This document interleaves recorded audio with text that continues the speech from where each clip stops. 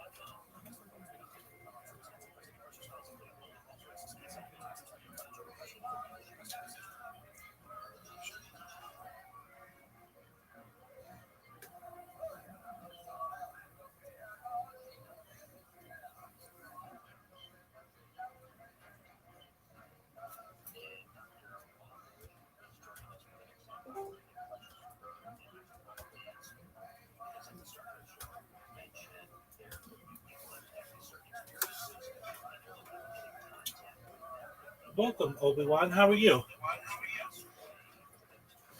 Hey, Rebel, how's it going? Oh, amazingly, thank God. I just had one of the best conversations I've ever had with someone from Israel, and it was on like really advanced physics, and we both learned a lot, and it was just unexpected. I've just had people, one after another, people come into the Discord tonight with just really uh, just amazing discussions. We had someone come in who wanted to talk about freedom of speech and race, and that was a really good conversation. And then somebody come in talking about traumatic brain injuries and Neuralink, and that was an amazing discussion. And then this last person who came in and we talked about the Big Bang and the Big Crunch and the um, like advanced physics and the speed of light and just it was just wonderful. How have you been, my friend? Yeah, I've been good. I just got some new clothes delivered, so I needed some new clothes. So I've got them delivered today, so I've just been sorting through my new clothes. Oh, that's always fun. Do they fit? Yeah, they fit like a glove. It's lovely. That is lovely. Excellent. Do you have any plans to wear them anywhere? Yeah, I'll be going to visit my grandma tomorrow. She's in a nursing home, so I'll be going to visit her. So I'm going to wear my Sunday best. That's wonderful to hear. Is grandma um, of good mind? Yeah, her mind's still sound. She just has epilepsy and a few other conditions. I think she has the very first onset of dementia, but it's very, very early, so her mind's still intact. Excellent. So she'll be able to see you in your nicest clothing. What'd you get? I got like a biker jacket with lone wolf on it. I got some tracksuits for casual wear, and some new jackets, a few new pairs of trainers, and a few new hats. Oh wow, you got a lot of clothes. Okay, love the biker jacket. Even though I haven't seen it, I'm sure it's cool. Sounds cool. Your tracksuits. What kind of? Pardon me. What kind of tracksuits? What colors? I got one with a lion on it, made me think of the Lion of Judah. So Excellent. That's wonderful. And as I understand, that's also a symbol of England, is it not? yeah, yeah, the football thing is three lions on the shirt, and it's one of the England symbols. Yeah, so the shirt ain't from Israel and the United Kingdom. Yeah, absolutely. Perhaps the Lost Tribe, or one of them. Okay, so we have tracksuits that you got. You got some trainers as well. Yeah, Excellent. And those um, are they going to be for like athletic use, or those are just to look nice? just to look nice. And I got a pair of boots as well that are like biker style, so I'm kind of changing my style a bit. I've got you. Yeah, that's cool. Is your biker jacket and your boots, are they black? Yeah, Okay, very cool. And uh, do you bike? Are you a biker yourself? I'm not a biker, I just like the aesthetic. I've got an e-bike, and I think it's quite funny to ride an e-bike with a biker jacket on. I think that's really cool though. That's like a. It may not be common now, but perhaps in the future you'll have e-bike, not necessarily gangs, but like e-bike clubs, and they'll take on the clothing of the traditional motorcycle. You know what I mean? Yeah, that's what I thought. Yeah, I think that's very futuristic thinking. That's great. And like the motorcycle, um, the biker clothing came into place because of its protective aspects, right? And so, even if you did get into, God forbid, an accident on your bike, you would probably get some of those benefits as well. Yeah, that was really good protection. It's like armor. Exactly. And prevent road rash and all those other things. Okay, that's phenomenal. Do you wear a helmet when you ride your e-bike? Not at the moment. I probably should do, but it only does 16 miles an hour. That's what we're limited to in the UK. 16 miles per hour. 16. Yeah. Okay, yeah, but nevertheless, might be a good idea to get something. If, Yeah, probably be a good idea. I'll look at that next. yeah, if I were you and you had the ability to, I'd get a helmet, but I'd also put a 360 camera on it for my own protection in case anything ever happened to me. But also, that'd be cool to document your journeys. Yeah, that'd be cool. Absolutely. We see people, or I at least see people all the time in real life, but also their video on the internet.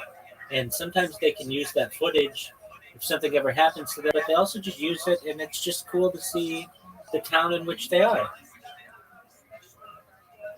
Yeah, that sounds cool. Yeah, definitely. And I'm sure, man, you could probably get heads up displays and all kinds of cool stuff, and depending on how advanced you want your helmet to be.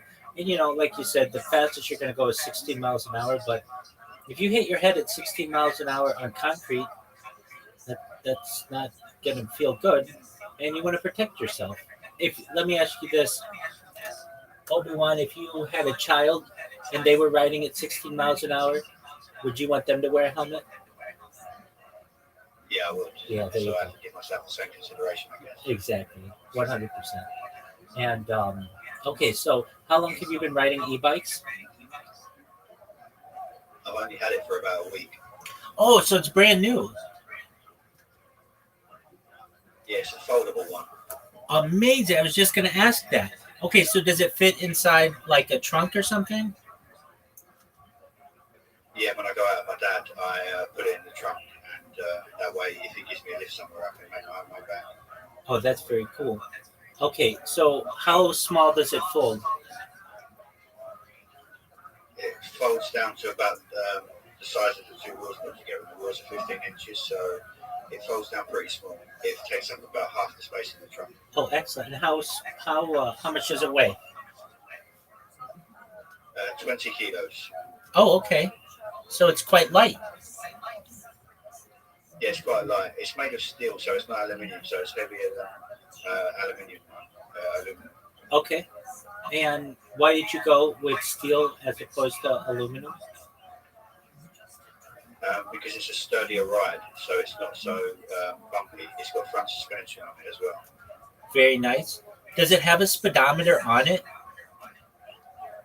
No, it doesn't. It just has the battery thing, and it has a front light on it, and I had to put a rear red light on it. Oh, okay.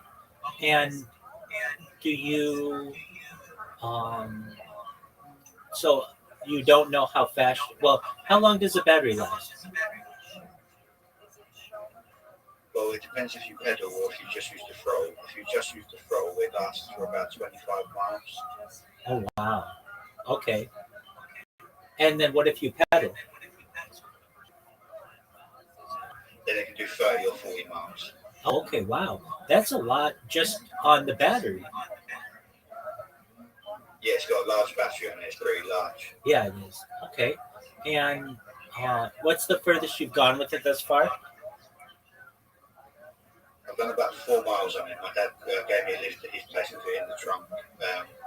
He had a few drinks with me, and then he couldn't drive me back, obviously, because he was over the limit. Sure. Now, So then I assembled the bike and rode it back, and it's about a 4 mile journey. okay. Now, can you get a DUI in on a bike there? No, not unless, not only if you've had a couple, you're okay. Okay, But if you have too many, I've I gotcha. think you can. If you have too many, you're dangerous. It's more about how you're riding. Right, exactly. I know in the United States you can on a bike. You can even get them on like skateboards and scooters and stuff. Some weird stuff, golf carts. Um, but yeah, if you've only had a couple, then you'll be able to make it back. And can you use it in the rain? Yeah, it's waterproof, so it's all good for the rain. Amazing. We get a lot of that in the UK. Of course, yeah, definitely. All right, now if you are riding it, does it have like saddlebags or anything that you can use to carry? It's got like a little passenger pillion thing on the back where I could attach a saddlebag to it. Yeah. Oh, amazing. Oh, wow, so you're all set. Do you drive a vehicle as well, a car, or you just bike? I bought a car, but at the moment I'm waiting for my license because I went into hospital and I lost my license because I was admitted to psychiatric hospital for a couple of months a year ago, and I haven't got around to getting my license back yet. But I've just applied for it back, and my doctor and psychiatrist are supporting me. to get my license back. So I've got a car that's in storage at my brother's yard. Excellent. Okay, well, hopefully you'll be able to get that. In the meantime, you don't need any kind of license to have an e-bike. No, not for e-bikes. You do for e-scooters. You're not supposed to ride them because they're powered, but e-bikes are okay because they're pedal powered. Oh, interesting. Wow. Even though an e-bike is bigger or larger than a scooter, you do need to get a license for the scooter, but not the bike. Yeah, but a lot of people in the UK are riding them without licenses at the moment, so they're trying to introduce new legislation because there's no specific license for them. They're newer than the legislation's kept up with. Right. Now, I saw something recently where somebody they got a ticket or something in the UK for riding a scooter, and they thought it was preposterous. Uh, but yeah, they hadn't gotten around to introducing the legislation for the bike yet. And then you had to put your own lights on the back. They came with one in the front. Does it have a headlight? Yeah, it's got a front headlight. Okay. And do you like in the United States, at least with like a motorcycle, you need to have three lights on the front? Do you only need one light on an e-bike? You need two. You need a front one that's clear, and you need a red one at the back for your rear light. Okay. Now, when you brake, it's not like it blinks more, right? It's static, or does it blink? Yeah, it's static, or I can put it on blinking mode, but it doesn't respond to braking mode. But you don't need that in the UK. Okay. Sort of, right. Very cool. And you can go up to now. Let's say the battery's dead. Can you still pedal it like a normal bike? Yeah, Oh, that's amazing. So you could really ride this bike under ideal conditions, 100 miles, right? I mean, you just 25 of them at the beginning would be powered, and then 75 just a standard bike. yeah. You can get a spare battery for it to put in a backpack, so you could swap out. Oh, very cool. And how long does it take to charge? About 8 hours from dead, but I've not even run it down to dead yet. I've only used 1 or 2 bars on it since the journeys have been taking maybe about 4 or 5 miles. Is there a battery indicator on it so you know how much you've got left? Yeah, on the right side there's a battery indicator. And does it just give you bars, or does it tell you have 12 miles left? It just gives you bars, so you have to judge it by the bars. Okay. I got a deal on it. It was supposed to be £700 sterling, and I got it for 250. It was on a flash sale. Can't beat So it's that. not the top of the range one. It's like mid range. Can't beat that. That's great. Now, can you ride this where you are in Kent? Can you ride it year round, or no? Yeah, I'll be able to ride it year round, and I've got a lock for it as well, so I can take it to the shops and stuff. I just need to have like a fence post or something, a lamp post or something to lock it to. Yeah. So, how do you lock it? Like, what is it locked to on the bike? Do you like loop it through the wheels or something? Yeah, I'll look it through the wheel by the looks of it. I've not locked it up yet. I'm still worried to do that, but I've got a D-lock, so that should be pretty secure. Okay. Yeah, definitely. Oh, so okay, you call them D-locks. In the United States, many times they're called U-locks. And I know what you're saying. Yeah, I was gonna say, do your best to stay away from the rope locks because those are much easier to break. Um, so that's phenomenal. All right, and when do you think you're gonna ride again? I'm probably going to take it out today for a little ride because it's a nice day and it's Saturday, so I'll go for a little ride and take in some of the ambience of Kent, the Garden of England. The Garden of England. I haven't forgotten that you've said that. Now, why do they call it the Garden of England? It's where a lot of the produce and the crops are grown, like strawberries, apples, pears. Excellent. Do you get snow? Every so often, usually in January or February, every so often, maybe every 2 or 3 years, we'll get some snow. Okay, in like an inch or a foot? We never normally get a foot. It's normally about 2 to 4 inches. Okay, so not that bad. Now, do they salt the roads where you are, or they just let it go? Yeah, they saw the roads. We had to grit trucks and we had to sort bins around. We don't use it very often, but and it's like a mad rush when it does snow. You see them out there trying to keep up with it. Yeah, definitely. And do you have to shovel the snow? Yeah, a little bit to clear the pathways. Right. Okay, so you certainly couldn't ride it then, but you can ride it in the rain, and that's only 2 or 3 times every few years, or once every 2 or 3 years. So you can basically ride this bike about year round, right? Yeah, until I get my car. And the reason I got it is when I go up to London, there's congestion charges. So I plan to visit London and take the sites. But there's congestion charges in the city of London. It's hard to find parking, so I'll park outside of London and then e-bike my way into the congested area. That's beautiful. Could you take your e-bike on like a subway? Yeah, I already called up the train company and asked my local train company. I just did an underground to see if it's allowed on the underground. Oh, that's so cool. Could you? Do you think you'd be able to take it on a double-decker bus? Probably not. Oh, okay. Well, that's all right. If you can take it on the underground, then that's about all you would need. What do you like to do in London? I want to take in the sites there, visit some of the tourist attractions. What are your favorite ones, or what ones you look forward to seeing? I want to go on the London Eye because I've never been on there. Okay, that's the large Ferris wheel, right? Maybe go to yeah, the last Ferris wheel. Yeah, Excellent. That's always seems like it's cool, and it wasn't. Well, I don't know how old you are, but it's like within the last 25 years, right? yeah. I'm 38 by the way. Oh, okay, I'm 39, so we're about the same age. So I remember when they put that in, it was not in, not to my knowledge, it was not a tourist attraction until maybe like year 2000 or something, right? Yeah, it's relatively recent. Excellent. So you want to ride the London Eye? That's amazing. What else do you want to see? There's a church called St Bartholomew's in Sydenham in London on the outskirts, and it has a statue of Archangel Samael. He's an important angel. I'm sure you might have heard of him before. Sure, Kabbalah. absolutely. So you want to see So I'd that? like to visit that statue. Excellent.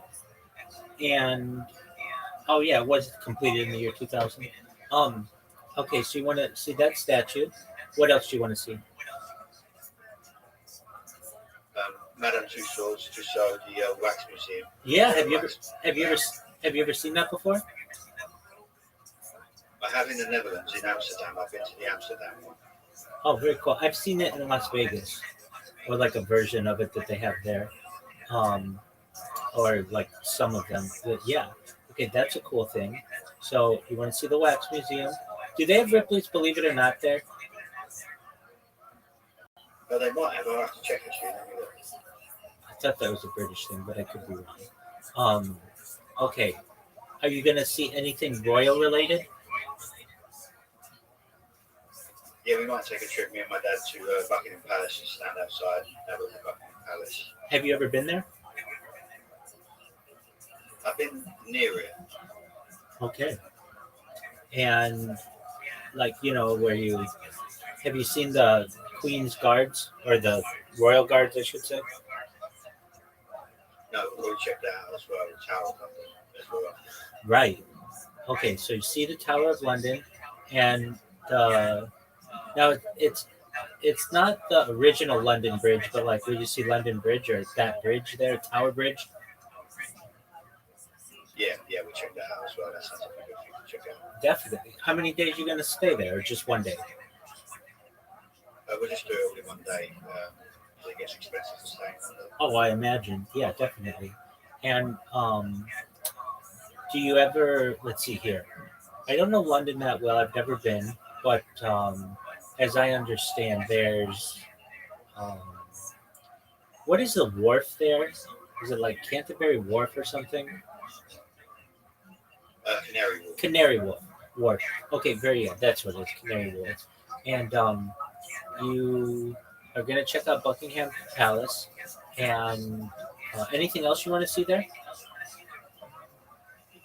Not that I can think of, but I'll probably do a Google and do for tourist attractions. Oh, I just googled Ripley's, believe it or not, it is in London. That's You're what. right. Yeah, exactly. Okay. And are you going to do? Are you going to see the city of London? I don't know if we'll make it that far into Central, but maybe. I've been Okay. to City of London before when I was younger. What'd you do there? Oh, I went with some friends to a strip club. Oh no way! They had a strip club in the city of London. Yeah, How was one of that? my friends used to work in there. Yeah, it was cool. It was my first and only time. I don't normally go to things like that, but my friend was bugging me to go because he worked there as a security guard. Was it fun? Yeah, it was fun. I had a few private dances and stuff. There you go. Were the girls pretty? Yeah, it was very pretty. Well, some of them, and some of them wasn't so much, but some of them were really pretty. Yeah, Absolutely. Do they do just topless, full nude? What kind of club is it? full nude. Oh, okay. Very well. There you go. Okay, excellent. And do they allow alcohol as well?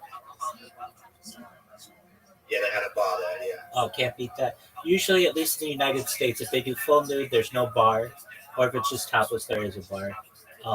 Okay, very cool. Let me think. Have you ever seen the? I think they call it the. Is it the egg? Oh, I know what you mean. I can't remember what it's called. It looks like a. It looks like one of those.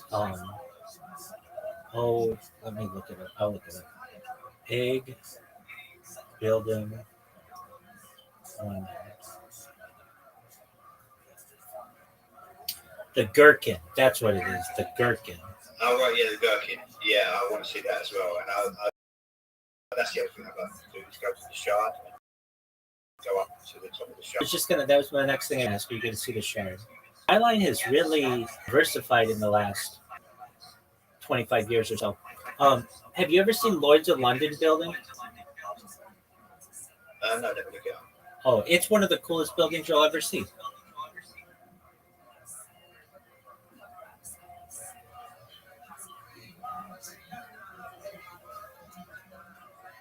Oh yeah, that's pretty cool.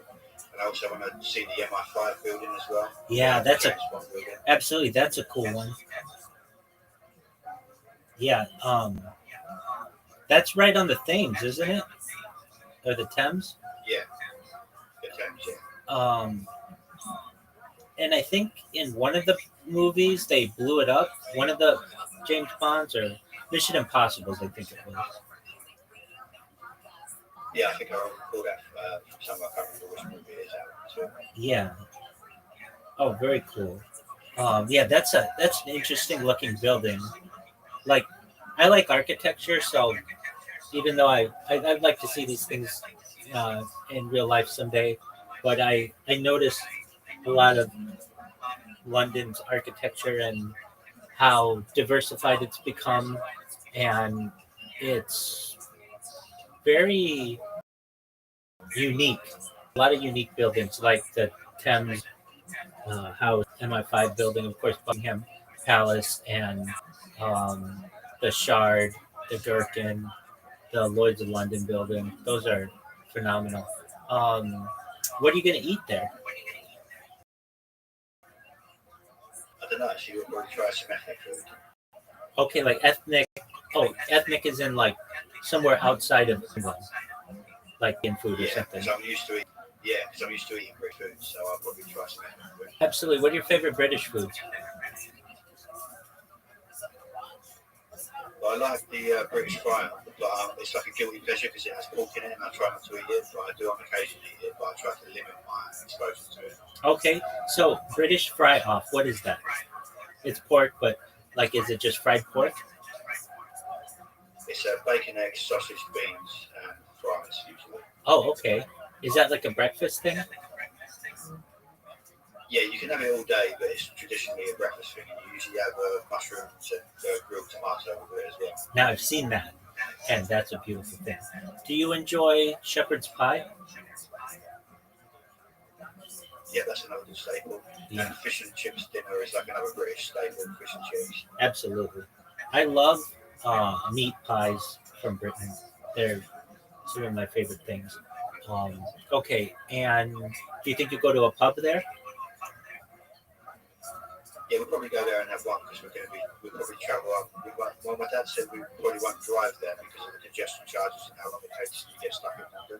So if we take the train and we leave the bikes, we can probably have a few drinks as well. So we'll check out a bar. Right. Okay, and do you think that if you were to go there, you do you have to get up early to be able to get there, or you can leave at a decent hour? But the thing with leaving early is if you leave early, like say 7 to 9 o'clock in the morning, you'll catch the rush hour traffic if it's a Ah, work day. yeah. And it'll be really, really busy. So it's best to leave at about 10 a.m. after everyone's already at work. Oh, excellent. Now, what's there's a famous road that goes around London. What's it called? The motorway, the M25 is the highway that goes around it. That's it. When you travel there, do you think you'll park outside the M25 or inside the M25? If we travel up by park, we'll park outside the M25 and then we avoid the congestion fee. Yeah. If I may ask, how much is the congestion fee? Well, there's two now. They added another one that's even more expensive. Let me check.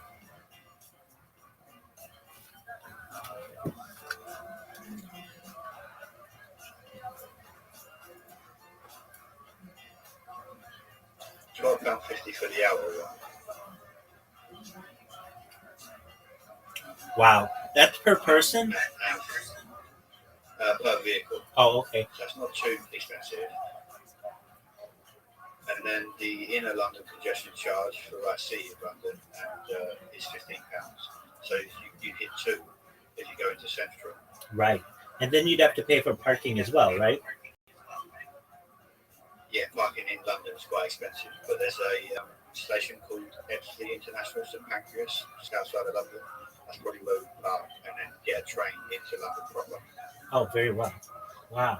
But that just sounds like a wonderful day. You'd be able to spend it with your dad, go visit the Gherkin, go visit the Shard, visit the Windsor Castle, see the guards, get a pint, have some. Now, you were saying some cultural food. What do you want to have? Like Indian food, or what do they have? Probably Indian food, and I want to try African food because I've never tried African food before. Excellent. Pardon me, what kind of African food?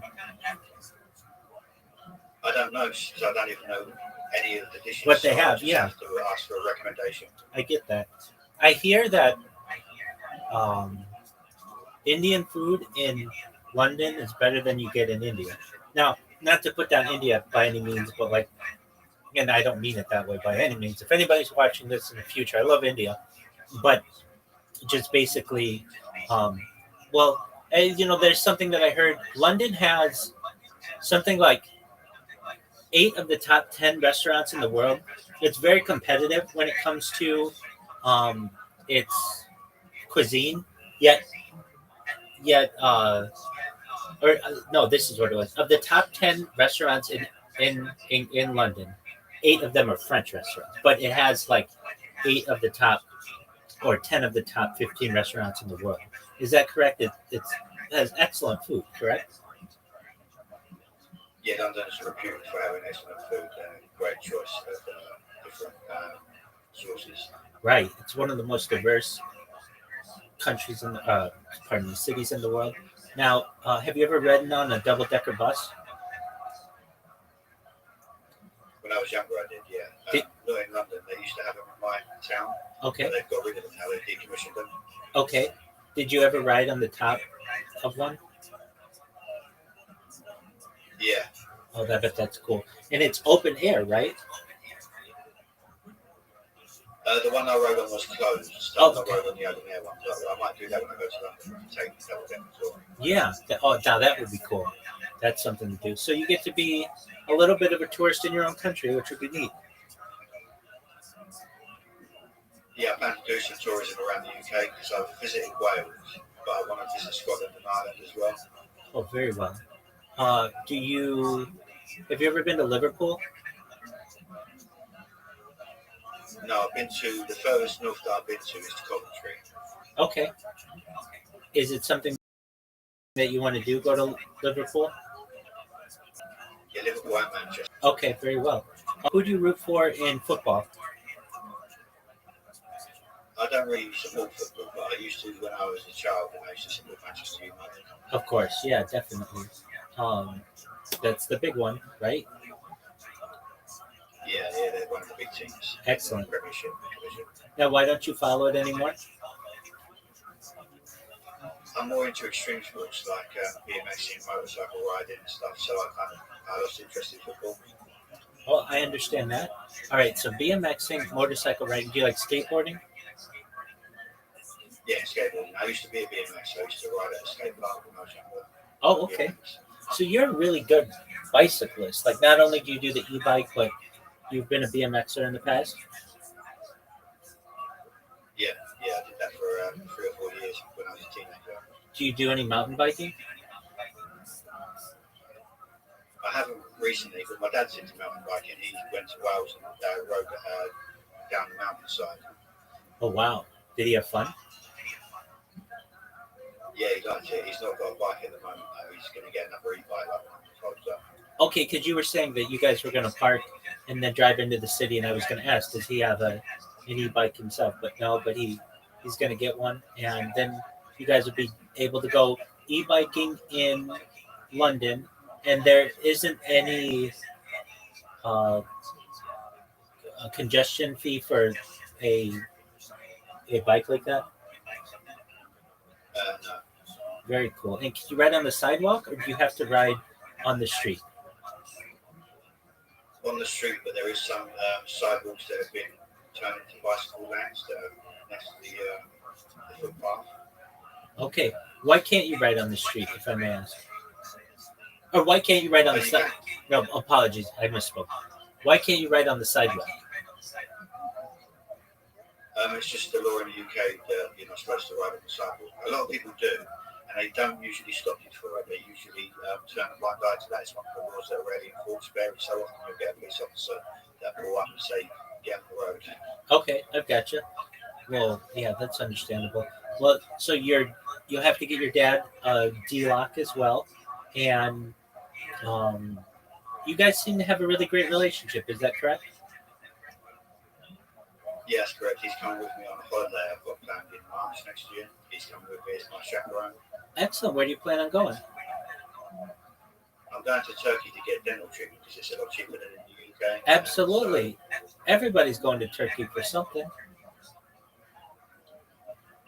Yeah, Excellent. it'll be my first time, so he's going to come with me because he's quite well travelled. Oh, okay. Well, that's neat. Yeah, a lot of people from the United States go to Turkey for um, hair transplants. The big one. That's where a lot of people go. Because it's Yeah, Turkey's the place to go for hair transplants and dental work. well, very interesting. All right, so you've got plans to do that in the spring. And are you having dental pain, or it's just something you want to get done? It's just something I want to get done because I was attacked and I lost a couple of teeth in an attack that I sustained when I was out before. Okay. Are you going to get implants or veneers or what? I'm going to get implants and to replace the lost teeth and to get a smile restoration. So I have like a Hollywood smile. Yeah, I was just going to say that. That'll be amazing. Good on you. And that'll raise your confidence and all kinds of other things. So, Obi-Wan, do you have is there a oh, just one moment, Obi-Wan. Welcome, John Doe. How are you? John Doe, how are you? Can you hear me? John Doe. John Doe, can you hear me? That's all right. If you don't want to talk, that's okay. All I ask is that you're 18 to be in here. John Doe. Going once. Going twice. All right, that's right. Obi-Wan, is there a, a, a last that you have? Basically, like, do you have a girlfriend? Not at the moment. I'm just about to get back in the market for that. Actually, it's been like several years since my last relationship, and I just took time on my own to sort myself out basically and have some alone time. Absolutely, totally understand that. What are you looking for in a lady? Someone that I can share my religious and spiritual beliefs with. That's kind of important to me. I want somebody that's into not necessarily the same spiritual religious path, but is accepting of it and interested in it. Very well. And do you find that most women you meet are accepting of that? Um, it's hit and miss. Some people are not accepting because it's my path's a bit strange. Oh, we all have a strange path, but I understand what you're saying. You've had a unique journey to where you are, and so you think you're going to wait until after the dental restoration, and then you'll be able to get any girl you want? That's the plan. That's what I like to hear, my friend. Well, that's wonderful. You've got quite the adventure coming up. You're going to see grandma. Well, you're going to go for a bike ride today, perhaps. You're going to see grandma tomorrow. You've got plans to go to London with your dad soon, and then travel to Turkey. You're a man on a mission. That's phenomenal. Is there anything that you want to do, like in the next 5 years? Anywhere you want to travel? Yeah, actually, the next place I plan to visit after Turkey, either next year or the year after, is Israel. That's beautiful. God willing. That's a wonderful thing to hear. Yeah, God willing. Absolutely. Do you want to go by yourself, or do you want to bring your family? I'll bring my dad because he'll enjoy it. He's been into Cyprus before, so he's familiar with the area. He Absolutely. kind of locale. Definitely. Okay, great. And you've just got a wonderful relationship with dad. That's wonderful. And perhaps you might even find a girl to go with you too. That in 2 or 3 years away. Hopefully, God willing, you'll have found somebody by then. And with your Hollywood smile and all of your newfound self-esteem, and you never know. Now, when Obi Wan is trying to find a girlfriend, how do you do it? Do you meet people in person, or do you meet girls on an app? What do you do? I'm going to combine them both. I've already signed up to a dating app, so I'm kind of testing the waters with that. But I don't like the swipe left, swipe right. I like to meet people in person. I feel bad when I swipe left against somebody that we don't match. Yeah, I I feel understand. kind of bad for doing that. Well, you can't match with everybody. I understand what you're saying. All right, and you do you have a career or not at this time? But this time I'm currently out of work due to disability, where I went into hospital last year. Right, I've right, been right. signed off for 2 years. Okay. And do you want to get back into a career or no? Yeah, I want to get back into work in the next couple of years. I've just got to find something that's just Okay. What would you want to do if you could do anything? I'd like to do something similar to what you're doing, to work online and work from home. Uh, like maybe making YouTube videos or on a website, offering some sort of spiritual service or knowledge. Well, absolutely, I can help you. So I think that probably the thing that makes you the most amount of money is working for a company remotely. But if you want to be an influencer, which technically this is, I can help you to become that as well. And you would go a less avant-garde route, probably the more traditional route with one account. But I'll tell you all of the things that to avoid, and you'd be able to give as much spiritual guidance to people as you would like. Do you have you ever streamed before?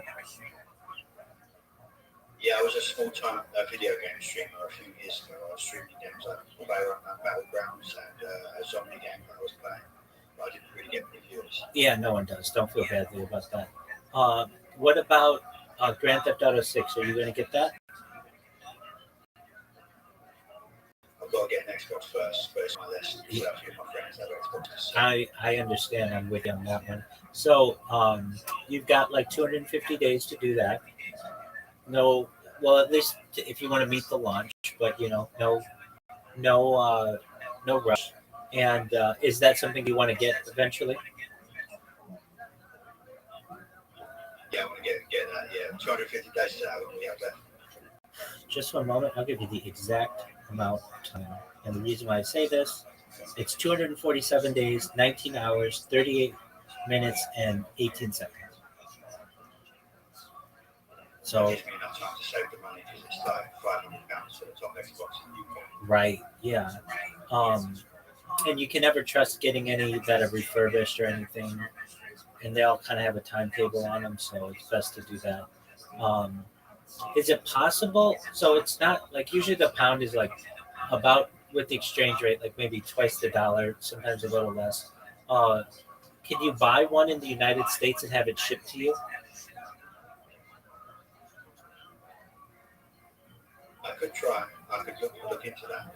Yeah, because I mean, I was thinking like, and I don't know if like it's the top. You could just get it for about half as much as you're going to pay in UK, and that might save you a little bit of money. Um, but I'm like you are. I don't get one of those consoles until Grand Theft Auto comes out, and then I find I have to get it. And it's just such an amazing game. It's so um, it's a piece of art, and I love so like I don't normally play those kinds of video games. They take up too much of my time, but that one I make an exception.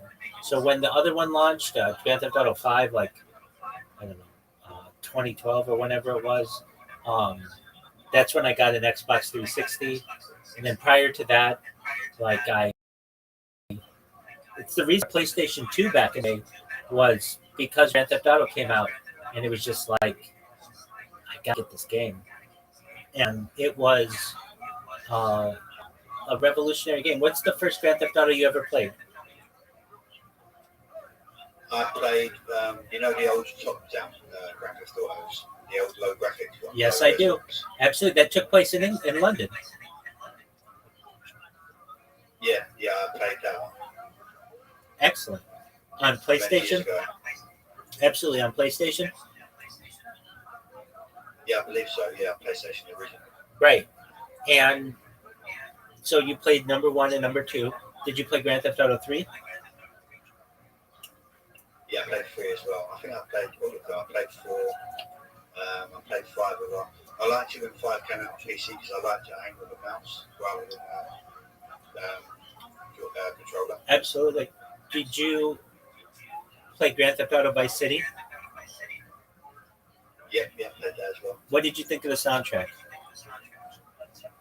Yeah, it was great. Amazing. I am interested what they're going to do with the soundtrack for this one. You know, as I understand, Rockstar is based in is it Scotland, and it's very quiet, like very clandestine. They don't let out a lot of secrets. Is that correct? I didn't know there was a Scotland. That's news to me. But yeah, they hold back a lot. They don't give you much. Yeah. Um, well, they have a one in San Diego, but I believe well, it's based in New York City. Apologies, but I think Grand Theft Auto is being built. Uh, Rockstar Scott, like there's something about Scotland with this one. Um, okay, so that's Rockstar North. Rockstar North is a British video game developer based in Edinburgh. And Edinburgh is it? It's, I know it changes, or like it depends where you are. Edinburgh or Edinburgh?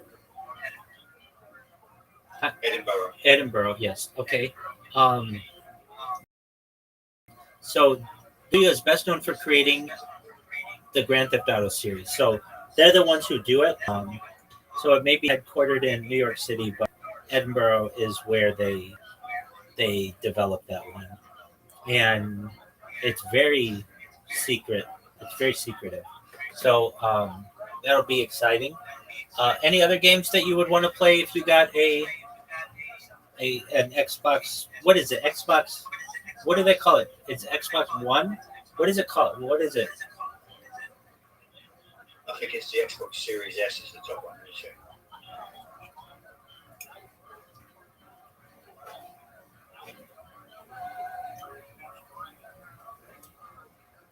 The Xbox Series X is the top one. Just a moment. There's also a Series S. There's an S and an X. What's the difference? Let me see.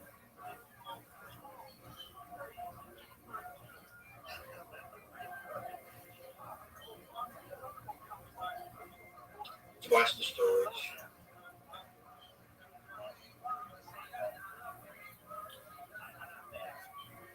Okay, so these succeeded the Xbox One, just to show you how far out of the loop I am.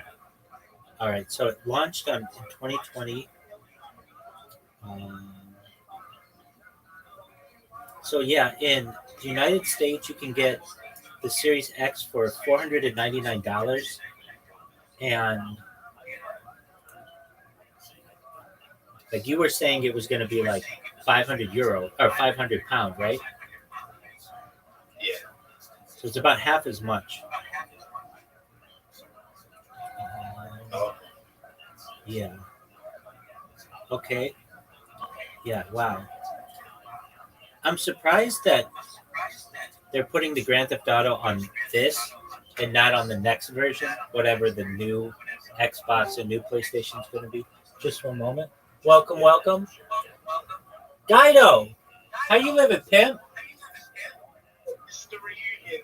Rabbi Rothschild. I know that name, or I know that. Wait, is that my man? Oh, hold on. Well, Guido, hold on. I know that voice. Um, yes. Rabbi, did you forget about me? No. I just didn't see your face. You forgot about me. No, I didn't. I didn't at all. It's been that long. No, I didn't at Hey, all. Rabbi, how you been, bro? Kicking ass, taking names. Kicking ass, taking names, baby. How are you? Yes, it has been. How's I've been good, man. Yeah, just living. I took a big break from streaming, so I decided to come back, do a few here and there. So, but I just remembered today. What's Rabbi Rothschild? You know what, Guido? I will tell you in your absence, I did look up your channel, and I didn't see that you had streamed recently. This was a while ago, though. Just one moment. Obi-Wan, if you don't mind, I'm going to catch up with my friend here, Guido. I hope that's not an issue. It's been a long time since I've spoken with him. Is that okay? Yeah, man, we've had a good chat. I'll Yeah, we drop have. back in later to say hello to you. Hi, Godo. How's it going? What's good? You from the UK? Yeah, from the UK. What's good? What, my brother? Well, Wait, take it easy, guys. I'll catch you later. Take care. Enjoy your day. Thank you so much for coming. Thank you. Absolutely. Oh, like, you have like, how many people be in this stuff? The server looks like, I've been here in a while. yeah, I know. I've really expanded things. So we surpassed 2,000 people in the server last week, and that's really good for like just an individual who organically gets it to grow. So I will say I looked you up. Not it was like maybe in the last 3 months I looked you up 1 or 2 times, and I noticed you hadn't streamed. So first questions about you. Why did you take the time off? Yeah, got it. Oh, okay. It was getting too hectic. Let me explain. I had to go into hiding. Right? There was a few streamers that are in my community, similar circle, that were getting slaughtered. So you know what I had to do? I had to get in hiding before they came off me next. So I did. Hopefully they backed off and given up. So yeah, that's how I had to take a bit. That also and a few other things, but that was like one of the main reasons. It was getting too dangerous. The stream, it was weird. It was in a weird place. I had to back off. So, I get it, Guido. When you're as good looking as we are, you've got girls just pounding down the door trying to fuck you, right? Absolutely. All right. So are you back on Kick, and are you in good graces with them? Yeah, we didn't kick it great. I can't lie. It was also getting pretty boring. I was doing the same thing every stream. It was dead as fuck. So I just couldn't be out. Word, dog. No, I totally get that. Dude, Kick is so full of bots. So is Twitch. But Kick itself is like, it's ridiculous how much people bot each other. And there just aren't as many people as people think that are on there, especially in the chats. So it's really hard as a streamer to go on there and get any interaction because it's dead. It's absolutely dead. I totally get that. All right. Are you ready for an update? Yeah, you actually want to hear a lot about how your journey. Because you've probably been on doing a lot more than me the last time. So, go ahead, Rabbi. Tell me what's been going on. Absolutely. Well, first thing, I missed you. And if I didn't care about you, I wouldn't have looked you up to see what you were doing. But it was like, oh, he hadn't streamed. No, you're good. You hadn't streamed in a while. And it was like, um, I hope he's okay. But it's not like I could go in and troll you without you being there. Okay. So what did I do? Well, if you may or may not remember, but starting in starting like December 31st, 2024, like the end of last year, I stopped spamming people on Kick. I said to myself, you know what? I'm gonna be a good rabbi, and I'm going to stop spamming people on Kick, and maybe Kick will let me stream on there again. So I stopped spamming people from January 1st, 2025 until like June of 2025, so just a few months ago. And I started spamming people on another platform. We'll talk about that. But then in June of 2025, a friend of mine, he's a big time streamer on Kick. His name is X Straight Savage. He's partnered. He came in here as he does. He's a really nice guy. He said, you know, Rabbi, you spam people, but that's not like that big of a deal. Like, it's not like literally there are people who like do criminal acts on stream and they get their accounts back. Have you ever thought about just like trying to get back onto Kick? And I was like, you know what? Wait, hold on. Pause 1 second. Who's this bloke? Top right. What's this? Go to Father. Who's this guy? He also doing the 24/7 live chat? Are you talking about Brandon? Yeah, B. Alexander. Yeah, so Brandon and I met a couple months ago, or maybe or so, and he basically asked if he could just live in here with me, and I told him go for it. So he sleeps in here, and what he's really good at is live streaming events. So he's always got different streams going, and he just brings a lot of life to the server, and he's very kind and just a nice person. So I'm all about the positivity, and so I let him live stream in here alongside me. And then we've got my friend in here, Miss Aquarius. She sleeps in here with me many nights. She's a very nice individual and just likes having that connection to a human interaction. So that's who we've got in here right now. And then this other person, John Doe, I don't know them. They just came in earlier, but I get a lot of random people here, so everybody's welcome. Does that answer your question? I like that. That gave me a bit of background inside. I like that. That was good. I know that. That was nice. Yeah. Wait, so you have people who are helping you, push along with the challenge. Yeah. So I'm not always alone in here. Can I join? You live in here as well. Absolutely. I would love it if you did. Nothing would make me happier, Guido. No, Wow. truthfully. It looks like I'm moving in. I'm gonna have to get my bags. I'm moving in. I'm moving in. Welcome. Your lighting got a lot better. Look a bit sexy. No, do that. That wouldn't be a possibility. You look maximum sexiness, but you just look brighter. You look really great, though. Okay, so absolutely. So a streamer on Kick came in, and they're like, Rabbi, what you did wasn't that bad, and everybody knows about you now. Why don't you try streaming on Kick again? So I made an account, and I started streaming. And I streamed for like 24 hours, and then all of a sudden I noticed I get banned. So I go, and I'm like, hey, why did I get banned? They're like, email us with your main account, and we'll talk to you. So I emailed them with my main account, and I explained to them, like, look, I haven't spammed you guys in 6 months, and I think that that's a long enough time. You literally have people who do illegal things on stream, and you let them back sometimes in 3 weeks or a month or something like that. So like 6 months is a long, like self-imposed ban. Exactly. So that's pretty much as long as I've been going for. Exactly. So I asked them, can I live stream on there again? They said, no, you've been banned indefinitely. I said to them, okay, well, that's cool that you want to use this term indefinitely, but like, what does that mean? Does that mean a lifetime ban, or does that mean just like a limited time? They're like, it means indefinitely. I come back to them. Okay, well, is that like 5 years or like 50 years or what is it? They say it's indefinitely. I say, look, please, can you just tell me, is it a lifetime ban? They say, for all intents and purposes, yes, it's a lifetime ban. So I said, okay, that's great. So you're telling me that it's the year 2025, and in the year 2075, in 50 years, if God willing, I'm still alive and Kick is still a thing, you won't let me stream on there? And they're like, yeah. Now I know, like Eddie and I are friends on Discord. I know I could go to Eddie and plead my case and maybe get something changed, but I'm not like that. That's fine. I'm not going to use those connections. I'm going through the right channels and whatever. So I said, fine. But I want you guys to know that, like, that leaves me no choice than to spam Kick. You're giving me no option. Like, the smart thing that they should have said was, don't, like, come back in a year. We'll consider it. Basically, that way they could push off again if they keep just saying, come back in a year, come back in a year, and then I'm going to be on my best behavior.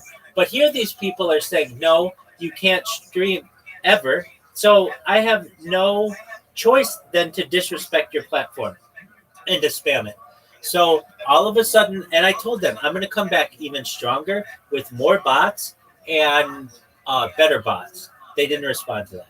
So I pretty much, there very soon thereafter, started creating really good Kick bots. Now, here's the thing. Uh, I'm pretty sure I've seen more Kick streamers than anyone on Earth, more than people who work at Kick, because they only work 8-hour shifts. I'm working 24 hours here, and Oh, yeah, you're on the clock every day. absolutely. And I see the amount of interaction that people have, and if I see their emojis one more time, I'm going to be sick. All they do is just have people who spam emojis that are just bots that spam emojis. It's nothing specific, and it's people who say, "Hey, free. If you want more followers or more viewers, click here." That's all the kind of interaction that 99 of any of their streamers get. So here I come in, and I absolutely, and I spam this huge wall of text, and people ban me or whatever, and that's cool. It's like whatever they want to do with that. But the thing that I get the most amount of traction on is creating clips of people, because those stay. Even if they ban my account, my clips stay.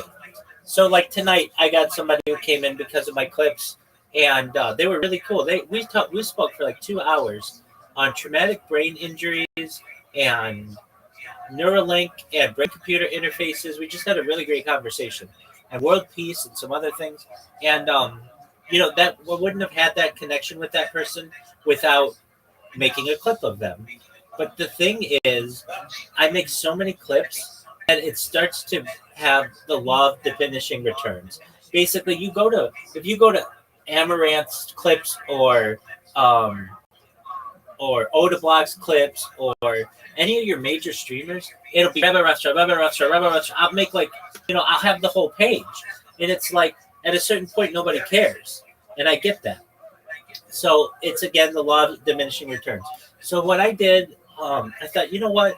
I wonder if I could implement the same kind of strategy on Twitch and what would happen. Now, Twitch, their automation system is really good.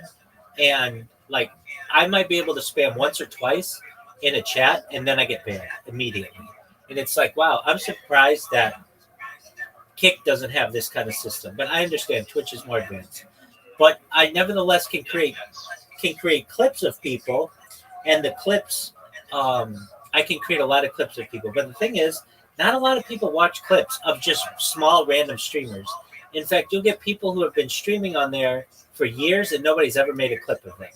I mean, like, I don't know about you, but like, people just don't probably. You're like a medium-sized streamer, which is a high compliment, because there's this huge world. There's this huge world of on Kick. I mean, you have double-digit people who watch you, and you have a community. I mean, a lot of people don't have that. But even still, you don't get a lot of people to clip you. It's pretty rare. it, and so and even still, it's kind of hard to go and view the clips on Kick. You have to click through some stuff, and you may not know that they even exist. Aren't looking at this stuff. So, but Twitch is even worse when it comes to clips. They have something called featured clips, and then they have unfeatured clips. So if somebody has only the featured clips on, you're basically never going to see the unfeatured clips, which is where my clips are. So I got frustrated, and I was like, you know what, Guido, I'm gonna try another route and see what happens. So, like 2 years ago, about this time, I started spamming on Twitter, and I got really well known on Twitter. I got really well known on Twitter through this route. What I would do is I would create an account, and then I would just follow people, and just follow people with 45 accounts, 60 accounts, so that all of their notifications just said Rebel Wrestler, Rebel Wrestler, Rebel Wrestler. And then very soon thereafter, those accounts get banned. I created 2,000 Twitter accounts, more than 2,000 Twitter accounts, and did this for like 6 months. And it worked, but then Twitter started implementing what their captcha system, which is known as the Arcos system, and that basically kills all automation. It makes automation very, very difficult. It makes it hard to just use Twitter as a user because you just run into having to do these captchas all the time, and it's very annoying. So what I ended up doing was kind of abandoning Twitter for a while. Well, just recently, I somehow found out that the Arcos system has been, I don't want to say shut off completely, but they've lessened it a lot. So that I can automate the creation of accounts and the reposting of people's content, and that's getting me some traction. And just recently, so within the last 72 hours, I've gotten like, let me check the newest numbers, but um, something like Let him cook, Jack. He's cooking. He's cooking. something like oh, excellent. I've got like 20 people to join, not just join but stay in the Discord, and I've gotten like, I don't know, 30 people to join or something like that. A lot of people just hop in and don't know what's going on. Oh, I fell. Are you okay? Oh, give me a sec. No, yep, just adjusting. Production. Absolutely. Wait, my production's fixing it. Absolutely. Production, give me a sec. Production. You're good. I'll just keep going. Continue. Absolutely. So I've gotten a lot of people through this route, and it just started, and I just was able to automate it recently, and it's still working on it, but fine tuning it. So what am I saying? I should be viral by next week. I'm telling you, my friend, this is gonna work, and then we're gonna make all your dreams come true.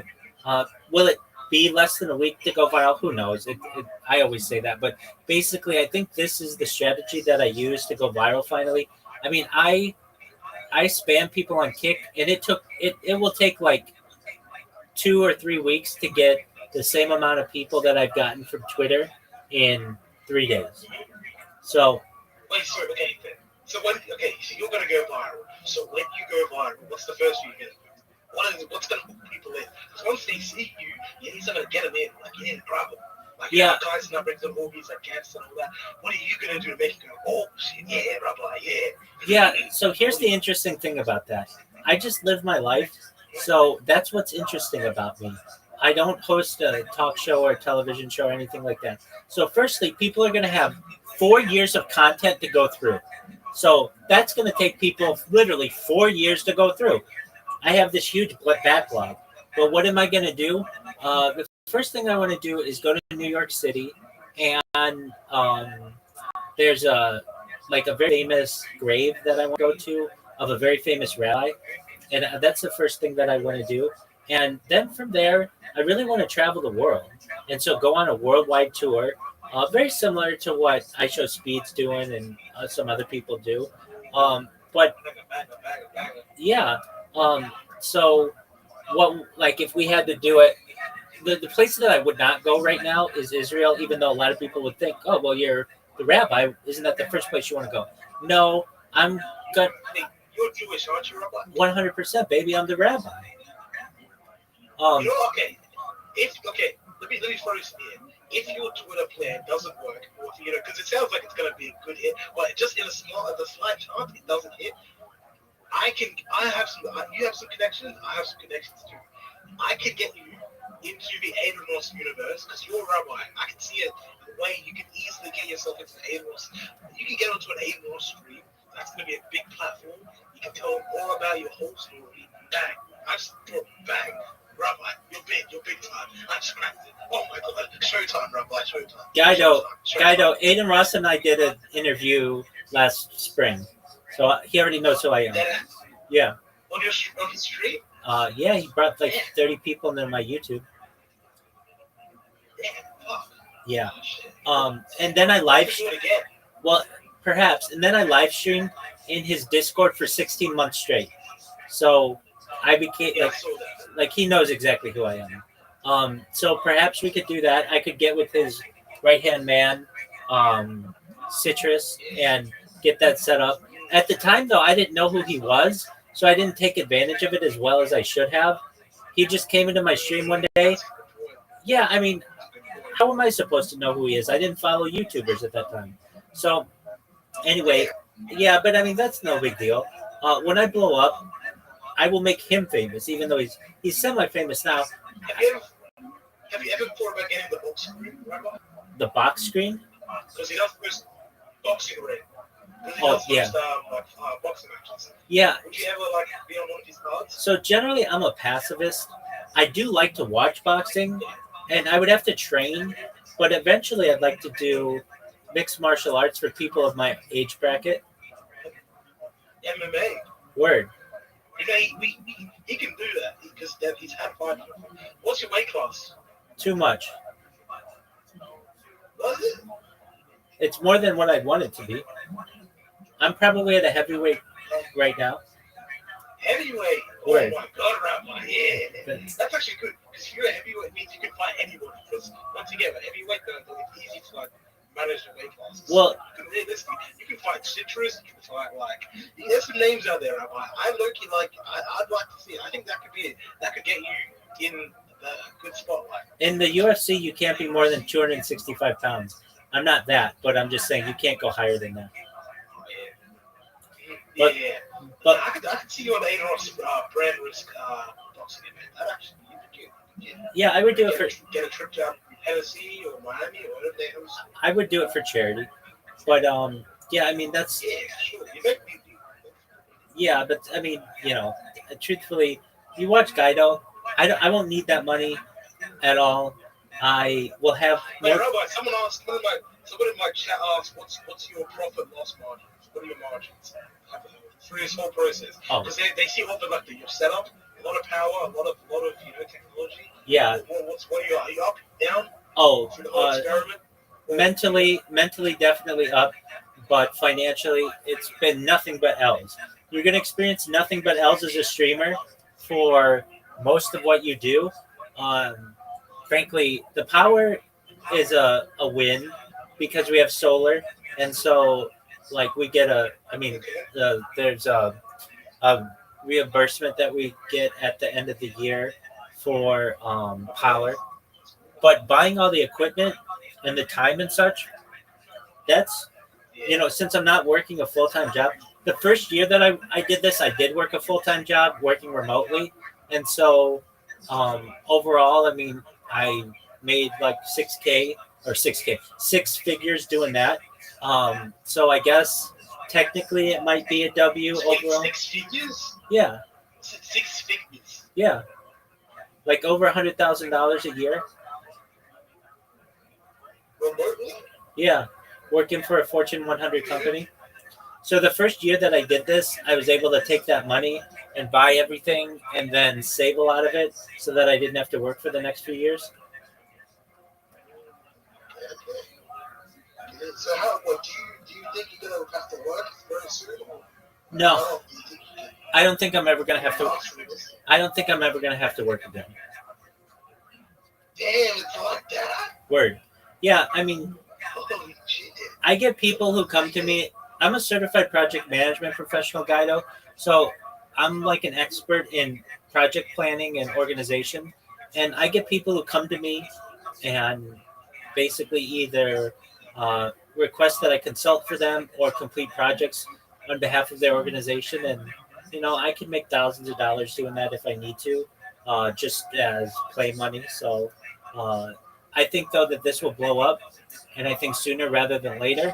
And when that happens, I'll never have to work again. My children would never have to work. My grandchildren would never have to work. You're never going to have to work. How much you got in crypto? Someone asked. Yeah, enough. I mean, I'm sponsored by a cryptocurrency, and it's worth about $100 million itself, and I'm well invested in it.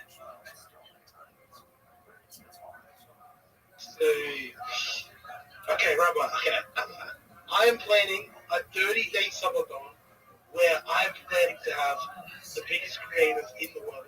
Okay, I'm gonna give you some names. I'm planning on them coming to my subathon. Right? So we're gonna start off with Luka Doncic. Do you know who that is? Yeah, the Lakers player. Yep. Dak Prescott. Okay, the quarterback for the Cowboys. Yep. Shador Sanders. Yeah, the fourth string quarterback of the Cleveland Browns. Yep. Lil Baby. Yeah, he's a rapper. Yep. I was gonna have Little Dirk, but he got arrested. Another rapper. So we're gonna have Ice Spice. Dude, she's hot as fuck. Yeah, definitely. Yeah. So and then we got some streamers in there too. We got Blackboy Max. Excellent. And then we also got. I mean, there's a couple I want to keep on the low, but we've got some big names, man. So I'm gonna, in order to do all of that, I'm gonna need at least $40,000.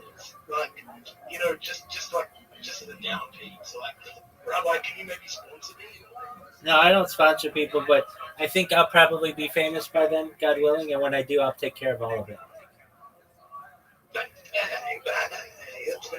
100%. When you call Chief?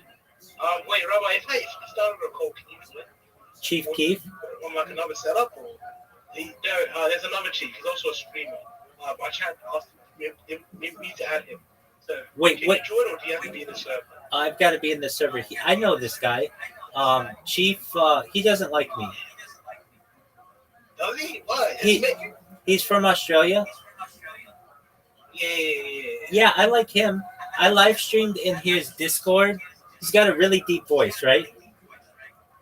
Yeah, very deep. Yeah, I like. You were in his Discord. I remember that. Yeah, I live streamed in his Discord, and let me tell you this. He wasn't too much of an asshole. He was okay, but his server team didn't like me, so they banned me.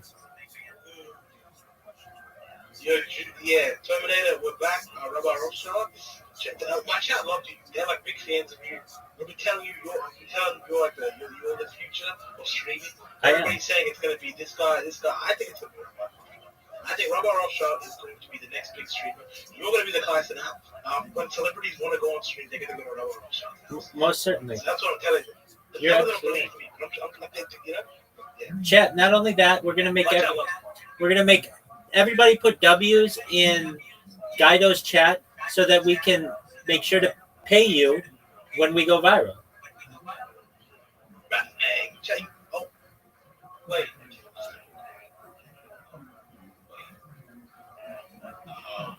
I'll actually put this one. Great.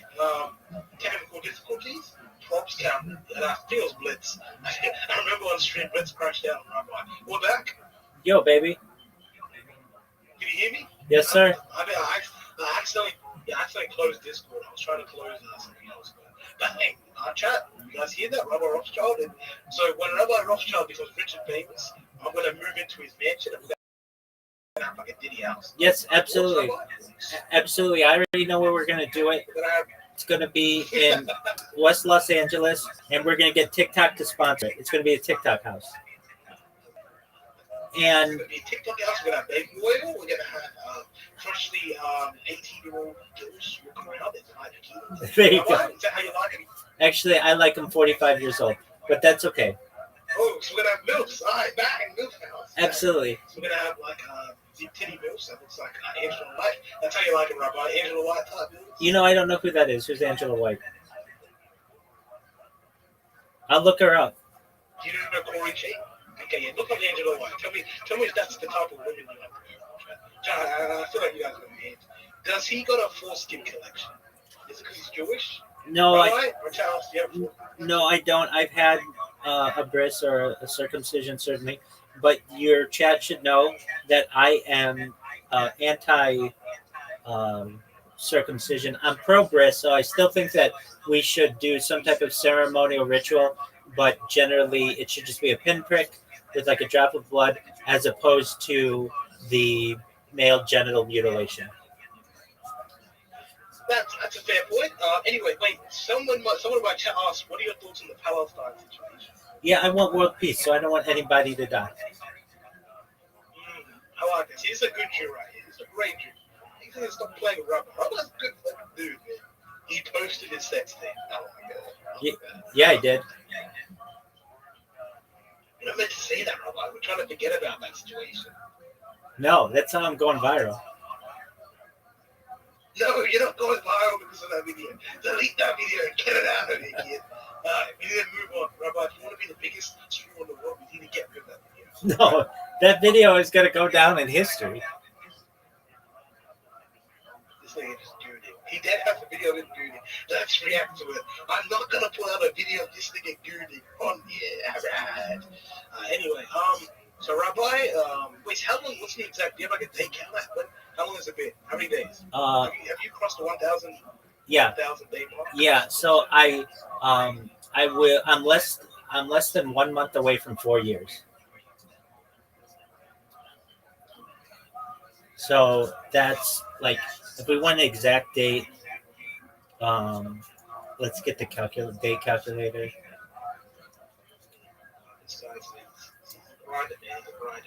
If you also, you know, before me, actually, I do remember that there was this chick who also was been alive for 4 years. She ended up, I think Kaizen out found her on stream, and now she's like lit. So I think that's what needs to happen to you.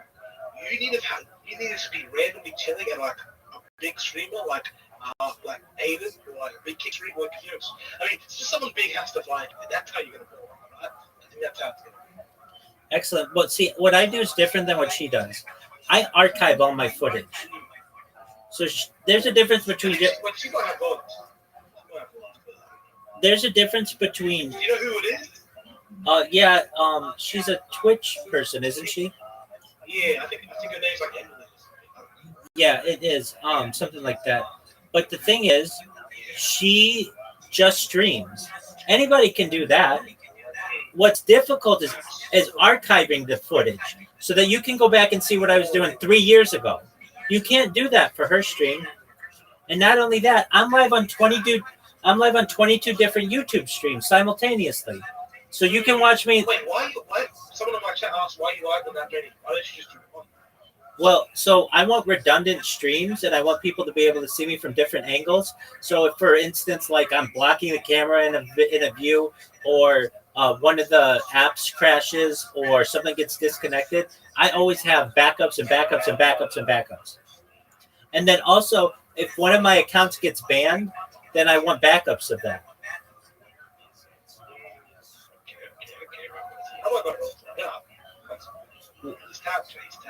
Word, dog. I mean, do you want to watch someone's life from just one angle, or do you want it to be from like 20 different angles?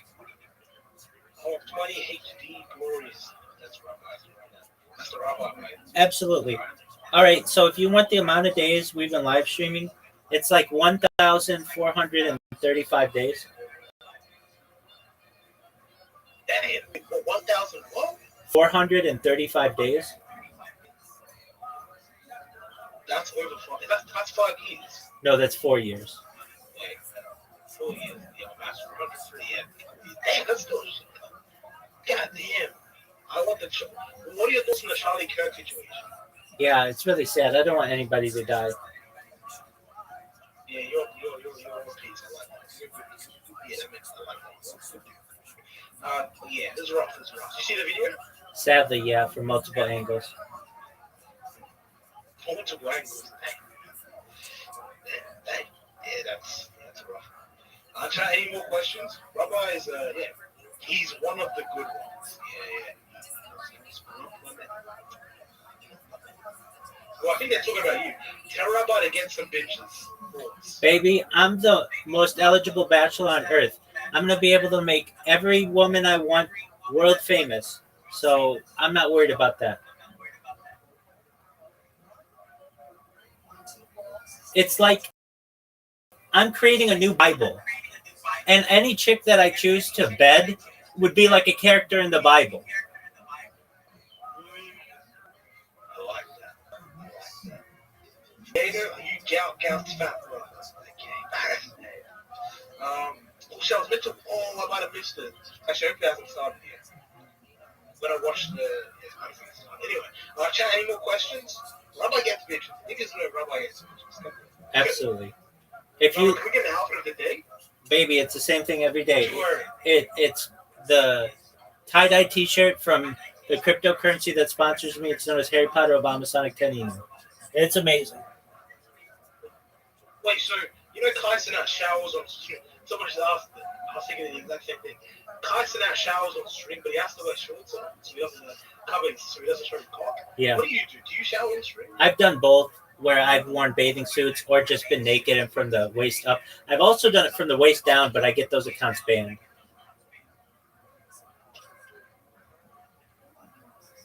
I like how honest you are. I can't imagine you lying. Like, you are so honest. No, I do don't lie. lie. Like, you just tell how it is. I would lie if I had to like protect my own life or for some reason like that, but I do my best to be as honest as possible. Someone said I better Terry. Yeah, you want to see my pubes? I think they want to see the tape. Oh my god, Jesus. No. Jesus Christ. I'm on Kick, kid. Even having you on stream, I don't know. It's not like Twitch. Twitch, if you have someone banned on stream, you'll get banned, but I don't think Kick was there. Kick is, yeah, you're right. No, that's exactly right. If they did that, I'd be sad because I'll never be able to talk to you on stream. I recognize that. So I think you need to use your end connections to get on there. I recognize that. Yeah, great. I'm gonna. I need to turn off my fucking voice. Give me a second. I appreciate it though. I needed that. My bubble account was looking bad. How do I take this out?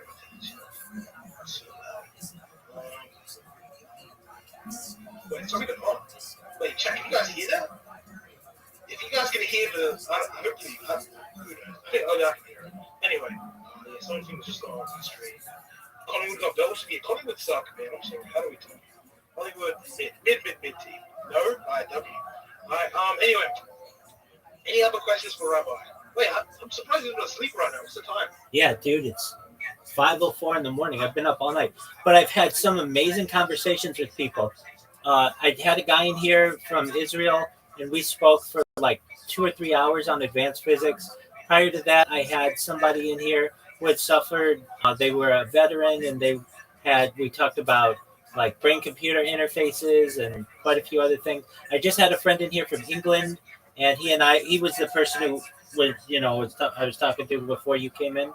And then prior to that, I had an excellent conversation with a young lady regarding like freedom of speech, and like it was just wonderful. Wait, where are all these guys? Wait, so I don't remember how I found you. I found you from one of my channels. So how are all these guys finding you? No, Twitter or? So some people find me from Kick Clips, but most of these people have found me from Twitter. Like the guy from England, he found me from Twitter. The guy from Israel, he found me from Discord. I get people who find me from Twitch. I've had people who find me from YouTube. So like that's the one weird thing. That's what. Wait, hold on. Getting questions. So okay, these questions from the chat. Someone asked, when did emails go out? Today.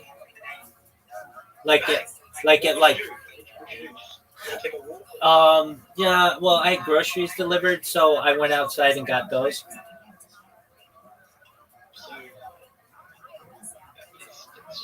I feel like maybe last week went outside, maybe did a walk or something. Last time I touched grass was also yesterday. Prior to that, one of my roommates has a garden, and I helped him in it for like 10 minutes. He wanted some assistance, so I was able to do that. And I also went to the mailbox. Nice. All right, next question. What is on his criminal record? He doesn't have one. No, if anything, maybe being a pimp. Oh, cold, aura. Chat, Rabbi, aura. Anyway, any other questions? Well, I got a few questions for you. All right, so, Rabbi,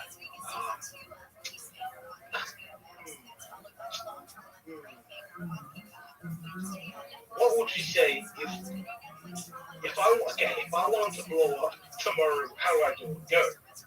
Go. Create a bot What's the way? and spam people, and it would take more than just tomorrow. So if you want to blow up in general, Without botting. yeah, okay, without botting. Yeah, what's the quickest way to blow up without botting? Do man on the street interviews with people. People love that shit. So you just go to a popular place with a microphone and you just do interviews with people regarding anything, current events, sexuality, their spouse or significant other, whatever. That would actually hit. Yeah. That hit. Rabbi's cooking. He's cooking. Yeah, so one of the channels that hit the way that I find that people actually gain audiences is not from Kick directly or Twitch directly. It's by having other big social media platforms and filtering that into their live streams. So what you would do is you would do an interview with like a hot chick on TikTok, and you'd be like, "All right, what are your red flags in a guy? Go."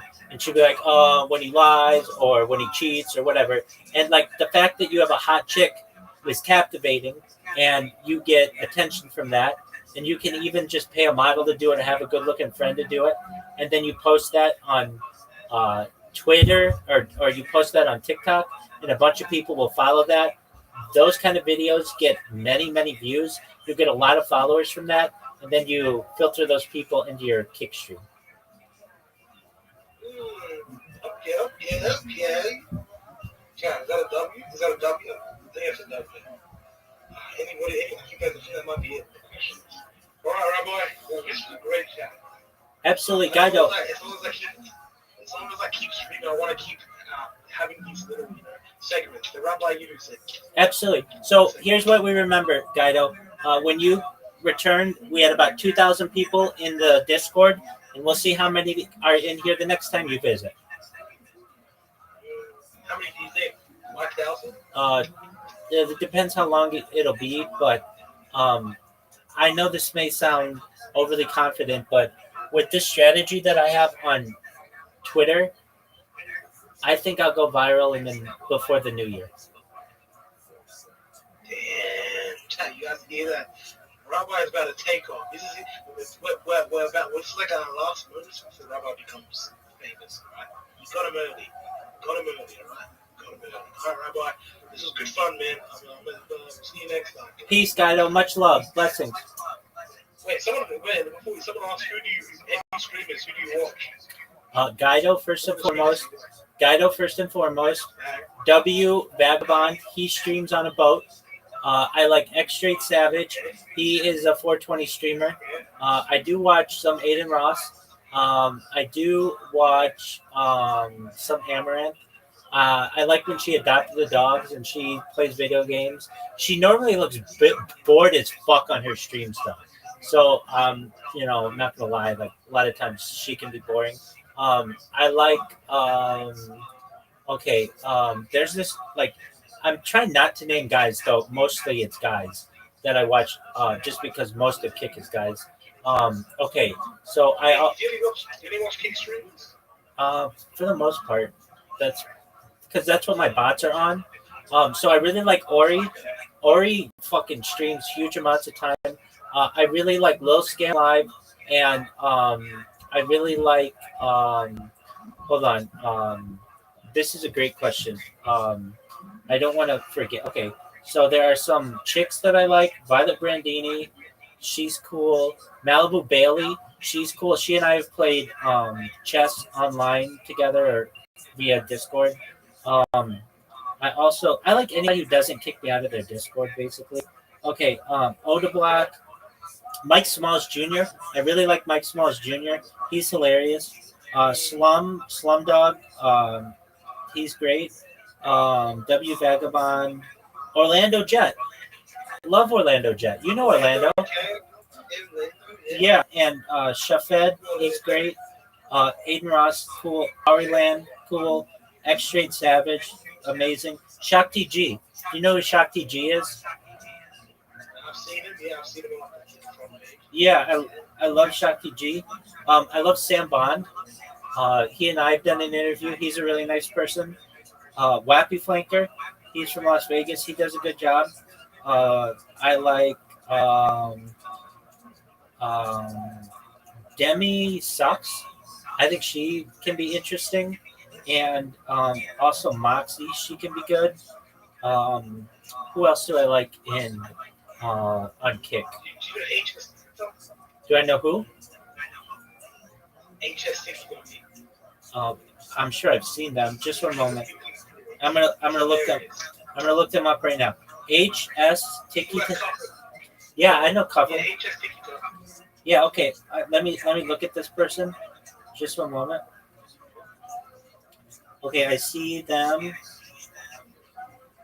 Yeah, I know. Oh, yeah, I know this person. Yeah, they're a big time Oh, streamer. UPAU. Who's that? UPAU. AUBAU. Yeah, it's Cupham's community. UPAU. Oh, I think I got banned from there, so I wouldn't even know them. Couldn't say. Anyway, okay, yeah, I like that. All right, Rabbi. Just keep catching up, man. Let me see you next time, bro. Blessings, my friend. Take care, Gato. Love you, Rabbi. WG in the chat. Thank you, baby.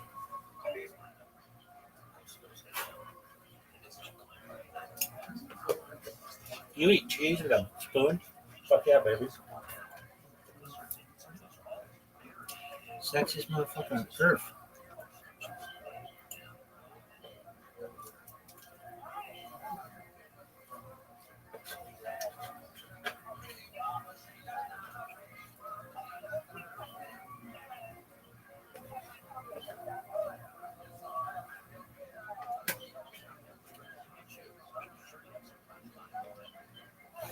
Dude, I've been talking to people for like feels like 12 hours straight. Has it been? No, but it's been like 8 hours straight.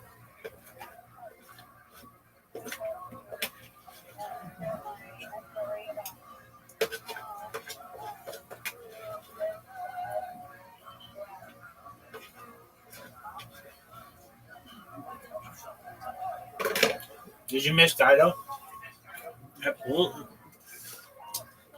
Were you just blow and smoke up his ass when you said you looked for him? No, I looked for him one time, at least, and he hadn't shit in a long time, and I was like, no, what happened?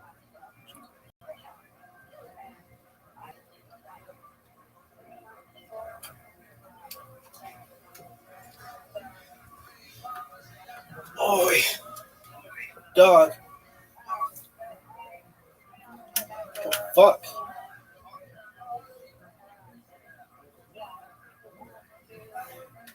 Dude, I am always up so fucking late. There's no way you have 21,000 people watch play video games, dog. Nobody believes that.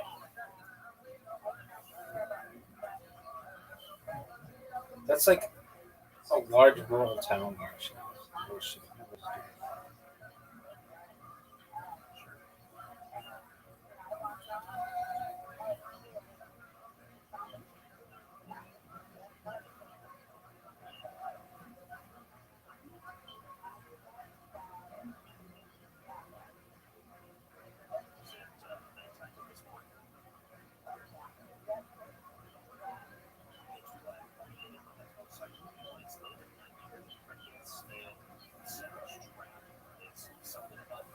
Dude, I've been wanting to watch fucking Joey Diaz interview for like hours. I told Miss Aquarius that I would live stream something. And that was like 3 hours ago.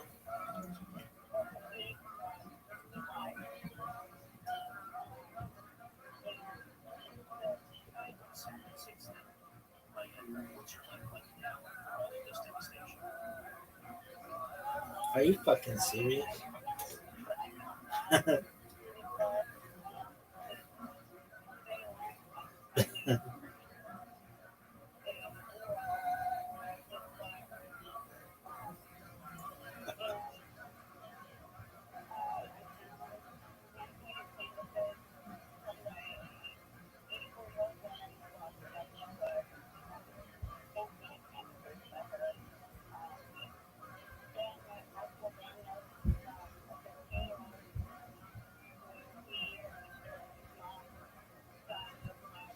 Dude, just watch it on the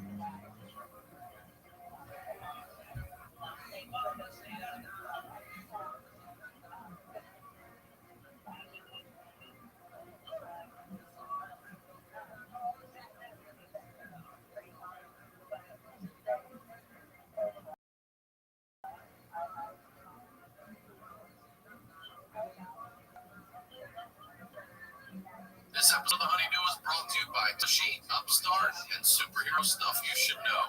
More on that later. Let's get into the do. The Honeydew with Ryan Sinclair.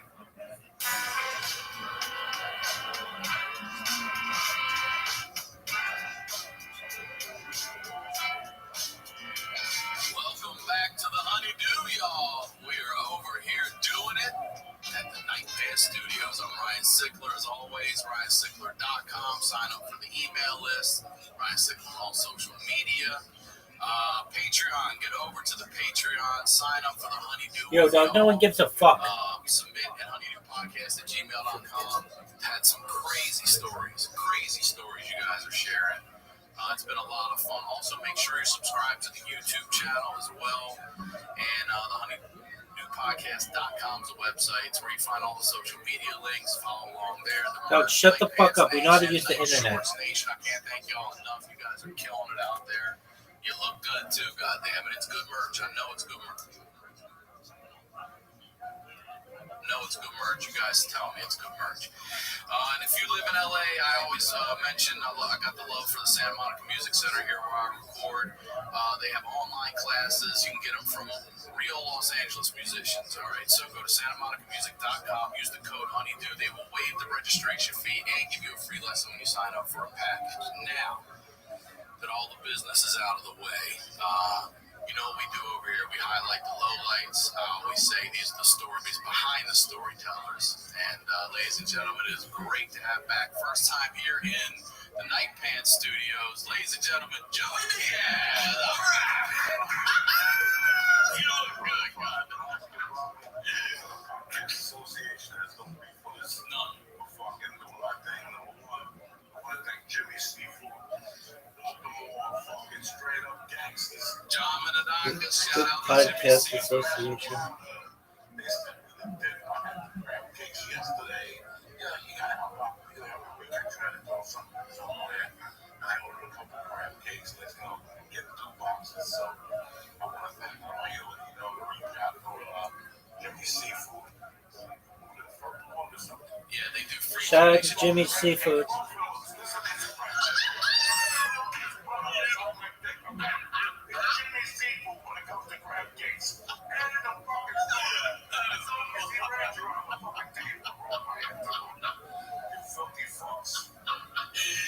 It's so good. And people say, how much does he pay? Nothing. He's a friend. We've got to be friends all because of the Rogan podcast. That's it. He sent me a package. I'm like, this guy. And I do my shows there now. It's a great family business. If you're looking for the best seafood, crab cakes for sure in the country. Jimmy Dog, Seafood. shut the fuck up. All right. Shut the fuck tell up. me, Shut the fuck up. Shut the fuck up. Dog, your shit is too old. Too long.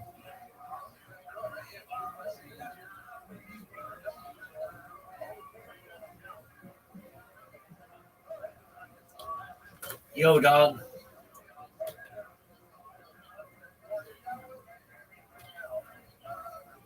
How many? 13 hours. Guaranteed. Joey Diaz Part 2.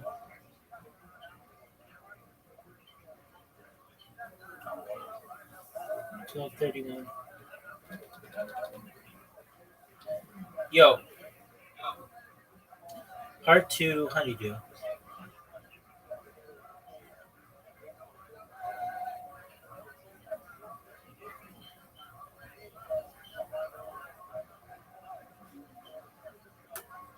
Oh, I have to fucking sign in. This is bullshit. What episode was it? Dog.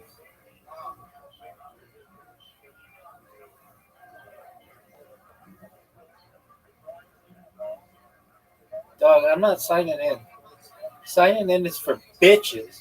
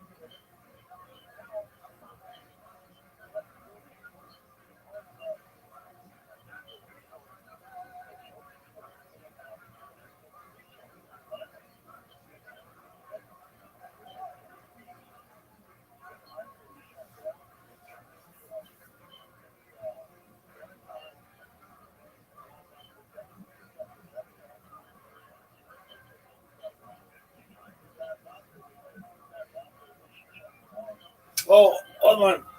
I bet it's on this account. Or this device. Yeah, I have a lot of devices. Want to fight about it? This is athleticism, folks. Unprecedented.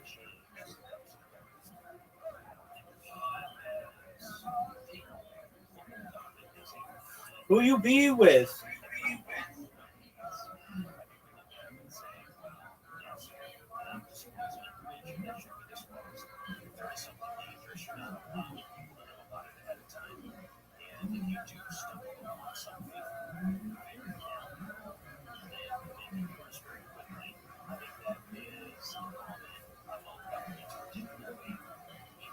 This episode of The Honeydew is sponsored by MyBookie, and just a heads up, we got some new neighbors next door that get a little loud from time to time. It's not that bad, whatever, we can deal with it. Let's get into the do.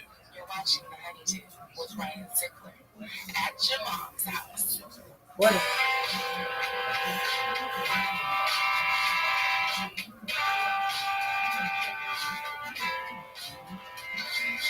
Welcome back to The Honeydew, y'all.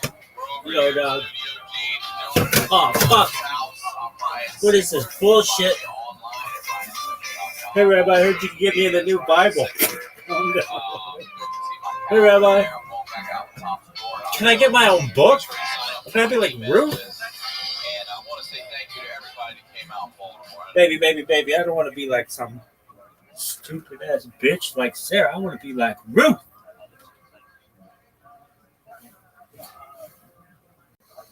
Can I be like Esther? Some lady be like, I'll blow you if I can be like Esther. I'd be like, calm down, man. Maybe. Yeah, I sucked that motherfucker's dick. Now that entire book's known as Kuisha. All right, Kuisha. It's like, my name is Nikita. I sucked this motherfucker's dick so hard I got my own book of the Bible. Now that's fucking funny. Oh, the book of LaQuisha. I sucked this rabbi's dick so hard I got a new great name the book of the Bible after. There's a new book of the Bible. It's called Lakita, and it is amazing. What is hilarious?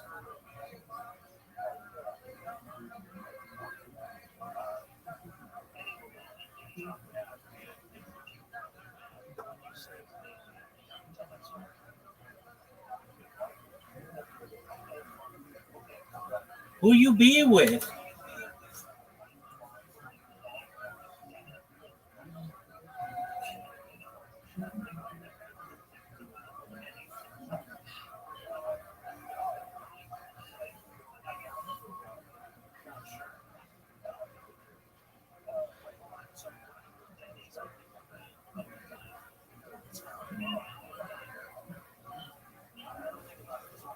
Look at this athleticism.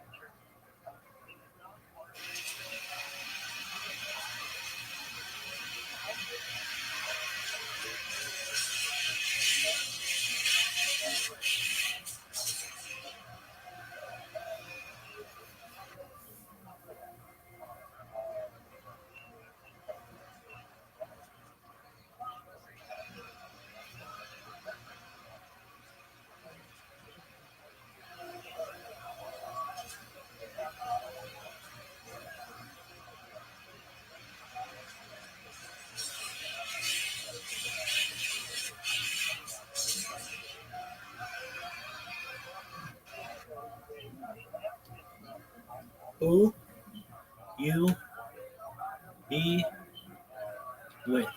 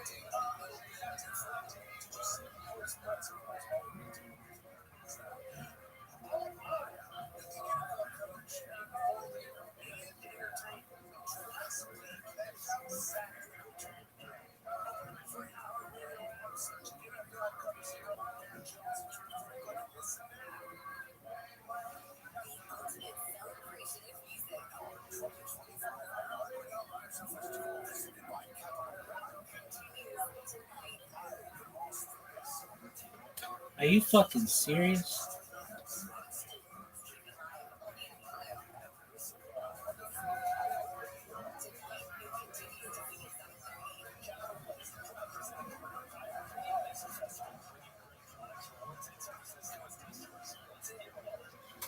Who you be with?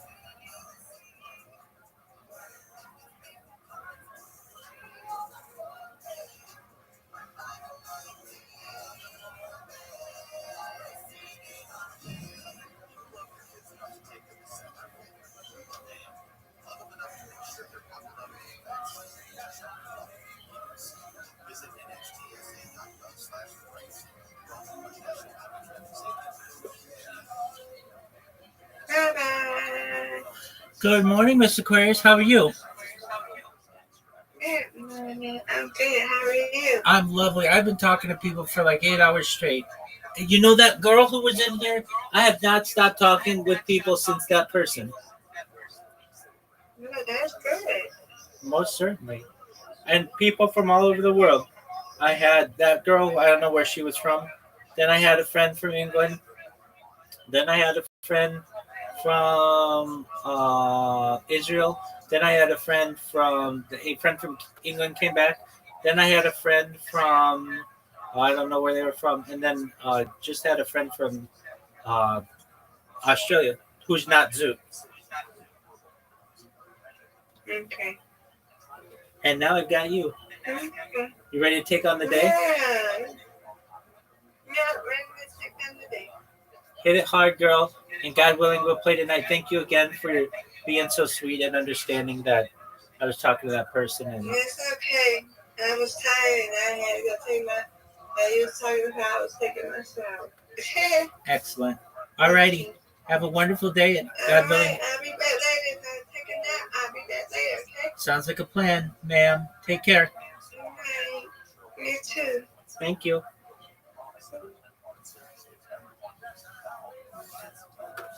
Who you be with?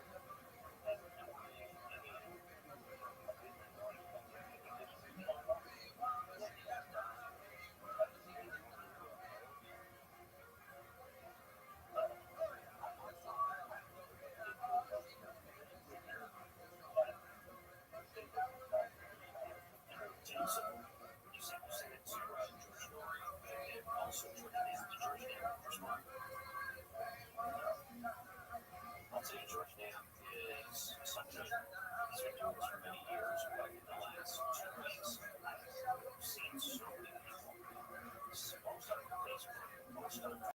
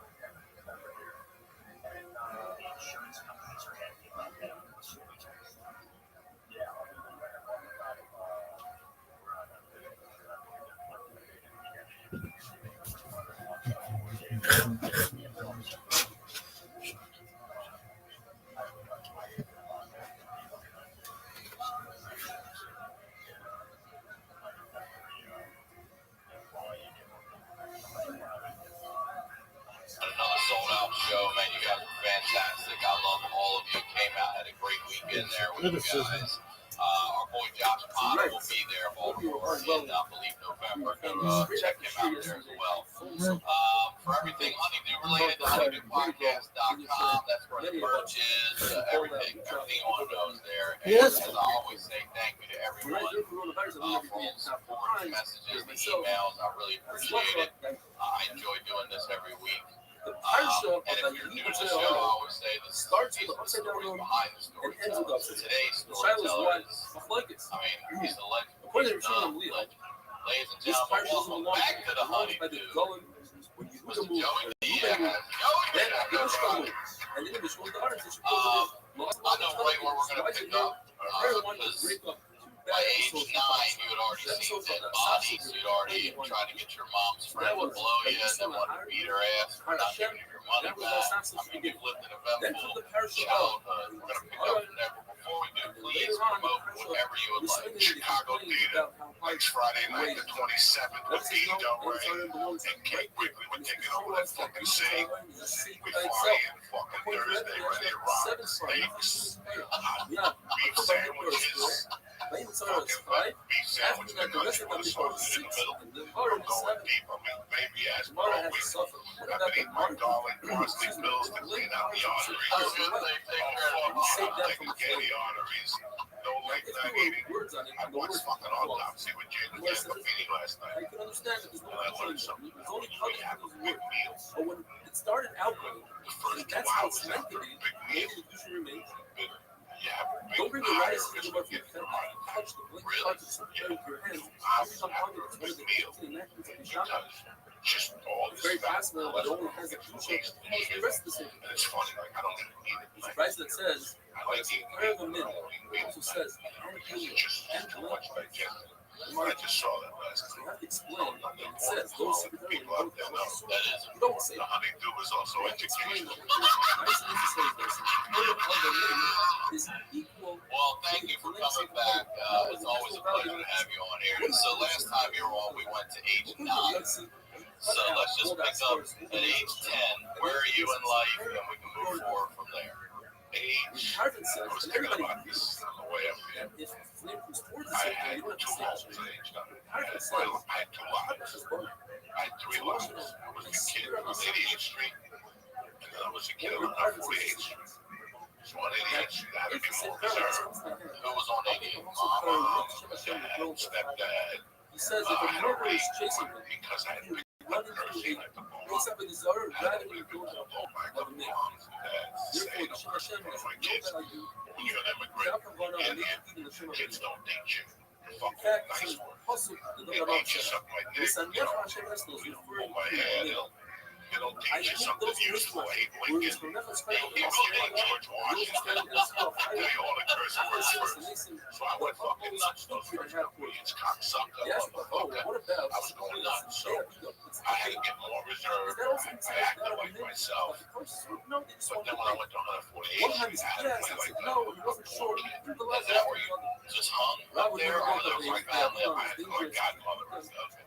So when I hung out with those kids, it was different. They had more factory. They 3 or 4.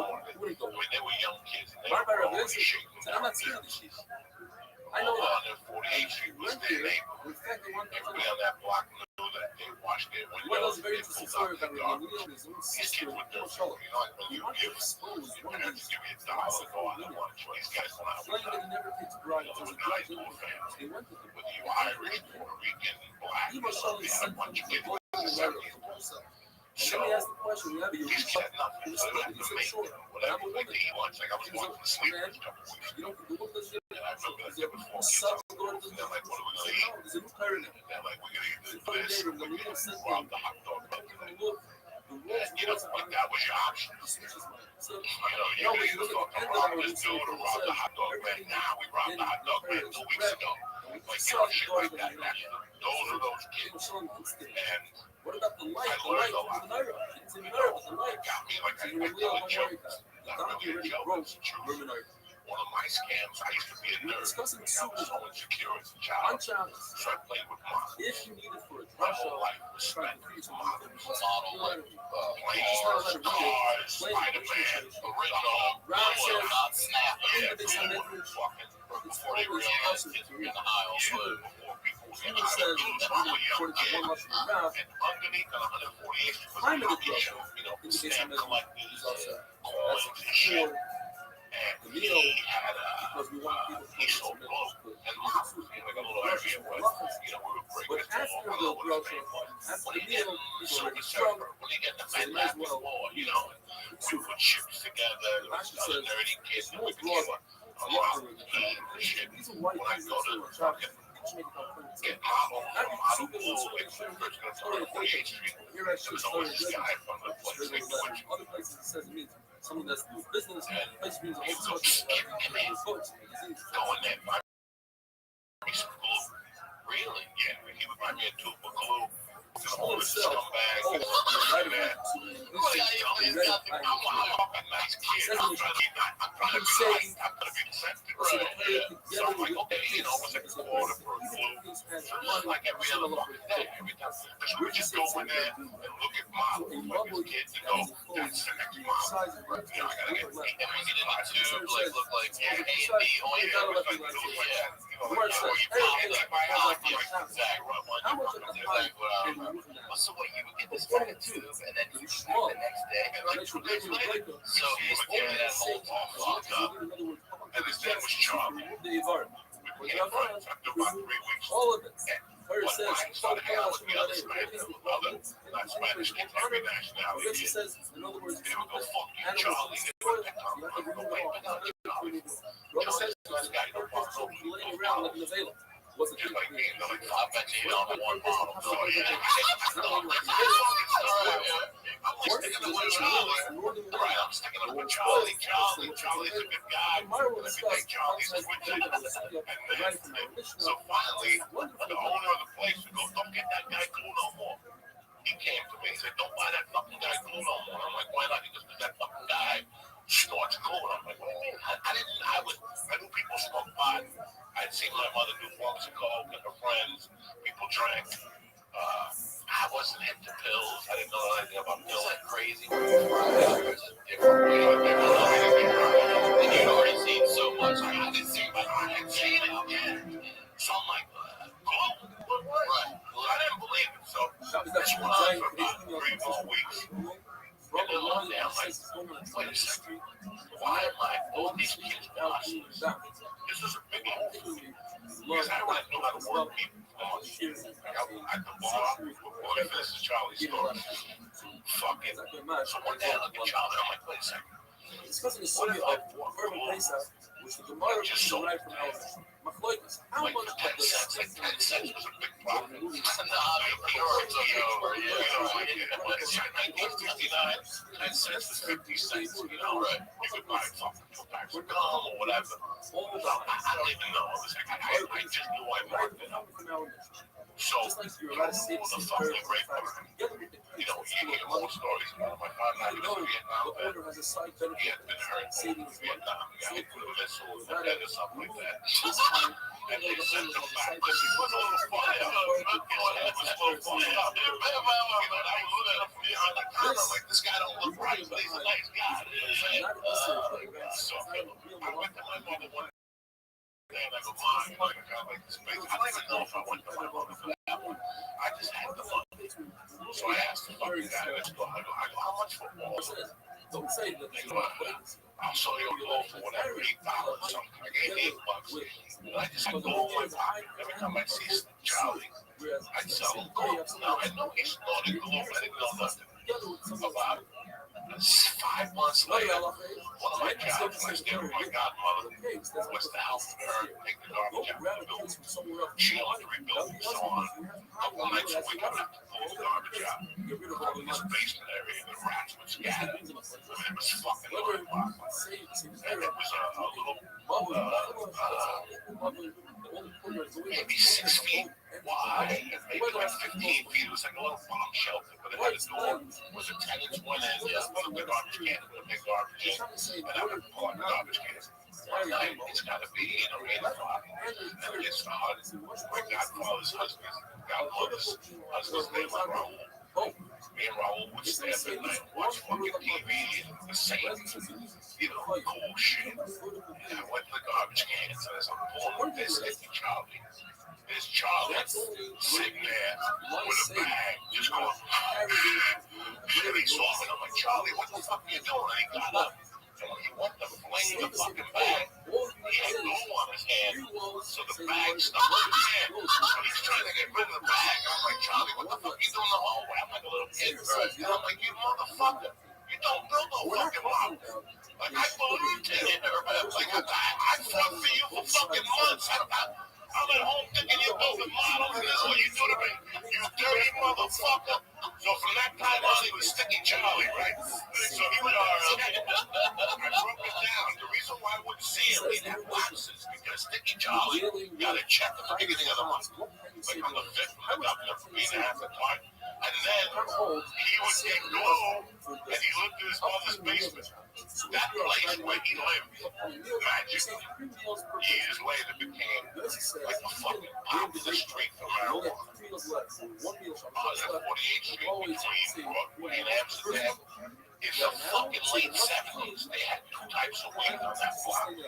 It was called Sense or Time, all the time. And then they would mix it, and it would be called the Magic Mix. And then they would give you a card with a punch card. And every time you come, they punch the fucking card. So this is later on, I didn't know what I was going to get. I didn't know nothing about that. Nothing but that block. So we would walk towards that block. If we were going to walk to like a park or something.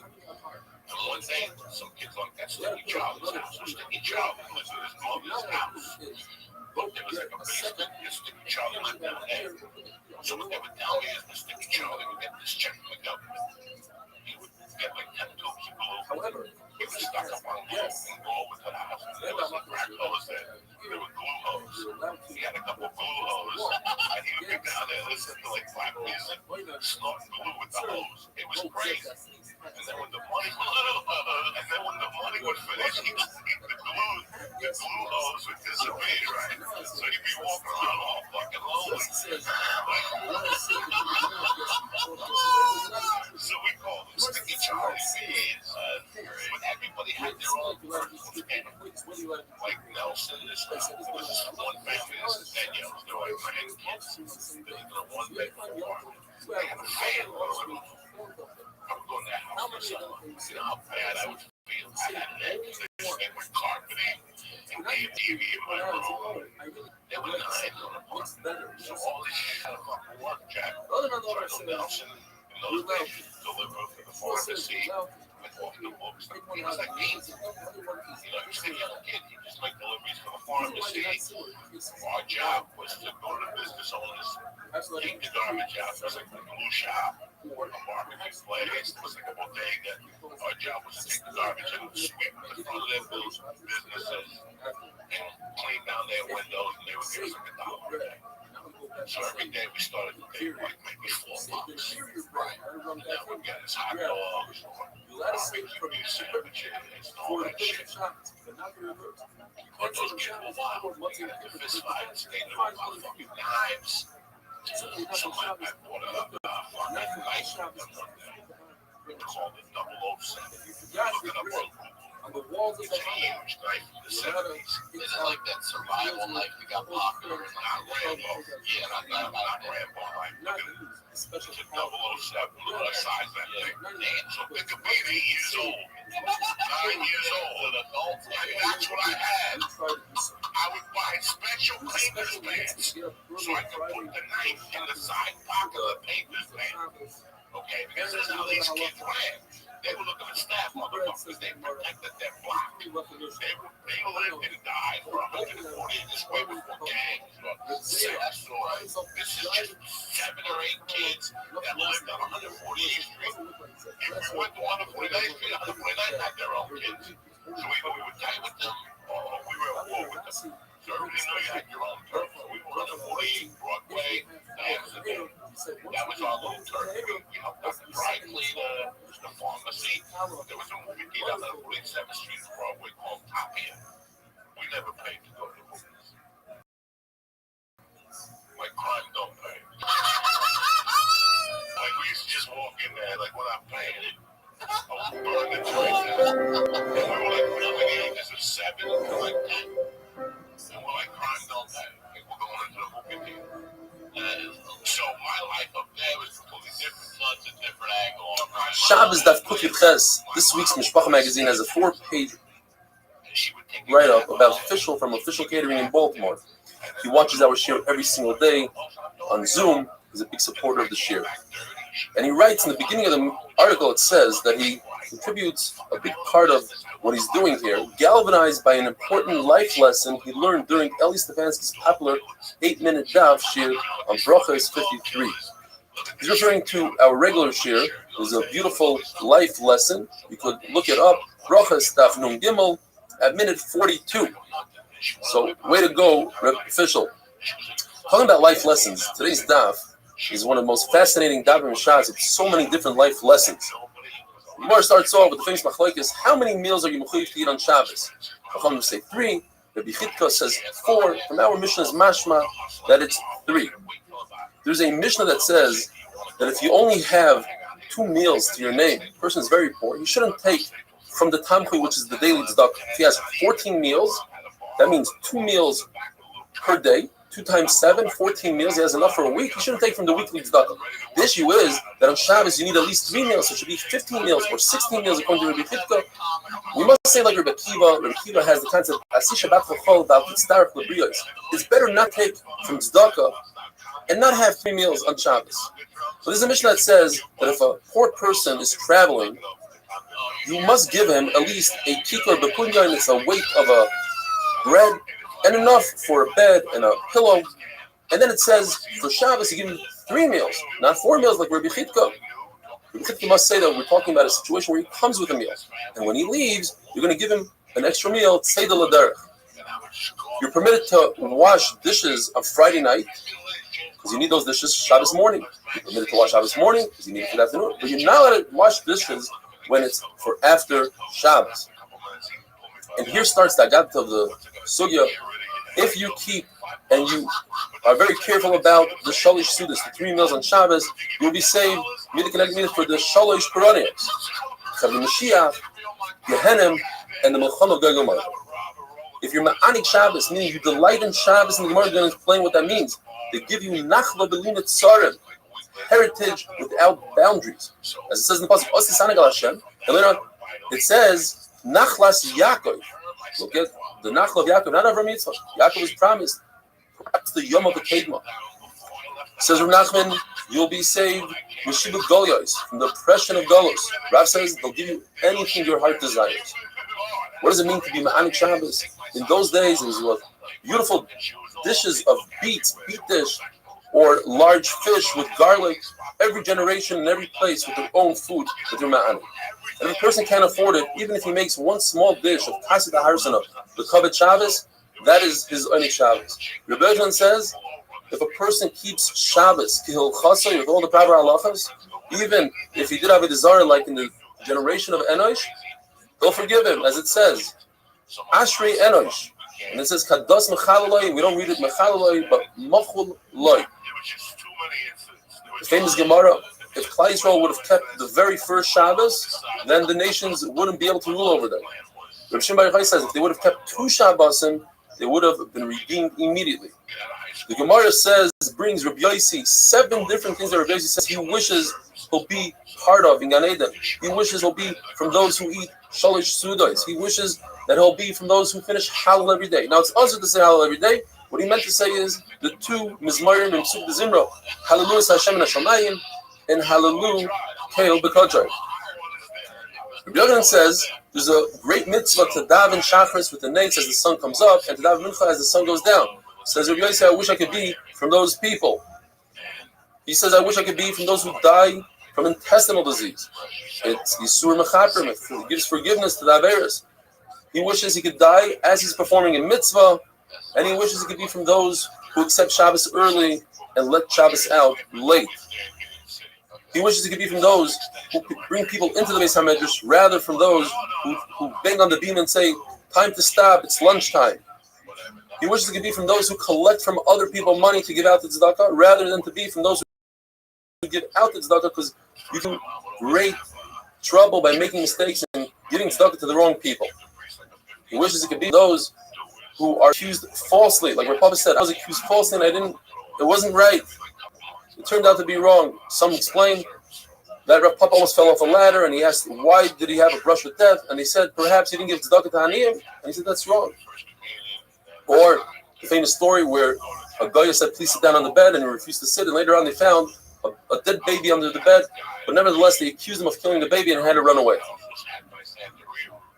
Says Rabbi Yossi, I once had 5 relations where I repeated the relations, and each time I planted an erez, meaning a Goladar, Rabbi Shmuel, Rabbi Lozer, Rabbi Chalafter, Rabbi Kilas, Rabbi Nachman, Rabbi Yossi. These are all sons of Rabbi Yossi.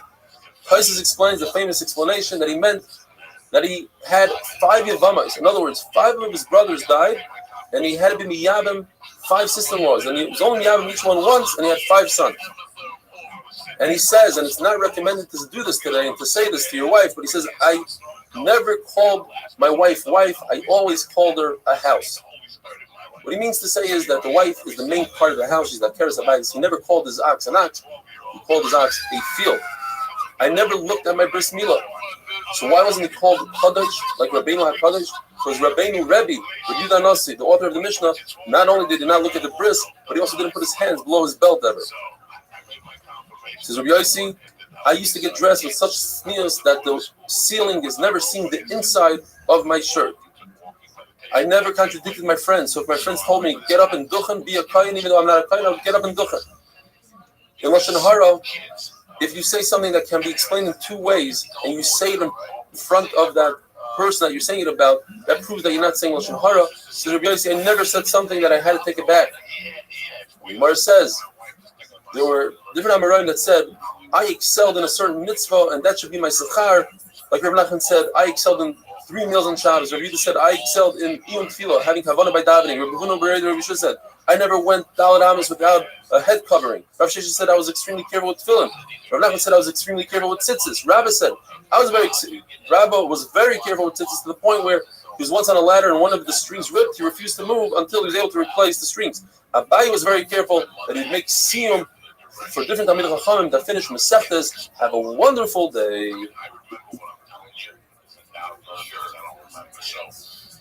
I could just imagine what, I was getting this big exposure. Like, I looked at my daughter first. She's a sweet kid. She has, I look at her and I want to cry. Because at that age already, I've been sing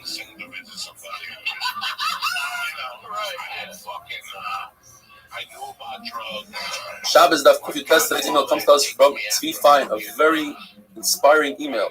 He says he just recently made Aliyah, and his son Donnie kept on telling him about this Daf Yomi Shir he listens to. Finally, during Corona, he decided he was forced to stay home. He decided to join the Shir. Now, at the age of 75, I am finally hooked on a Shir. I make sure to wake up early so I don't miss any of it. On a day that I cannot join in live, I listen to it on YouTube. It always amazes me how many people tune in from all over the world. You make it so interesting and even fun. I hope to be inspired by you for a long time to come. Thank you, to be fine. It's never too late, and it's never too early, and today's the perfect time to start the daf. We continue with the amazing suyas about Kavod Shabbos and Shabbos Kodesh. Rabbi says the Talmud Chacham, who comes to him to be judged, he wouldn't go to sleep until he found something to make a schus for him and go in his direction. My brother Rashi says, I can't even judge Talmid Chachamim because I am biased towards them. Rabbi Chanina would put on his finest clothing and he would go out and he'd say, let's go out and greet the Shabbos queen, and the famous saying that we say, Rabbi Yana would say, Rabbi Bar Menachem would make a tremendous amount of these oiled wafers, 3 saw. Rabbi Abba, he would buy from 13 different butchers meat, he'd bring it home, and he would tell his chefs, be energetic, hurry, make this one, and then I'll bring more meat later. Rabbi Avo, even though he's very wealthy, he sat on an ivory chair and he would fan out the fire. Rav Anan would wear black clothing on Erev Shabbos to show that even though he's getting dirty, he wants to get dirty l'kavod Shabbos. The famous saying, Rav Safra Machrech Reisha, Rava Malach Shibuta, Rav Safra would singe the head of the animal to get rid of the hairs. Rava, which anybody could do, the servants could do, but he wanted to do himself. Rava would salt the fish. Rav Huna would light the candles. Rav Papa would make the wicks. Rav Chizda would dice the beets. Rabbi and Rabbi Yosef would split the wood. Rav Zera would light the fire. Rav Nachman Bar Yitzchak would schlep around heavy boxes and things for Shabbos. He'd go back and forth. And he said, it's as if Rav Ami and Rav Asi would be my guests, wouldn't I be schlepping their things? And the Gemara says, some say that Rav Ami and Rav Asi would be schlepping boxes Erev Shabbos, and they would say, if Rabbi Yochanan was our guest, wouldn't we do this? The famous story of Yosef Meiker Shabbos. There was a guy, a wealthy guy, who went to the stargazers and he was told that he's going to lose all his belongings. For Yosef Meiker Shabbos, so he had a trick. He took all his belongings and he traded it for one jewel. He put that jewel on his hat, walked over a bridge, the wind came and blew it into the water, a fish came and swallowed it, and the fishermen took the fish out right before Shabbos. There was no one to buy the fish. They had a great idea. Let's go to Yosef Meiker Shabbos, who would probably trade in this unbelievable fish for the fish that he has, and so it was, and he became wealthy. He was able to sell that jewel for 13 attics worth of gold. Rashi says that's an exaggeration. Eliyahu Hanavi bumped into him and said, the idea is that whoever borrows the Kavod Shabbos Kodesh, Shabbos pays him back. Gemara asks, how do people gain wealth in Eretz Yisrael? They have the concept of Aser B'Shvil Shetis Asher. You give Meiser from food, you become wealthy. In Chutzlars, you don't have food to give Meiser from. Over there, it's because they are Mechabed Shabbos. Gemara tells us a story about this. Ruchia Bar Abba was a guest in Chutzlars, and they brought out a golden table that needed to be carried by 16 people. That's how heavy it was. And it had 16 chains of silver with all the beautiful dishes and food and desserts and fragrances. And when they put it down, they said, Lashem ha'aretz u'malaya. And when they took it away, they said, Hashamayim, Shamayim, Lashem ha'aretz ha'san l'bnei Adam. And he asked them, why do you think you were zayif to this? And the person said, I used to be a butcher. Any time an amazing piece of meat, a cut of meat came in front of me, I would take it and put it aside for Shabbos. And so I would do the entire week. And he said, Ashrecha shezachiso baruch ha'makom shezakicha l'kach. Shezikecha l'kach. Rabbi Yeshua ben Chananya told the Caesar, you smell that unbelievable aroma? That's a very special spice called Shabbos. It only works for people who keep Shabbos. The Pasuk says, referring to Yom Kippur, we can't be mechaber Yom Kippur with food, we're mechaber with a nice, clean clothing. Rav says that if you eat at a certain time, you should eat your Shabbos meal earlier. Shmuel says if you eat at a certain time, you should eat your Shabbos meal later. Rav Papa says, those of us who are used to eating meat and wine during the week, on Shabbos, depending what you do during the week, if you eat it at a certain time, either eat the meal earlier. If you eat it earlier, make your meal later. Rav Sheshes, who was blind, wanted to make sure that his Talmidim get to the meal on Shabbos at the right time, and he doesn't prolong the shir. So he put his Talmidim where the sun would hit. in the summer, or where the shade would hit in the winter, that they would have to get up and run away and go eat the meal for Tainut Shabbos. Reb Zera, who would see two Talmidim arguing and learning, he would say, please, I'm begging you not to be Mechal Shabbos. Are you talking and learning and not enjoying the meal? You're not being the kind of mitzvah of Einik Shabbos. Rabbi says that an individual should say by Yechulu, it's as if he is a partner with HaKadosh Baruch Hu. We don't read it by Yechulu, we read it by Yechalu. Together with HaKadosh Baruch Hu, they created the world. You see from the creation of the world that words have power like action. It says in the Pasuk, Dvar Hashem, with the words of Hashem, Shamayim Nasu, the skies, the heaven was made. When a person says Vayichulu Friday night, two malachim, they accompany him. And they put their hands on his head and they say, B'sar Avinecha. One of the malachim is a good malach, the other one is bad. When they come in, they find a candle lit and the table is set. Then they give a bracha, the good one gives a bracha that we should find this the following week, and the bad malach is forced to say Amen. If Chash V'Shalom, they don't find that he makes the klala, and the good one says Amen against his will. A person should set his Shabbos table, even if he's full and he's not going to eat only a kazayas, Malav Malka as well. Set the table, Malav Malka. If you drink hot water or bathe in hot water, or you eat fresh baked bread, hot baked bread, it has powers of healing. Rebavon would shecht a young calf, a tilta, the third born calf, so that he, on Motzei Shabbos, he would shecht this so that he could eat part of the kidney.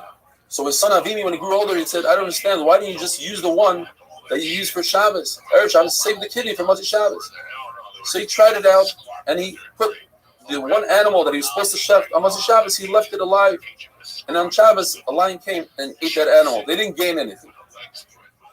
Shmuel Levi says, the famous saying, whoever says, Amen Yehish Mirabba, B'chol Koichai, meaning with all his kavana, with all his intent, they destroy 70 years of Gzar Din. If he has some sort of a desire that he did, they'll be Michael. Rish Lakish says, if you say Amen with all your kavana, they open up the gates of Gan Eden. Amen stands for Kel Melech Ne'eman. The Gemara says that a fire is only found in a place where there's still Shabbos, and it happens on Shabbos where you cannot put it out. The Gemara gives us 7 reasons why Yerushalayim was destroyed. Either because of Michal Shabbos, they didn't say Kriya Shema in the morning and the evening, children from learning Torah, they took bribes, they didn't give each other more, they Rav says, there's no remedy for that. They stopped being truthful in business.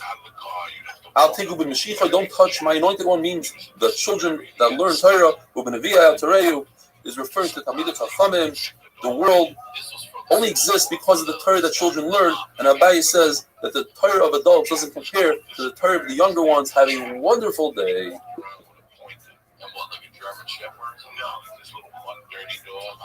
Sometimes he'd hit you with the stick, or sometimes he'd sick the dog on you, and the dog would grab your pants and he would hit you with the stick at the same time. So I told Jack, hey, you have a nice meal.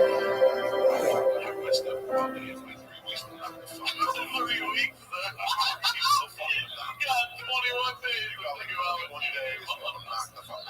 Shabbos Av Kuf Chof. Today's email comes to us from Larry Jaffe from Silver Spring, Maryland. He says he's already 55. He started Daf Yomi a number of times. This is the first time that he's reached this far. Due to all the graphics and diagrams, they really help bring each sugya to life. Hatzlacha Larry, you should be zeicha to finish Shas with everyone. The Ezras Hashem Yisbarach. We continue with the sugya of saving different things from a raging fire.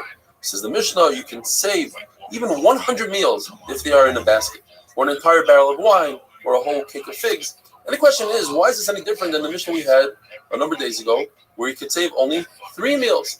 One shot the Gemara gives us because we're dealing with one basket. One basket is less work. Doesn't matter how much is in that basket.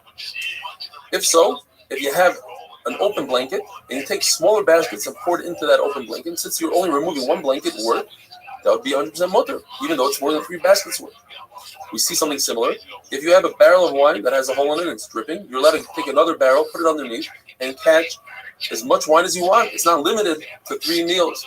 Another shot the Gemara gives is, the difference is, if you're bringing it to this chutzner, you're allowed to save as much as you want. If you bring it to a different chutzner, you're limited to 3 meals.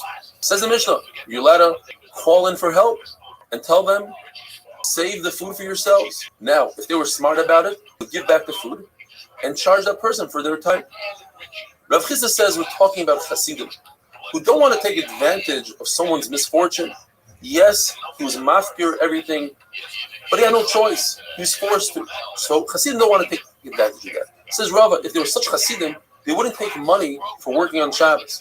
Rather, says Rava, we're talking about Yirei Shamayim, not Hasidim, who don't want to take advantage of somebody else. They don't want to take from other people, but they also don't want to work for free. They want to be compensated for the time. So if they understand Hilchos Shabbos, they understand that since all this food is really theirs, when they give it back to the person, all they're asking is to be compensated for their time. And that's not considered Schar Shabbos.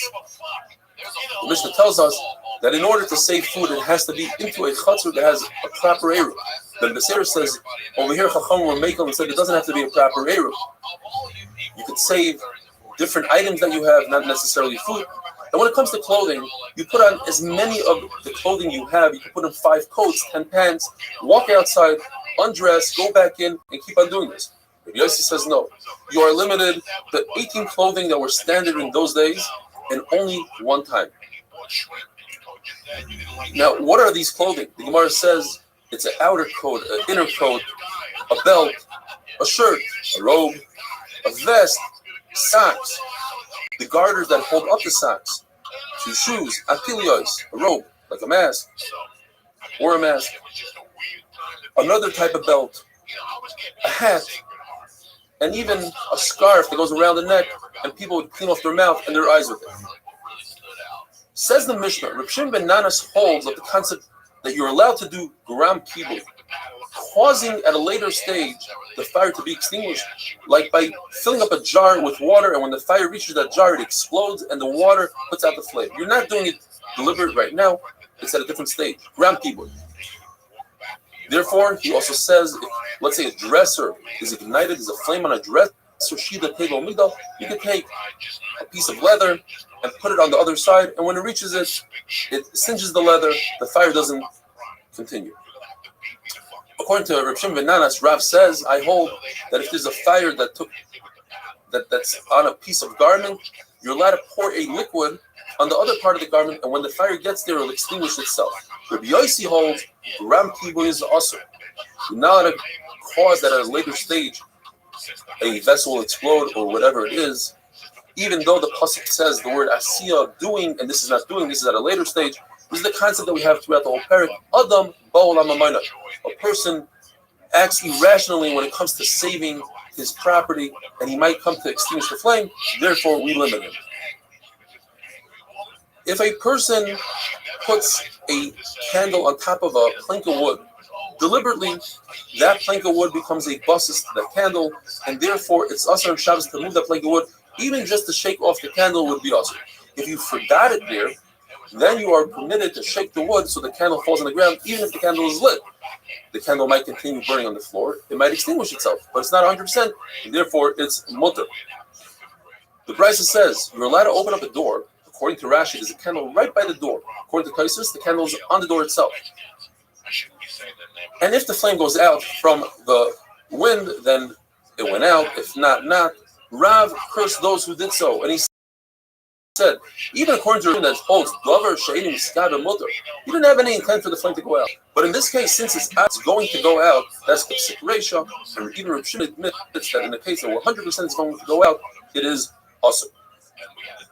If you open up a door and the wind helps a fire, let's say in a fireplace, fans it up. Well, it depends.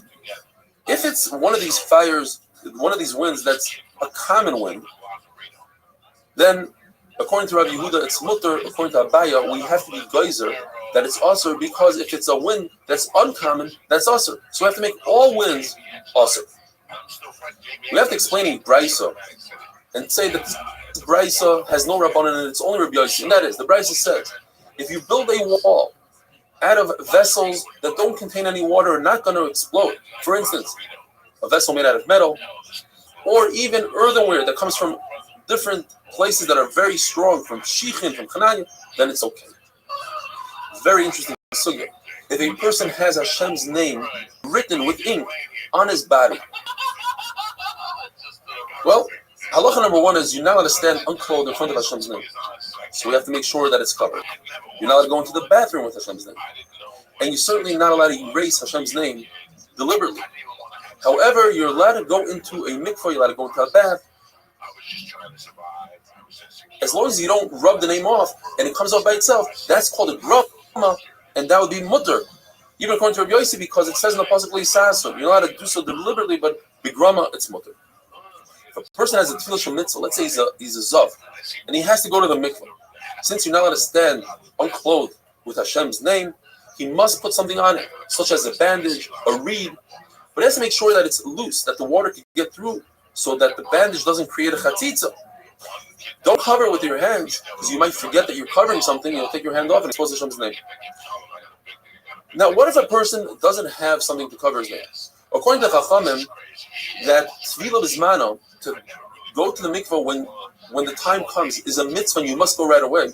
Chachamim say it's not a mitzvah. Therefore, go around, look for a bandage. But according to Rabbi Yossi, that it's a mitzvah to go right now. Therefore, don't look for a bandage. Go in and cover with your hand. And finally, if the ink is dry, then that creates a chatzitza. Same thing would be with blood, honey, milk, and ink. If it's moist, like in our case, then it doesn't cause a chatzitza. Have a wonderful day. And then the kid started acting weird. Like it was always like an insecure kid. But now the insecurity from him, everybody knew that Lazarus don't want him in the ass. So the kid was walking around a little like autistic at this point, like he went backwards.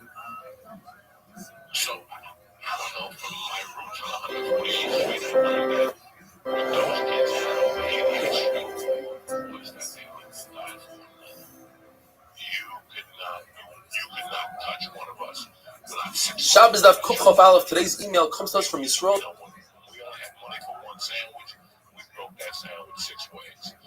Oh, gee, he writes, I have to let you know how therapeutic this Urim are. I was driving back from the Catskills and was sitting in traffic on the 17th for more than 2.5 hours. I started a few weeks ago doing Chazar from the beginning. Now I'm up to Daf Chav Zayin. Trust me, there's no better way to spend time alone in traffic other than your Gevaligish Urim. Thanks again, Yisrael G. Yisrael Kaya. Famous concept of Amira La'akum Shvus. It's also to tell a non-Jew, or even to hint a non-Jew, to do malacha for you on Shabbos. So what if you have a fire, and the fire department comes down? Says the Mishnah, you don't have to prevent them from putting out the flame, but you're not allowed to direct them and tell them, put out the flame. But if a minor, obviously we're talking about, there's no pikuach nefesh, if a minor comes to put out the flame, you must stop him, because he's doing it al das oviv, to appease his father. Let's say there's a situation where he's doing malacha, not for das oviv, for his own sake. Let's say he finds keys in the Rosh Hashanah, he wants to play with them. You don't have to prevent him. Because we paskin that katan oichel and velos, if a katan is eating, or at least this sugi paskins, if a katan is eating the velos, ain't bezim mitzuvim, you're not mechuyev to prevent him.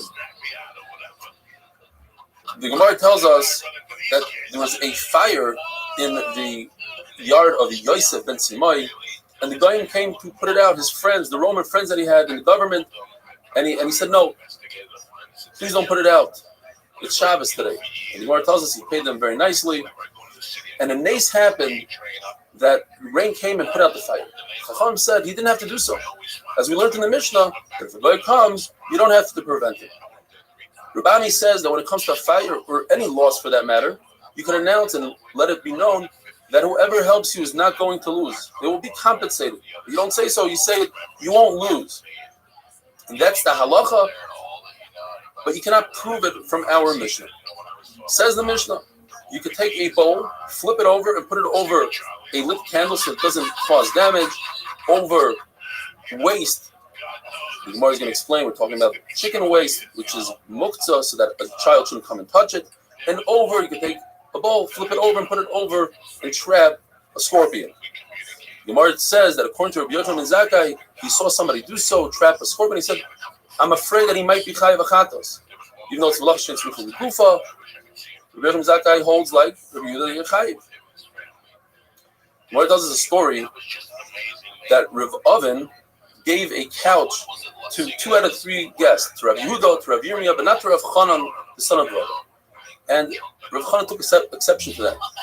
And when he heard Rav Oven teaching his son our Mishnah, and he said that you cannot cover the waist of a child so that another child shouldn't touch it, he said a very strong lashon. He said, Oven shatya. Oven is a shaita.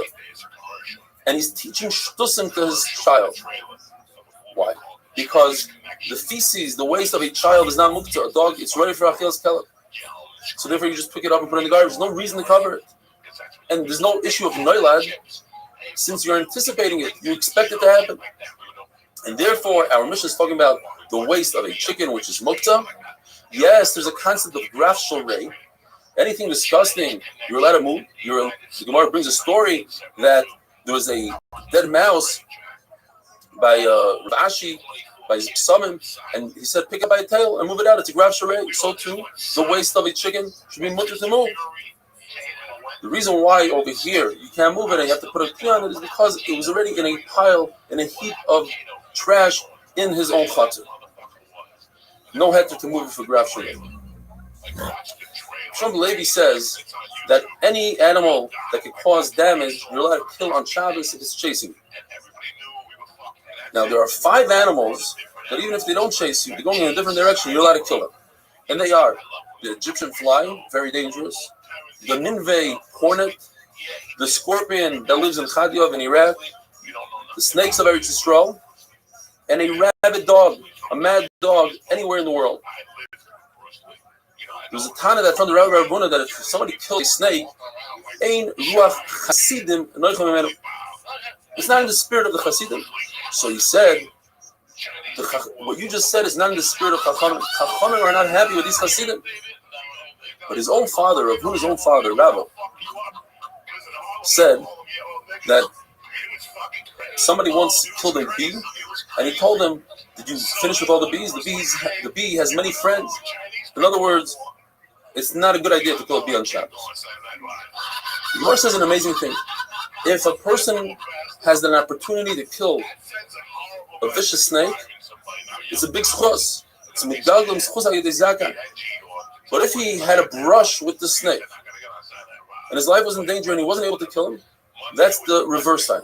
That's a sign that he was supposed to be harmed by the snake, and HaKadosh Baruch Hu made a nace that he shouldn't be harmed. So he has to start thinking what he might have done in order to deserve this.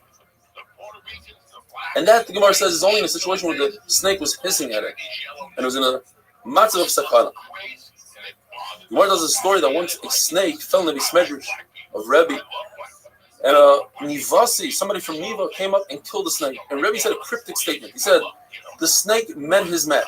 And the Gemara wasn't sure, was it a good thing that he killed the snake, or perhaps it wasn't such a good thing. And the Gemara remains with the suffix. Rabbi Yanai said that you're allowed to kill a hornet and certainly a snake, but we can't bring a raya from that. Why? Because there's a concept called the fituma. If you're walking and a snake passes by, you don't have to go around the snake. You can continue walking. In fact, you're allowed to step on it and kill it on purpose. But it's the fituma. He's just walking. He's not going out of his way to kill it. And that's what the Shulchan Aruch paskins. When it comes to spittle, for instance, the Shulchan Aruch says, we do have the concept of the fitumai, but you can't have kavana, you can't do it on purpose. There's a story that Abba Bar Marta owed money to Dulles. So the people Dulles brought him in, and they were in that he should pay back. And it was on Shabbos. And the Rish Dulles noticed there was spit on the floor. So he said, cover the spit. So Abba Bar Marta said, why do you have to cover it? You just walk the fitumai, and it covers itself. There's no problem of baina, of mashkegumais. So the Rish says, "Oh, this guy's a Talmud Chacham. Let him loose. Don't bother him. Have a wonderful day." And then that other thing came out. The 2 balls. There was 2 balls that you fucking pull like this. They were called something. And they were made out of like fucking fiberglass. And you go in. And they would go backwards and forwards. Kids would walk around with eye patches. It was Halloween every day. Kids were losing eyes and they were still Shabbos Base. Today's email comes to us from Alton Morel. He said he's been in and out of the hospital for the past year and a half.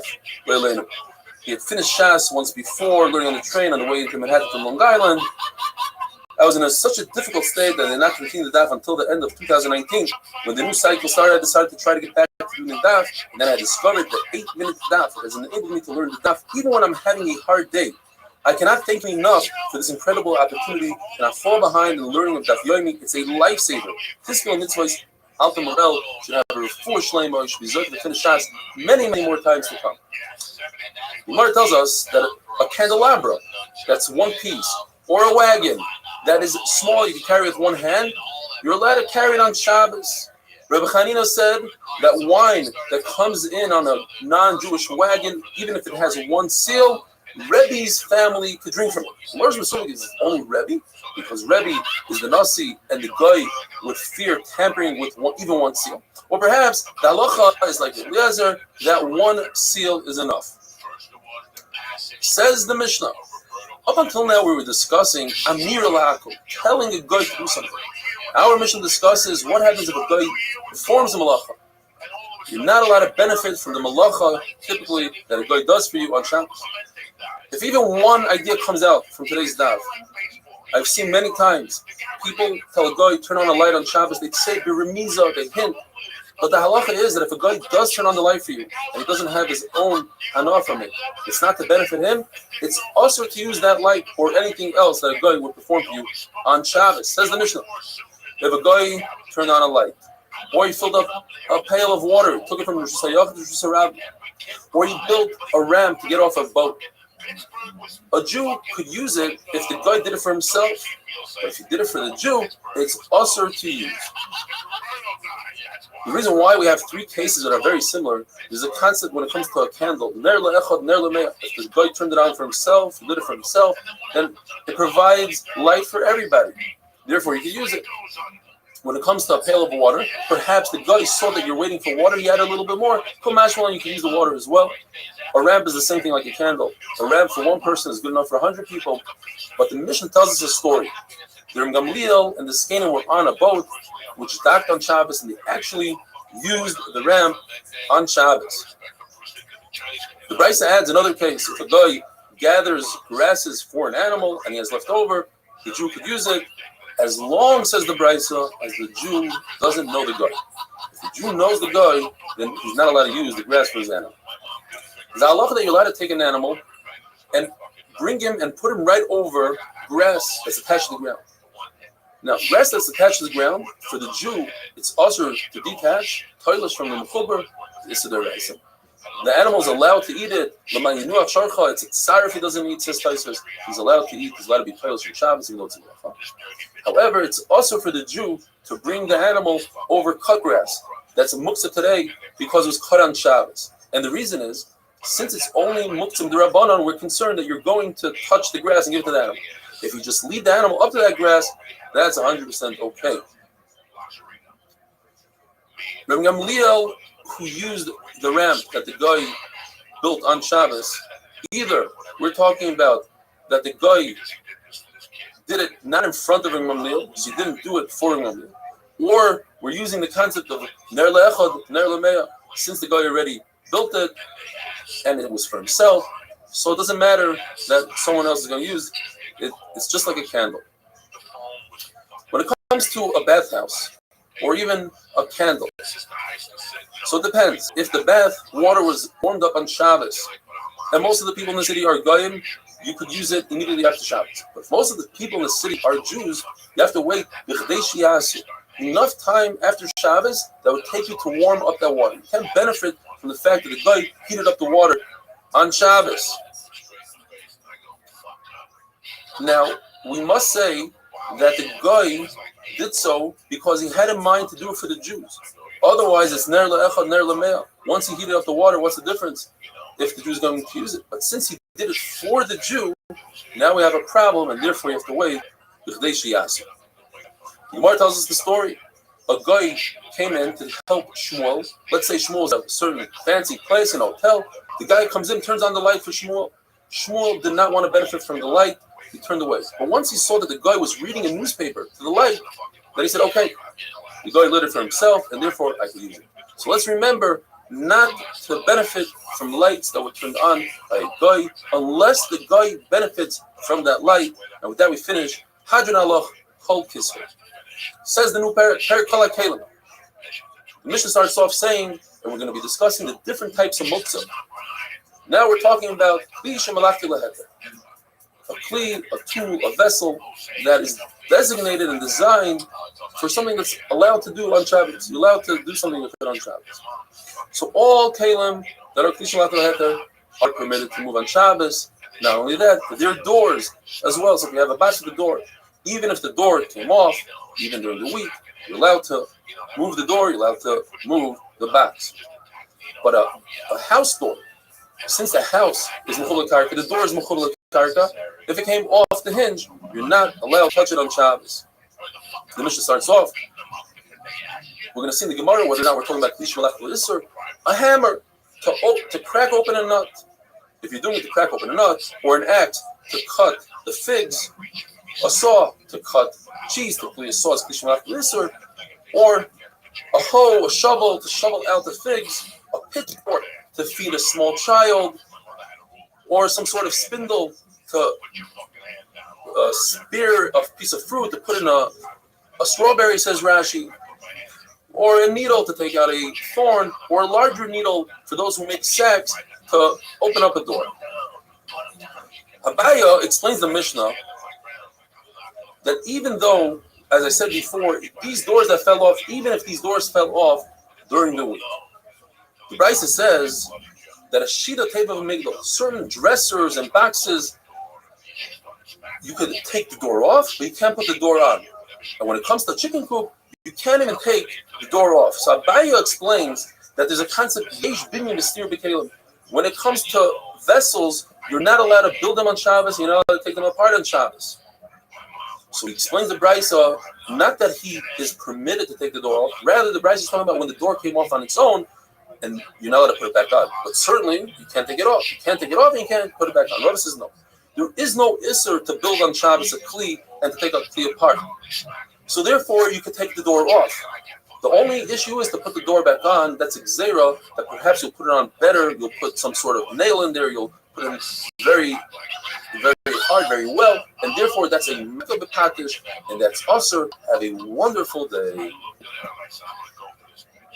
was pretty proficient in karate. You were fifth grade? Fifth grade, I was a purple belt in karate at Laranjo, whatever school, Mr. Black in 98th Street. I was great with kicks. I had really good kicks. My hands were kind of weak, but I was a pussy. I was scared to fight. I was scared to get in, but I was getting the hang of it. And I said today, Shabbos Daf Kuf Chav Gimel. Today's email comes to us from Harry Shalom, Los Angeles. He says his grandfather was 95 years old, just tested positive for COVID. He needs refuah shlema. Avram Ben Esther, big tzaddik, a person who for 75 years did not see his wife's hair, was always the first one in shul at Vasikin, refuah shlema. We're in an amazing sugya of muktzah. We said that according to Rabbah, a klisha melachta le'isur, designed to do a malacha that you're not allowed to do on Shabbos. You're allowed to, such as a hammer. You're allowed to use that hammer if you have a malacha that's mutter, like to crack a nut. The question is, why is a mortar and pestle, which is designed to crush vegetables, that's a klisha melachta le'isur? If so, it should be permitted to move litzarv gufa if you want to use it for a malacha. And the halacha is, according to the Brisa, it's only permitted if you have garlic in it. You're carrying it for the garlic. The Gemara says that goes through Nehemiah, who's strict when it comes to kli shemalach l'isur, is you're only allowed to carry a kli for its design purpose, and this is not the design purpose for a hammer. Let's say they still agree to Beis Shammai that on Yom Tov you are allowed to crush, according to Beis Hillel, meat with a pestle, but you're not allowed to carry it for no reason. And we must say that the pshat is that there's a new muktzah called chisaron kiss. Muktzah machmas chisaron kiss means that if you have a kli that has a designated place for it, and you don't allow people to use it, you're concerned they'll get nicked. That's muktzah machmas chisaron kiss. That's even more chomer than kli shemalach l'isur, such as a spindle for a weaver, a mallet, a clothes press. Rabbi Yochanan says that our mission is talking about a goldsmith's hammer Rav Shemin says our Mishnah is talking about a hammer for a basom, that's a person that makes perfume. He's more strict because a perfume hammer, you don't want it to get dirty because that's not good for the perfume. Very interesting halacha. If you have food, such as a fig that's underneath muktzah, cake, or let's say you have a cake that's covered by extinguished coals, which are muktzah. One man says the only way you can take that out is if it's sticking out a little bit, you grab it by the mutter, you pull it out, and the coals fall to the wayside. Another man says no, you can actually poke it with a stick or something and pull it out. The fact that the coals, the hay, fall to the side, that's tutul min hatzad. Rav Nachman says, in fact, that is the halacha. The problem is that Rav Nachman once said that if you have a radish in the ground, you're allowed to pull it out if it's not attached to the ground, provided that it doesn't move the dirt. But if it's upside down, for instance, and you pull it out and all the dirt moves, you're not allowed to. We have to say that Rav Nachman took that back. Rav Yosef says, from the fact that you could take out a splinter from your finger with a needle, you don't need the needle. Fact is that by Tuma, the needle doesn't have an eye, it's not tummy at all. It's that needle becomes a non-kli, and the Tuma dissipates. Abaye says there's a difference between Tuma and Shabbos. By Tuma it says Kli Masa. It has to be a Kli from top to bottom, it has to be a complete Kli. Rava says, I don't understand. If it's not considered halachically a Kli when it comes to Tuma, then halachically it shouldn't be a Kli by Shabbos. The problem is, there's a brisa that says exact opposite of Rava. It says there's a big difference between Tuma and Shabbos when it comes to a needle. If it doesn't have an eye, it's not a Kli for Tuma, and it is a Kli for Shabbos. So Abaye comes to Rava's rescue and says, perhaps the pshat is, yes, it doesn't have an eye, but it's prefab. It's before the person had a chance to put the eye into the needle. But let's say the needle had an eye and it broke off, that's much worse. Then he already designates it for the recycling bin, and it loses its Kli designation, and the tumah falls off, and it's not a Kli for Shabbos either. To straighten out a baby's limbs on Shabbos is a machlokes. According to Reb Shimon, it's mutter. There's no fixing a body on Shabbos. It's not like a Kli that you fix in the second month. According to Rav Nachman, it's also just like you're not allowed to take medicine to induce vomit, because that fixes the body. So too, you're not allowed to straighten out the baby's limbs. Says Rav Shimon, what's the connection? To induce vomit, that's not the derech to do so. To straighten out the baby's limbs, that's very much a derech. In fact, I have a raya. It says in the Mishnah, you're allowed to take out a splinter from your finger, and that's fixing the body. Rav Nachman says that's different. Taking out a splinter is a pocket. The splinter is right on the surface, ready to be removed, whereas the baby's limbs need a lot of work. Says the Mishnah, if you have a stick to stir the olives in a vat, sometimes it's mikabel tumah, sometimes not, depending.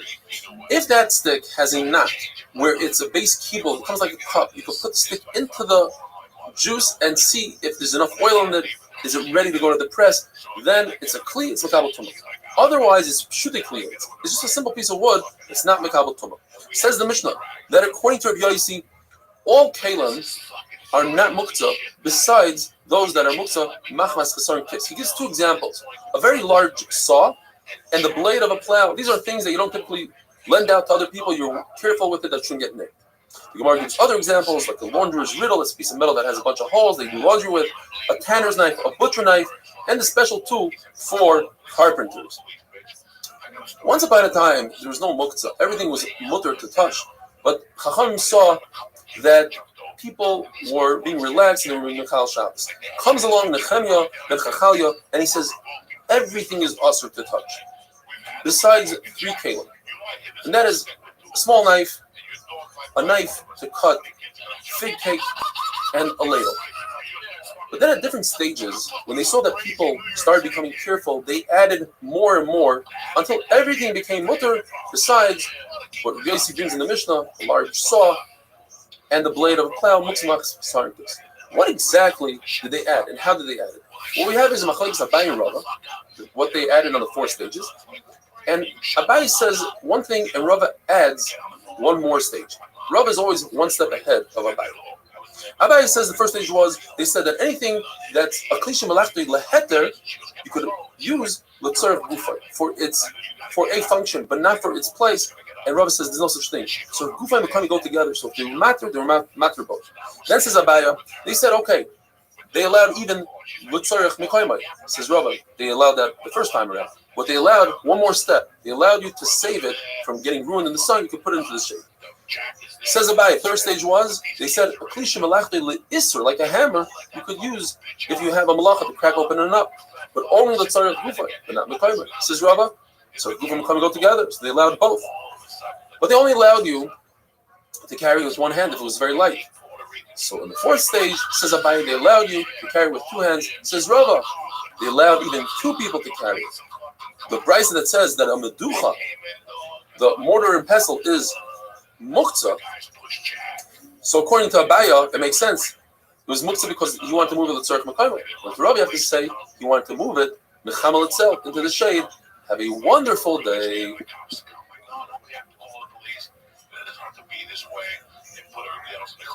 I stayed up. My mother cleaned me up. My mother, one afternoon, called her a cut in Spanish, Buddha. You know, everything was sushi. You were Buddha. She was telling me, you gotta get fucked in the ass 4 times before you get my kid. It was terrible.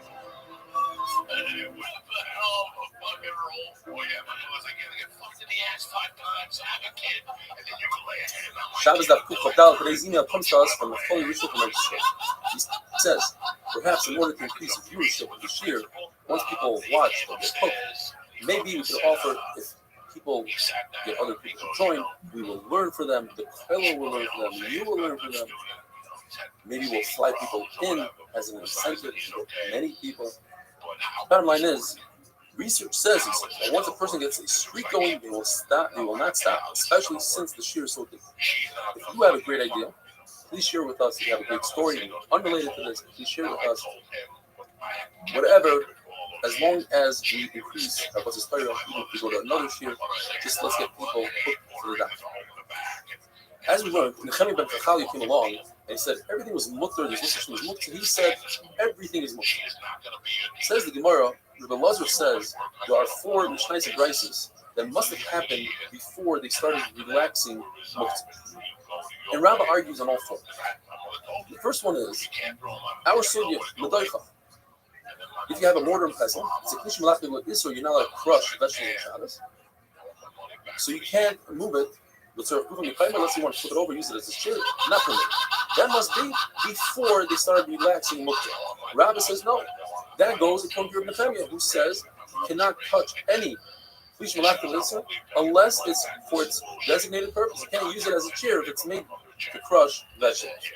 Second thing is on the shulchan, we had lechem upon him, and in order for there not to be any mold between the bread, they put small rods. Those rods are k'lishim malachim leheter, the whole bread. Yet the Mishnah says you cannot touch them on Shabbos. You have to remove them before Shabbos in order to take out the bread, and then you put the new breads in on Shabbos, and on Matzah Shabbos you reinsert those rods. It must be before they relax the muktzah. Says Rabbi, not true. Perhaps it was after they relaxed muktzah. Yet it's only there to prevent mold. You can wait a couple of hours until Shabbos is over. You don't have to touch these rods. There's another halacha that for the carbon pesach, in order to remove the hide, they would put the animal on a hook. Not enough hooks there at pesach, so many people. So you use a pole. You put a pole from person to person, from shoulder to shoulder. You hang the animal on there. But if every pesach falls on Shabbos, don't use a pole. Use your hand. Put your hand on your friend's shoulder. He puts his hand on your shoulder. Must be before they relax muktzah. Says Rabbi, not true. It's possible since there's a way to get out of it. You don't have to use a pole. Why use a pole? Use your hand. So these are the things we have enough. There's another concept called rooster. There's a bolt, and on top of the bolt is a knob. And you put it in the ground, and that shuts the door, closes the door, locks the door. One man on the hole, you know how to carry that on Shabbos unless you do something in a time, drag it. Must be before the Xera. Says Rabbanah, perhaps it goes according to the Yana. The halacha is you're not allowed to carry from your house into a chutzner. But the chutzner, you're allowed to carry from chutzner to chutzner to your neighbor's chutzner. Here the shiloh is, the threshold that's outside of the door, is that considered as part of the chutzner? And therefore, I'm allowed to carry this bowl. Or perhaps it's considered as part of my house, and that's why this mandor holds you're not allowed to carry from the house into the chutzner. We have a Mishnah that's explained by Rabbah and Rabbah. Rabbah adds one more step to Rabbah. Rabbah says the Mishnah comes to say that according to Tanakama, such as the bowl, cup, you're allowed to carry it with certain let's say you need a place, even just not forget the malacha, I want to drink from it, but even I need some room on the table, let him move it over. If it's a klisha malachim, such as a hammer, only let's serve kufay if I have to crack open a nut, but not let's serve kufay if it's on my bed and I want to go to sleep, I cannot move it. Comes from the Nehemiah, it says, when it comes to klisha malachim laheter, I can only move it let's serve kufay if I want to drink from it, but not let's serve kufay. The big question in the Gemara is, so how do I wash dishes? I have a dirty dish, I have a dirty bowl from the shop. How do I bring it to the sink? The only reason why you bring it to the sink is because you want to make some room on the table. Says the Gemara, the reason is because it's a graf shorei. Just like we said, you let him move a mouse on Shabbos, a dead mouse, which is completely moved to because it's disgusting. So too, a bowl is disgusting. Rava adds one more step, and he says, according to the Tanakhama,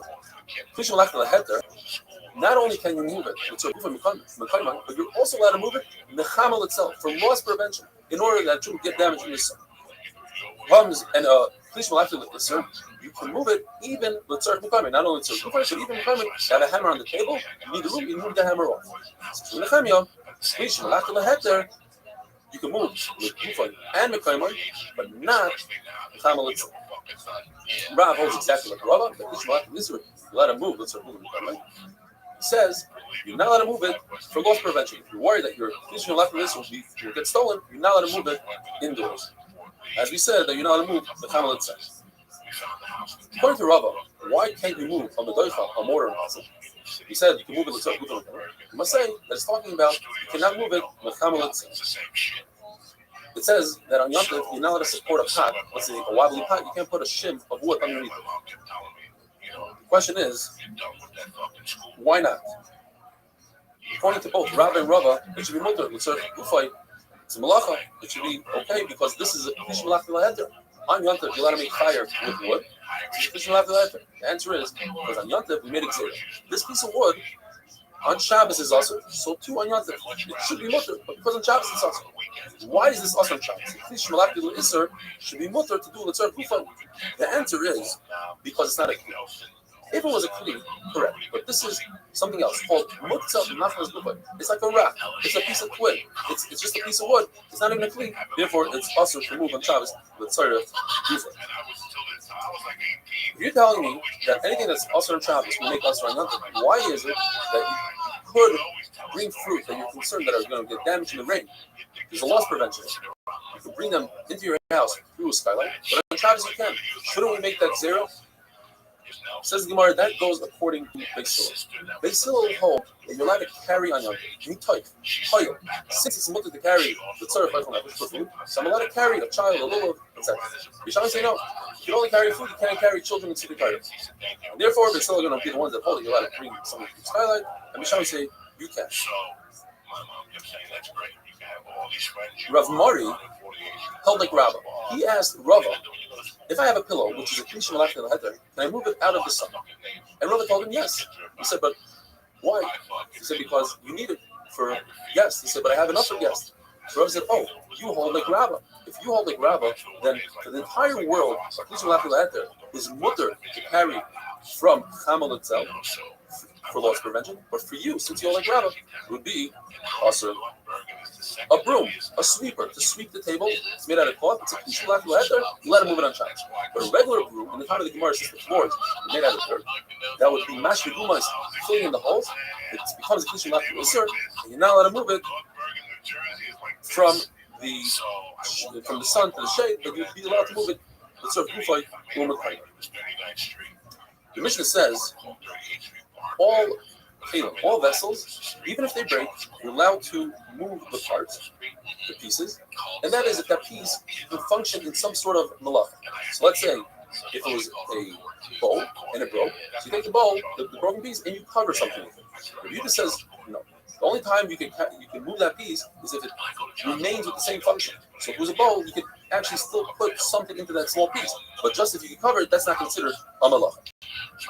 Shmuel explains the machlokes is when the piece is broke on Shabbos, that Tanakama says it's considered ready as a kli, and it doesn't matter what malacha does. Yudah says this is considered malacha. He's just born today. It's a brand new kli, and it has to be the same malacha. But it was broken on their Shabbos. Everybody agrees that it's mutter or the malacha. There are three brises, says the Gemara. One says that you should make a fire with the actual kli, but not with broken heart. That according to Yehuda, that says that noila is muktzah. According to Restream, that noila is not muktzah. It's right with the next brise that says you could use even broken pieces for a fire. And the one that says you can't even use a real kli for a fire is Reb Nechemia, who holds that a kli is designed only for its purpose, and since this dish is not designed to make a fire out of it, it's also to move on Shabbos. Have a wonderful day.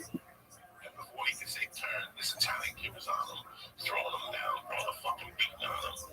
And then I just figured it out. The kid that he was white had a big family. Then a fat chick came. And that was their sister. You know, Irish families, they was like all boys. And they got this big Irish sister at the end, like in the fighter. Even though they were all ugly, all of them could stop bird shit by them. Except for the one girl. Shabbos Daf Kuf Chotei. We plan on making a one-of-a-kind siyum from Masechet Shabbos on Zoom, where all the viewers from all over the world, from Australia, from South Africa, from Muncie, from Borough Park, from Chicago, Switzerland, England, Italy, many, many more, are all going to join us on Zoom. Each location, each city is going to have one place where everybody's going to gather, and we're going to transmit. There's going to be a speech from there. So we have Yossi Klein from Superior Piping or Plumbing in Muncie, says that he's willing to take on, he wants to be the representative in Muncie, and he's going to organize the Muncie Affair, and he wants to put the advertising in the papers, etc., etc. So thank you, Yossi Klein. According to everybody, if you have a broken piece of a kli, it's not muktzah if you're in a chutzner. Because in a chutzner, there's always something you can use that broken piece for to cover a battle, etc. If you're in a carmelist, there's machlokes. According to Shmuel, there's nothing you can cover in a carmelist. You're not going to find open battles. Muktzah. According to Rav Nachman, there's spit on the floor that, let's say you're sitting and schmoozing, you want to cover that spit. According to Rava, it goes even further. Since it's a kli and it's not muktzah in a chutzner, so you can never remove that name of a kli from it. So even in Rosh Hashanah, it's not muktzah. In fact, there's a story. Rava's shoes got really dirty with mud, and his shamish came and he found a piece of earthenware on the side in Rosh Hashanah and he started scraping off the mud. So Talmidim started screaming, Shabbos, Shabbos, what are you doing? Says Rava, these Talmidim, not only they're amaratzim, they never learned the halacha, but they go and they spread their mistakes to other people. It's not muktzah. Since it's a kli in Rosh Hashanah, so it's a kli in Rosh Hashanah. If you have a broken barrel, but the lid is intact, you're allowed to move both the lid and the broken pieces, provided that you don't smooth out the broken pieces of the barrel in order to make it a nice cover. That would constitute maked b'hadash. If you threw out the lid into the garbage, depends when you threw it out. If you threw it out before Shabbos, you're showing it's no longer necessary. It's not a kli, so therefore it is muktzah. If you threw it out on Shabbos, it's too late. You can't take something that's a kli already and say now it's not a kli. What if you take a shirt, a perfectly good shirt, throw it in the garbage, any kind of beggar? Even if you throw it out on Thursday into the garbage, it's not muktzah. It's still considered a shirt. You cannot take a perfectly good kli and make it a non-good, non-kli. A broken piece of reed mat is not muktzah because it serves the same purpose as a very, very large mat. Large mat could cover dirt, could cover waste. So too small pieces could cover dirt. A piece of a talis gadol, a talis of a mitzvah, up until 3 fingers is considered a beged. Less than 3 fingers, even a poor person doesn't keep. But if it's not a talis shel mitzvah, then even less than 3 fingers has purposes. If you have broken pieces of a oven is made out of earthenware, and we're talking about an oven that was already had hesed rishon, it was heated up and hardened. According to Rameir and Belazim Yaakov, which the halacha is always like Belazim Yaakov, you could carry these pieces, the same reason we said before, you could, yes, they don't serve as an oven, but they could serve as a battle cap. If you says battle cap is considered noilat, it was just created right now, therefore it's muktzah. Rav Ashi says we're talking about you want to take a piece of an oven and put it sideways and bake lafa pita on top of it. Now typically you bake it sideways, vertically. Says Rameir to Yehuda, don't you agree to me in this case that it's not muktzah, it remains with the same usage? Since I'm using a broken piece of an oven as a real oven, it should remain a kli. Says Yehuda, no. Because beforehand, the fire is on the bottom and the lafas and the pitas were vertical. Now the fire is outside and the lafas are horizontal. It's not serving the same way and therefore it's muktzah. Rava says we have a machlokes whether or not broken pieces of an oven that were not connected to the ground, according to Yehuda, that's not considered an oven at all. It's not considered an oven. It's muktzah. It's not a kli. According to Chachamim, it's considered an oven, and therefore it's not muktzah. And the Gemara tells us they learn it from the Psukim, Yutats, and Tmeim Yulochem. Rabbi Elazar and Yaakov says a cover of a kli does not need a handle. Says the Mishnah, if you take a stone in order to put weight on a pumpkin pail so that the pail goes in and can draw water, if you tie it properly to the pail, it's not muktzah, it becomes part of the pail. If you have a stone, similar case, a stone on top of a barrel, you take the barrel, tilt it, that's tilted on its side, and the stone falls off. What if you're concerned that the stone will break another barrel? You lift the entire barrel up, move it to the side, and tilt it over there. That's in a case where you completely forgot about the stone. What if you didn't forget about the stone? You put it there purposely. So we have Machlekes Reb Ami and Reb Asi. What Reb Yochanan said? Reb Ami says that the barrel becomes a basis to the stone, and therefore the barrel becomes muktzah. Basis of davar else is muktzah. And he says that it's very different than a pail. In the pail, it was tied down with a string or something. Over here, the stone is just laying there. And Reb Ami holds that you don't need to take action when it comes to, you need to take action when it comes to making a stone non-muktzah. You have to tie it to a pail or something of that sort. Rav Asi says the opposite. If you put a stone on top of a barrel, it's completely not muktzah because you created a covering for the barrel. And it's not similar to the case in our Mishnah where you put a stone into a pumpkin when it's not tied down that you're not allowed to use it. Because over there it just becomes bottle, it's going to fall out. And Rav Asi holds you don't have to take action on a stone. Similarly, we see when Rebbe came to a certain city, he told his Talmidim to go out and make those stones designated for sitting on them on Shabbos. So we have the same exact machlokes. According to Rav Ami, there's no action taken, and all they did was they designated in their head so that they shouldn't have to move it on Shabbos, and the stones are muktzah. And Rav Asi says there was action taken. By them cleaning off the stones, that is the action necessary. Rabbi Yossi ben Shaul says what happened over there with Rebbe was a bunch of beams, and they were miyach the beams. And Rabbi Yochanan ben Shaul says it wasn't beams; it was a special piece of wood, a feeler for a boat. Now, if you say it was beams, a feeler for a boat is different. Because a feeler for a boat, people are very careful with it. It's an expensive piece of equipment, and that would remain muktzah. Says the Mishnah, if I have a pail and I tie the pail to a vine, the way that vine is not muktzah and I'm allowed to use the pail is if I tie it. Otherwise, I cannot use it. Even Reb Shimon Gamliel typically says you don't have to take action. You just think about it and have intent in your head and make something like a vine, a stone, a piece of palm tree. I can make it non-muktzah with a thought, but in this case, we agree you have to tie it. Two reasons. Either because we're talking about that the vine is still attached to the ground and it's within 3 tefachim of the ground, or because the vine is so soft we're concerned we'll have left over and will be sticking out and we'll cut it off. And cutting it off on Shabbos is making padish and asur, so you made exam. If a person has shutters, so according to Rebbe Lezer, the Mishnah says, these shutters, in order to close up a window on Shabbos, they have to be hanging and tied. According to Chacham, it's not necessary. The Gemara explains what that means. There's an isser to make a rooftop on Shabbos, even on Yantif. And there's a machlokes. What if you already have a partial roof? Can you add to the roof? The same machlokes would apply, although it's a very different case, on a vertical wall by a shutter. Now, typically, there is no mechitza on Shabbos. There's no isser to build a wall on Shabbos. Rebbe Lezer holds that since it looks like you are building, even though it's a temporary shutter, but it's a permanent wall, it's awesome. If Chacham say it's not awesome, have a wonderful day.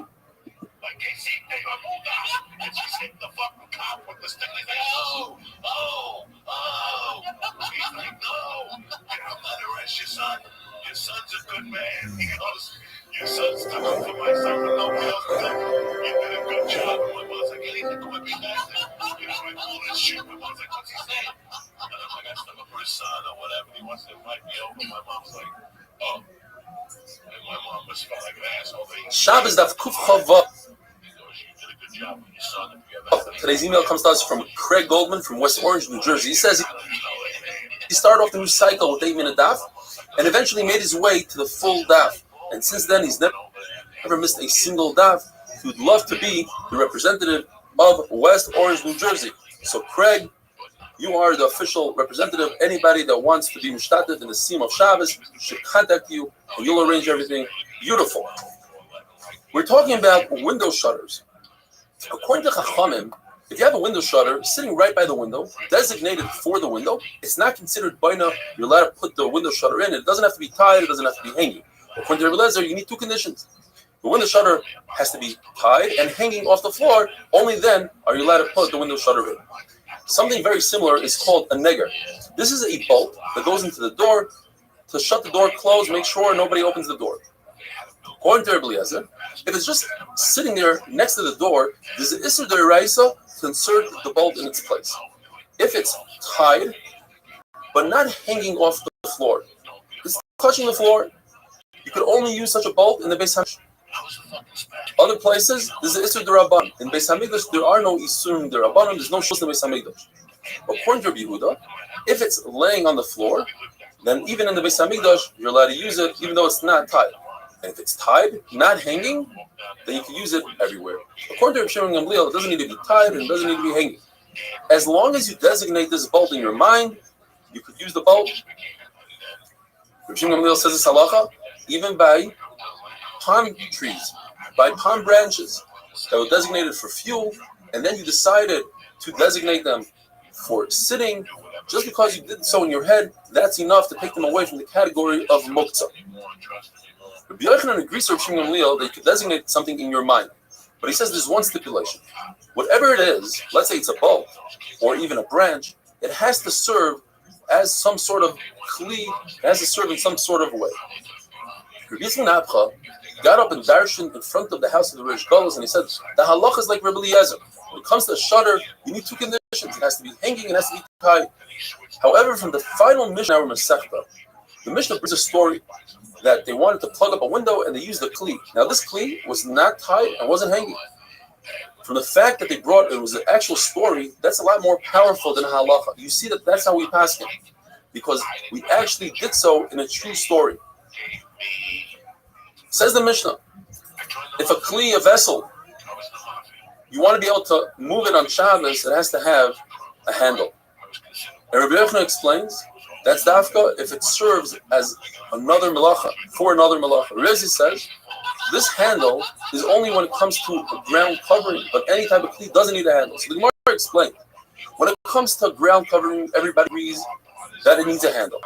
Then when it comes to kli, everybody agrees it doesn't need a handle. But the machlekes is when you put a kli in the ground, do we say that you might confuse this kli for ground covering or not? And with that, we finished the perek Kol HaKelim. Brand new perek, Mefana. Says the Mishnah, if you have a room with wheat, hay, you're not allowed to move it on Shabbos because of the exertion that you put out while you move things. On Shabbos, you have to rest. However, if you're doing it for a mitzvah, you're allowed to move 4 to 5 boxes. And the Gemara is going to explain whether that's literal or just, that's the way we speak, 4 to 5. If you need the room for a shear or fachmas esarchen, you can move 4 to 5 boxes. But not more, says the Mishnah, because more than that, more than 4 to 5 boxes would be a tircha, would be too much exertion. The Mishnah goes on to give a list of different things that are not muktzah, such as food that you remove the truma for the kain, so it's mutter to eat. But food that you didn't take off truma samaisrus is muktzah because it's not permitted to eat on Shabbos. D'mai, food that we don't know if the Amars remove the truma is mutter. The Gemara will explain. Ma'aser Rishon, that's the 10% that the Yisrael gives off to the Levi, and the Levi removed the truma. The Gemara will explain as well. That's Ma'aser Rishon. Ma'aser Sheni, that's the 10% you take for yourself. That's what you have to bring to Yerushalayim. If you don't want to bring to Yerushalayim, you redeem it. So we're talking about it's redeemed. So it's not muktzah. Hegdish, if you want it, you have to redeem it. Not muktzah. If you don't redeem it, or Ma'aser Sheni that you didn't redeem, it remains muktzah. Says the Mishnah, Turmos, type of a bean. If it's dry, it's not muktzah because you can feed it to your goat. If it's moist, even a goat won't eat it, it's muktzah. There's something called luf, which the Tanna Kamma says is muktzah. Mustard seeds are muktzah. Rav Shimon Gamliel says luf is not muktzah since it's raven food, and many people have ravens.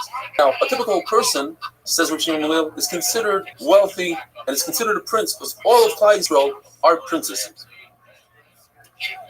If you have a bundle of straw or branches, if you designate it specifically for animals, then it's not muktzah. So Reb Chizda comes along and explains the Mishnah. When the Mishnah says you can move 4 to 5 boxes of hay, the Mishnah was very specific. If it's a small room, you can move 4 out of 5 boxes. You have to leave 1 box worth of hay on the floor, so you don't expose the floor, so you don't come to be mashvagumas to smooth out the floor, which is an isser of binding. If it's a larger room, then you're permitted even 5 boxes. But you have to leave some over so that you're not mashvagumas. If it's a large storage room, it's usher to start removing hay from it, because we go like Rabbi Yehuda, that there is muktzah. In other words, something that was designated as storage before Shabbos remains muktzah throughout Shabbos. Shmuel says no. We're going according to Rabbi Shimon, that there is no muktzah. Just because it was designated in a certain way before Shabbos doesn't make it muktzah through Shabbos. And when we say 4 to 5, that's just a figure of speech. That's how people speak. So therefore, I can remove even more than 5 boxes. And when the Mishnah says you cannot remove a storage facility, it just means that you have to be careful not to smooth out the floor. But again, he holds like Reb Shimon that there's no muktzah bein hashmashos. Have a wonderful day.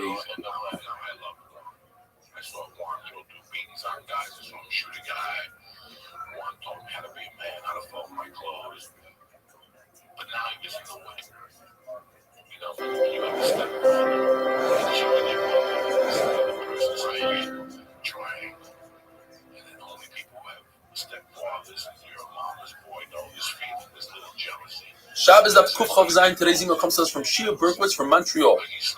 He says he's doing everything he can to spread the word about the shir. I personally watch the shir every day on Torah Anytime. Thank you again. Appreciate your effort tremendously, Shia. Thanks, Shia. We're talking about storage of wheat. You're not allowed to move any of it on Shabbos. What is storage? A lesach, which is 15 sa. But there's a trick. If you're stuck on Shabbos and you need to make room, you can walk in and out of the storage and move the wheat with your feet. Chia says, if you never started using the storage before Shabbos, then once Shabbos comes, everything in storage is muktzah. Reb Shimon doesn't hold of muktzah in that situation, and therefore, even if you didn't use it before Shabbos, it's not muktzah. The Gemara is mesupah. What's better?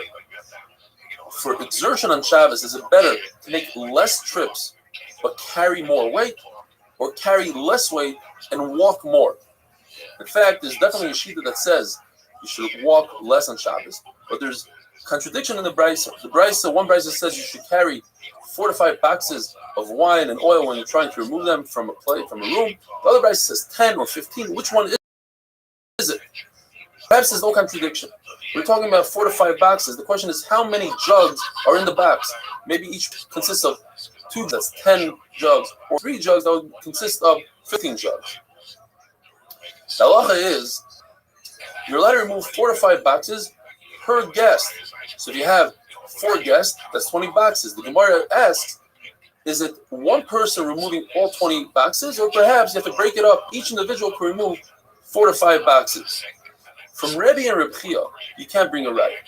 Rebbe and Reb Chia came to a certain place, they were given a base measures to teach, and they saw there's not enough room. They went out into the field, and they made room in the field. They moved a lot of wheat out of the way. Perhaps over there, Rebbe didn't do it himself. Rebbe was a Nasi.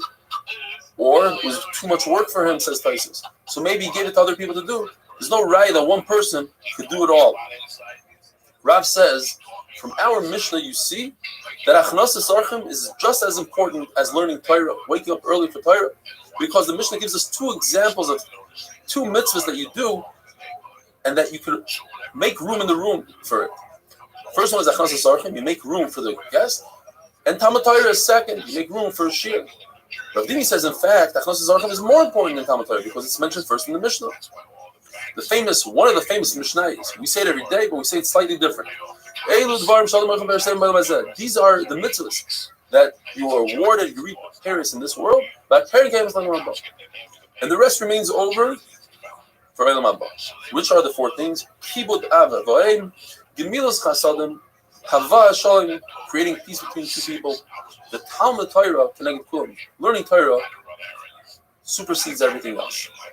The question is, we have different Mishnayos that say different things. And the Gemara explains, Hachnasas Archim and Bikur Cholim are included in Gemilas Chasadim. Not only that, Iyum Tefillah, having Kavan and Davening, is also considered Gemilas Chesed. Explains Rashi beautifully. You're doing Chesed with yourself when you have Kavana and Davening. When you get up early in the morning to learn Torah, or bring your children to school for Torah, that's included in Talmud Torah. Down the Kafsfus, which is also brought in one of the Mishnayos, is included in Hava Shalom bin Adam Chavera, because once you are down the Kafsfus, you see the good in everything, then there'll be less fights. Once we mention Down the Kafsfus, the Gemara brings 3 beautiful stories about Down the Kafsfus. First one is a story about a man who came from Galut. In the Shiltois, this man is Rebbe Akiva. Before he became Rebbe Akiva, he was still in Amaharis and he was working. He worked for Eliezer ben Hurkanus, according to the Shiltois, for 3 years. After 3 years, he said, I want my wages. It's Erev Yom Kippur. I want to go home to my wife and child. Eliezer ben Hurkanus says, I don't have anything to give to you. But after Sukkot, Eliezer ben Hurkanus came to Rebbe Akiva and brought 3 donkeys with him. They ate and drank, and he gave him his wages and more. And he asked Rebbe Akiva, what did you think when I said I don't have anything? Rebbe Akiva said, when you said you don't have money, I thought perhaps you invested in a business. When you said you don't have any fruit, maybe they didn't have any trumas and maestros and you couldn't give it to Hamaretz. When you said you don't have any animals, maybe you rented it. Maybe you rented your field. What about pillows? Maybe you were magdish it. Says Rebbe Eliezer ben Hurkanus, that's exactly what happened. I was magdish everything I had because of my son who wasn't learning Torah, but then I got Hataras and Daran, and here I am to pay you back. There's another story. Ma'aseh b'chassid echad, Rashi says it's Rabbi Yehuda ben Bava or Rabbi Yehuda ben Eloi, who redeemed a girl who was captured, and he brought her to a hotel and put her by his feet. The next morning, he got up, went to the mikvah, and taught Torah. And he asked his students, "What were you thinking?" He said, "Perhaps you wanted to save this girl from one of us who wasn't proper, and perhaps you had a carry because of the tircha of the way." He said, "That's exactly what happened. Baruch Hu should be done Milakavskos just like you were done Milakavskos." And finally, the third story, Yeshua went into a non-Jewish woman, a prominent woman's room, locked the door. Before he did that, he removed his tefillin. He came out, he went to the mikveh and taught him Torah. He said, "What do you think was going on here?" He said, "Well, you don't want to go in with your tefillin, Tamakim Tuma. Perhaps this Goya spit at you, and her spit is like a Zava's spit, and is Mekami. That's why you went to the mikveh." He said, "That's exactly what happened." Says the Mishnah, the fact that we said in the Mishnah that you could move truma, what is the big chiddush? And the answer is because this truma is in the hands of Yisrael. And Yisrael can't eat truma. Nevertheless, since it's permitted for a kohen to eat truma, therefore it's not moksa for the Yisrael. What about D'mai? Why is D'mai not moksa? The answer is because D'mai is appropriate for a poor person. As the halacha is, you could give poor people D'mai, you could give the soldiers D'mai. And everybody has the ability to just be mafkir his belongings and become a poor person, and therefore the D'mai is right for him. Ma'aser Rishon, which is the 10% that the Yisrael gives the Levi, which already had the Levi gave 10% of his 10% to a Chaim, but he did not. The Yisrael initially didn't give the Truma, the 2% to the Chaim. That is the Chish. That even though the Yisrael jumped to step number 2 instead of doing step number 1, the Levi doesn't have to go back and give the Kohen his 2% that he's deserving.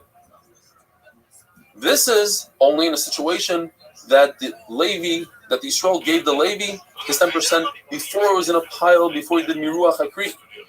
And it was, let's say, still attached to the ground or still in its Shibboleth. But once it's in a Kri, once it's in a pile, then not only does Yisrael get Malchus, but you have to go back and give 2% to the Kohen. What is the big chiddush if the Ma'aser Sheni, which is 10% that goes to the owner, you have to redeem it? If you redeemed it, of course it's not muksa. The answer is because he didn't redeem it properly. You have to redeem it and give a fifth. In other words, if there's 100 fruit, you have to give 125. The fifth is milapar after the final number. But at any rate, it's not considered muksa if you don't give the fifth. The fifth is not ma'ake. Have a wonderful day. Podcast presented by Speed Capital Management. At Speed Capital Management, we advise investors who play the long game.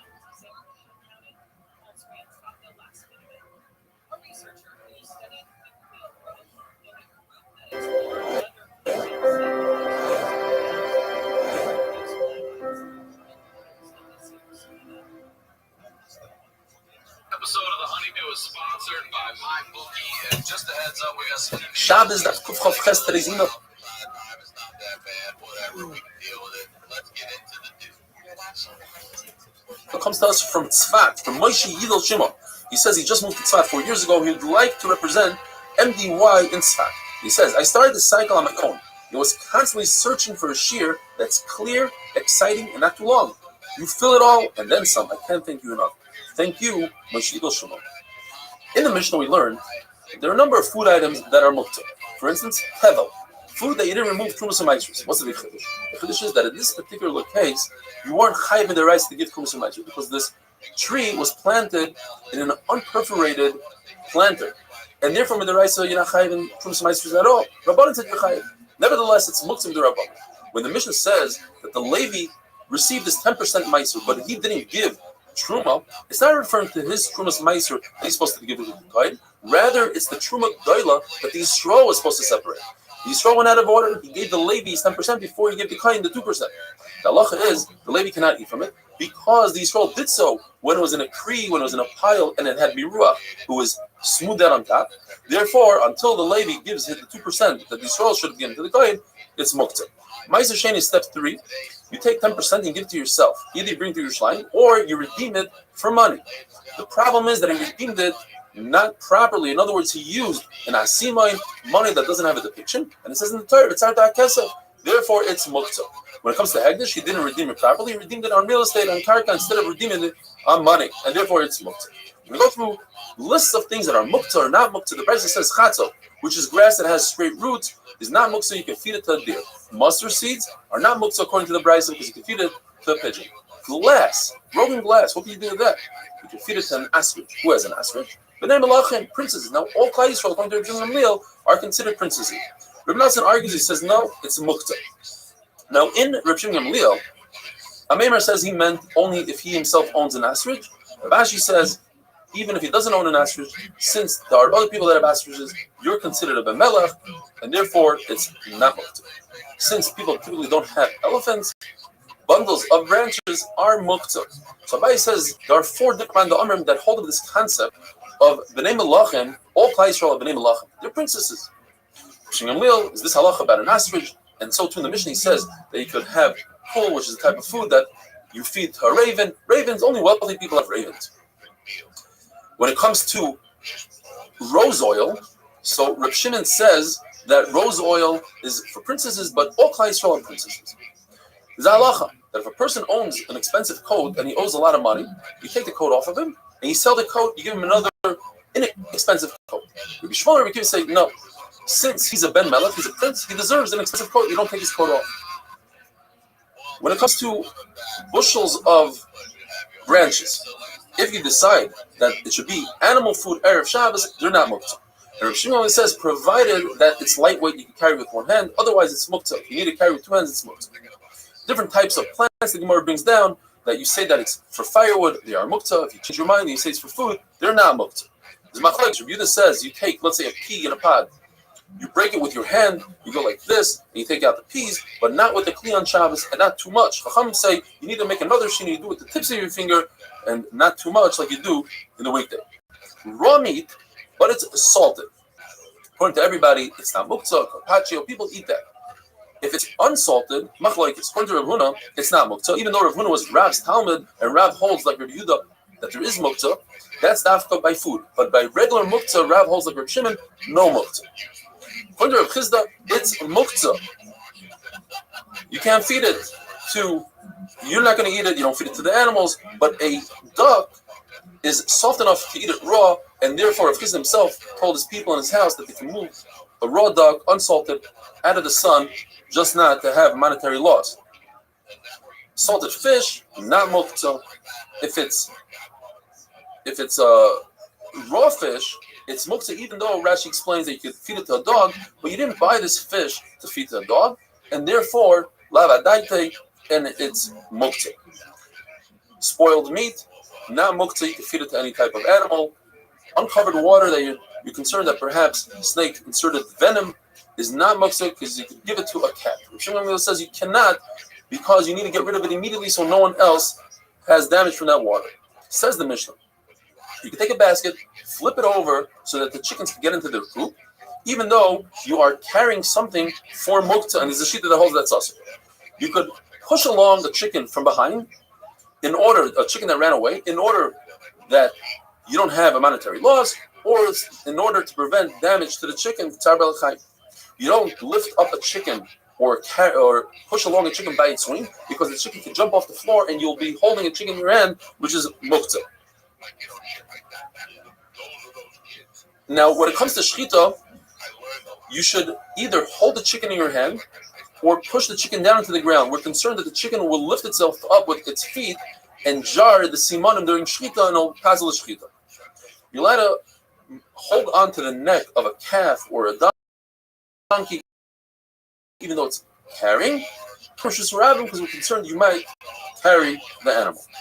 When it comes to a child that knows how to walk, hold the child, but don't drag the child. That is, if an animal gets trapped in a body of water on this, so you can give it to eat so it doesn't die.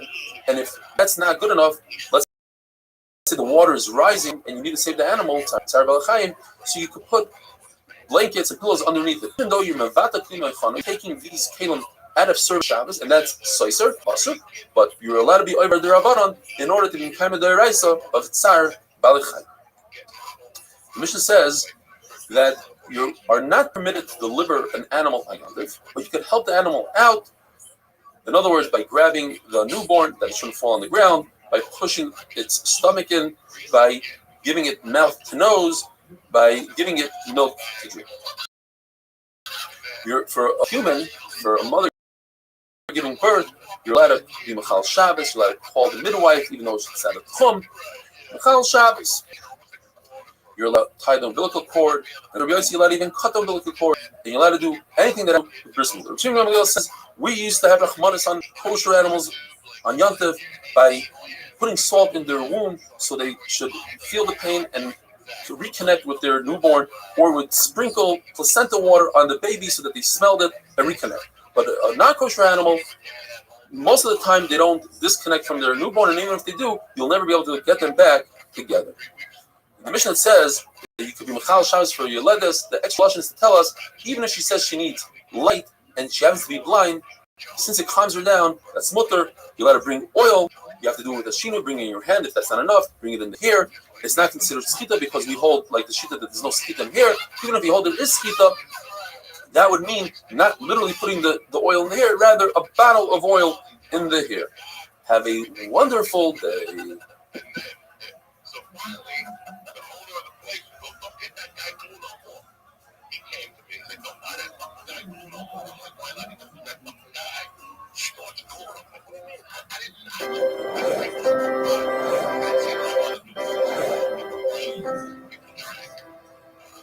I wasn't into pills. I didn't know anything about pills. Like crazy when you find out there's a different way to get out. Shabbos Daf Kufchav Test. Today's amazing email comes from Eitan Ugorek. Very long email, just read a couple parts of it, and he says, I want to thank you and your family for all the hard work you put in. The fact you have on so many people's lives is amazing. The daf has mamish changed / saved my life. It helps me go against my nature, which is being consistently inconsistent.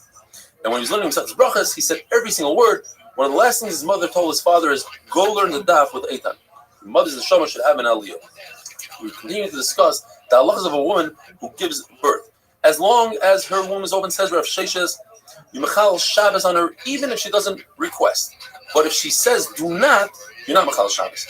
Once her womb is closed, the Gemara is going to describe what that is, you're not mechal Shabbos on her, even if she requests. Mar Zutra is much more mekel, and therefore we go with Mar Zutra, because Safik Nefashis Malchut. He says, as long as the womb is open, even if she denies help, you give her help.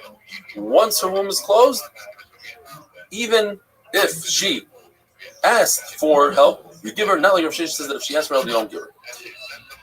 What does it mean that her womb is open? 3 sheets. According to Abai, when she sits down on the stool. According to Rav Huna, when she has dam. According to Yeshayim, when her friends help her along to walk. What does it mean that the womb is closed? There are 3 stages. From birth until 3 days. Even if she says, I don't want help, you give her help, like Mar Zutra. Yimachal Shabbos. From 3 days to 7 days, if she requests help, we give it to her. And from 7 to 30, even if she asks for help, she's no better than a chayla shem sakana. You're not mechal Shabbos. However, a guy could do the malacha for her. Shmuel says a woman who gave birth should not go to the mikvah until after 30 days, unless her husband is there and he could warm her. Gemara tells us a story The Rav Chizda's wife, Rava's wife, who was Rav Chizda's daughter, didn't go by this, and she went to the mikveh within 30 days, and she became sick. So they had to carry her and her bed all the way to Rava to Padisa so that he could warn her. Shmuel says you light a fire for a woman who gives birth and for somebody who lets blood, and now we're going to go into a whole sugya of bloodletting. And if Rashi says if you make a fire for somebody who let blood, so certainly for any sick person, even in the summer. The Gemara tells us that Shmuel, Rabbi Yehuda, and Rabbah all burnt their expensive furniture in order to make a fire after they let blood. And the concept of baltashkas doesn't apply here because baltashkas of your body, not to ruin your body, is more important than not to be mashkas your furniture. We know that if somebody walks barefoot, in other words, you can't afford shoes, that's a tremendous embarrassment. So the halacha is you should sell even the things in your house to buy shoes. Yet when it comes to bloodletting and you have nothing else but a pair of shoes, sell your shoes so you can have a meal after you let blood, because it's very dangerous if you don't. Rabbi Nachman used to tell his students, tell your wives that I'm coming for a meal. And like this, they'll make a big meal and you'll have a lot what to eat. If a person cannot afford wine, the Gemara says this is one case where you're allowed to do trickery. You're going to a wine store and say, I'd like to purchase wine, give me a taste. And then you give them a coin that's rubbed out and they say, well, we don't accept that coin. So you go to the next one, do it 7 times until you drink a whole rubies. If you don't even have that, then you can eat 7 black dates, smear a little oil on your temple, lay in the sun. The Gemara tells us Shmuel laid in the sun, and Avlet said, what are you doing? Sun rays are bad for your health. So he said, oh no, but I let blood. But what really was going on was the kufa of Tammuz. There's one day in the year that the sun is really beneficial throughout the entire day. If a person is not careful about the su'udah that he's supposed to eat after bloodletting, HaKadosh Baruch Hu won't have him and won't give him parnasa. What is the su'udah? According to Rav, you eat meat to replenish the life that's lost in a person. According to Shmuel, you drink red wine. It's the red that the body's missing, and they would make for Shmuel spleen dish because it's red. The Gemara tells us that after bloodletting should be done in a room that there's no wind. In fact, Shmuel would go into a room that had a 22.5 tefach wide wall, which is about 7 feet wide. And one day after bloodletting, he realized something was wrong, and he checked the wall and he saw that 1.5 tefachim were missing. Rabbi Yochanan would drink enough wine until the smell of wine would come out of his ears. Rav Nachman would drink enough wine until his spleen was literally floating in wine. Rabbi Yosef, until wine would come out of the bloodletting wound. Rabbi would search for wine from a tree that was 3 years old. If a person doesn't eat immediately after bloodletting, it's very dangerous. If that person encounters a dead person, his face will turn green. If he encounters a murderer, he will die. And if he encounters a pig, he'll get saras. There are 5 things that bring a person closer to death than to life. And they are, if a person stands up quickly, right after he eats, drinks, sleeps, bloodlet, and tashmish. A person should do bloodletting on Sunday, Wednesday, and Friday. Not on Monday and Thursday. That's when the Bezdin is open down here, and the Bezdin Shemal is open up there, and they coincide, and it's bad news. Unless, of course, a person has schus avos, then he could do bloodletting on Monday and Thursday. On Tuesday, you don't want to bloodlet, because that's when Mars rules on an even hour. And since Mars is in charge of Cher and Dever, and to get with bloodletting, that's not a good connection. On Friday, even though Mars rules on an even hour, since people already made it a minhag, because of the fish that they eat, they're supposed to eat fish after bloodletting, and they didn't have money, they would eat the fish with Shabbos. It became a minhag, so Shomer P'sam Hashem watches over the foolish.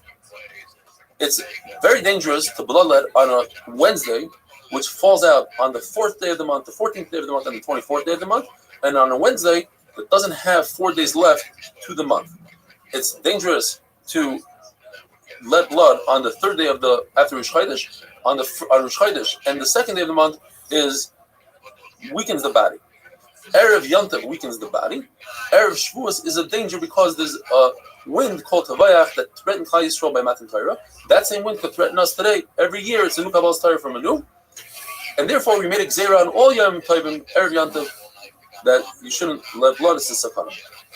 If a person eats wheat and then he does bloodletting, the bloodletting won't do any benefit for him. However, it will make him lighter.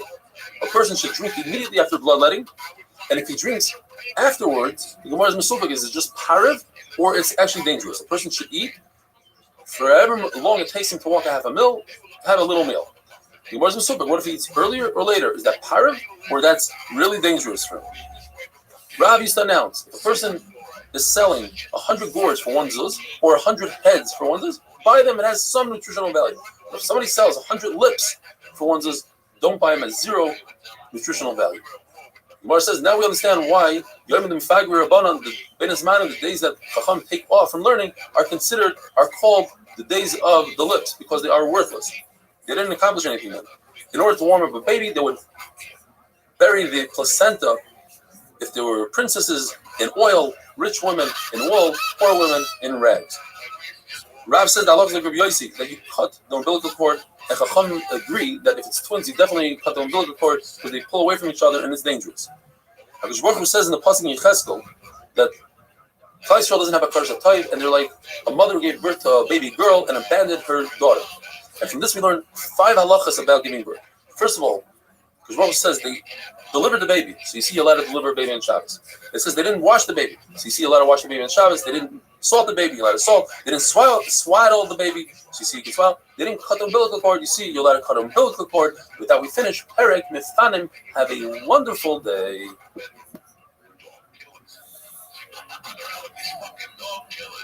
Look at the shape I would pull off my shirt all day. There was always something. So one day she goes, what's in your pocket?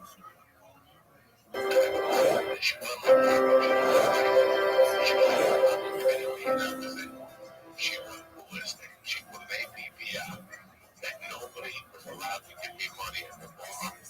What do you want? She went to I'm scared Shabbos Daf Kuf Lamed. Today's email comes to us from Phil Rosenblatt, and it's a great one. Rebelli wanted to say thank you for a wonderful share. Your hard work, charts, stories make learning contagious, and we share your thoughts, the retiring stories, with our family and friends. One of your schools is connecting us all on Zoom. No matter our background, learning experience, type of hat we wear and don't wear, you have connected us all, as all that we need in common is we are Yehudim. Even those on the way to join the clown, shout out to Lev, are part of the Zoom team. Seeing the young Talmidei giants like Yoel, Shmuley, he's referring to the young children in the shir, and others eager to learn, makes the shir unique and special. Looking forward to coming and meeting all the MDY team in person. Phil Rosenblatt, thank you. We're starting a brand new parak. Rabbi Eliezer the Mila discusses the halachas of bris milah on Shabbos. If we have a bris milah that's on the 8th day on its time, and there's no knife prepared from before Shabbos, you can carry a knife from Rosh Hashanah, Mimachal Shabbos, as long as you show the knife. The knife is exposed and everybody sees the love that we have for mitzvahs, that for mitzvah we are prepared to be Machal Shabbos. In time of danger and sakana, you hide the knife. You don't want other people to think that you're being over on Chil Shabbos, so you do so in front of Eidim. The Gemara's Mesupah doesn't mean you plus Eidim that are watching you hide the knife, or it's just one other person together, you are Eidim that can testify in other cases. We're talking about machshirei mitzvah. These are things that you need to do in preparation of the mitzvah. So, for instance, when it comes to a bris milah, you would cut wood to make a fire, to make coals, to heat up the metal, to make a knife for the bris milah. All these things are permitted according to Rabbi Eliezer. They're machshirei mitzvah, and Chachamim argue. In Rabbi Eliezer's town, they acted like Rabbi Eliezer. They cut down wood on Shabbos to make a izemel, a knife on Shabbos for the bris milah. And the Gemara tells us that incredibly, they all lived long, happy lives. No one died early. In fact, when there was a gzera against Mila and Klal Yisrael, the gzera didn't apply to Rabbi Eliezer's town. Gemara tells us that in the town of Rabbi Yossi, they would eat chicken, bird with milk. Yosef Rishba, he was a hunter. He prepared a peacock's head in milk and served it to Levi. And Levi refused to eat it. Levi went afterwards to Rabbi and he said, "You can't believe this. Yosef Rishba's serving basar b'chalav, chicken, peacock, and milk." So he says, "So why didn't you put him in chayr?" Says Levi, "Because I suspected that he paskins in his city, like Rabbi Yossi, that it's mutter." What's the source of that halacha? Because it says in the pasuk, "B'chalei b'imay," something that has milk. Since chickens, birds don't have milk, therefore there's no isser of basar b'chalav. Says Rav Shimon Gamliel, any mitzvah that Klal Yisrael accepted the soul with happiness, they still to this very day do b'simcha. Like it says by bris milah, I'm happy on your word. In other words, this is the commandment that HaKadosh Baruch Hu gave Avraham Avinu bris milah before the entire Torah. Like I found a great treasure. Any mitzvah that they accepted with a fight, they weren't happy about, like Arayus, like it says in the Pasuk, they were crying. Therefore, till this very day, when people make shidduchim, there's always fights between the families on the ksuba, etc. When Klal Yisrael gave their life up for a mitzvah, those are the mitzvahs that till this very day they're very careful with, such as Avodah Zarah and Bris Milah, as we see till this very day. Even non-religious people are makbid on Milah. Tefillin, where they didn't give up their life for, it's a little bit weaker. The Gemara tells a story. Tefillin, you need a clean body, like Elisha Bal Knafayim. What's the story? Why is he called Elisha Bal Knafayim? There was a decree from the Romans not to wear tefillin, and Elisha Bal Knafayim went out in public into the marketplace with his tefillin. A Roman saw him, chased him down, and when he got to him, he took off his tefillin and he said, "What's in your hand?" He said, "I have a pair of pigeon wings." He said, "Let me see." So he opened up his hand, and sure enough, there were pigeon wings. From here, you see that, according to Taisus at least, he didn't give up his life. He didn't just leave his tefillin on. He took off his tefillin, so that shows that they didn't give up their life. Rashi explains that Klal Yisrael wasn't careful with a guf naki, clean body. It was Elisha that was careful with. And from that day on, they called him Bal Knafayim. Why did he choose the wings of a pigeon? Because a pigeon is the only bird that defends itself with its wings and not with its beak. So too Klal Yisrael is protected with the mitzvahs that we do. And now we move on to Amid Beis. There's a story the Gemara says that they forgot the knife for the Bris Milah on Shabbos, and they brought the knife through the rooftops and the chatzeros, the courtyards, and karfithiyos, which are places that are enclosed that are less than 2 saw, without an arrow, which is the Issa B'Rabbanan. The Gemara tells us this does not go neither like Rabbi Eliezer or like Chacham. Rabbi Eliezer holds you go right through Rosh Hashanah. So therefore, there's no need to go through the rooftops. And it's not like Chacham, because they say you can't go through the Gagas and Chatzeris at all. So this is a third shita. Reb Shimon shita. Reb Shimon says that the Gag, Harfith, and the Chatzer are considered one rishus even for a regular clean, not a mitzvah. Even if there's no bris milah, you can grab a cup and go through the Gag, Chatzer, and Karfayv. However, what is also according to Reb Shimon is to go out from your house into the Chatzer, unless, of course, there's an Eruv. The Gemara tells us that Reb Asi says he brings a Rish Lakish that they once forgot a knife and they brought it through the Dagois, Chatzeris, Karfithiyos, and Chacham were really upset. How could they go according to Rabbi Eliezer? Rabbi Eliezer is a Shamuti. So one Shana Rashi is Shamuti. They put him in the famous story in Bava Metzia where all of the Gedolim held by the Tanur Achnai one way. Rabbi Eliezer said it's Tahar, and he brought a raya from the Charav tree, from the water. There was a baskel that came out and said, Halach is like Rabbi Eliezer. And Rabbi Shul got up and said, we don't pass him like the Shemayim. And they put Rabbi Eliezer and Chayrim in an incredible story. So if Rabbi Eliezer is a Chayrim, how can we pass him like him? Another shot is Shamuti, that he was a Talmud of Bishamit, so we don't go like Bishamit. Or the Gemara says that he was a Yachid against Rabbim, Halachic Rabbim. So the Gemara explains, Rabbi Yehuda HaGoizer, his name is explains, he was Rabbi Yehuda the Moyel. That we're talking about a Mavoi that did not have a sheet of Mavoi. They didn't have an era for the Mavoi. And they went from one side of the Mavoi to the other side. And Rabbi Asi agrees to that halacha. You could go from one side to the other. Reb Zera asked Rav Asi, I once asked you this question. How tell me that you hold you can go from one to the other without an error? And he said, Shad is because he was reviewing this halacha of Rish Lakish over and over. And when he reviewed it, it occurred to him. But back then when Reb Zera asked him, he forgot. But through reviewing, he recalled the halacha. Have a wonderful day.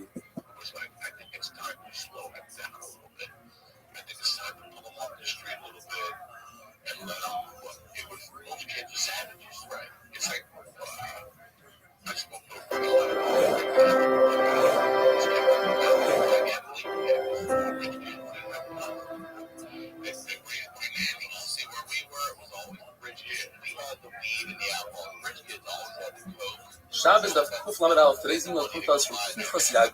It's from Mars Hill, Maine. Quite a wrap. I and many others in my family are tremendously inspired by your wonderful shiur. We always listen to your 8-minute daf, and from time to time we set aside special time for the 45-minute daf. Your shiurim are spectacular, and you are being my restoring place all over the world, even to some of the most unheard of corners of the world. Mars Hill, Maine. Because Baruch Hu should keep giving you koyach to continue our avodas hakodesh lahagdil koyach ulahadira Pinchas Yagin. Thank you. The Gemara digressed slightly to the topic of Eruvin, Mavui, Shikut Mavais, and Chatzeres. We're dealing with a Mavui, an alleyway. The way it works is you have houses that lead into courtyards. The courtyard is communal. There are a couple of houses per courtyard, and then you have the courtyards that open up into the Mavui, the alleyway. Rav says a number of conditions. First of all, he says in order to make an Eruv for the Mavui, we require that you have 4 houses that lead into 2 chatzeres, 2 houses to 1 chatzer, 2 houses to 1 chatzer, but no, 4 houses, 2 chatzeres into 1 Mavui. And then he says, if there's no shituf mavos, that's the Eruv that allows you to carry in the Mavui. There's no shituf mavos. Then you can only carry 4 amos in the Mavui, you treat them like amos. However, that's only if there's an Eruv between the house and the courtyard. Eruv v'chatzeros. If there's no Eruv between the house and the courtyard, then you can carry as much as you want in the Mavui. And that sounds very interesting. How is it? If there's an Eruv, you can't carry, and if there's no Eruv, you could. So the Gemara Maskal explains very simply. Rav goes like Reb Shimon that says that a gag, a rooftop, a chotzer, a karfach, all these things are considered one rishus. And therefore, you should be allowed to carry from the Mavui to the chotzer. But we're concerned, if there's an Eruv between your house and your chotzer, so let's say you take a Gemara out of your house and you put it in the chotzer. You might come to take it later on, or somebody else may take it from the chotzer, step 2, into the Mavui. And that's a problem. If there's no Eruv, no one will take anything out of the house and bring it into the chotzer, because you're not allowed it. And therefore, in that case, you can carry it from the chotzer to the Mavui, no problem. But the Gemara, until it came to this maskana, had a very interesting habit. Since Rav says you need 4 houses and 2 chatzeros, perhaps if there's an Eruv between the house and the chotzer, what the Eruv really does is it takes 2 domains and makes them 1. So in essence, we don't have a chotzer anymore. What we're looking at is a bunch of houses without courtyards because they're 1. And Rav says you need 4 houses and 2 courtyards. You're missing the courtyard. Says the Gemara, let me flip that up. What if there's no Eruv? We should also have a problem. If there's no Eruv, then halachically you can't go from your house into the chotzer. So that means that the Mavui that we're looking at has chotzer, but it has no houses because there's no access from the houses to the chotzer, to the Mavui, since you have a chotzer in between. Well, says the Gemara, perhaps one of the people that owned the house gave his house away to his friend on Shabbos. And therefore, that person that owns the houses now, he's permitted to walk into the chotzer without Eruv. And now you have a case where you have a house, chotzer, Mavui. Says the Gemara, even if he gives it back to him on Shabbos, there's a problem. Because at no given time were there 4 houses. Since that one person owns the houses, they're like 1 rishus. It's like 1 house, not 4 houses.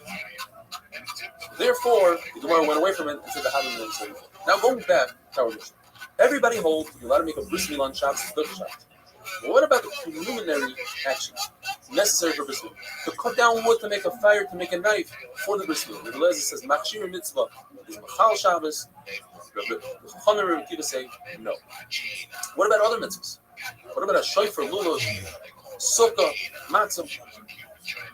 The answer is that according to Rabbi Eliezer, all those mitzvahs, including Omer and Shei Lachem, are doicha Shabbos machshir mitzvah. There are 2 mitzvahs now, and we'll go through them. Omer and Shei Lachem, we learn the Shei Lachem that you bring on Shavuos from the Karban Omer with the Gzeir Shavah. And it's a very strong Gzeir Shavah. The 2 words are extra. You have Gzeir Shavas that don't have extra words, and therefore you have a pircha. You can say, look, the Omer is different than Shei Lachem. The Omer requires that you cut the wheat, even if you have the barley, even though you have barley that's cut, you can't use it. Great. The 2 mitzvahs that you cannot machshir mitzvah for are tzitzis and mezuzah. If you read a mezuzah on Shabbos with tzitzis, you're chayiv mitzvah. Even though they don't have a particular time, and you'd say, well, today is a great time to make tzitzis and mezuzah. Nevertheless, since I could be mafker my clothing and I'm not chayiv tzitzis, I could be mafker my house and I'm not chayiv mezuzah, they're not doing for Shabbos. Lulav, how do I know that you're allowed to cut a lulav on Yom Tov on Shabbos in order to shake the lulav? Because it says Bayon. And how do I know that you can only shake a lulav during the day? I already used up the word Bayon. Because it says Shivas Yom. According to Chacham, you cannot do Machshir mitzvah. So Bayon tells me not at night. And I would think that I could learn out from a lulav that lulav, you shake a lulav at night. Shivas Yom tells me no, only during the day. Sukkah, I can be Michal Shabbos according to Rebbe Eliezer to do Machshir Sukkah. How do I know? Shivas Yomim from Lulav. It's a Xerushav. How do I know I can make matzah, grind it, everything on Shabbos? Xerushav, Chamisha also from Sukkot. Shofar, I can do the Chal Shabbos going to Lezer. Yom True Yelachem. Obviously, the person's not coming to tell me that I can blow Shofar on Shabbos because that's not a malacha. That's a chachma, just like we did in the past. Taking out bread from an oven is a chachma, not a malacha. According to Rabbanan, I learn from the word Yom that you blow a shofar at day, not at night, and Rebbe Eliezer learns that out from the shofar of Yom. Now the Gemara knows through a whole list. Once I know one mitzvah, shouldn't I be able to learn all the other mitzvahs? If I know matzah, I should learn lulav sukkah for matzah, for instance. Says the Gemara, no, each one has a very special thing about it. I can't learn anything from Omer and Shei Alechem because they are a carbon Kadosh Baruch Hu. Maybe that's why I'm a Chal Shabbos for. I can't learn anything from Lulav because Lulav especially, you need an Esher Gadat, you need Arba Minim, where other things, it's not market other things. Sukkah is very special. You have to go and use the Sukkah at night as well, where all the other mitzvahs are only during the day. Matzah is really special. Even women are chayiv in matzah. Even though it's a mitzvah I say Shazman Grow, where all the other mitzvahs, they are possible. Shofar is special because it brings up the Zechroinus applies for HaKadosh Baruch Hu. That's the Shofar Rosh Hashanah. The Shofar Yom Kippur is special because all the Jewish slaves go get out free by the blowing of the Shofar. All the real estate goes back to the original owners. Now let's go back to Milah. That's where the Mishnah started from. How do you know, according to Rebbe Eliezer, that Milah is the Machshir Ma'adoich Shabbos? That we know from Bayoim Hashmini. You can't learn it out from the other mitzvahs because we had all these other purposes. And you can't learn all the mitzvahs out of Milah because Milah is special. It has 13 precepts. Have a wonderful day. This was for the school, for this guy, the mom Catholic. The Catholic school disciplinarian, his name was Jack. And he walked around with a point. And what the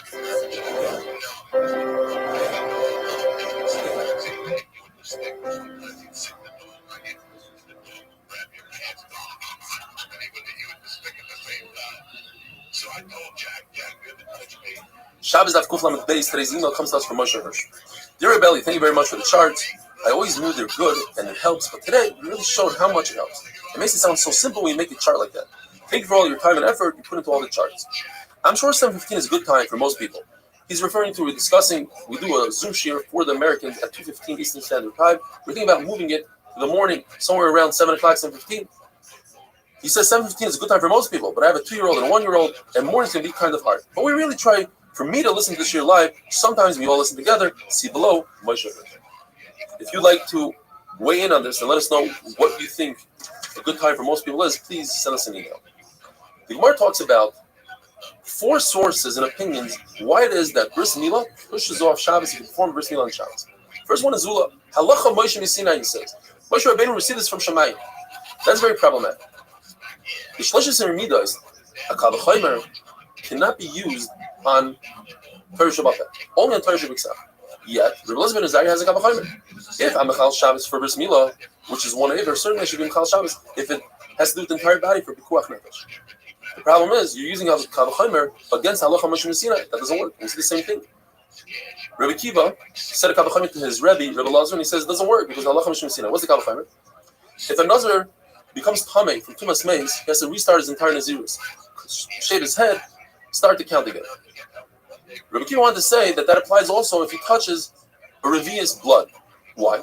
Because if a person is in an oil hameis of a Revi'ah's dam, he becomes Tameh.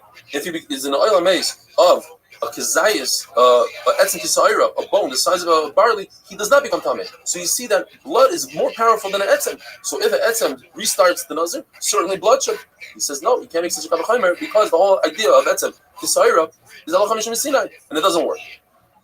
Rav Nachman Yitzchak has a third pshat. You learn Xer Shava, actually second pshat. Xer Shava, 3 words by Milah, 3 words by Shabbos that are identical. Ois, bris, doiros. And it teaches us that Milah pushes off Shabbos. The Rebbe says the third pshat, Bayoim. You should perform Bris Milah on that day, regardless of the day, even if it's Shabbos. And we have a brisa that backs up Rabbi Yochanan, and the brisa adds, how do I know that Bris Milah shouldn't be performed at night, only during the day? Because it says, Uven Shmenes Yomim. But if the word Bayoim tells us that it pushes off Shabbos, so perhaps Mechus Kippurim, Zav Zava, Mitzarim Yeledes, who went to the mikvah for their tumah, but still have to bring a carbon, maybe that carbon should be brought on Shabbos because it says the word Bayoim. That word Bayoim comes to teach us that you don't bring a carbon during the day, during the night, only during the day. Now, it also says by Mechus Kippurim Uvayim Tzavaisa.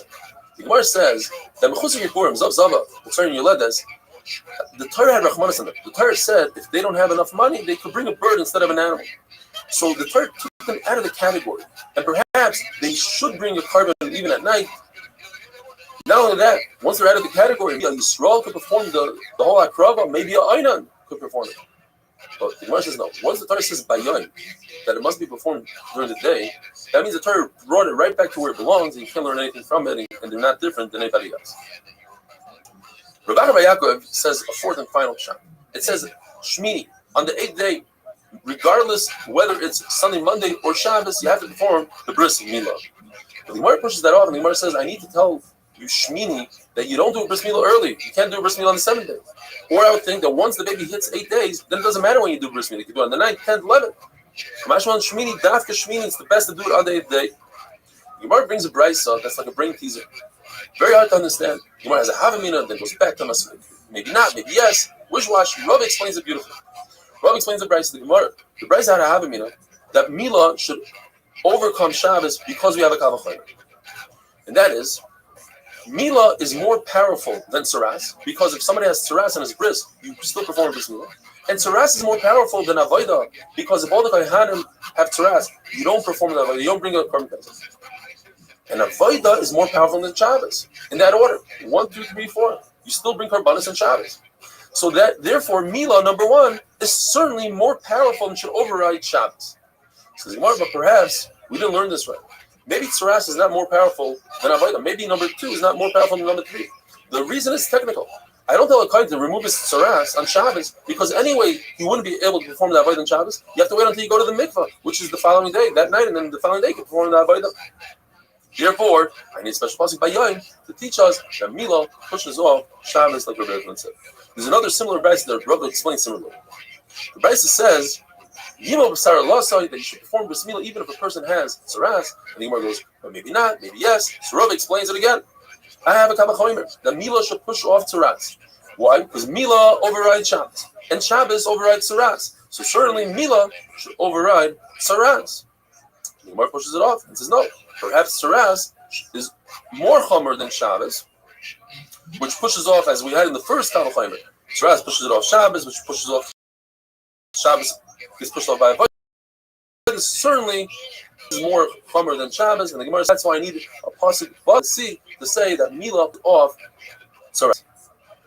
Another thing the Gemara is the reason why Milah pushes off tzaras is because a bris milah is a mitzvah say, it's a positive. Not to take off tzaras is a lois. We always have the cloud. Esen loicha lois. The Gemara pushes that off and says no. Tzaras is not only a lois asay, but it's also an asay. So one asay pushes off another asay, they wash each other out, and then you remain with the lois asay. And therefore, you shouldn't be able to do a bris milah where there's tzaras. And that's why I need the word basar. Abaye says, it says the word basar that you perform bris milah on tzaras by a baby on its 8th day. Milah bismana. It also says a pasuk on a kid or someone that's more than 13 years old, on a gadol. The Torah warns him, if you don't do bris milah, you'll have karas. But how do I know a benoni? A child that's from 9 days old all the way up to 13 years old. How do I know that bris milah pushes off tzaras? Says Abaya, it's a memetzino, tzad shava. Just like you see that these two, a katan and a gadol, both perform bris milah and pushes off tzaras, so too a beinoni. Rabbi says a different shot. Rabbi says the whole pasuk that tells us that you perform a bris milah with tzaras on a katan is not necessary because I have a kavachomer. So once I have a kavachomer, this is in meinoyin lekan. I have an extra pasuk, Neyu Inyan, for a completely different thing, which is a katan that's from 9 days old all the way to 13. And what is the kavachomer? You see that Milah overrides Shabbos, and Shabbos overrides Tzaras, so certainly Milah should override Tzaras. Well, you'll tell me that Tzaras maybe is more powerful than Shabbos, because you see that Tzaras pushes off Avodah, which Avodah pushes off Shabbos, but as we said before, it's not the pshat that Tzaras is more powerful than Shabbos. It's just that if you take the Tzaras, the person still has to go to the mikvah, and he can't perform the avodah anyways. Well, I have a case, says the Gemara, where he doesn't have to go to the mikvah. What if it's a tzaras that's tar? It's a tzaras on the entire body. So the Gemara says, this that I say pushes off a lois say is only in a case where they happen simultaneously. Like when you do a bris milah and you're taking off the tzaras at the same second, or you're wearing tzitzis that have shatnez, wool tchelas together with a beggar that's linen. But over here, you want to take off the tsaras and only later perform the avodah. That doesn't happen. Have a wonderful day.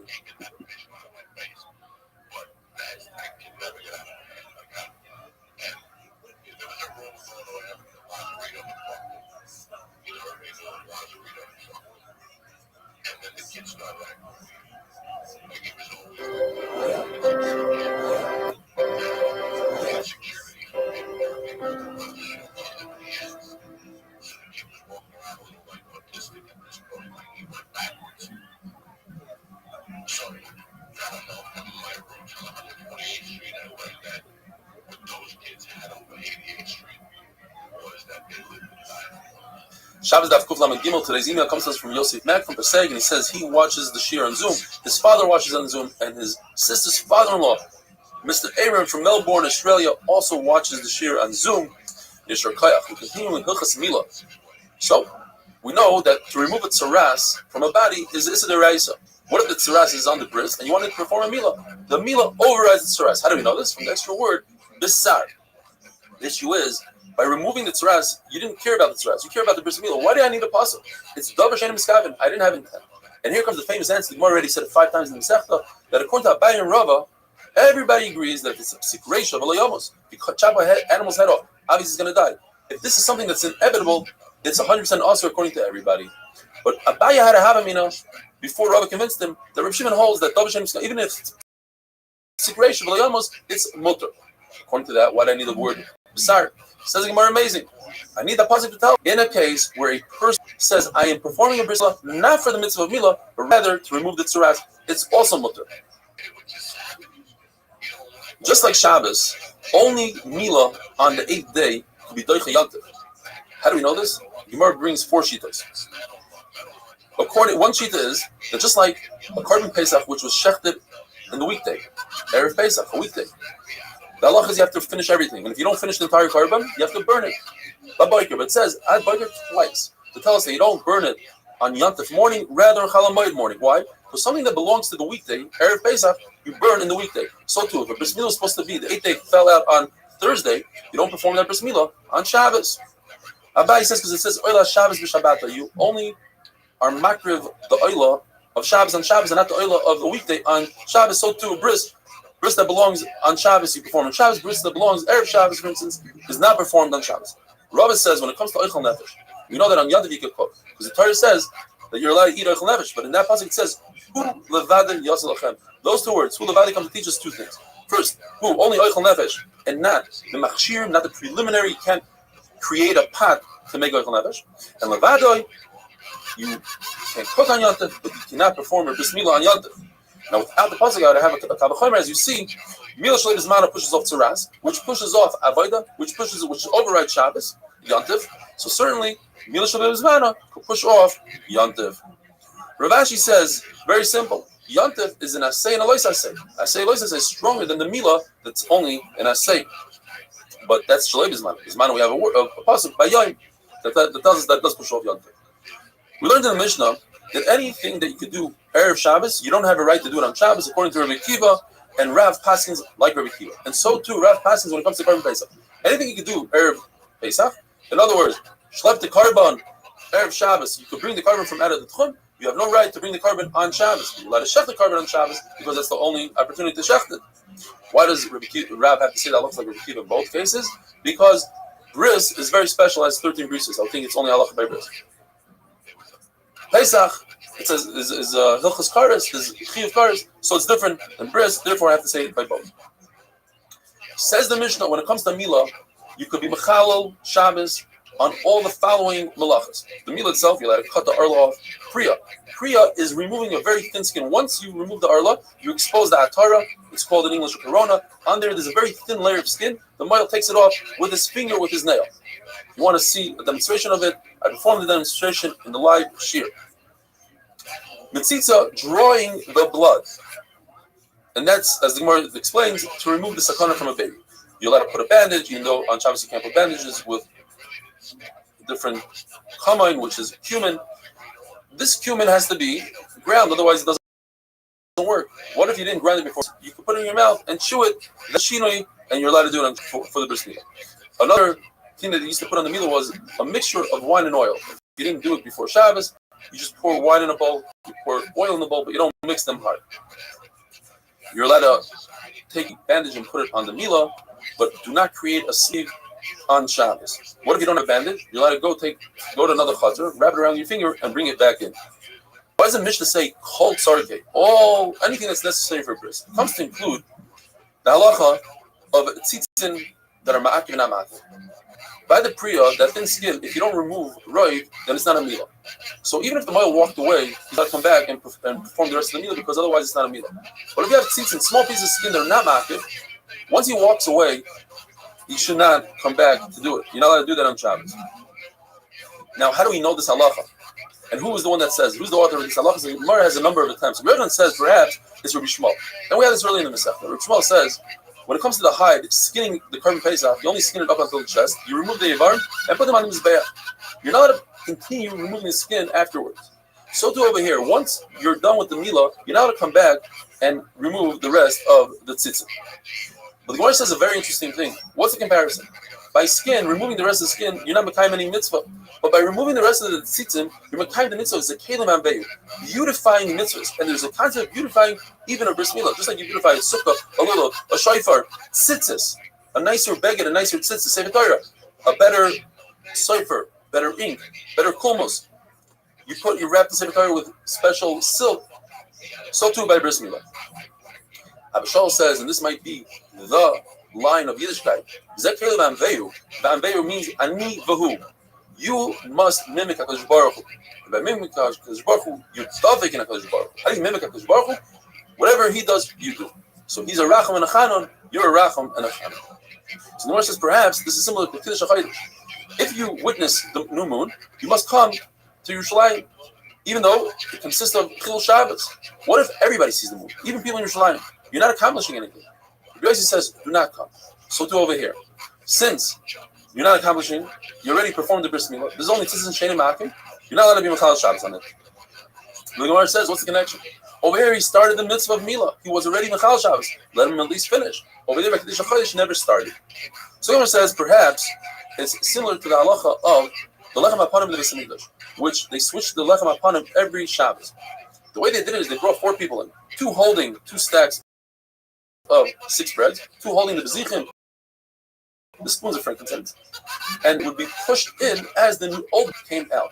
It says in the pasuk. So one man says they literally touch each other. There can't be a second where there's no bread in the shulchan. Rabbi Yossi says no. You come back later, and now as long as it's not overnight.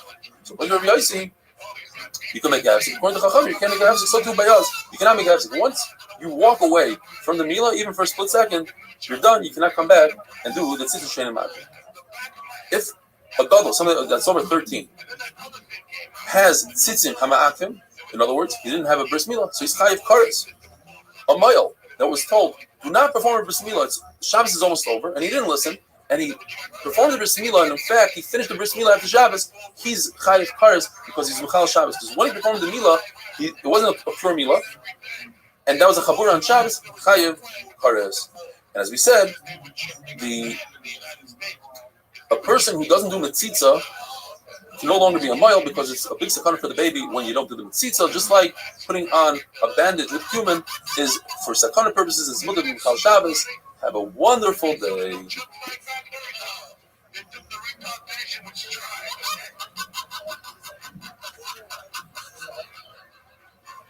It's true. I'm retired from all those master the no joke because it's the bottom of your crazy. See, I'm a little younger than you are, but for me, that same movie was Enter the Dragon. Yes. And that's when we found throwing stars and nunchucks and butterfly knives and all that shit. We started getting all that came from there. So, alright, so wait, you started telling a story. So the commercial comes on for this during Shabbos, Daf Kuf Lamed Dalet. Today's email comes to us from Yossi Sounders from the UK, from the Jewish Weekly. Long email, how we could do different things to improve MDY. One of the things he'd like to start is sponsoring emails. He'd like to be the first one to sponsor emails. So thank you, Yossi, for thinking about us. We have a daf, at least a full omet, full of different remedies. Many of them come from Abaya's famous stepmother. And she says, a compress to heal most wounds consists of 7 parts fat, 1 part wax. Rava says 1 part wax, 1 part resin. In fact, he spoke about this in public, and the sons of Menyumi, the doctor, were extremely sad about this. This was their source of living, and they ripped Kriya. So he says, listen, don't worry about it. I have one more trick up my sleeve. If somebody washes their face and doesn't dry their face properly, they'll grow boils. And what do? You take beet juice and you wash your face with beet juice. Even though the Mishnah tells us that you're not allowed to grind cumin on Shabbos, you're not allowed to mix really well oil and wine on Shabbos, but on Yom Tov it's allowed. Cumin you can use for food, so you can use it for Mila.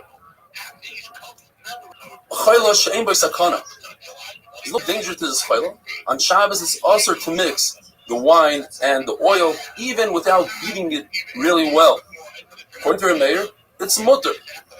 Rameir himself was sick and he refused to beat to mix the wine and the oil. They said, but you hold it's mutter. He says, but I don't want to go against my friends. For others, he passed me. It's mutter. For himself, he was a machmer. You're not to put mustard seeds through a strainer because it looks like butter. On the other hand, you're allowed to put an egg and take the egg white and put it into the mustard through the mustard strainer. That doesn't look like butter because at the end of the day, the yolk is also going to go through the strainer. You're not allowed to sweeten up the mustard seeds by putting a wooden coal in the mustard seeds. Because what happens is the mustard seeds eventually extinguish the coal, and that's mechaba. If it's a metal coal, then it's okay even if it extinguishes because there's no ashes that are left over, whereas in the wooden coal, we have ashes that are left over. Putting meat, a barbecue, on Yom Tov, where the juices of the meat are going to extinguish the coals, is not a problem because it's considered EF. The meat tastes a lot better when it's fresh, and that's the only way to do it. To make cheese on Yom Tov, which is boina, would be also because you could do it before Yom Tov. In fact, cheese that's older, aged cheese, tastes better than if you make it today, the cheese will taste okay, but not as good as it was done the day before. So that's considered efshar. It's possible, and therefore it's also to do it on Yom Tov. Lisha, which is kneading the dough, is mutter to do on Yom Tov because we don't have another option. It's considered efshar. It tastes a lot better when you do it today. Abayi's stepmother says, when you put a sleeve over the bris milah, be careful that the hem of the sleeve, which is full of loose threads, is not on the actual wound, because if a thread gets stuck there and then you pull off the sleeve, it could cause the baby to become a krushavcha, and a krushavcha is not allowed to marry somebody, the kahal, from the Jewish nation. She herself, Abayi's stepmother, would make a lining in the sleeve so that this doesn't happen. Abayi says, if you don't have one of these sleeves, what you can do is you can take some sort of cloth that has a hem, and in this way the hem will actually help us. You put the hem on the part of the milah that doesn't have a wound, and it'll stick to the milah so that it doesn't come off, and the smooth part you put on the wound.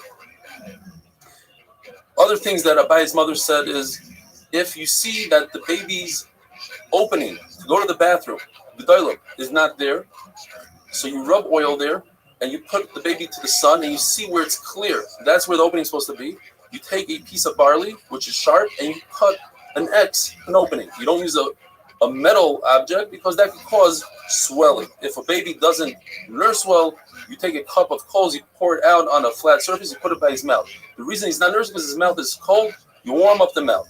If a baby's not breathing well, so you take the afterbirth and you put it on him. If the baby's really small, you take the small opening first, and then the larger part of the afterbirth comes second. In other words, to show that the baby's going to go from small to large. If the baby is bloated, so you take the larger part, the large opening, and put it first, and then the smaller part. So that shows that the baby's going to become smaller. If a baby is extremely red or yellow, that's a sign that the blood hasn't been absorbed well into the body, and you have to wait for the bris milah. Gemara tells us two identical stories, basically, with Rav Nosson Abavli. There was a woman who both of her children died during the bris milah. The third one she brought to Rav Nosson Abavli, and he said, look, the baby's too red to do bris milah, let's wait. They waited, and the baby lived, and she named the baby Nosson Abavli. Another time, the baby was yellow, two of its brothers died. He checked, and he saw that there's no dam bris. In order to be behind the mitzvah bris milah, you need dam bris. It's also very dangerous to do a bris milah like that. The baby could die. They waited. and sure enough, the baby lived. They named the baby Nasan Abavi. The Mishnah tells us that you're permitted to wash the baby before the bris to strengthen the baby, and after the bris. And then the Mishnah says you do zilo if you sprinkle the water. Machlekes in the Gemara, what's going on there? According to Rabbi Yehuda and Rabbi Baravua, you only sprinkle the baby. You cannot rinse the baby in a bath. Only sprinkle water only on the first day. And Elazar ben Azariah argues and says you could wash the baby for 3 days. And we see this from Shechem, that they were in a lot of pain on the third day. You see that the third day is also a sakana. According to Rava, Tanakam hold in the first and second day you can wash the baby regularly. Only on the third day you have to sprinkle water. Elazar ben Azariah says even on the third day you could sprinkle water. You could wash the baby. There's a raya from the Brisa, like Reb Elazar ben Azariah from Shechem, and the Brisa says that it's not a true raya from Shechem. And the Gemara explains because Shechem, they were older. But by a baby, perhaps, the baby heals quicker. Maybe by the third day, he's not considered in a sakana. There's a story where Rava passed into someone that he can wash his baby on the first day, regular bath. And then he got sick. And he said, perhaps because I was mechuluk on Rabbi Yehuda and Rabbi Baravua, even though the Brisa says, like Rava, but from the Mishnah, it seems like there's missing a word, af marchitzim, which sounds like the halach is like Rabbi Yehuda and Rabbi Baravua, Rabbi Elazar and Rabbi Yochanan passing that the halach is like Rabbi Elazar ben Azariah. You're allowed to wash the baby, his entire body, all 3 days, even with water that was boiled on Shabbos because of the sakana. According to Rab, you're allowed to put oil and wine mixture on a wound on Shabbos. It's not considered shchikas hamamanim. According to Shmuel, it's considered shchikas hamamanim. So you put it above the wound and it drips into the wound. And there's a brisa that says like Shmuel. This that you're not allowed to put the oil and wine mixture on a bandage, even if the bandage is on the body, off the body, is because of the chashash that you're going to squeeze and you'll be over on schita. Rags that are new, in other words, they've never been on a wound before, they are also to put on Shabbos because they have a power of healing. But if they were already put on a wound, it's mutter to put on Shabbos. Have a wonderful day.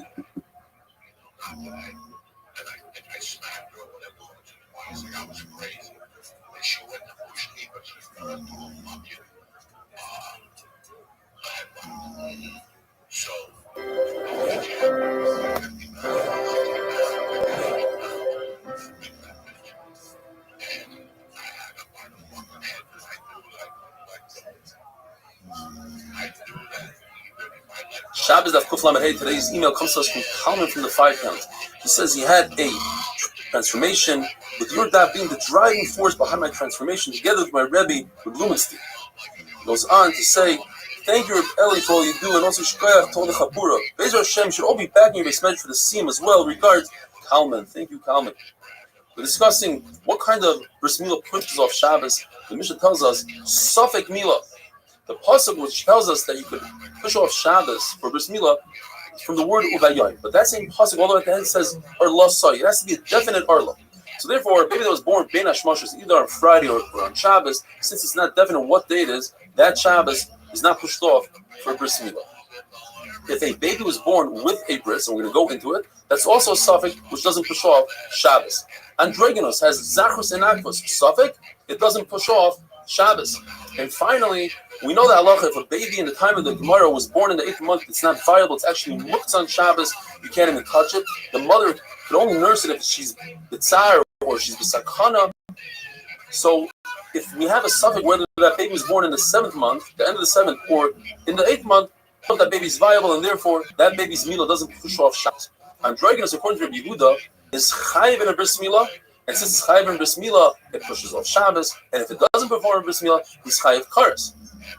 We have a machlokes here. What happens to a baby that was born with a bris milah? According to Tanna Kamma, if a baby was born with a bris milah, according to Bishamai, you have to do hatavas dam, you have to let out some blood. That's part of the milah, because Bishamai is concerned perhaps there is an arla here, just it's kavush, it blends in and you don't see it. We still say we don't have to be concerned, and Rav Paskins like this Tanna Kamma. But if Shimon Elazar comes and says no, according to everybody, if a baby was born with a milah, you don't have to do hatavas dam. Where's the machlokes? Only where a ger comes to us with a ris. Does he have hatavas dam according to Bishamai? Yes, and maybe still no. And this is how Shmuel paskins. Gemara tells us a very sad story of Adar Rahava paskin that you have to do hatavas dam even on Shabbos. He held that it's 100% Arla Kavusha. There's an Arla here, just it's hidden, and therefore it requires a bris milah even on Shabbos. He searched and searched, 13 mile and turned them down. They refused to perform a bris milah. So he was forced into doing his own milah. He performed the milah, but he injured the baby. He caused the baby to be a krushavcha. According to the Yushalmi, eventually the baby died. Either he himself died and that he should die, or the baby died. Ravasi tells us a tremendous chiddush. A baby only has a bris milah on the 8th day if the mother becomes tummy through the childbirth. It brings from the psukim. But if, for instance, the mother does not become tummy because she gave birth with a cesarean, or let's say a giyaris gave birth and then only afterwards she was tayvel, the baby must have a bris milah on the first day. Don't ask any questions from Avram Avinu all the way to Matan Torah, when there was no tumah, yet they performed the bris milah on the 8th day. It's possible that when the Torah came, there was a new chiddush of tumah, and with that came a chiddush that if there's no tumah, then the bris milah is on the first day. There's a brayz that says that a child born with cesarean, or a child that has two arlas, either he has double layer skin or he has two milas, machlekes, whether you machal Shabbos or not. But Shabbos and the 8th day are dependent on one another. In other words, you're not machal Shabbos only if it's a baby that was born on the 8th day. Gemara tells us this is very similar to big machlekes with Yilid Bayis and Miknas Kesef. We have two psukim that tell us that a slave that was either bought Miknas Kesef or a slave that was actually born by the Jewish owner, Yilid Bayis.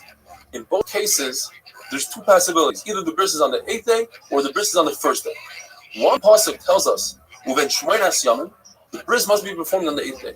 But then the pasuk right afterwards doesn't talk about what day. It just says therefore we learned there's one case that the milah is on the 8th day and one case the milah is on the first day.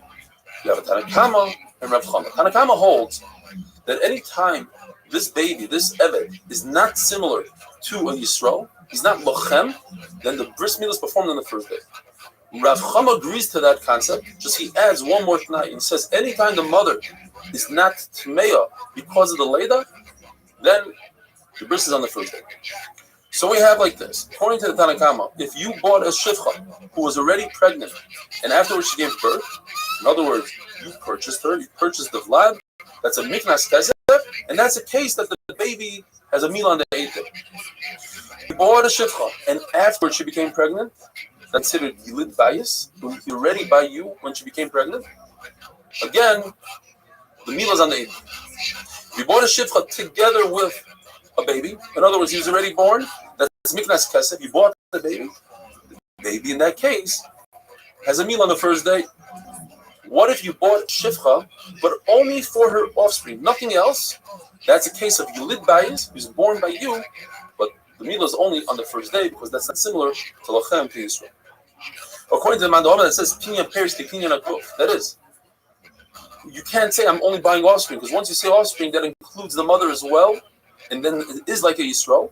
So the case is you bought a shivcha on condition not to be toiveler, and then it's not like the Yisrael, and the milah is on the first day. According to Rav Chama, if she gave birth and afterwards she toivel, then she didn't give birth the tumah, so the milah is on the first day. If she was toivel and then she gave birth, then she's a yilid bayis. Both of these cases are yilid bayis, but the milah is on the 8th because then she had tumah when she was giving birth. If you bought a shivcha who was pregnant and he was toiveler and then she gave birth, that's considered miknas kesef. The milah is on the 8th day.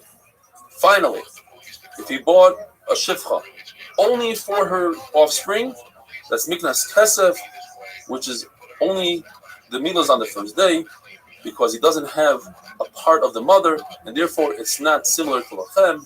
Have a wonderful day.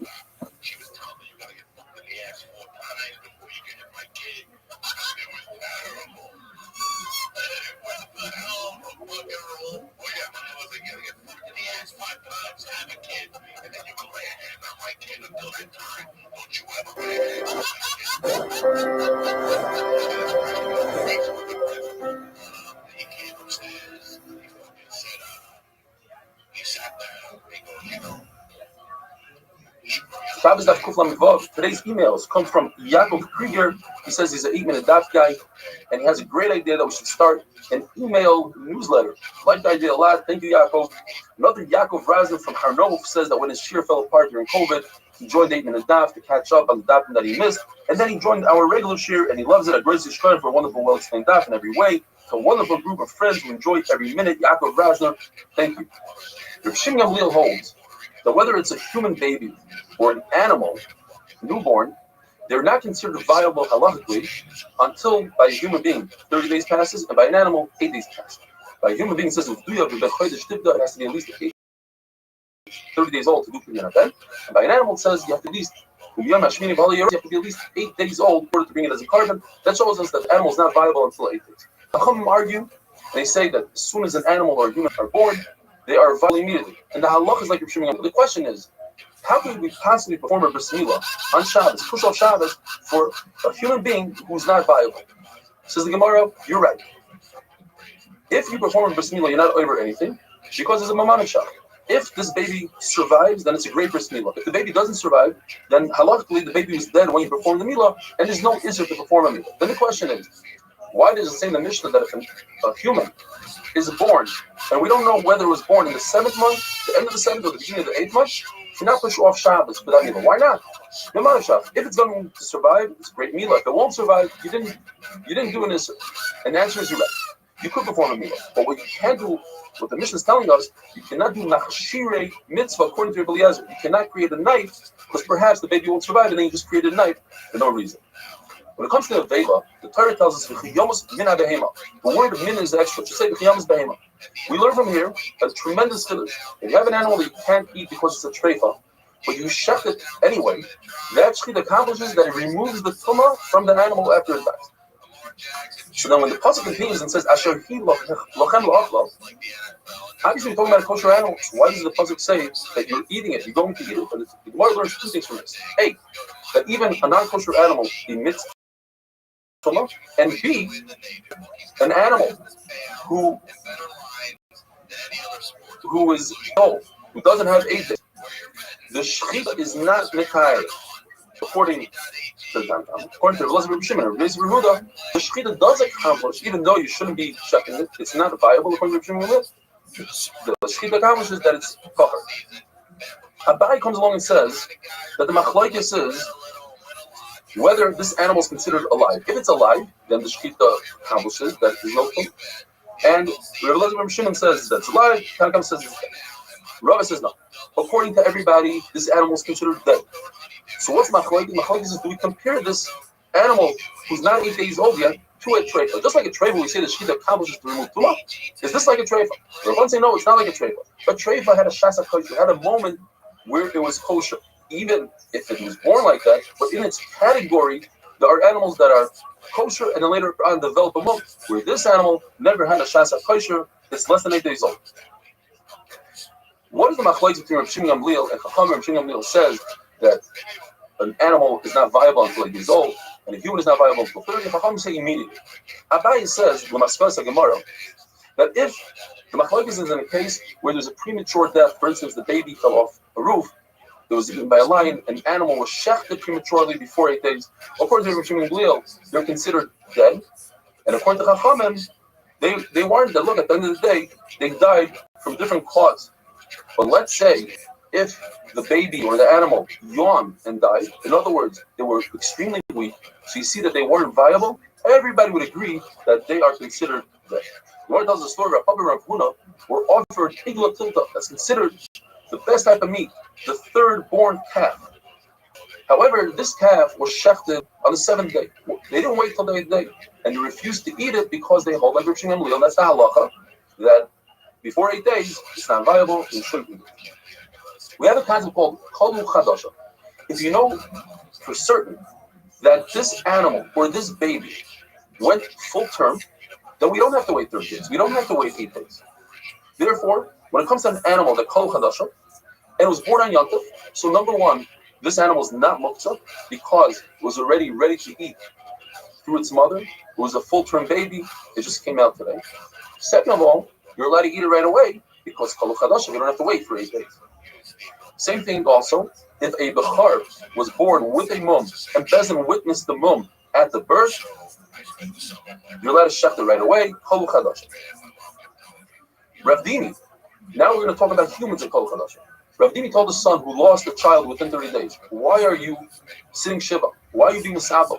And he used a very strong language. He says, do you want the free food people are bringing you by Nichum Avelim? And he tells his father, no. I know for a fact, I know when the pregnancy was, it was a full-term baby. And since it's a full-term baby, this baby deserves a proper Avelos. More does a case where a woman's husband dies without children. She would have to be a Yavama. But in this case, there was a child who died within 30 days. And she accepted Kedushin from someone. Says the Gemara depends. Ravina says in the name of Rava that if she's engaged to a Yisrael, so the Chalitza doesn't really matter much. All it does is render her a Grusha, a divorcee, and Yisrael can marry a divorcee. So let her have Chalitza from the Yavam, and therefore we won't have any issues here. But if she's engaged to a Kayan, where the Chalitza would render her a Grusha and she wouldn't be able to marry the Kayan, let's say the Halach in this case will be like Chachamim, that the baby was viable. We'll go with Kula. Comes Rav Shravia in the name of Rava and says that's impossible. Since the halacha is like Rav Shimon Gamliel, a newborn less than 30 days old is never viable. So it doesn't matter whether she's engaged to Yisrael or to a Kayan. In both cases, she requires Chalitza and she won't be able to marry that Kayan. Says Ravini, you're right. That's what Rava said at night. But in the daytime, he retracted it. Says Rav Shravia, what, you're going to allow her to marry the Kayan without Chalitza, a Yavama to marry? If so, you might as well head and allow all treifas in the world, all the chaylev. Rabbi Yehuda, we learned in the Mishnah, holds that when it comes to an androgynous, someone who has zachrus and nachrus, both, you perform a milah on Shabbos, it's doicha Shabbos. It's only a halacha by milah that Rabbi Yehuda holds that he has, or this person has a halacha of a zachar, which requires milah, because the pasuk says, "Himar lochem kol zachar," all zachar, including this androgynous. But by other halachas, for instance, if somebody points at an androgynous and says, I want whatever value he is, I want to bring to the Beis Hamikdash, he doesn't have a value, not of a zachar, not of a nekeva. This is Rabbi Yehuda in Safra. Stam Safra is according to Rabbi Yehuda. And finally, the halacha is that androgynous cannot make the ingredients of the mechatos of a para aduma because he has a halacha of a nekeva, not of a zachar. Have a wonderful day.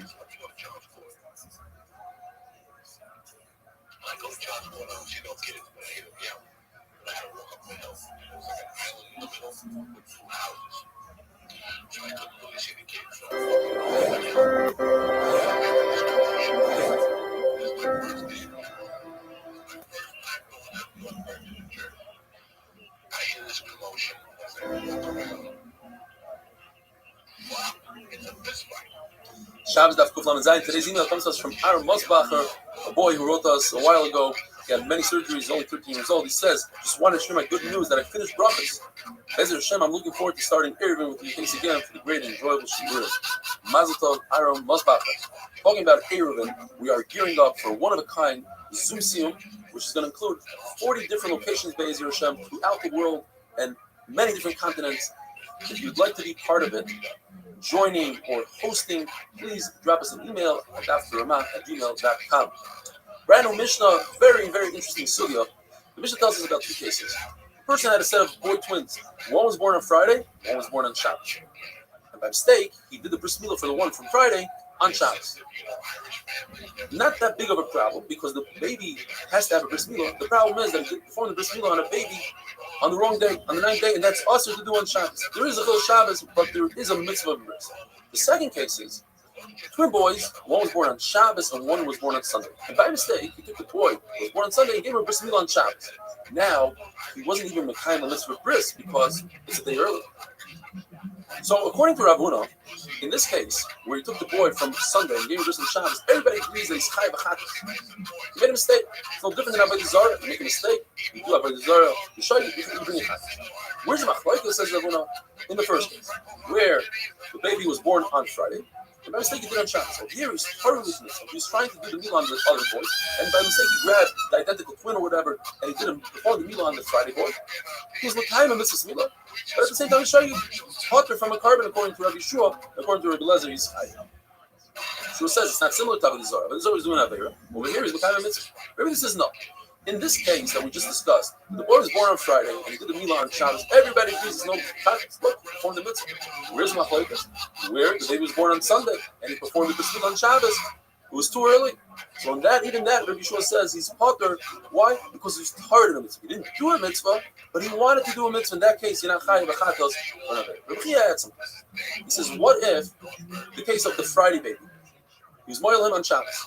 But what if you go one step further? He took the Shabbos baby and was moiling on Friday. He did a complete switcheroo. In that case, it would be much worse. Because he has nothing, he doesn't have an excuse. He can't say, oh, I was being Isaac with the Milah, but he already did the Milah on Friday. So therefore, everybody agrees with in this case that it would be chayav of Chayban. Says the Mishnah, we know that a bris milah is on the 8th day. There is no situation where the halacha requires you to do a bris milah on the 7th day. But there is sometimes a halachic requirement to do the bris milah on the 9th, 10th, 11th, 12th day on a healthy baby. Where if the baby was born on a weekday, let's say he was born on a Monday, bein hashmashos. We don't know if he was born on Monday or Tuesday. Bein hashmashos is a suffix. Therefore, you have to add another day, musafik, and just do it 9 days later. But what if he was born on Friday, bein hashmashos? The 9th day comes out on Shabbos. You cannot do a bris on Shabbos, musafik. So we have to add another day and do it on Sunday. But what if Sunday is Yom Tov? So you have to add another day. That's already 11. But what if it's a 2-day Yom Tov? It's Rosh Hashanah. So now you have to go all the way to Tuesday. 12 days. If a baby was sick and he healed, you have to wait the same amount of time that you wait for a bris milah. You have to wait 7 days, but not just like a bris milah. If the baby was born right before Shkia, we count that day as a full day. And then, let's say he was born Sunday night, Sunday right before Shkia, so you can perform the bris milah the following Sunday in the morning. You don't have to wait 24 full hours.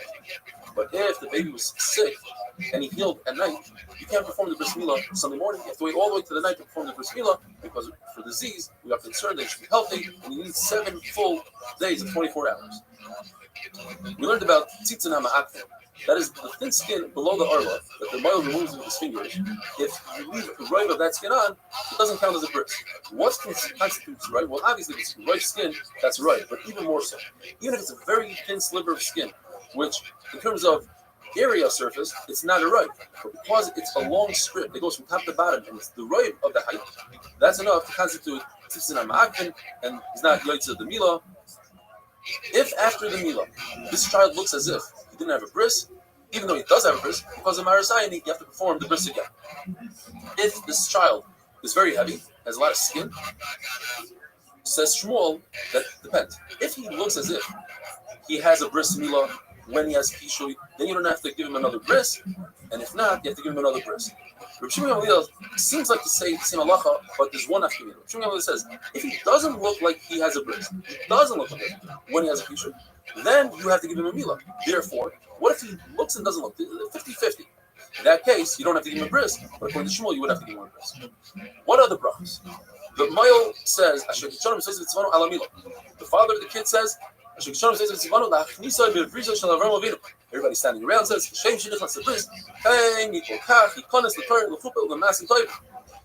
person making the bracha on the cup of wine, the person makes a gavin, but then he says,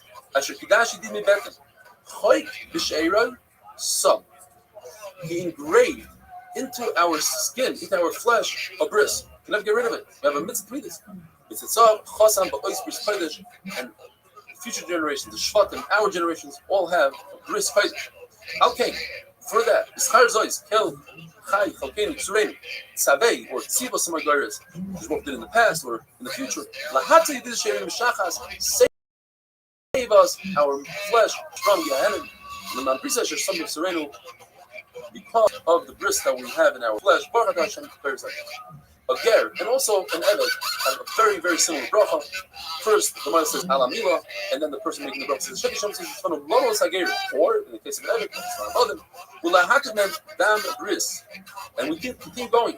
Shil mole dam bris. Without the bris, when it's time shemayim b'aretz, there wouldn't be heaven and earth. Shenema.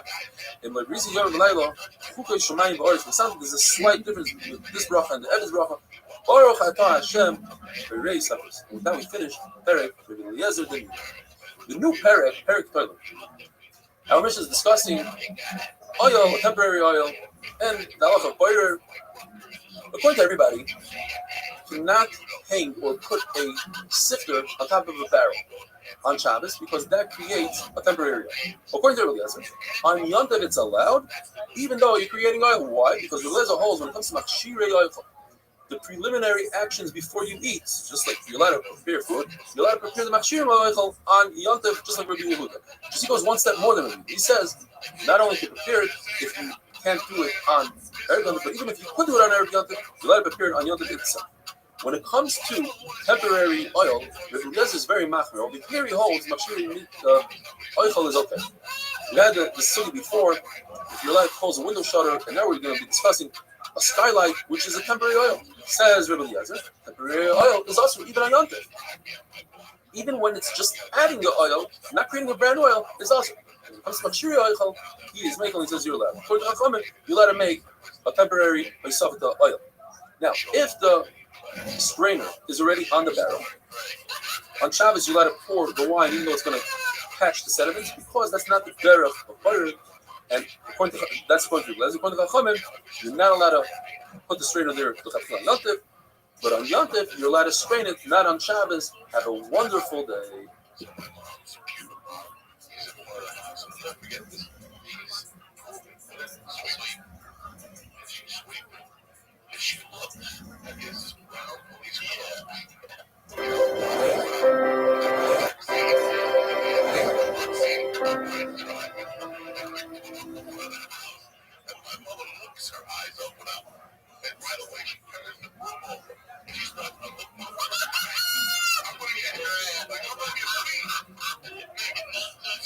Shabbos Daf Kuf Lameches. Today's email comes to us from Warren Carlos.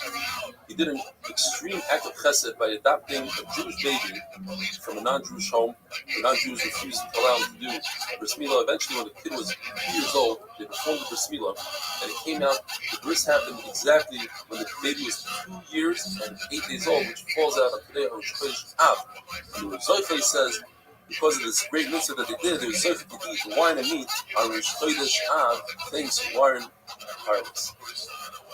If a person went ahead and put a sifter over a kli, a sifter that sifts out the sediment from the wine, according to Rav Yosef, it's Issa Raisa, he's boina, he's making an oil arag, and according to Abai, it's only Issa Rabbanon, the chayil.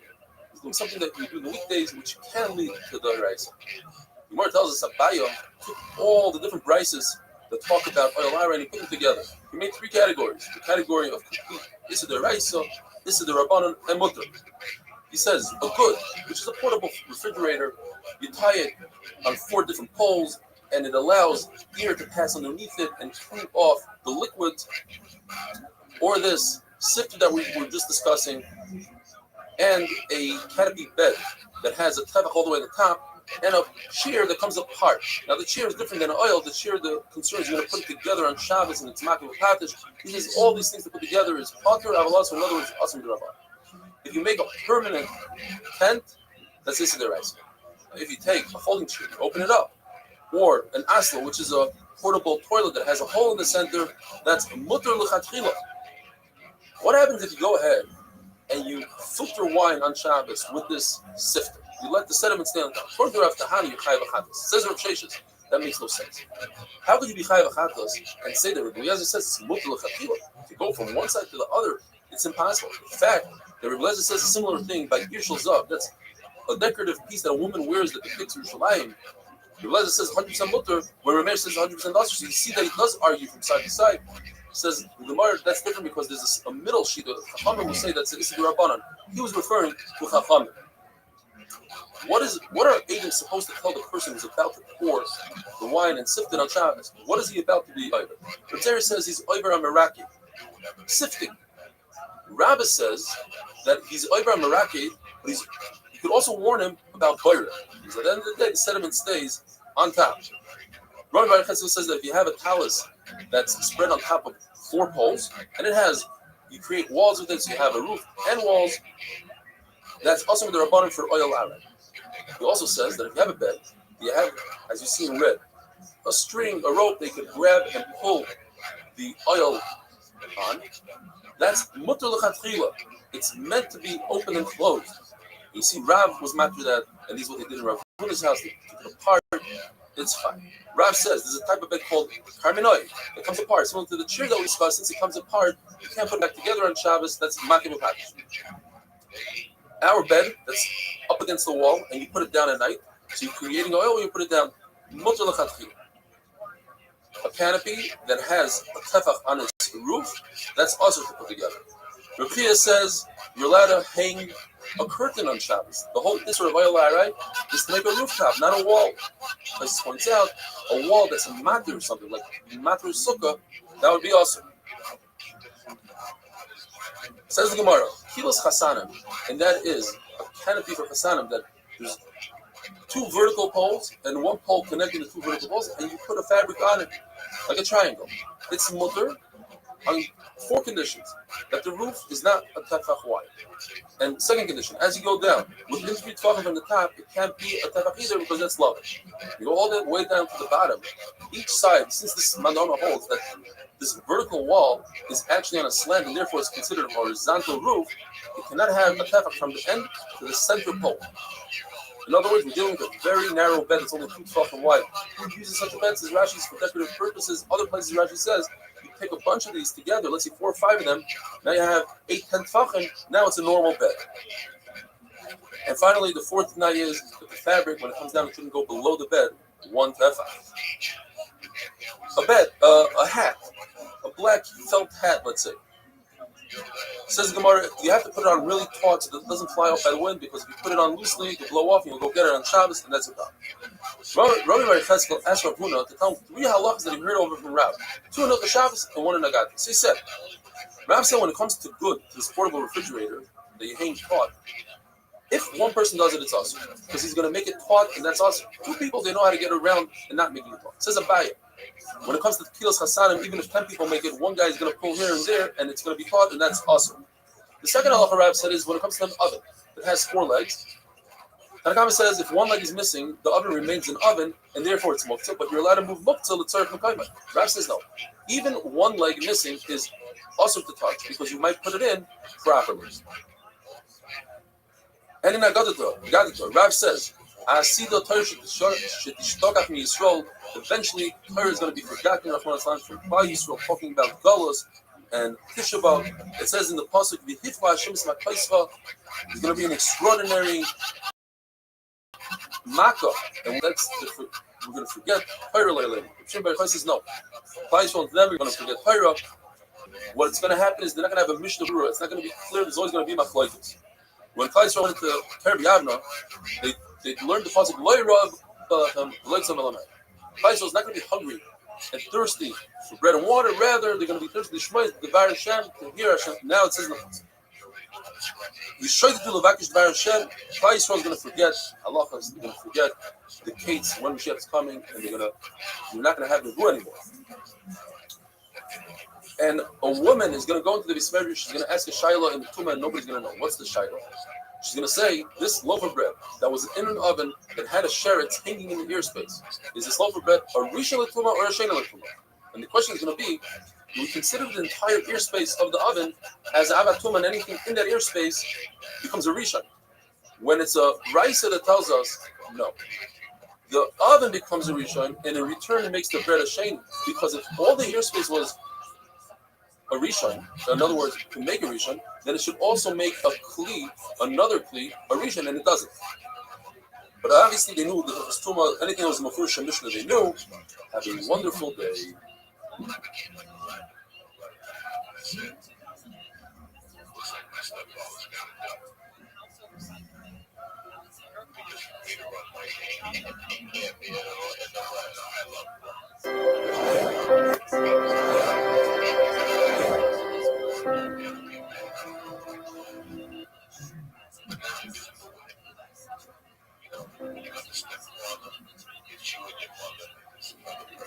Shabbos Daf Kuf Lamed Tes. Today's email comes to us from Mendel Mitz from Buenos Aires, Argentina.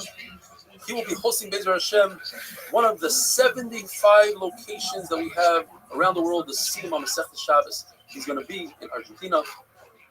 If you would like to also host a place please send us an email. And he writes, I've been watching your shir every day on YouTube. I'm aware that your full daf shir, as well as the 8-minute daf, are on other portals like Torah Anytime, and we have an app and a website, and on all daf, and that you reach thousands of people daily. But I would like to congratulate you for recently reaching, yesterday that is, 3,000 subscribers on YouTube, as this is a number that everyone can see. So Shbayach Mendel Mitz for hosting, for the beautiful email. We're talking about the 9 days, the Chubad Abayis. The Gemara says, Soros, Rabbis, Bois Aladar. The reason why so many calamities happen in the generation, Corona, etc., is because Shoichad, the judges take bribes, the Kohanim, the Rabbanim, they make kulas for money, and the Nevi'im, the Mekubalim, they'll give you what you want to hear for the right price, and HaKadosh Baruch Hu will bring 3 parodios that have to do with Yerushalayim, the Beis Hamikdash, that have to do with the Churban. The Shekhinah will not rest within Klal Yisrael until we get rid of the corrupt judges and Shotrim, those who implement the rule. Yerushalayim will be rebuilt in the space of tzedakah. And if we can get rid of Gaiva, Yuhara, Rashi says, for example, people with long hair, beautiful clothing, then we can get rid of the missionaries. And if we get rid of the corrupt judges, we can get rid of the bad police, the forceful police. Also it says, Shibar Hashemati Rishayim, Shevet Moishma, is going to break the staff, the rod of the rulers and the Rishayim. What does that mean? These are the judges who become like a stick, the leading stick of the Chazanim, the court officers who implement wrongly. Shevet Moishma, these are the Talmid Chachamim who, let's say Talmid Chacham has a relative who's a Rasha, and Talmid Chacham goes and gives a shtickle Torah to explain why his relative is right. Or Talmid Chachamim who take Maratzim and make them Dayanim, hoping that these Maratzim will come to them and ask the real tough questions in halacha, and that never happens. Your hands are full of blood. These are judges who take bribes. By taking a bribe, you're killing people by taking their money wrongly. It's by Seichem Ba'avai. These are the court reporters who are corrupt. Your lips are talking falsehood. These are lawyers who teach their clients to lie. The Shon from Avla, these are Balidin who are lying. Recently, the law says that when Yosef HaTzadik was separated from his brothers, he refrained from drinking wine all those many years. But his brothers continued drinking, but they didn't get drunk. Rabbi Yosef HaChanina says, no, his brothers also refrained from drinking wine. Rabbi Eloi says, the schar that Aaron HaKohen set himself in his heart, he was happy that Moshe Rabbeinu achieved what he achieved, so Moshe Baruch Hu paid him back on his heart and gave him the Choshen Mishpat, the Urim V'Tumim. The people from Bashakar sent 3 questions to Levi, but until the questions reached Levi, unfortunately he was nifter. The questions were, what about the canopy on Shabbos? Could you open it? What about hops? Could you plant it together with a vineyard? In a vineyard, is that considered play a kerem? Typically, you can't plant vegetables, but you could plant a tree. What's a hop? Is a hop a tree or a vegetable? If you have a bed on Yontif, you dig a grave. So Shmuel told Rav Menashe, if you're smart, why don't you answer them? And he told them he's machmer and everything. He said, we can't find a heter for kila, for a canopy. And the reason is because they weren't B'nai Torah, and you can't be machmer or something because they'll take it to the wrong direction. And he said, hops are asur, even though there's a great reason to be makel on hops, because your parfin who's makel on Eretz Yisrael, anybody who's makel on Eretz Yisrael, the Allah is like them in Chutz La'aretz, and it should be okay. They're not B'nai Torah, you can't be makel with them. And when it comes to Mason Yantif, he says, don't deal with it. Even though we have a Yantif on the second day, you could do it by a Jew. On the first day, which comes after Shabbos, you could do Amir La'akom, you could say, tell the God because you covered our brios. You don't want to be matter to them. The Gemara tells us that Rav said that you could plant hops in Chutz La'aretz. Rav Amram Chasida would give Malchus, and they explained because he was in a place that weren't B'nai Torah. Rav Misharish would give money to a non-Jewish child, but he wouldn't give money to a Jewish child because that Jewish child would grow older and he won't know the difference, and he wouldn't give money to an adult guy because we come to confuse it with a Jew, so he gave it to a child guy. Says the Gemara, you're allowed to go outside on Shabbos with a canopy, even though the canopy has screens and straps attached to it. Those screens are buckled to the actual canopy. Whereas when it comes to the tzitzis, if you're you're wearing a beged that has tzitzis, one of them ripped off, and now you're left with three. The three that are left are not batal to the beged because they have tchelis in them. The Gemara tells us you can do trickery when it comes to a sifter. You can put a sifter on a kli and pretend you need it to hold the pomegranates. You put some pomegranates on it. Once it's on there, there's no moving the chol, and you go ahead and use the sifter on yantiv. When it comes to making beer, on Chalamayid, you're allowed to do so if you provide you don't have more beer. What if you have a lot of beer in storage? You make the beer and then you drink some of it. Over here, making the beer is not inherently usher. It's just if you have extra beer, you're not allowed to do it. But putting up a strainer, that is usher, so you immediately have to take action and show that you're doing it for your pomegranates. The Gemara tells us a couple of stories of one time Chacham who did trickery. He once had a leak in the spigot, so he took a piece of garlic and stuffed the spigot. He said, "Oh, I'm not doing it to fix the spigot, because that would be also that's mitakemana. I'm doing it to hide the garlic." On another occasion, he fell asleep on a boat, and the boat took him across the river on Shabbos. He says, "Oh, I didn't want to cross the river. I want to take a nap." Mara says that was okay because he's a Talmid Chacham, and he was trying to trick his way around the Rabbanan, and the Rabbanan himself is not. We're not worried that he's going to be over on the Rabbanan. The Mishnah tells us that you're allowed to take water and put it on the sediment that's stuck on top of the strainer, and that will take the rest of the wine out of the sediment. And you're allowed to take clear wine and put it through a rag on Shabbos. What you cannot do is take wine that has sediment. Now, however, if the wine has sediment and it's being hagitais, in other words, between the wine presses, that's what they drink in that area, location, and time, then it's okay. When you use the sifter, the strainer, you have to make sure that there's no indentation in it. Otherwise, it's good to the chol. Kfifa mitzvahs is you take a basket, you flip over the basket. That's okay to use the basket to strain. It's a shino, it's different, as long as it's one tefach above the bottom of your vessel and it doesn't create oil. If you take a rag and put it on half of the barrel, that's okay. If you do not put straw tightly in the mouth of a vessel and use it as a strainer, that looks like a sifter. In the house or a papa, they would pour beer from one vessel to another, even though there's sediment, because as they were pouring, it didn't involve the sediment at all. But once you get down to the bottom, it's usher. In the house or a papa, they were very wealthy, used to sell a lot of beer, and therefore they didn't care about the last part, so they had no issue. Have a wonderful day.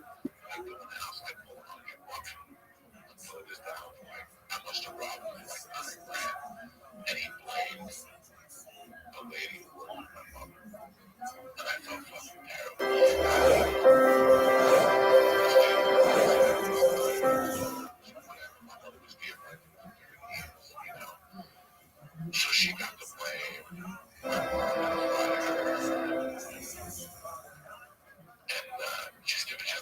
Shabbos Daf Kufman. Today's email comes from Micha Holzer from Cincinnati, Ohio. I listened to the 8-minute daf on my way to work. It's Mekadosh my drive and my whole day. The clarity, the presentation help the holy words penetrate into my neshama.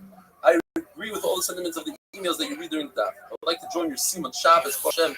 We're pushing 8 different locations for the Simon Masechet Shabbos. I've never gotten this far in the daf, and the daf helped me stay positive and kept my family and I going through this whole first kufa, which started around the Ches on Shabbos. Continue being Lahagel Torah Adira. Thank you, Micha Holzer.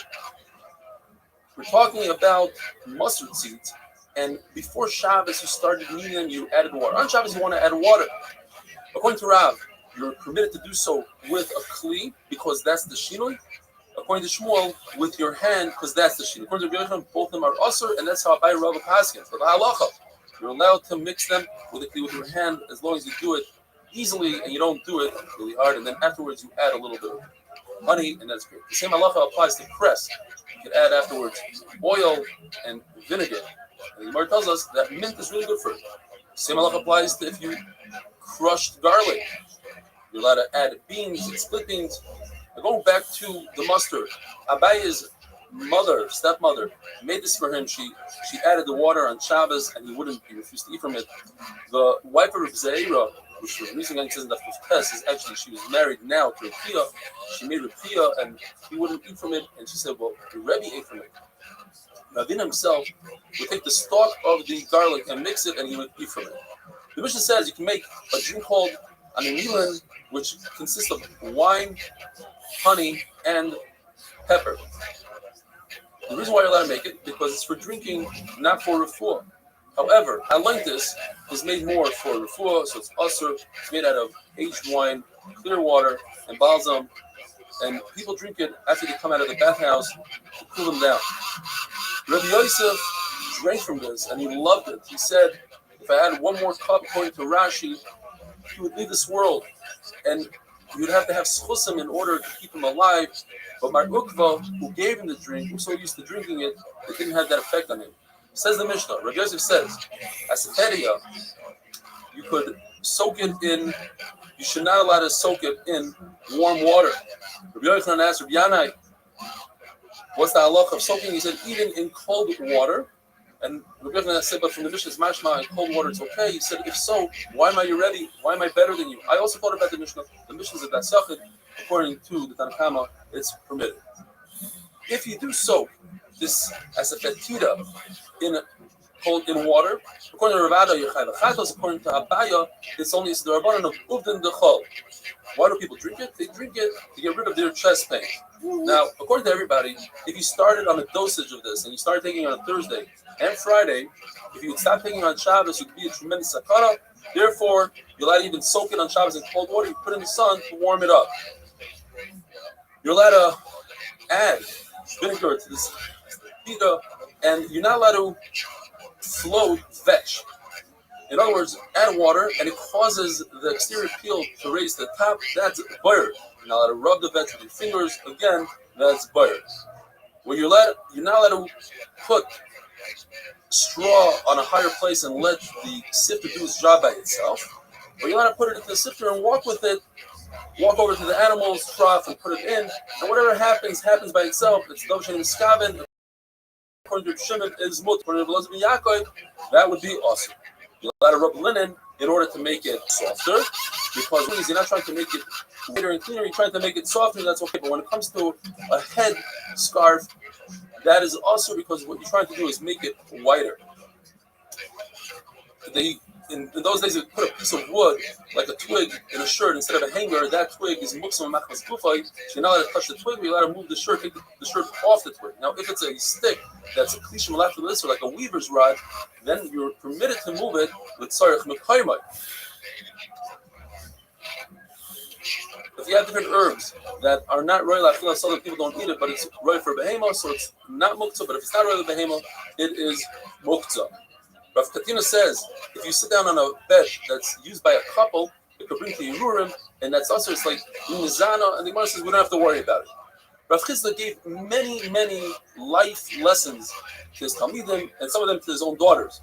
And he said, when you're buying vegetables and they come in a bunch, the circumference is always the same, so make sure that you get longer vegetables, you get more for your money. The different, some sorry for different people say different shot and what he meant by that. And in all these following things. If a person doesn't have bread, he shouldn't eat vegetables, they make him hungrier. And he said himself, when I was poor, I wouldn't eat vegetables because it made me hungrier. And when I was wealthier, I wouldn't eat vegetables because I want to fill myself up with meat and fish. If a person is poor, he should wait until he has enough bread to make him satiated. He shouldn't eat smaller pieces. If he doesn't have a lot of bread, he shouldn't cut the bread and break bread because then he wouldn't give out to his guest with the ayin yafa. When he was poor, he checked the whole basket to see that he has enough to give everything, enough to everybody. And he says that if you don't have enough money, don't buy expensive bread that's made out of wheat. Buy the barley. That's about kashkas if you buy the expensive stuff. Papa said something similar. If Papa said that if you could drink beer, why spend your money on wine? That's about kashkas. And the Gemara says that's not true. About kashkas is the group of others. It's better to take care of your own body than to save money. If a person doesn't have oil to put on his hands before my machreinim, he can take algae out of a puddle. The person that doesn't have money could buy the neck of an animal. It has 3 flavors. It's fatty, lean, and it has sinews. He told us Talmidim, buy these expensive shirts from Nahar Abba. Wash them every 30 days. I guarantee you your money back that they'll last you for a year. The reason why it's called a Kitainis shirt is because it's enough that puts you up into another level, into another class. A person shouldn't say, he told us Talmidim, don't sit on hemp or ruin your begadim. Don't give your clothes to the woman that's taking care of you because she might see Perry and she'll be disgusted. He told his daughters, you should be very tznius in front of your husbands. Don't eat a lot in front of them. They'll be grossed out. Don't eat vegetables before you go to sleep, or it gives you bad breath, or dates. and beer at night because that can ruin your stomach. Don't go to the bathroom in front of them, or even not in front of them so they don't see it later. When somebody knocks on the door, don't use a Lashon Zohar. Who is it? Saying in a Lashon Akeva. And he gave them advice how to play hard to get. Says the Mishnah, according to Daisa, you're allowed to sweep out the trough of hay, move it to the side for the animal so that it doesn't get mixed in with dirt, etc. And you're allowed to move it away from the waste. Some say both of those things are usher because, first of all, you're not allowed to sweep the floor. It's mashvagumas, it's baina. And second of all, the food, in the second case, the food is muktzah, it's disgusting. When we're discussing a trough that's attached to the ground, according to everybody, that is also because of mashaguna, the whole machlokes is in a trough, the bottom is made out of wood. You're allowed to take food from a donkey and give it to an ox because the donkey doesn't drool, and this way the ox does drool and the donkey won't eat it, so therefore, here for Yisera and Shabbos, that would be us having a wonderful day.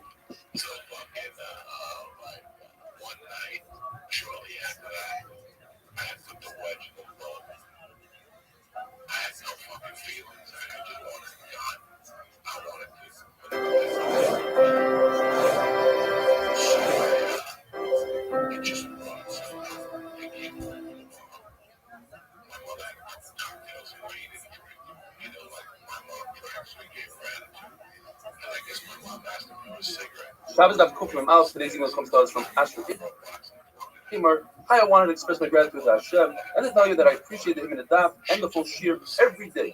It's Mamish Gan Aiden in this world. Thank you very much, and I wish you lots of Batzlacha. Asher. One more. From Ruben Turk from Yerushalayim. I've been watching the Daf here on YouTube for the past 4 months. Since coronavirus has kept us at home pretty much full time. Your enthusiasm and motivation is a passionate inspiration for me and to all your regular followers that follow Daf on a regular basis. 8 months ago, Ruben Turk, Yerushalayim. Thank you. Typically, says the Mishnah, hay is mostly because it's designated for fuel. So therefore, if you have hay on your bed and you want to lay it out smoothly, you shouldn't touch it with your hand. You can do it with your shoulder, with your rest body. If you show that you designate it as a bed by putting up a pillow, a sheet, then you're allowed to move it with your hands. Something called a machpage presses the clothing, and there's two types. There's one for individuals, for a homeowner. So the way it works, you push down the upper board and you put a peg in to hold it in place. You're permitted on Shabbos to remove the peg, lift it up, take your clothes out. But it's also to put your clothes in the present because they'll only be ready tomorrow after Shabbos, and it's also to do work for after Shabbos. So koipsim, meaning the professional one, for the dry cleaners, it's also to even touch it. Review says if it started opening before Shabbos, you're allowed to continue the process, separating it and taking out your clothes. Rav Nachman says, if you have a detached radish and you put it in the ground to store it, depends on what side up. If you put it with the pointy side down, and by removing the radish, you're not disturbing the dirt, your mother take it out on Shabbos. But if it's upside down, when you take it out and disturb the dirt, that's awesome. Rav Nachman obviously doesn't hold like our Mishnah of Kilkel Minatzad. Rav Yehuda says it's permitted to crush a pepper on Shabbos, provided that you do two things differently than in the weekday. You take the handle of the knife versus the knife itself and crush it with the handle, and you don't do it in a mortar and pestle, rather you do it in a bowl. And you can only do one pepper. Rava says if you're already doing two shinuyim, you can do as many peppers as you want. Rav Yehuda says if you're swimming in a river, be careful not to come out of the river dripping wet because all that water is carrying, and you'll be carrying in the carmelis to the edge of the river. The carmelis you'll be carrying 4 amas. So dry up and then come out. Going into the river and pushing the water 4 amas is not a consideration since it's koichai, it's spores, and there's no problem with koichai in a carmelis. If you have mud on your shoe, there's a 4 machlokes according to Abaya. You should scrape it off on the ground, but not on a wall, because on the wall you're adding mud to the wall. It looks like you're building the wall. Rava says nobody builds with mud. Rather, you should do it on the wall, not on the ground, because on the ground you might be filling in holes. Ashri gumas, and that's awesome. My brother is going to say both of them are musr. Our Papa says both of them are mutter. In fact, it's the halacha because you're asking like Rav Shimon, Davashin, and Miskabin. If you don't have intent, it's mutter. Rava says a person shouldn't sit with something in his hand right next to the end of the mavi, close to the shrabim, right by the left. That thing in your hand might fall out and roll into the shrabim. You might come to get it, and that's a problem.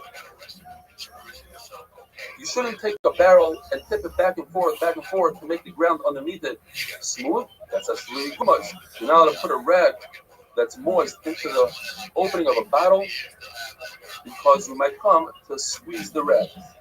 If you have mud on your clothing, you can rub it from the inside of the clothing, but not from the outside. You can also take your nail and scrape it, provided that you leave a little film left there. I just want to point out that according to Rashi, if let's say you have dust on your clothing and you just wipe it off and there's nothing left on your clothing, you're over a Isser Da'iraisa. Rabbi Yanai says that if you have mud on your shoe, you could scrape off a brand new shoe with the edge of a knife, but not an older shoe because you might take a piece of the leather off, and that's an Isser Lemachin. Ahu Saba typically means El Navi. He argues and he says, not even on a new shoe. If you want to anoint your foot with oil, if you do it while it's in a shoe, that's also because the oil will go and it'll better the shoe, will be ma'abed the shoe, will tan the shoe. If your foot is outside of the shoe and you put just enough to polish the shoe, but you have no intent to polish the shoe, that's okay. If you put enough oil on your foot to tan the shoe, then it's also for you to put your foot into the shoe, even if you have no intent to tan. It's also to go outside with a very large shoe. It might fall off the foot and you'll come to carry it.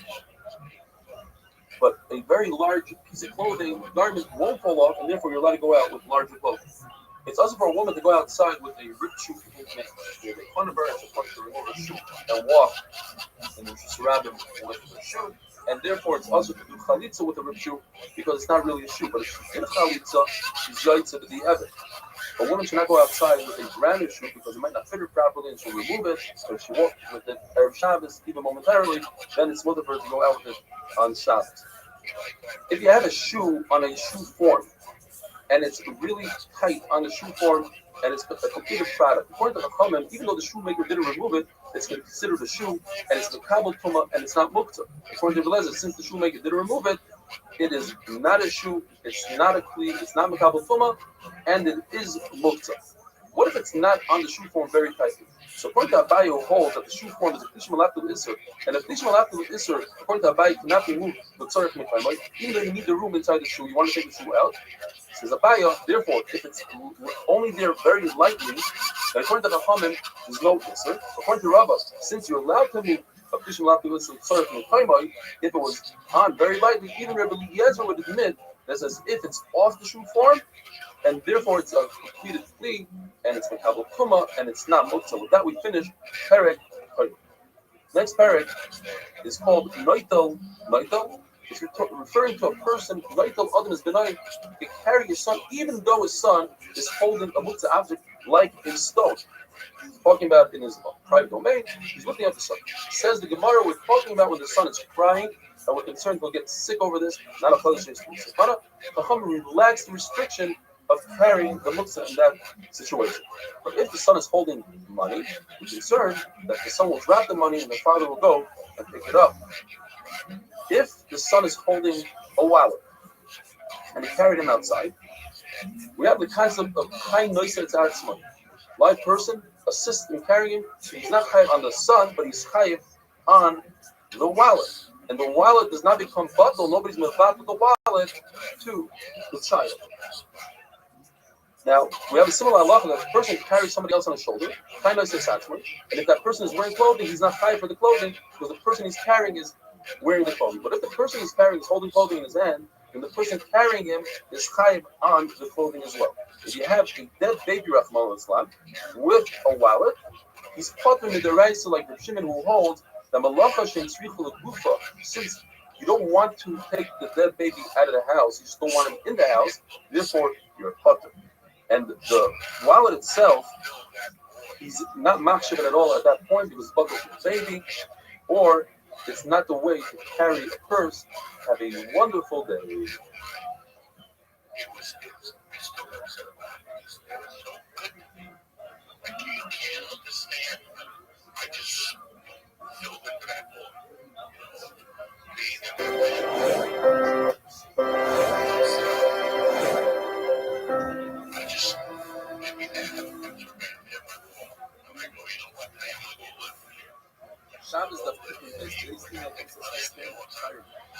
says, today was the Muncie of the Daf by Dr. Davis.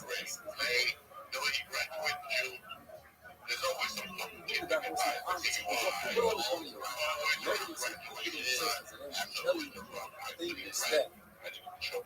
Mr. says that if you have a basket with stone, it's also going to be a basket because this basket is buses are based in the mountain.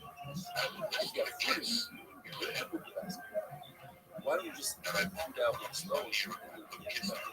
Dealing with fruit is very delicate, strawberry, grapes.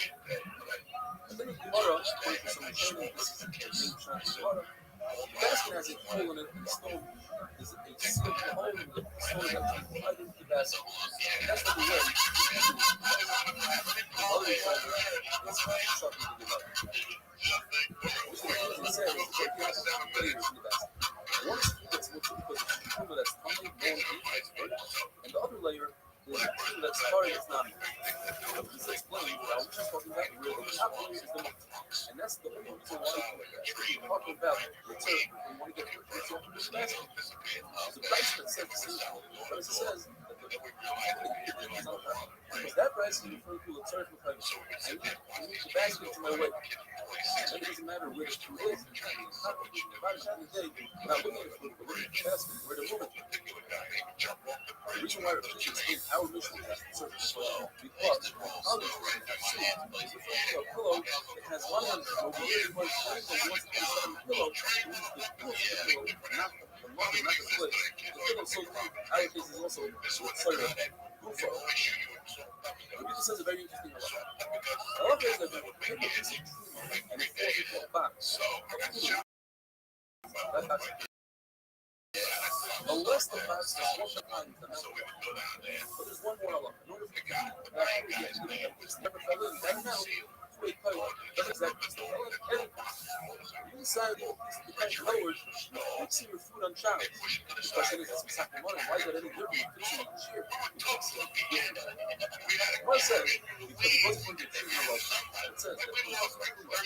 I think not just looking at the right side, go ahead and the left side. Not because the true that I separated from in other words, halachically, the true that is separated, something more efficient, remove it out of the so you didn't fix something on top of it, you gave it to the job. You might want to say that it's like a legend that says, if one piece of fish fell in less than 100, and then, so that whole box becomes also becomes a duma, and then that box became a duma, a piece fell into a second box.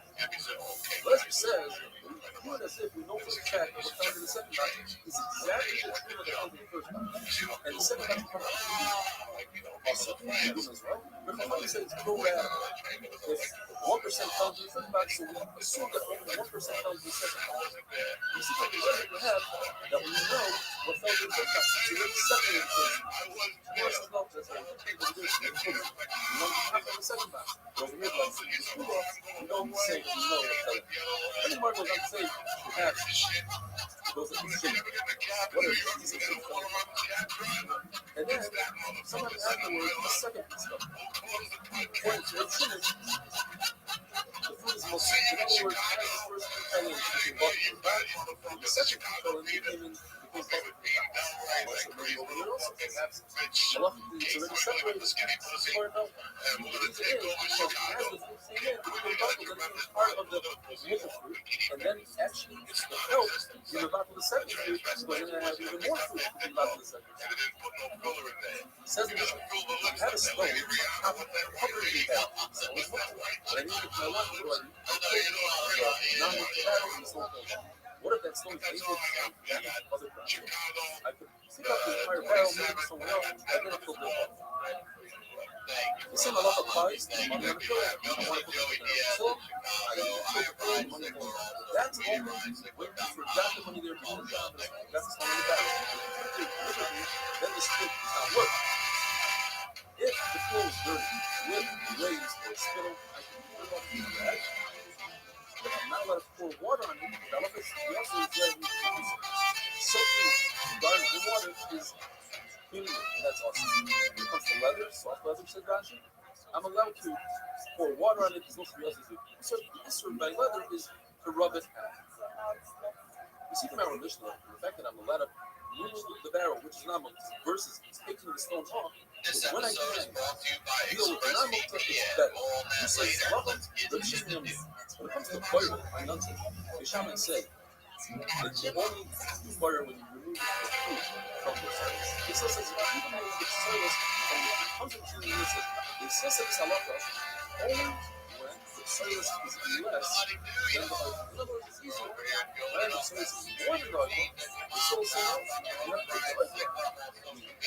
When you have the deal with the namukta, deal with namukta. And by us, the barrel is considered like we have a lot of something and very little, therefore we're dealing with the barrel. Because in order to get the bottom of the barrel, you have to move the stone regardless. Rabbi Shaya says, and has this beginning of chapter, the concept of when it comes to move, even a wild child, not a wild child. They put a baby or a loaf of bread or anything that's not the and I say, okay, while it is a base for the non-Muslim, I don't move. Women says, you can even actually passing a lot of like somebody left a wild milk. He said, since there's a great loss, And very excited for they walk less than 4 hours, or they need a little wall, and the chest. That's nobody allowed to do so. Martin says this halacha only when you get the wallet. And Rashi says this halacha only when it comes to the notes then we allow this like they allow the government. Abai himself put this food from top of bushel of hay, and Rava put a knife on top of raw dog meat. There is also happening. It's only when you forget to a bushel of hay and dog meat is not mixed. That's very soft and dog meat is out of we're just doing it because people are going to look at us and say, we got to be voices and want to show, we want to make an example. Rava, even though he holds a reference, when it comes to Mela, you have something that turns into like raw meat or the intestines of an animal and man, which wouldn't eat on them. So according to Rabbi Yehuda, that's considered Mela. It just turns into animal consumption versus human consumption. And it's booked to Rava holds that you got to move it, give it to the cat in this case. Why? Because he anticipated that he's going to give this intestine to the cat, that it's going to smell his house, and does it, and it's wonderful. Prepared for a nuclear event, but we had the pear jars, mason jars, that all like everybody had a full-on shelf. For me, younger full-on shelf.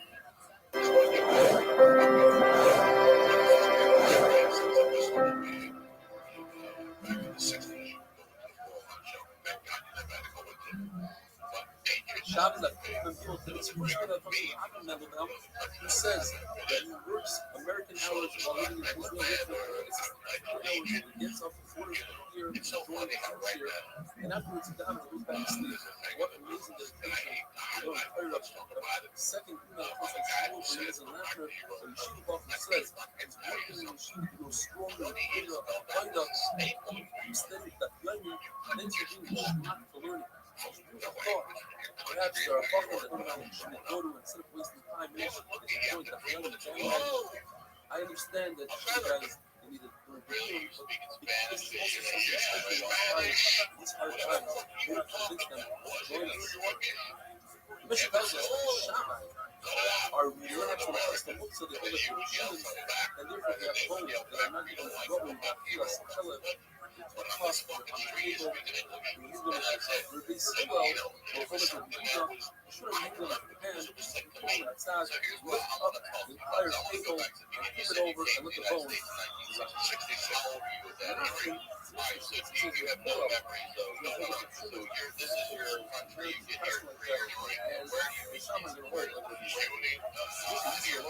Married? Are they together? Small problems that are listed behind this goes as cheaper to judge on it says that you not destroy the dying hand.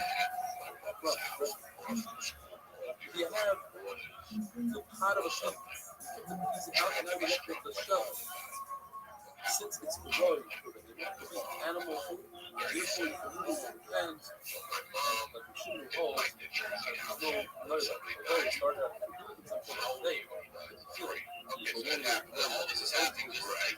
consumption of the day. You have a sponge. Should not being surface speak up on top unless it has a handle. Doesn't have a handle, you're not going to have any speak on water.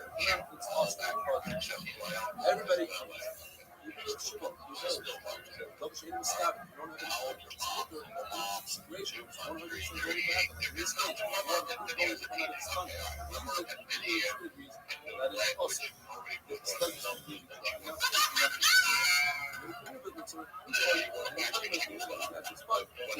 the sponge, and that sponge is not become a chemical. It's not one of the four things. It's not a bag, it's not wood, it's not metal, it's not a cell. There are two types of hits.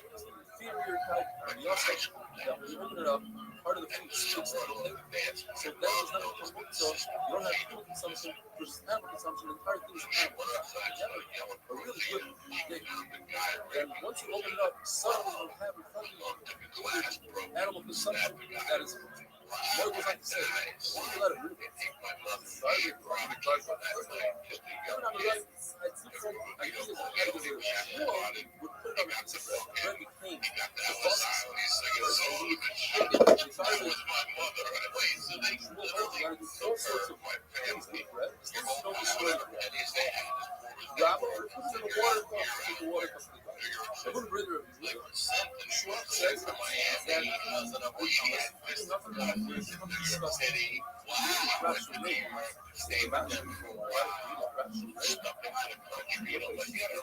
so she says,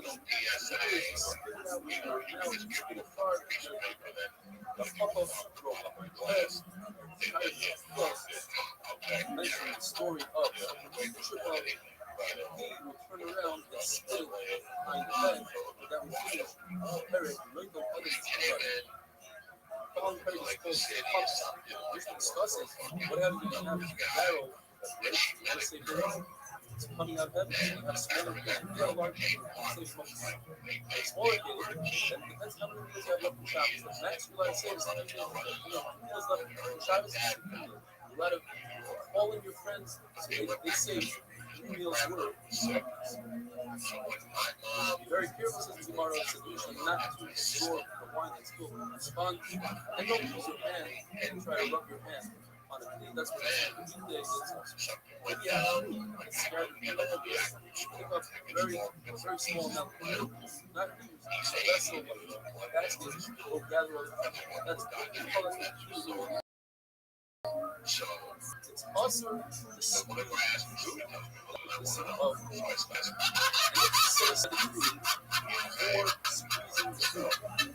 and the liquids came out by themselves. Or what if you set aside the fruit and the liquids came out? Shmuel, before this rabbit, Shmuel learned that in the case of grapes, even olives, is going to hit the same. Even though they came out of themselves. We set aside this also can be I mean, all other fruit have commonly admit to Rabbi Yehuda that if the liquids came out of themselves and they set aside the fruit, you're allowed to drink. Because all of these fruits are not for squeezing and making from the liquids. And what's my point? My point is a very small category of berries and pomegranate. You would say that you're allowed to no. According to Rav, Rabbi Yehuda will hold even like olives and grapes.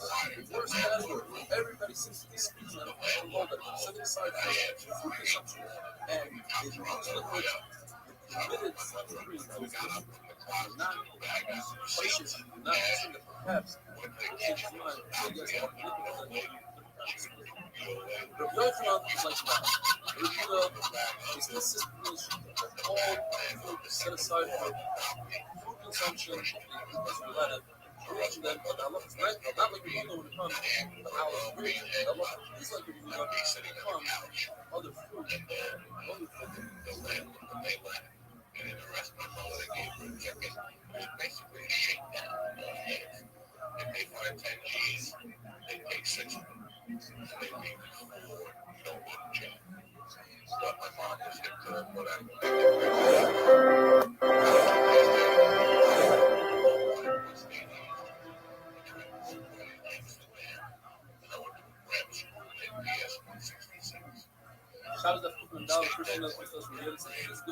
from Lakewood. Listens and loves the shear and listens every day on the diaspora and on the weekend. Even secret Corona, I still listen. He wants to know if there's going to be a satellite application for the CME, and that is yes, that's several applications. One of them is a month headed by Dusty Klein from Superior Plumbing and Heating. And he says he wants you to know that he's not going to be outdone by the motor park flat which we see below. They have many other parties, etc. This party is going to be amazing. So, if you get a Muncie, check out Dusty Klein. We learned that when it comes to pomegranates and strawberries, it depends. If you designate the strawberries for food and they use liquid chocolate to allow the movement for squeezing the liquid chocolate, plus, what about the category? Stop. Hard. Undesignated. Says the Mario squirrels from the hole that it's considered designated for squeezing and it's possibly that question. The Mario's bottom line is you see that you have, the image that you have, rates and algorithms. It says the good outside, the person has to have it's also it's up. The other outside, if it doesn't have intent, then they are not naturally compatible. They don't have the ability to match, they have considered coverage, they don't have the power to make food. The question is, the most severe category are grapes and almonds. Over here when it comes to strawberries and that, says the Gemara, you can understand. And it says, loyal rata. It means literally the person I don't want those liquids. He says it. Have these liquids. They don't have the power of everything. But like us talking about, stop. You don't say, I don't want it. It doesn't mean, and therefore it has liquids and drink that is also so let's go through step by step. Another term before we go into that, since the olive is rich, that's what it's called. So initially we know that it's going to be this good, it's not good. When it comes to the strawberries and the pomegranates, it's regular dish that doesn't use any liquids and it's not going to be. So Lucia says, according to Danakama, human milk has the ability to knock your food double coat. Even with high blood sugar being having comes to cow milk, animal milk, especially with cow milk, it's a big chart. Let's look at human milk is a better nevertheless, it's considered better. So certainly, step number 2, cow milk is very better. Certainly, it's considered better. It's really cow milk. So if I'm saying no, the reason why no, without food, without milk, and blood is one of the 7 and it's not a milk, it's actually not a milk, even without it. This is repeatable milk is more common than blood. See, it's the 4. If take milk, raw milk, for kill an animal, and you want the milk, naturally that will come raw milk from an animal. Or a food. It's not it's milk is more powerful. In other words, there's nothing to the shots as blood cells in the pen, because in both cases you want the milk, you want the blood. The milk is natural, blood isn't. Common finally sexual hours and drinks. That's the if I had a pen. It's not the it's not the offer is without this one places and sort apples, even with a few large apples. This sort of species so I didn't know this was the way. This is not spaces and therefore it's considered food and it's not speak. However, we're not allowed to speak because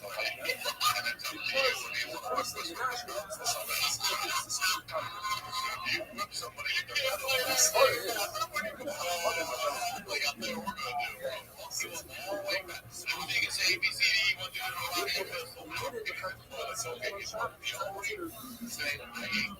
what tells us that a mikvah put in regular drawn water. He really goes for it. He like that shit. If I was a second shit, Information. the man You of don't 19, want to wrap of it. constantly Colorado, Therefore, Judy Brown went out in the Navy in I 94. constantly look for He because showed up, I saw him, he was it's called talking shit now turned red. about dirty comics. What is So I never cleansed? liked him. I That is always because he was it has to be a liquid. but the only thing he had to set up was one When I decided I had to the make gate name. Yeah, people go, squeeze it. Then why does Bryson say that I have a point to squeeze the flaw? It's all that way.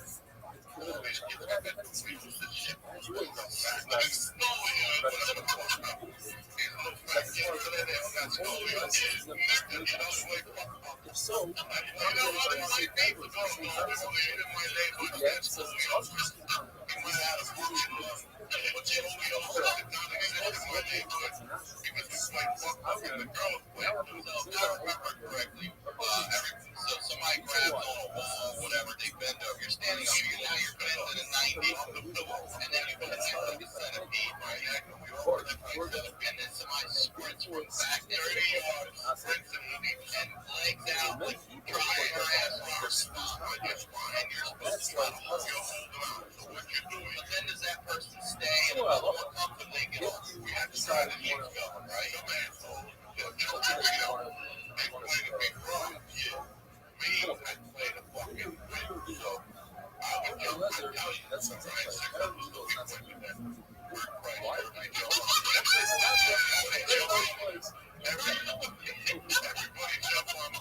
That's right now.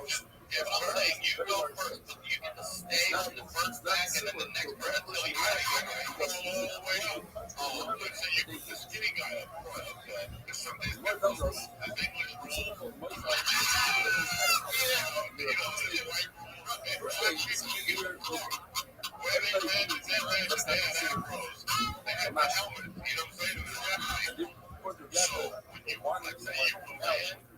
Yeah, whatever comes out of the third stage, that's the according to Yahweh,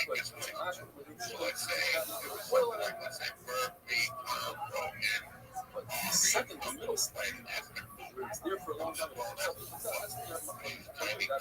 also natural. It's Brother says, this lifetime, all stages process. Why?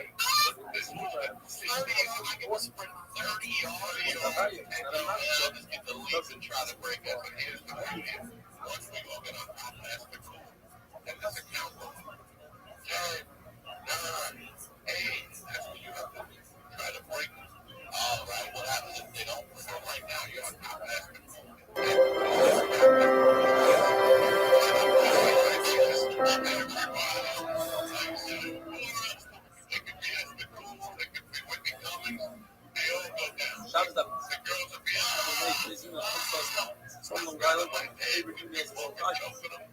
even before Trump was you started to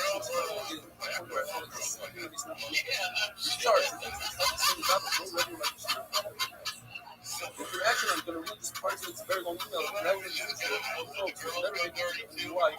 What is your whole different level? I was always taught, you don't learn anything about this one because we're enjoying it. However, since learning you, I've found it the first time in my life. Actually, enjoyed learning the motto. I don't grasp everything. And this is really good. I'm a snap for what it is. I'm doing this, I'm doing this, like I do about the challenge on YouTube. The word says in the movie, I love for rap school second. That if this is the sound, those videos and I love all the sound. So looking at them, what's a cereal with salad? Because I love the salad. How is it so? With the time of the milk, it tastes where it's solid. The answer is because rather milk that comes from the udder, the milking process, and then dropping is the liquid, and it's funny, and in turn, it's the power, the solid. Sometimes the thing is, pieces are rich like exactly they have the ability to become a reaction to things. Comes out, it's not going to be fixed. So it doesn't have the power to go down one time. But if the squeeze is so low, not the solid, then that will become Maybe explain. In those days, they wouldn't wash their bread with eggs like we do. They would wash it with grapes. Grape juice. And this like is considered a salad, or a liquid, so that the one who's saying, everybody confused that it's a liquid. The question is, since it's a liquid, it's going for waste, the oven and burn out. Is that considered a salad or liquid? Then we have a third one. Three reasons why people would crush out. One is the interesting, because that's the case. You want the liquids that come out of it because it's therefore, that liquid, as they go in, actually have a function of itself. But if you smell the muscle that is so valid, and they don't want the liquid, and that liquid is not powerful enough, you're not going to double. What if you want to test to see how it's ready to how it's expressed? Hamikama says that's not enough. It says there is not for Hamikama. It says what's my whether the liquid that's going to waste, like this case, it's out, liquid falling on the ground, going to waste, it's liquid or a solid. However, in the case of grape juice washed in the towel, since it remains and it gets a nice shine, so it says whether or not can I consider it a solid or liquid, at the end of the day, it's there, it didn't stop. Bob says, it's right now, that's all and Rapine said, Ain't I wrote the lays up. My own eyes were shown out. Someone who hurt another one, or smeared the hurt not. Rapine says, it's a very cooked vegetables. Put around the shore. One is squeezing it. One, the vegetable itself to be better. Then it's looking. Now, if you want dealing with rabbit hole, for the physical ingredients that people is better. One for the pickle juice, then it's also the rabbanon. Regardless, pickles or vegetables, for itself, it's both the water is this is very rice. Then you actually say the rice up. Great. It says another another person can go ahead and solve this one. Besides one, the woman is not put on, they say that her husband or somebody saw her husband. Then he should testify that he heard from somebody else. In fact, Allah is a kite gets it far from its straw. If it has a bone, it doesn't have to really mess with it. So the Kahana would fly, they would pretend they had told them, keep the bone, and they say it's fine. A witness. It's okay in the case of a car. You don't have to explain what it says. It's not referring to that. It's just referring to testimony that would believe that in the case of a car, it's good. Mishnah tells us that how it's not honey side, the honey can pass through, and when they can't use it on Shabbos, it's very similar to like this, almost identical case. Olives crushed before Shabbos, and the oil used in Shabbos is more than not a thing. When it comes to honey, when treated as a salad or liquid, it is in one form on Shabbos, and it's used the same way after it uses out. But an olive, it's a salad that turns into a liquid. Nevertheless, it has the same halacha, melody used on Shabbos, famous halacha, if I cook chicken before Shabbos in water, I take it out of the pot, I can put it back in boiling hot water on Shabbos. Why would somebody do that? Before, you want to dissolve the chicken completely, or it says it's disgusting. The Papa was, what Safra says, Safra, if I wouldn't have this unbelievable 3-year-old wine, I would have thrown up everywhere. Says Gershon, making fun of our food from himself. What about your kid about it? It's even worse. Every time I think about it, I want to spit on the floor. Says the Mishnah, if you think that it's on Shabbos, then it's possible. However, if you rinse with hot water rinsing is not considered cooked. It was very old fish. You're over a year old fish. Food says it's tuna. Food says spinach or French mackerel. They're very salty. So by rinsing them all on Shabbos, that's the Bible law, that's the fish touch. That would be possible. However, Rabbi, and Rabbi says in the Gemara, we're sitting on the good. They thought of it, looked like this goes in the and he started asking your class, That's what I see. What's your question? When he woke up, he said, Ravasi, I told you, if you don't know 100%, just like you know that sisters must come, and don't utter those words. What are the questions? Kim Rab also asked the questions, and the questions were as follows. Why do you think that the words in Bubble are heavier than the words in Eretz Yisrael? No, in Eretz Yisrael they also have bad words. There's no difference. The reason is the words in Bubble didn't have to migrate, the words in Eretz Yisrael migrated for years, and he said, Antishma, I saw the Imanehi. Everybody had a very slow. The Hema in 1952. He asked, why is bubble that I show?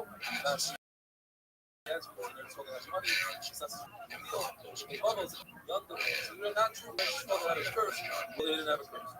Why is that the bubble dress differently? Very clothing. It says rats because they are not sexually functioning. No, they might be weird having the reason is because they're not in their country. Why do you try to have so much clothing? Rats says because they discuss their muscles. It's not true. It's because the Nachash, like Chava, inserted 2 hours ago, and he only went away when he was Matan Torah. When Matan Torah, they had 2 hours. This is a contradiction in my law that says that Shlomo left by the Shvatim. I mean, wonderful.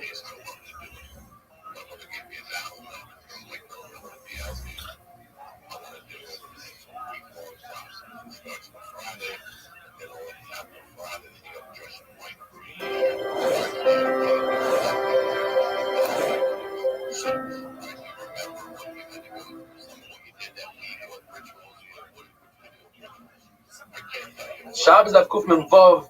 Today's email comes to us from Mendel Mitz, our friend from Argentina, who says, following up on the last email that we read from him, his relative Leon Welcher from South Africa discovered that they are, in fact, the relatives going back 100 years to Vilna. And he writes, now that I've started to watch the nights here on Zoom, I can see that not only have you have the schus, this Torah, you also have brought many people close to Yiddishkeit and close to one another. The beautiful achdus of people from all walks of life, be it Litvish, Lubavitch, Hasidish, Modern Orthodox, Gronics, ex-Gronics, and the list goes on. Thank you, Mendel. Random Mishnah. According to Nechemia, who holds that the only time you're permitted to lift any object on Shabbos, even if the object should clean the laheter, it's only if you lift it for the intended purpose of that clean. So if you take a sword to crack open a barrel, that would only be mutter if in the barrel you have dried figs and you need the sword to get the figs to come apart. But let's say you have wine in the barrel, it'll be awesome. According to Chachamim, even if you have wine in the barrel, you're allowed to use the sword, provided that you don't create a kli. You're not trying to create a kli. What happens if you take the sword and you cut the barrel right below the mekufa, the cap of the barrel? The reason why you're doing so is to have the wine come out easier. That's and that's okay. But to make a hole in the side of the barrel with a spear, that's the petach kamechavin. You're trying to make a brand new opening, that's misak mana, and that's awesome. According to the Tanakama, you cannot make a hole in the megufa itself, and according to Rabbi Yehuda, you can.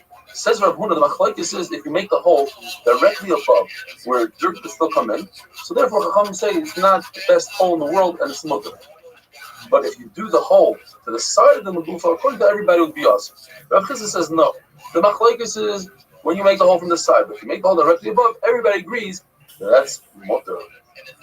To make a brand new hole in a chavis, in a barrel, it's also because it's sakimana. To add to the hole, let's say you have a hole that's 1 inch wide and you want to make it 2 inch circumference, that's a machlokes. Because the isser to make a hole on Shabbos is if it goes both directions. It's a two-way street. One direction is notice to the right. The reason why they said it's supposed to make a one-way hole, where let's say a hole in a barrel is one way for the wine to go out, is because of a chicken coop. Chicken coop people confused and they thought it's only a one-directional hole, but in fact the chicken coop is to let the bad odor out and to let new air come in. Now, typically with a chicken coop, you could say that people make one hole and they don't try to enlarge it. There's no reason to be geyser because animals will come through that hole. On the other hand, and this is how we pass it, people sometimes make a mistake. They don't measure correctly and they realize only later on they could enlarge the hole without allowing animals in. and therefore you have to rejoice. According to Shmuel, if you plug the barrel in order to trap the great aroma of the wine, so that's not a really strong plug, and therefore if you remove that plug, that's okay. But if you remove a plug that's holding the barrel together, not allowing the wine to escape, that's considered as if you're opening up a brand new hole. Now, what exactly is considered trapping the aroma, and what's considered holding in the wine? According to Rav Chizda, trapping the aroma is above the wine level, and lechazik, the wine is at the wine level. According to Rav, no. Trapping the aroma is at the wine level, and trapping the wine is below the wine. In other words, all the way in the bottom where the sediment is. And we have a very similar machlokes by a house. The halacha is, if you're dividing the yard in front of a house, and there's two houses, depending on how many entryways to the house, that's how many 4 amas you get. Each entryway gets 4 amas, times the amount of entryways you have, and then you divide the rest of the chutzpah. What if you have a doorway that's completely closed off with brick? So depending, if it has a frame, tzimah, then it's considered a doorway, and if it doesn't have the frame, then it's a complete closure, and we don't count it. So it's very similar to our halacha over here. If it's complete closure, then it's not considered an opening. And if you open it, it's as if you created a brand new opening. Same halacha applies. If you have a dead person in the house, you close off the door. If it's completely closed off and you remove the frame, then everything around the house, 4 amas, is makabel tova. If the frame's still there, then you don't have those 4 amas. According to everybody, if the spigot, the straw that comes out of the barrel, falls out, you can put it back in. According to everybody, if you don't have a spigot, you cannot create a new one. The machlokes is if you already have the spigot cut aside, but it doesn't fit perfectly, are you allowed to fit it in perfectly? Are we advised that perhaps you'll cut a brand new one or not? Congealed oil. The Mishnah says you're not allowed to smooth out wax. What about congealed oil? According to Rav, it's awesome. You have to make it zero that you can infuse it with wax. According to Shmuel, it's mutter. And Rav Shmuel says to Rav Yosef, the Rebbe, you yourself told us when you were healthy and you remembered all that you learned, you said that Rav holds that it's mutter. Felt, like what you make a black hat from, felt, if it's very stiff, and according to everybody, you can't walk with it outside on Shabbos, it's a maser. If it's very fine and flexible, that's like a baguette, you couldn't walk out with it. The machlokes is if it's beinoni, it's in between, semi-stiff. So the halacha is, according to Rav, it's asur, and Shmuel says it's mutter. They wanted to learn from a ma'aser shachayu with Rav. Rav was in a place. He was giving a drush and he realized there's not enough room in the Yisrael. So he took everybody outside into the carmelist and they brought him felt and he refused to sit on it. So they thought that perhaps he holds that the medium type of felt, which that was, is also according to him. In fact, it could be. The reason why they didn't want to sit on it because Rav Kahana and Rav Asi were there. Although they were Talmidim, they were Talmidim Chaverim. They were already his level, they were his friend, and he insisted that they should also have felt to sit on. It says in the Mishnah that you can take a pot and put it into a pit that doesn't have any water, and we're not concerned that he's going to be mashed between us, he's going to make the bottom of the pit flat. You got to take water, drinking water, and put it in water that's not drinkable. In order to keep it cool, you got to take water, put it out in the sun. There's no cooking in the sun, so you got to warm it up in the sun. And we're not concerned that you might take that same water and put it into cold. What if your clothing falls off into a puddle of water? You let it pick. There's no concern of carrying because it's in a private domain. Bring it out of the over and sneaker. Get home, make sure nobody's looking, hang it up to dry. This goes according to the Malama that says that Marasayan, if nobody's watching, you can do this malacha. But the other Malama that say, even though nobody's watching, still it's Marasayan. You have to be concerned with other people, even when nobody's watching. The Chayil Kadorim have a wonderful day.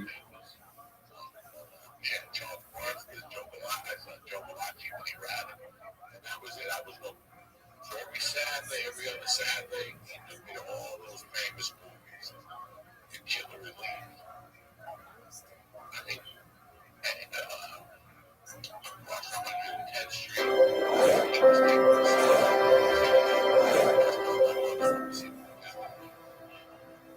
So, but the movie that he took me, that was just traumatizing.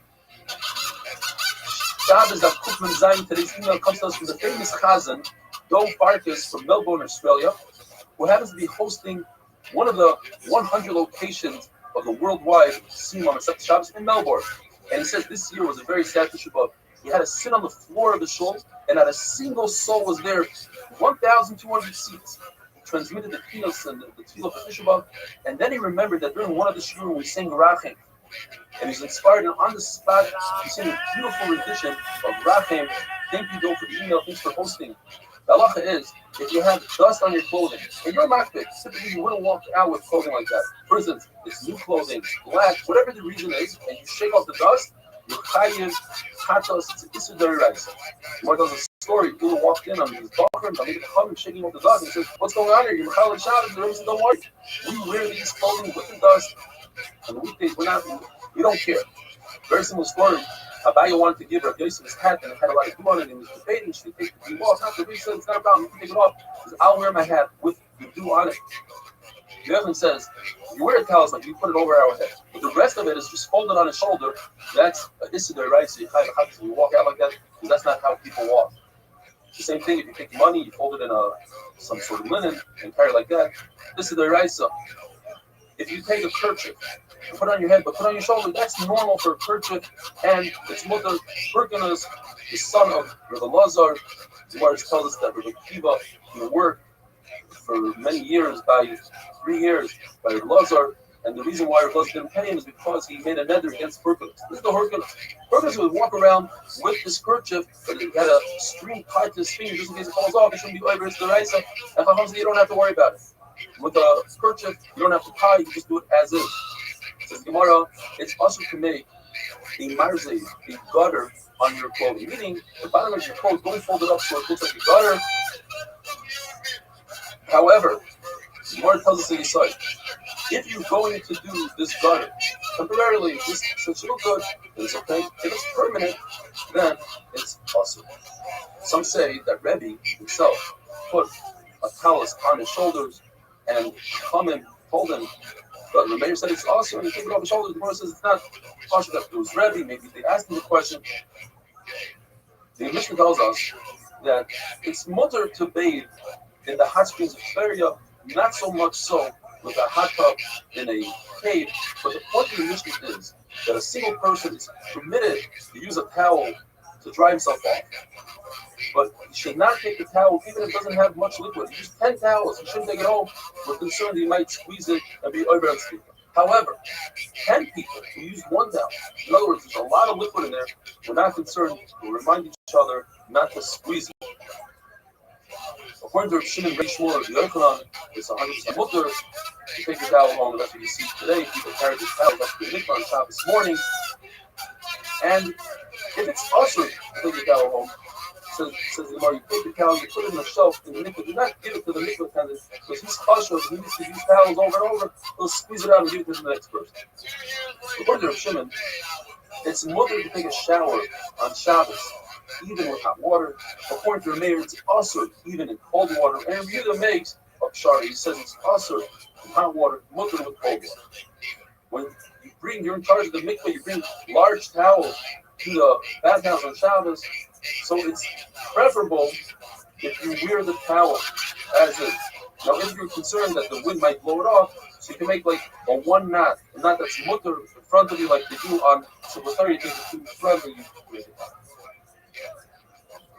If you must bring clothing on Shabbos, for the non-Jewish army, you have no choice. But you have a way to do it better. Wear the clothing like that, you'll be over less of an issur. But you don't have to tie it. Says the Mishnah, if you want to give yourself a massage and anoint, do it differently than you do it during the weekday. So first you put on the oil, then you give yourself a massage. The Rebbe says the way to do it with the sheet is you put the massage, you do the massage with the anointing at the same time. Don't give yourself a vigorous massage. Don't stand on the bottom of the river called the Musus, because the Musus has the ability to heat your body up and kill your body. But it only has that ability 21 days out of the year. What is the super? Does it start on Shavuos or it ends on Shavuos? Mark tells us very interesting that the very good wine of Krugis and this natural water of Musus is what caused that Sefer Shvatim to disappear. They indulged in materialism, and that's what caused their demise. And the Lord tells us that the Elazar ben Arach, who was the greatest counselor of the from Zagzag, he indulged in his water. He was waiting for his friends to join him. Instead, he got involved in his waters and he forgot all his fire, and he started reading instead of saying "Hakodesh Hazal Achad," he said "Hacheresh Hoyo Liba." And Chacham realized that he forgot his fire, and he down for him, and he came back. And from here, the Gemara says, you see, it's better to go after your friends, rather than wait for them, even though you're greater than them. Don't scrape your skin with a gareres tool that scrapes off skin. Mila says if it's mud or waste, then of course you can take it off on Shabbos. Says the Mishnah, you don't go into Nahar, this river, or Dima, because we're concerned you might slip on the mud on the bottom. So the Mishnah, do not do apikizin, which means don't induce vomit. That's with medicine, but you're allowed to put your finger in your mouth and cause that. When the Torah says even during the weekday, that's also called pashtas. You're allowed to swaddle a baby on Shabbos. The Mishnah says it's also meaning you're not allowed to straighten out its spine unless it's the first day after the baby is born.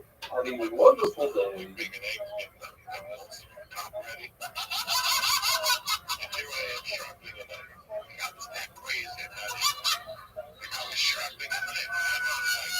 What's going on with you?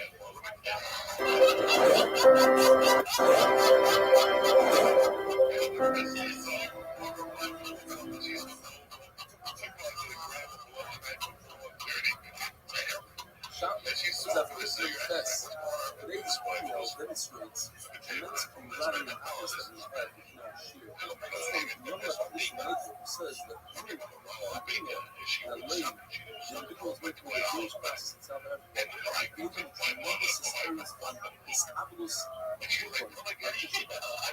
Unbelievable. The word tells us that Paul was still aware of the first Jewish mission practice breaks the boat. The word tells us an amazing story. The Rabbi Rabbi when he showed up to Rabbi Yehuda's city, he was upset. And he said, take away this coat, make sure as soon as he got the shirt, the Rabbi Yehuda said, if you have a wrong, don't fix it on Shabbos. So Rabbi Rabbi was asking, if you fix, Shmuel says, you fix. He says, Shmuel's from my city and never heard his halacha. Isn't it okay that you wear your coat? Look at his halacha in this problem. Rabbi Adia thought, since the halacha is not exactly our mission, it's the point to put the also fix and put back like this will create an army. Like, what says, what's this? One part of the Mishnah is the other part of the Mishnah is that Perez talks. How the Perez is Perez shut. A bottle of wine and oil from the fire of a Russian Shalini. Shalini means that it's a short and long and perfect country at any time, and you have to write right down that you went through the wine and oil. Shalini is a Russian of 30 days and a half. And then you write down and chop. If you remember somebody wine and oil, something, you could require a master without change, and if you decide to after Yontif, and you say Allah is in the perfect place. Stuff like that, and such out, to purchase one, so to speak, and give a coat, and go and pay the guy after Yontif. On Yontif, if you can make a shoe, do it in a different way. So go ahead and do it differently. This is how come women draw water from a well. It doesn't do it. Women is a larger pail. I mean, it's heavier. It's more pure than Yontif. Smaller pail would require more trips. More trips is also covered. You put some sort of plate on it. You put a wooden cover on it. You might tie it to fall, so there's no way to do it. But otherwise, you have to make some sort of gear. Mark tells us amazing in Shabbos, you're not allowed to clap your hands, you're not allowed to dance, you're not allowed to fiddle your chest, not for a simcha, and not for a vegas. Where it says it's better than more talking to halacha, so there should be a privilege and amazing and that's why today we don't do similar to halacha for women. See, what's the end of the company? You have to get in your head, it might fall down. See, people, we're not making a some people go to eat by yourself, it's not foolish. Nobody cares about your life. data. Well, then I'm sorry to disappoint you, but you Many people are not gonna. You don't tell because them. you listen to my show, you're clearly smart enough to understand your privacy is under attack, all right? Hackers, governments, ad companies, and ISPs are all gobbling up your data like bull. That's why I recommend getting the software I trust to protect my online activity, ExpressVPN. That is powerful encryption, secure your data. ExpressVPN runs in the background of your computer or your phone, and then you just use the internet like you normally would. You download the app, you click connect, and voila, you're protected. I never go online without ExpressVPN. You shouldn't do it either. ExpressVPN is the fastest VPN I've tried. It costs less than $7 a month. It comes with a 30-day money-back guarantee. ExpressVPN uses new cutting-edge technology called Trusted Server to make sure there's no logs of what you do online. It's time to stop hackers, Big Brother, and internet companies from grabbing all your data. Take back your online privacy like I did. ExpressVPN. Protect your online activity today and find out how you can get 3 months free at expressvpn.com/honeydew. That's expressvpn.com/honeydew for 3 months. 3 months free with a 1-year package. Visit expressvpn.com/honeydew to learn more. Now let's get back into the show. So real quick, your mom remarried. Are you get close to her? Is he a stepfather or is he your second husband? No, you ain't got to look at that. That's got to be equal to the big guy. 29 days. Then the first day of summer, And I've got a book. demand his money back. Where it says that if he says that he is a son of a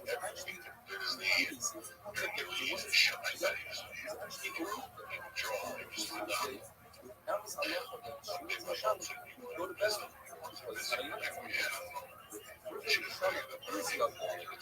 And he has no recourse for him. He can't go to bed because he's alone with other people. So then why does it say that he's in Shama? Why does it say that he wants to pay back? And then the knowledge say, you don't have to say with those words. I'm in Shama because of people no longer have to pay me. But one thing which is consistent, I could take Allah is now out of the market, but I don't say this pregnant is my child. However, the pregnant place will put it from designated as singularity microwave, designated. I love the is that the something can say, I feel like one of the most because the transaction regularly, you're not allowed to say, you're not allowed to get it's amazing. The judgment will say that because this pregnant place is not free, it's not the judgment. I feel like it's really designated as a whole.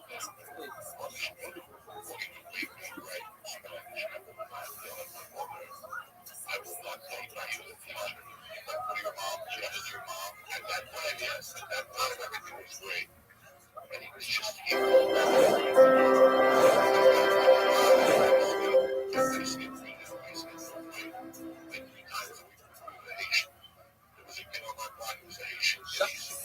Abbas da Fucking Pest. Today's email comes to us from my Leo Boas from Flatbush. And he says he loves the actress that we have at MGY. And he says, I want to tell you a story. When his father was younger, somebody asked him, are you Sakura? No. Are you Babish? No. Are you Lisbon? No. So what are you? His father said, I'm Jewish. And this doctor that we have at MGY, all involved in the the mission tells us that it's permitted to count how many guests you have and how many desserts you have to serve. All okay. Without writing it down. But if you write it down on a piece of paper and you include it's also because you might come to races that they have way too many guests written down, they get rid of some. According to Bayit, because if you read this document, you might come to read other business-related documents that's called Shori of Yoitis. If a person engraved on a tablet, the amount of guests is still possible to read from it because of Shori of Yoitis. If you write it on a wall that's a short wall, a lower wall, the issue is you might come to do this. So where's the afternoon between Rabbi and Abad? The reason is if you write it on a very tall wall, high wall, you can't get to it, and you can't erase. So according to Rabbi, The issue is, you might need this. And there's a concept called like quote, like Rabbah says, you're not allowed to read for the light of a candle on Shabbos, and you might come to tilt it, even if it's 20 feet up in the air. Like look, that's Rabbi. But Abai will say, there is a quote. In fact, there's a machlokes in Rabbi himself. We say like, what would we say? If the Xer of Chacham doesn't apply, so we don't apply it. You have a similar machlokes by a mirror. The metal mirror, halacha is, you're not using it on Shabbos because it has a sharp edge. You might come to do something big. It says Rameir, but it's on the wall. And you can't take it off the wall. Well, they'll cut your hair and therefore you're permitted to use it. What about like book? Rameir doesn't hold. What about like book?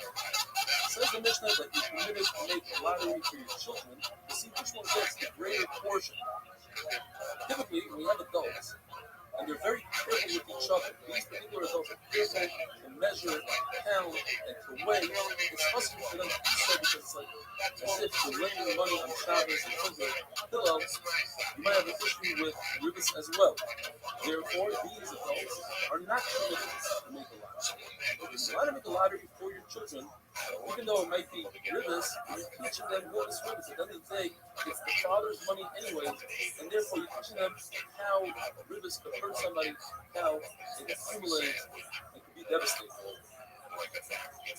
Even though Kohanim are fighters, nevertheless, when it comes to making a lottery, gets what portion of destruction that they have, you want to make a lottery something that is accepted on Yom but not something that's accepted Erev Shabbos or Mark has this amazing thing that if you call your friends to get punished, by davening against your friends, it's a terrible thing to do. The Prophet won't allow that person to please repeat it.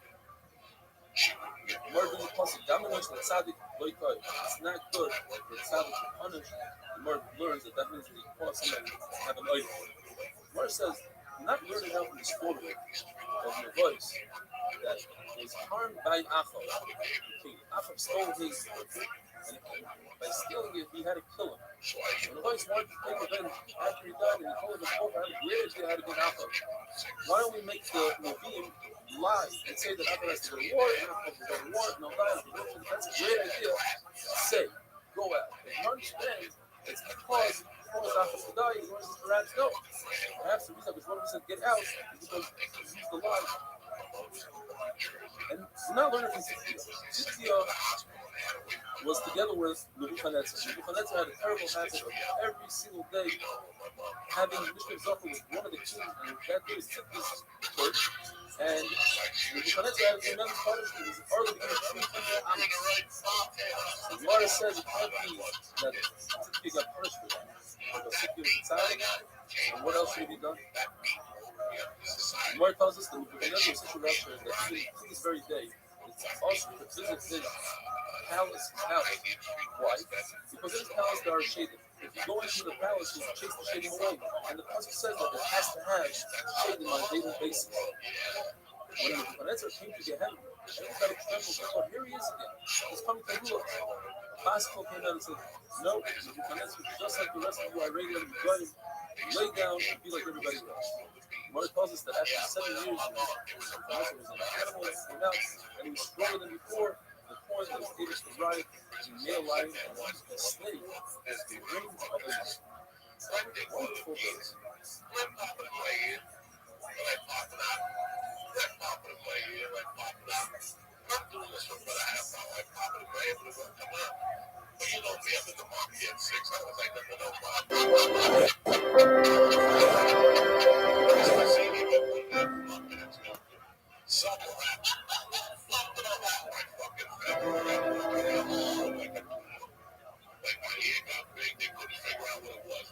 Shabbos afternoon, today's being on Podcast Week. During Quran, my younger brother watched me in the dance in the street before acting in the so being that I was home with him, I got to watch part of the street. Sometimes we enjoyed it a lot. Now, every day I'm sure it's watch. It's giving me the end. I was wondering if it's possible to live stream the seal on 4A. Great question, we'll look into it. But talking about the seal, I just want to announce we have at least 2 amazing speakers that have been so Charlie and Valley is talking about the seal. Over 80 video clips from around the world sending in their rough and their videos. Says the mission, that Wasser hired employees of shops to work with the shops. Into Texas. It's also talk about this little challenge. It's also tell your friend to hire employees for you. Use this friend to go to your apartment. Good. Or the last week. Good. We had a report. Also tell a guy what's called a mural iron, which is us. Therefore, it says about it. If your friend lets us come up, you're allowed to tell your friend, this is what I'm your friend knows you never invited him to your house. It must be they have money. It's easy to specify and spell it out. It's Luther, Minto Festival, Dabber Double. Libra also, you let it put it out. Like I'm saying, it's this is good to say you're not learning the bathroom. But thinking is living in progress. Yes, especially if it's the bathroom. He says, oh, you're not going to have to plug it. You can't think of it. What about the Muslims? You're going to be everyone's government. It's evil. Only evil's also. You should be looking at it. That's what criticism. That's what I'm saying. Although we say the muscle of the gun is that of the heart. It's everybody. I love this particular everybody. Of course, not to be also talking about every guy is also awesome. Into Mexico. That's the fucking Lord. When you're allowed to talk about it, you're not going to see it. You're not talking about it, that was the same flop. You flop never. Certain people, you gotta meet somebody on a golf course, maybe on a baseball game, you want to close it, theaters, circuses. Why do you figure out? You gotta express the song says. You can't allow to say that. Most of the song, in other words, you gotta discuss the secret about people you're trying to work. Not discuss money. You gotta discuss trade for something. It's what it's always permitted to talk about calculations that happen in the past. It's not important now. As long as you don't owe any money. If you still owe money, it's also discussing an amazing story about a faucet. It's a faucet that usually spends and noticed it on challenge. And in his mind, he said, oh, I gotta go fix it. So he's going to fix it. Before he had a chance to do anything, he realized, oh, it's shocks. So he stopped. Because he had a shop, he's a faucet. He goes to finish it. He said, I'll never fix that picture in my life. Or if you the names that it's slap. And it slaps the guy. Very proud of him. And he sees himself and his family from that sexual. Anytime you talk about something, anytime you're allowed to do something, you're allowed to talk about it. You're allowed to tell your friend what indication and why is it? Since you could have a situation where you have these runs, these are little cuts that extend the city limits. So the city enters a certain place. Every 70 hours you have about 70 hours. As if you're you're right, you don't have to cut. So based on that logic, let's see that consider other things in life. It says now, now to go all the way to the end, and wait till the job is over in order for you to gather. Why not? I could be ready to build the wall, just like I build the wall, but I build the wall, and then have it set up, and I can get all the way to the tree. Since the Gemara very good, you got a one. It's also awesome in order to defend. Heaven is strong. That is not what the world spoiled heaven, you know what's happening. Another very similar offer. And you go always to the end of the film, so that once Jack's comes, I can run out and have something to power before a battle. So, for your friend, you know, what would you do for your friend that's in the power? Cutting flat, you can't do that. I get that. What about a mace? I want to do this. I'm going to do it. And I want to talk about it. Let me face the sun. And now that you also war. This was go all the way. Because you want to walk with you. That's two shots. You got to grab the what about alcohol? Certainly you have to make alcohol. This is my focus now. The focus must have been out there a couple of wine. It's not enough alcohol you didn't show. And according to how do you have a couple of wine? And according to the album, you don't need a you say the king is part of the mountains and praise the Lord. Just like the Hana, which is part of the mountains. And you do all the mountains and chop up the center. Wonderful day. I had a view to a garage that was empty. No people were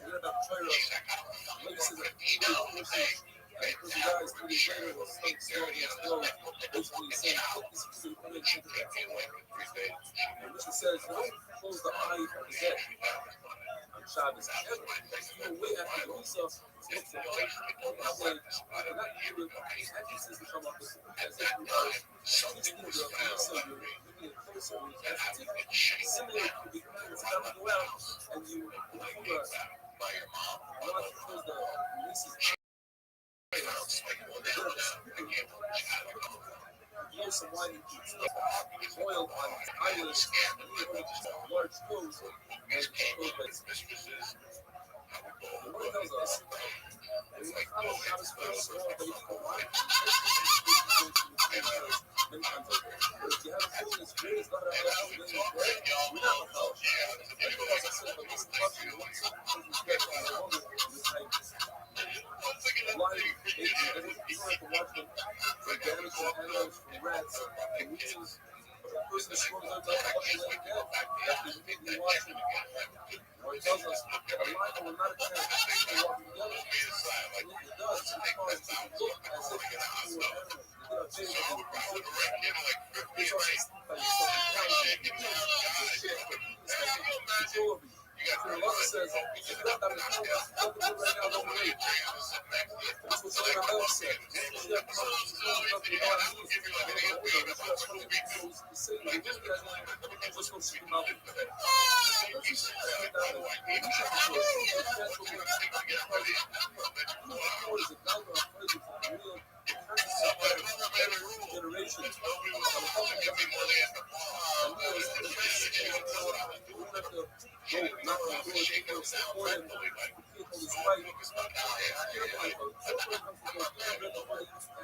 Because you don't want the power to when it comes forth, they shall have access. It's not a curse because it's sin. It's only that you have a promise about the first creation. You don't control it. Please come back to verses up until 40 years old, after 40, come back. Now, the person put on the eyes, 40, after 40, just hold the eyes out of position, come over through. What is this crazy story of Khalifa's daughter was looking at women's bride, his wife says, what? She said, no. Of course, I'm very sad. But the bride, she wants blindness, and I don't want blindness, and I want my daughter to become blind. The smoke causes tears and not painless. With the heart of the bathroom, those are very bad for the eyesight. Comes from medicine, or laughter, or fruit, that's very good for the eyesight. That's a wonderful day. I'm on 140th Street, and I had bought a James Bond knife. I bought a James Bond knife from the 70s. There you go. Look at the size of this knife. When I was 7, I bought a James Bond knife, and she surprise attacked me and put in my pocket and found that knife. And that was it. That was the end of fucking Joe Diaz. She put me in captivity. She threatened me with Loyola Military Academy in Miami and Sacred Heart School for Boys. And she wanted to take me to school from the 3rd grade to the 5th grade. She didn't want to deal with boys. And there was other factors that happened. What was that? Did you go away to that? Or do you know you were down in New Jersey? You stayed home and go in the room? Okay, they dropped you off on Thursday. And they dropped you off on Thursday. And you get picked up. They dropped you off on Sunday. And you get picked up Thursday morning. Day well. My stepfather was there. My stepfather was a good man. My stepfather was always a good man. In fact, there's things that I do today that I ended up hating him. I got my peace with him. He died and we made our peace in a way. But there's things I do today that I learned from him that have got me to where I am. He was that smart and street. He was that intelligent. He played you like a fiddle. If he had a meeting, he was talking to you and he wasn't sure about you. If he had a meeting with 9, he was 6 and mental blood to the knife. I mean, this guy was a genius. He was a fucking genius. You know, and I told one of the stories on Respect that, you know, when he got on parole or probation, he could go back to bookmaking, but he couldn't do it in New Jersey. Because in New Jersey, bookmaking is a felony, but in New York City, it's a misdemeanor. So his bank was up in the Bronx. The tracks closed. You know the number that they might do. After you add up and pay everybody, you pretty much know where you went through me. And one day I was coming home with him. And this is my first view of him. Red light. And he saw a guy in the door.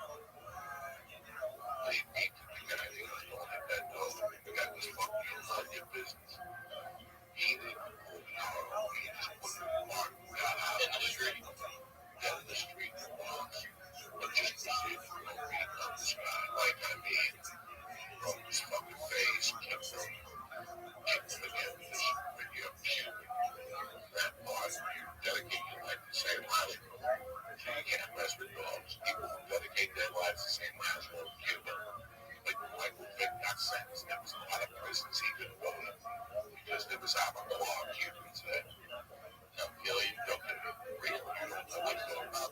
It's St. Lazarus, patron Saint Cuba. St. Lazarus, patron Saint Cuba. His birthday is December 17th. And in Cuba, December 17th is New Year's. December 16th, you stay up till midnight, you light candles, and you pray to him for the following year. But everything works out, so he is big in Cuba. So you have to, like, my mother hated dogs. If my mother saw a dog, she would have to give him food. Like, I got puppies when I was a kid watching my mom would get these fucking dogs away from me. And I'd wake up in the middle of the night and the dogs would be with me. And then she would go get boiled butcher, boiled to get the gravy out of the bone, and they would pour it over this room. No matter how much my mom hated dogs, her DNA told her her genes. It's deep in your human genes. To make a long story short, it's made to a week. Like, you're just in the car walking. Shit. And I never said nothing to my mom. I was like, this is too much for the future. Then about 6 months later, me and my mom were going to a bet game. And my mom gave the cab driver a 10% take me to the bet game. We'll take this route. The guy goes, no, this route. My mom goes, take the fucking route. I'm telling you. The guy goes, this route's right there. Something happened. There was traffic. My mother said, I told you there was fucking traffic. There's nobody that like this is fighting breakfast. Oh, the boss. Yeah, take on the night lane. So she was big on the night lane. So she was going to get late. So she got put out with the guy. She goes, hello, I'm in a different cab. The guy's like, I'm not pulling over. So in the light, my mother went, keys on ignition. And said, I'm going to call Juan. I'm going to call the police. And the guy's like, call the police, lady. We'll never arrest them. My mother cut her hand on the keys. So my mother called Juan. Juan was like maybe 2 miles away in the beach. And my mother put the ball on her face. So you already knew what Juan did to that motherfucker that has it all. Juan showed up. Like that time was part of our family problem in the wicked operation. Was Nelson. He was very Nelson worked out right up to the end. And his daughter Evie and his wife Delilah left to the end. He showed up with Nelson's Mustang. And my stepdad's like, what happened? I'm like, fine. I was like, I'm a fag. I'm like, well, we got in on this shit. I said, no, I'll never forget the guy named Prices. I was part of the BAL. The BAL is a belief in the believer. And the first thing they tell you is not hit somebody with glass. So I just didn't come out for the talk. The mom goes up to the guy. The guy's a big, burly white guy. The guy's like, fuck you. She took my keys. I'm about to call the cops. And Juan, like, took his left hand and he just moved me an inch. And he fucking just left this guy. Glass went flying. There was blood everywhere. He got on top of this guy. And it's 1 in the afternoon. And he's punching this guy like a UFC fight. And in those days, that was New York City dog. People didn't say nothing. Nobody even stopped. Punch this guy like 50 fucking times. There was blood everywhere. Juan stopped punching him. The cops pulled up. They pulled up on the Mustang. They couldn't really see the guy. This is the funniest story ever. Juan was slick. Juan was shady. And if you spoke to him, he looked at him.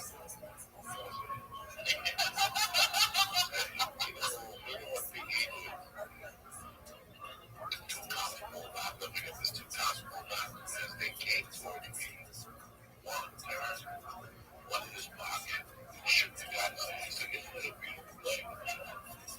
The guy had like 200 in his pocket. One of those 6 o'clock. I'm not forgetting that. And I'm like, shit, the Rick Drawn's got blood on his hands. The cops went all the money to him. And all of a sudden, you're like, whoa. And the cop looked over. He said, what's going on with him? And he was like, what? And Juan's like, nothing. He fell. He fell.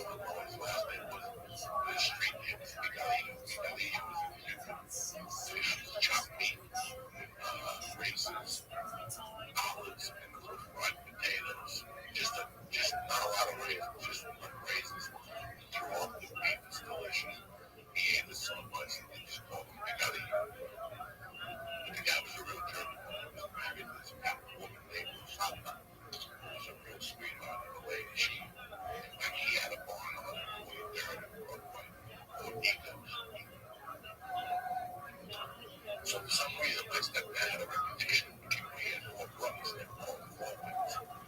Again, you couldn't call forwards to his face, right? Yeah, right. They call his name Legal Margarita. That's four guys. That was a street name. You did not call him that. You either called the money no, if you called him Margarita no, you weren't money. When you really get an earbeat or a smack or what would be at, you never knew what situation it was. So this time I had seen guns from my godfather. I had seen guns at my mother's bar, you know, but I had never seen a bar with a weapon. I only carried a knife, a straight razor. He didn't carry it.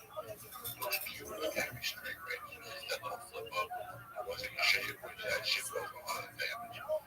So we're at the Santeria party, and Nico beat out here for a couple cocktails, and the party was going on. They were playing the trumpet drums and killing the chickens. And there's a hallway. There's a long hallway. There's a kitchen. And then in the back was two bedrooms. And over there, my godmother was a superintendent of 3 buildings. So she had a path behind the kitchen to go off the building. It's about 3 minutes, let's say 1 in the morning. It's me and my mother, my godmother, are talking in the kitchen. One is standing by the doorway with baggy glasses on, reading a novella. Pretending he's dead. Then Nico walks back to him like half a bag. He goes, look for this. Marco Hitler comes right away. I'm like, oh no. My mother ignores it. My godmother ignores it. The poor guy's wife ignores it. And the guy's drunk that he comes into the kitchen. And he's telling me this one thing, I know this fucking fucking cute, man. This four brothers were shit. So I know what I have to do. You know, my stepdad's name. And he's not saying a word, but I know he's hearing everything. I'm like, oh, and this guy's in the kitchen fucking saying shit, Cuban style. You know, real quick with cheese balls. This guy would have sucked my dick in Cuba if I would have met him in Cuba and all this shit. And then finally, I see my stepdad take his glasses off. He goes, what's this fucking guy saying? I'm like, nothing, nothing. I'm like a little faggot. You know, I'm nothing, nothing. He's just talking about the women. I said, oh, and he looks over at me and he goes, you got a fucking problem. And you go, yeah, I got a fucking problem. He pops up. And sure enough, my godfather doesn't run out into the basement. He runs to the back bedroom with the same top room. It was her Santeria room. And I guess he had 45 in there. And we go left. You know, and he cut it up. This motherfucker comes out to the 45 on his head. Like just walking myself. He goes already with his white bread. So you better get outside. He's like, I'm not running for nobody. That whole thing. You know, I'll never forget that I went to hold my stepfather. And he didn't push me off. But my godmother went home and she just fell off. It was like one of those tackles when you grab a guy and they just fall right up and fall up. She just fell off. And this idiot that was on 48th Street between Riverside Drive and Broadway, maybe 30, 20 yards away from the top of the floor. When I come out there, my Nico's got to be running by now. He goes from the place, drunk me like, fuck you. What are you going to do with that thing? I was like, there are people outside. He goes, what are you going to do with that thing? Shoot me on the ball. He goes, as a matter of fact, if you let the balls, if you're a man, you shoot me right in the dick. That was the level of the cheese. What?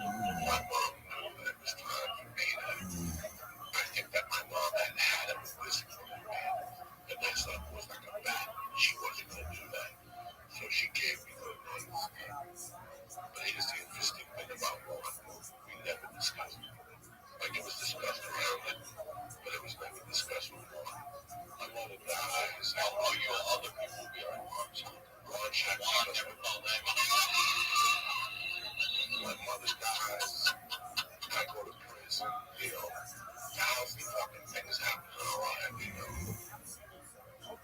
him and I reconnect in like, I don't know when the Sopranos got me yet. Him and I reconnect like in 90. When I went to memorize that, he gave me the ring. He gave me a good luck ring, and I memorized that. And I wear that ring in every movie I do. I respect that. Even though he robbed me, I can't even, I didn't make it worth the more. Even though, one, because when my mother died, they was married. So I didn't get the house. I didn't get the jewelry. I didn't get a lot of things. And I'm happy that I didn't get it because I always said that if I deserved to get it, I would get it somewhere in my life. I believe that too. And so I didn't make a big deal about it. But I put all my anger aside years later because I realized all the shit I'd done wrong also. And we always were friends. And whenever I would go to Jersey, I would always go to my buddy Chrissy Fish and I would get a box of shrimp with him and bring it over to Juan made. Juan would make this great dish called camarón enchilado. It's like a Asian style shrimp. This red sauce with peas in it. And you put it on white rice and you put those fried hard bananas. So I would go over there around 5. He had remarried. They were very nice. She was very nice. They would, even cook this for me. And I would eat. We would talk. I'd give him a hug. He'd ask me if I needed money. And he took like $15. He could walk or walk. And he would carry while he go home thing. He had 3 inches of money. He was so cheap. And he just go through 150s. He give me like a 10. Like,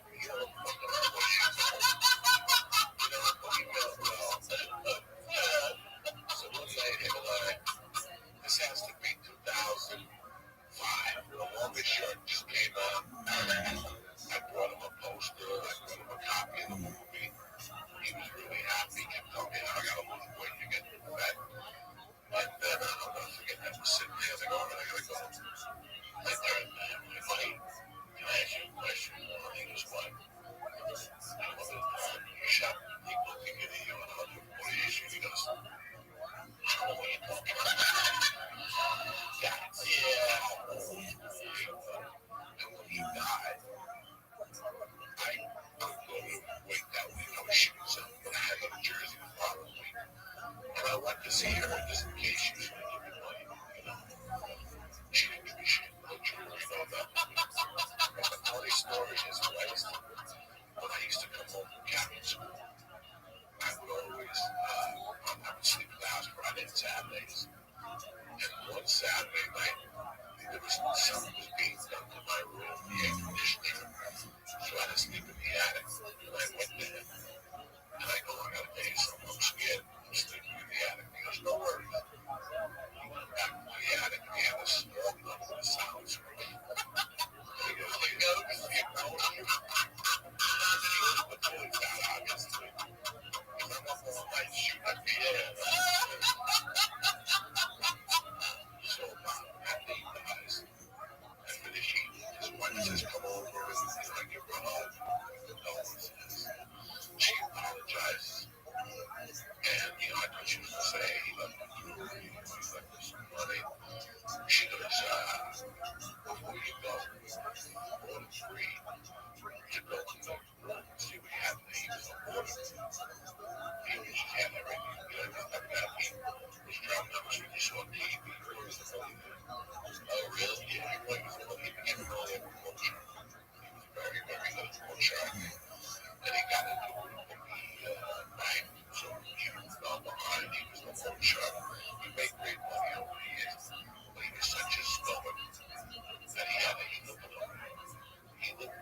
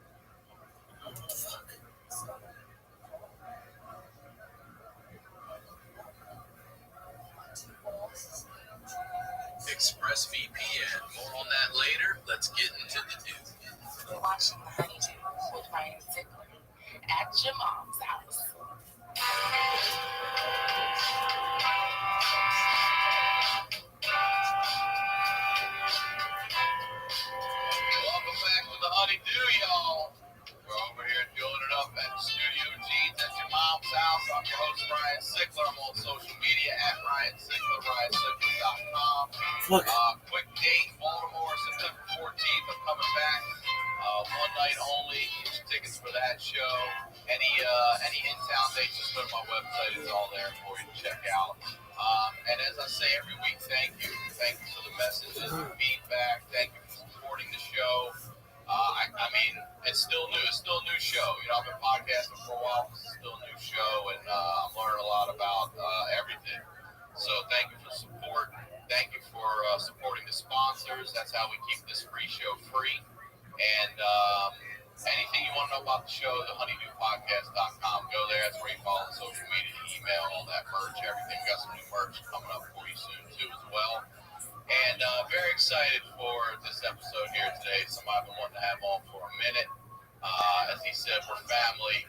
And I say all the time, if you're new to the show, we're highlighting the lowlights over here. If you're a fan of the underdog, this is your show. These are the stories behind the storytellers. Today's storyteller, ladies and gentlemen, Joey Diaz. All right. What's up? How are you? Listen, I have to say something. You just did a quick jump. I've been watching this video of you when the Star Spangled Banner comes on, and you have your head down. When that shit kicks on, you jump so hard. It makes me, that just out of the game makes me laugh. You know the video I'm talking about? I love this Star Spangled. Oh, you jumped up so quick. I love it. I fucking love it. Like, it's, you know, when I came here, like, you know, I get to school, you're an immigrant, you know, you come here, you walk around for a few days, and they let you into school, most of you start reciting Pledge of Allegiance. When I did it in kindergarten, like, you gotta remember when I got this country was 1966. When I busted into the school system, it was 68. We were involved in the war. We just finished the Cold War with the Cubans and Russia. You know, there was underground shelters in every building with a Tang. Remember Tang? I do. Tang, like fucking Spam. Astronaut. Yeah, sardines. Every basement was prepared for a nuclear thing, but we had the pear jars, mason jars, and all, like, everybody had a fallout shelter. If you have a fallout shelter, is when you go when fucking Iran sends a missile over here. Back in the 60s, you would go into the fallout shelter. Thank God you never had to go into it. But patriotism was big, and it was bigger for me because I was from another country. I was just trying to fit in. So the Star Spangled Banner, I pledge allegiance. You know, it's so funny how right now there's a thing in the news that I hate to highlight, but let's talk about it. About a guy who said, go back to your own country. Let me fucking tell you something. 20 years ago, that was a staple in New York. You couldn't just talk from the language from your country in New York when I was growing up. They would look at you after 3 minutes and go, oh, America. Really? You speaking Spanish? Yeah, Spanish. Whatever the fuck you were talking that wasn't New Yorkish. They would say, oh, cut it out. You're in America. And then you would yell something back. And then they would yell back. If you don't like it, go back to your own fucking country. But on this fucking street, you're speaking English. And that's it. And, you know, it was something that was, I remember because it was said to me. So here's why I want to talk to you about, because I want to go back to the beginning. You said you came to the United States in 1966. How old are you at that age? 3. All right, so do you have no memories of so this is your country, you get here 3 years old, and where do you begin? Where does the shooting? And your parents married? Are they together? My parents are married. They're somewhere in New York. I remember waking up in a house in Union City, a block and a half from my mother's house, across from the school called either Robert Waters or something. Tragedy struck. My father died. How? Heart attack at the bar. How? 37. So my mom didn't like the Jersey house. She didn't want somebody to die. She moved. Well, how old were you when you died? 3. Okay, so it happened. All this is happening just as I get 3. So then we go to 88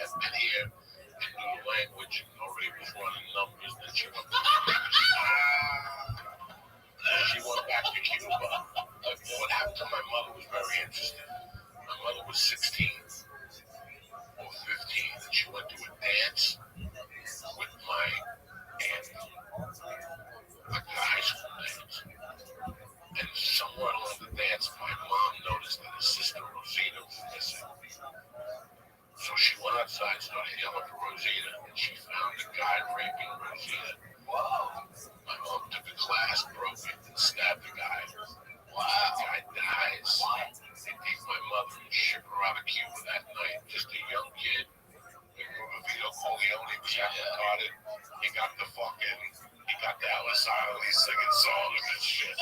That was my mother, right? Wait, so they literally took her, my family, your whole family, Whatever pennies they had, as poor as they were, and said, you're out. you're out. Where? New York City. They were sent to New York City. Sent to Miami. She had distant cousins in New York City. Wow. She went to New York and stayed with them for a while. Snuck into the country. But you gotta remember, there was no TSA. You could just give them a fucking piece of paper then. And if you could fog the bottom of the glass, they'd let you in. Fog this. Okay, you're in.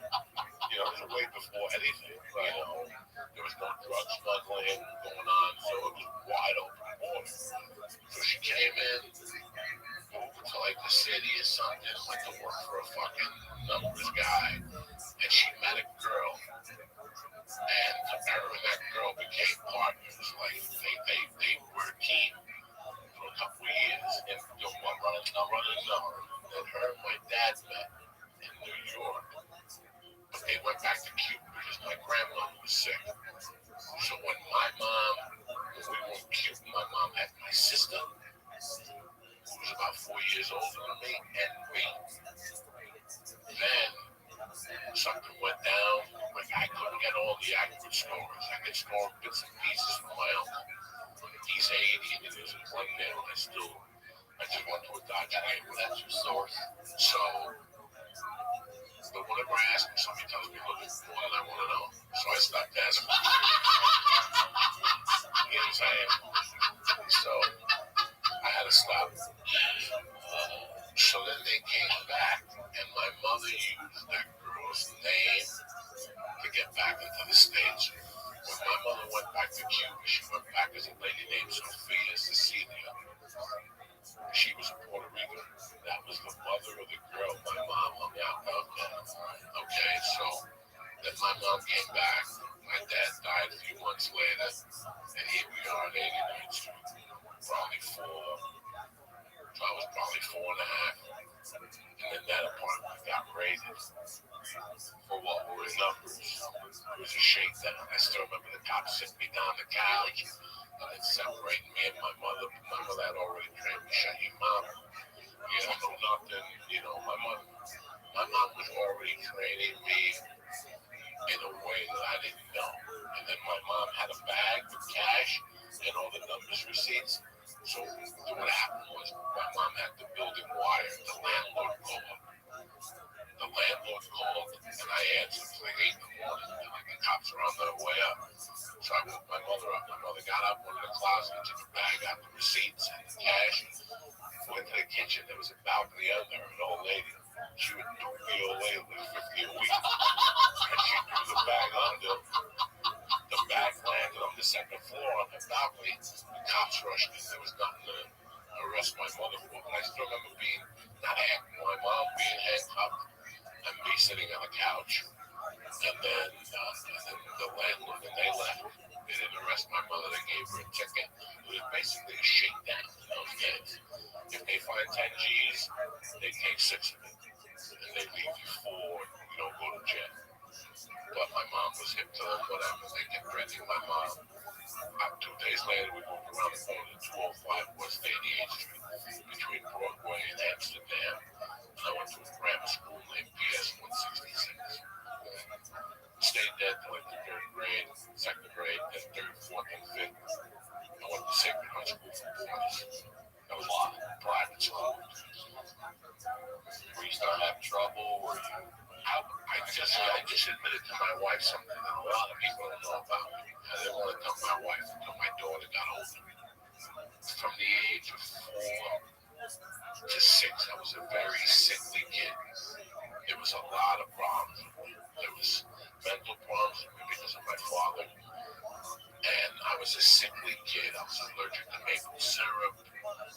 I had stomach problems with my ears. I had problems with my throat. I couldn't breathe at night. They knew me by first name basis at Medical Center on 165th Street.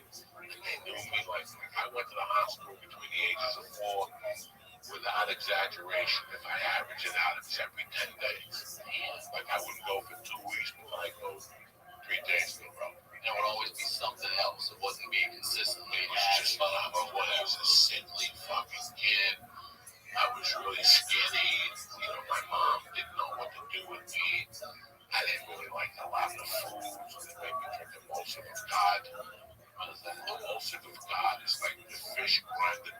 his eyeballs, his feet. Oh, for real? Yeah, they go to CVS now. His kids are pussies. They flavored it because these little faggots are young.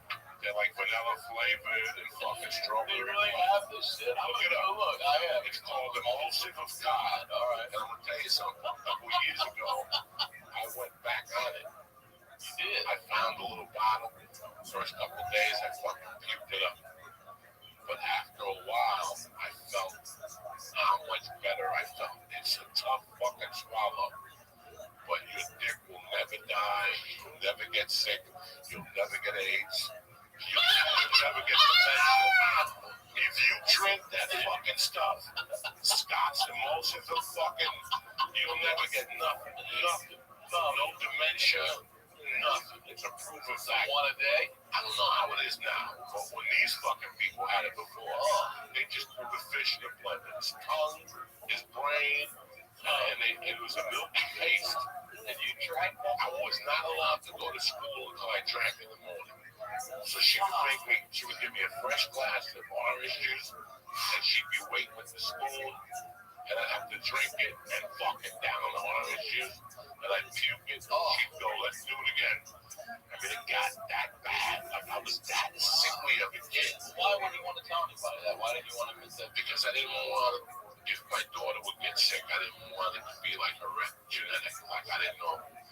My daughter does have asthma, but it has not affected her like it affected me. And then I was allergic to dogs. Really, I was allergic to cats. I was allergic to just my eyes would swell up, my throat would swell up, and I would choke. And did this fish shit, did it cure you of allergies, or did it just protect you?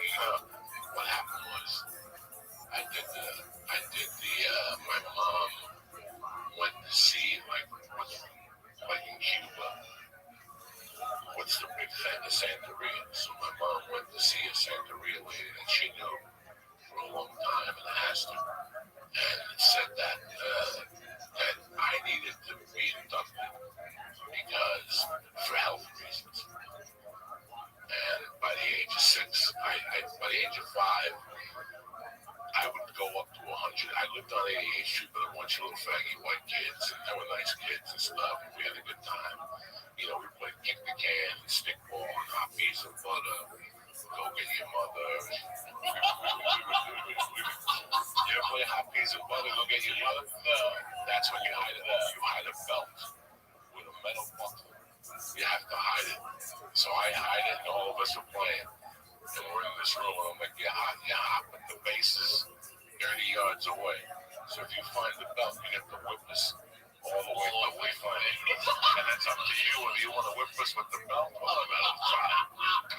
So if you whip somebody with the metal side, Remember when you come on like, I'll tell you what we're going to do. We're going to fuck you up all the way back. So you can say A, B, C, D, 1, 2, 3, 4, 5, 6, 7. hot piece of butter, go get your mother. The only thing I hate Bill Cosby before the ring, like I always thought he was a sack of shit, but he really always was a sack of shit. Like I thought he was a sack of shit. It was confirmed to me in '93 at the Colorado Festival that Judy Brown put on in '93 and '94.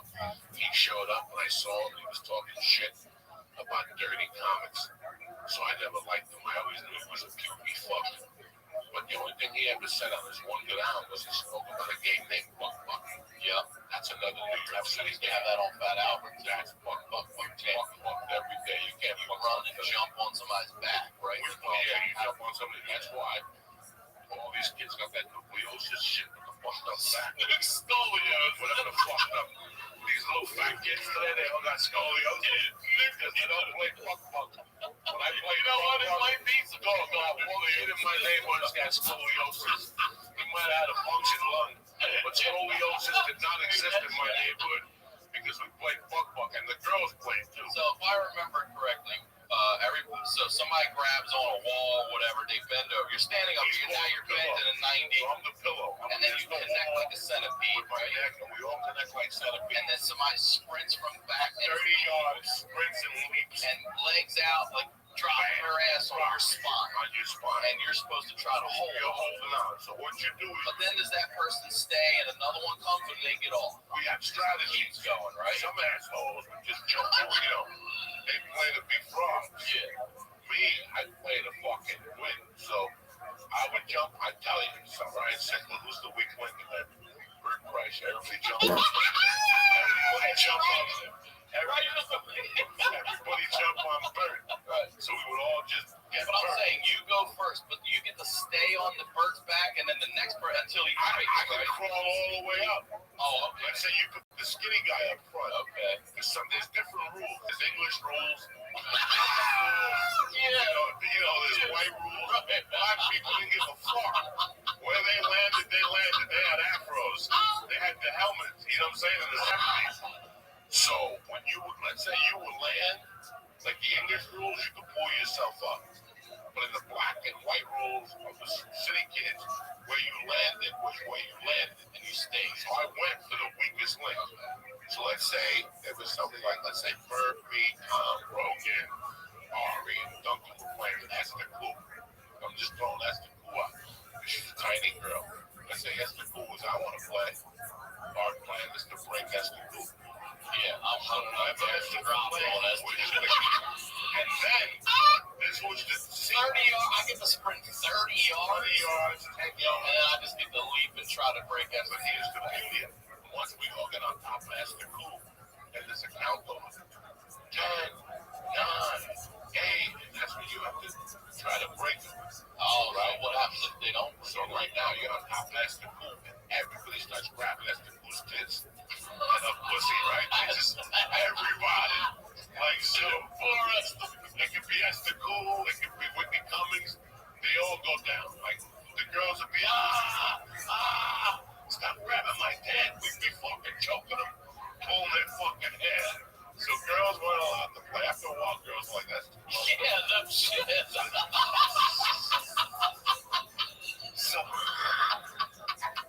So then it was just guys. Would the girls go dirty too? Would you? Oh, yeah. Balls and Girls would everything? scratch you with Oh, that yeah. fucking- And it was legal. Some girls were fucking dirty bitches. They'd scratch you. But let's say you landed on a guy, it was the same thing. Yeah. And it was punching up the ball. grabbing his balls. And she'd be yelling, stop grabbing my balls. What are you, this a faggot? Why are you doing this to me? And all of us would just be punching his fucking nuts until the line breaks, and then we kept doing it over. Oh, what if the line doesn't break? What is Then now it's their turn. Oh, get the And they're walking away from me with their hips. Now it's our turn, motherfucker. Fucking tremendous game. I remember that, yeah. So I graduated from playing all those street games on 88th Street to 148th Street. That was a different type of individual. Like, What were they doing up there? they were killers.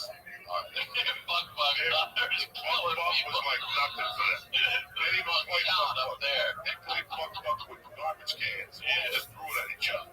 The kids on 148th Street were Puerto Rican, Irish, Italian, a couple Jews, and all of them were tough. But we're talking same age range and everything. Same age range. World. Wow. Before I got into Santeria, my mom would send me up to my godmother's house on 148th Street in Broadway, 20 blocks from the epicenter of the world, Harlem.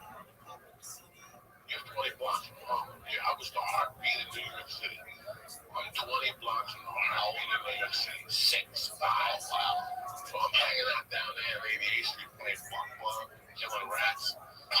148th Street, like a 6 years old, you're killing around. complete different game. First day on 148th Street, they came up to me, how you doing?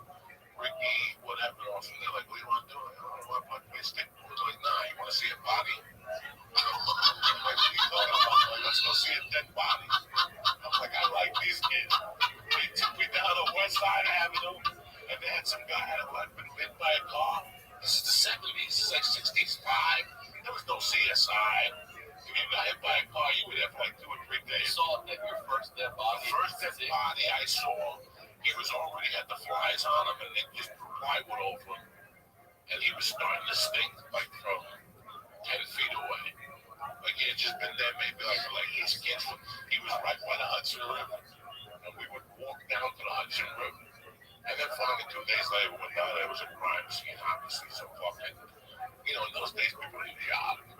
It's not like today that they're jogging.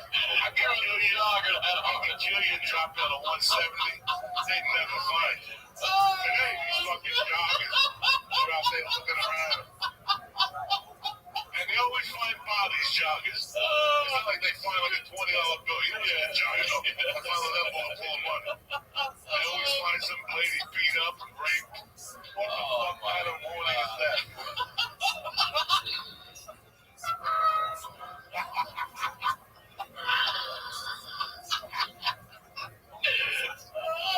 Oh my God. Yes, we're only at 6. All this we're only at 6. Holy. It's a shame. I was ashamed of going up there. Why? Because my mother had money and these kids didn't. All right, so what was the reason you first went up there? Just because my godmother lived up there, and then my mother wanted to see if we could fix. So your mom would go up with you, and then you'd go outside and play with them. She had a dog named Lassie and Polly. And even though I was allergic to dogs and my eyes would swell up, I really liked going up there and playing with the fucking dog. So, over time, my mom let me do sleepovers up there. She had an older daughter. My godmother name was Beva. Rest in peace. And her husband's name was Raul. And they had a spare bedroom. And I would just go up there. And then she would talk to me about Santeria. Little by little. Every day she'd tell me a story. She would just tell me things, like little things, like a story about, I always like Catholic stories. Like, for instance, I don't know what saint it was. He got accused of murder. When he went to court, a note came from heaven and said he was innocent or something.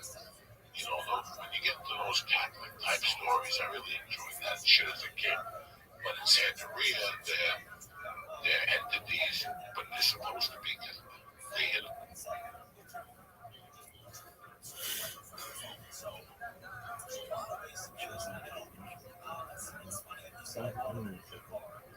I don't practice Santeria.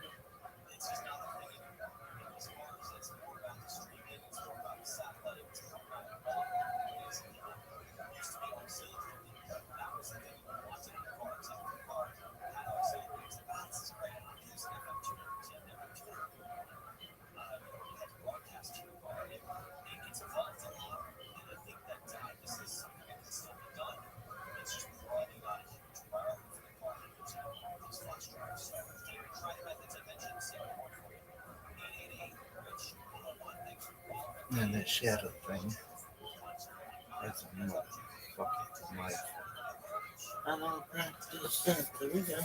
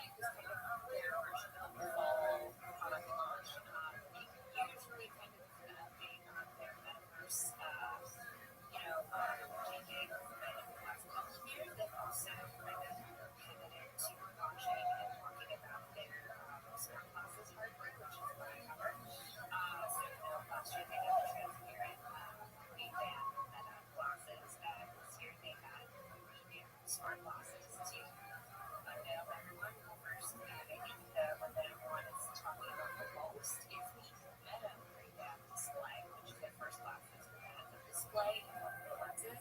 They had EEOP, meta magnetic, which is basically smart glasses lenses. And then they had the Ray-Ban Meta Gen 2, which is a slightly updated version of the regular Ray-Ban Metas that they've had for the last couple of years. Research. The one pair is called the Meta Ray-Ban display. The other ones are the Ray-Ban Meta Gen 2. Oh, yes.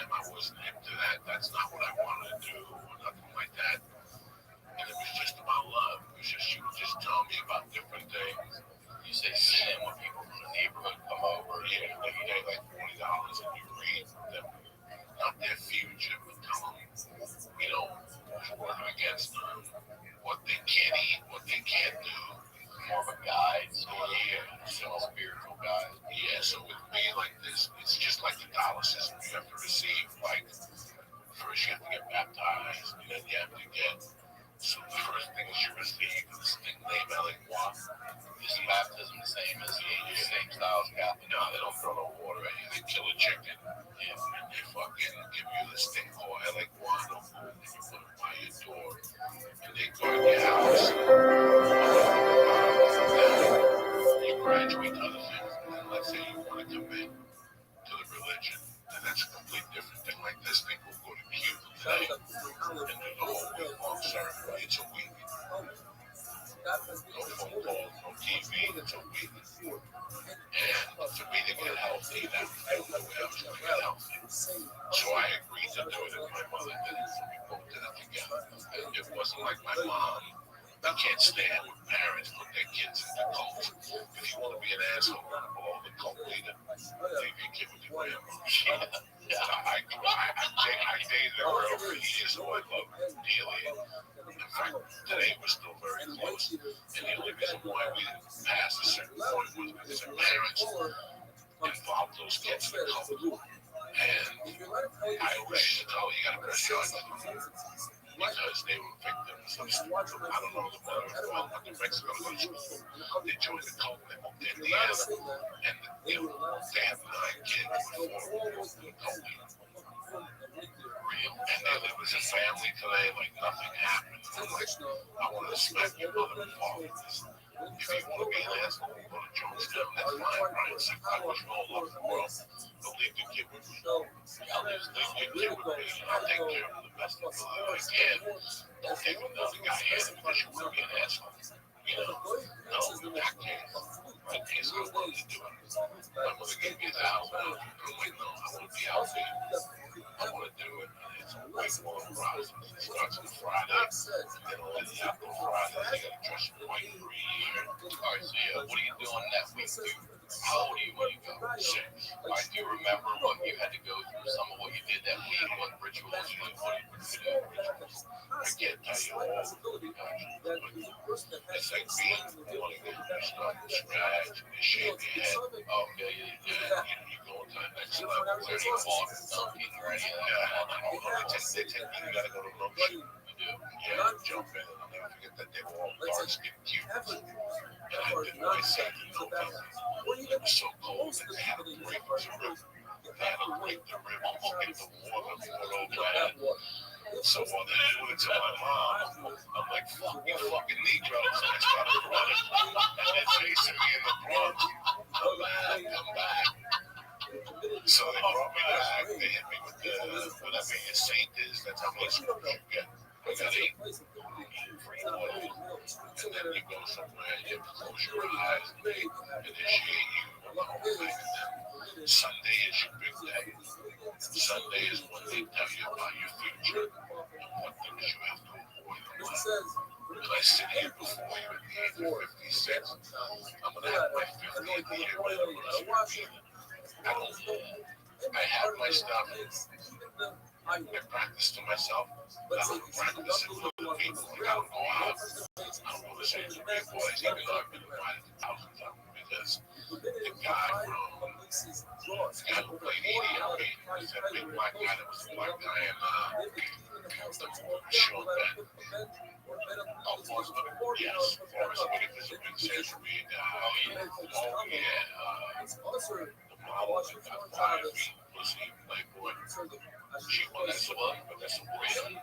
Oh, you're fucking here description that I'm getting. That was fast enough to reach All those guys. There's a big black community that has a real problem. This episode is brought to you by ExpressVPN. More on that later. Let's get into the news. You're watching the news with friends at your mom's house.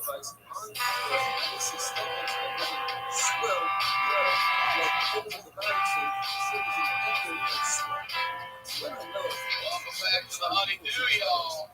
We're over here filling it up at the Studio G's at your mom's house. I'm your host, Ryan Sickler. I'm on social media at Ryan Sickler, RyanSickler.com. Quick date, Baltimore, September 14th. We're coming back.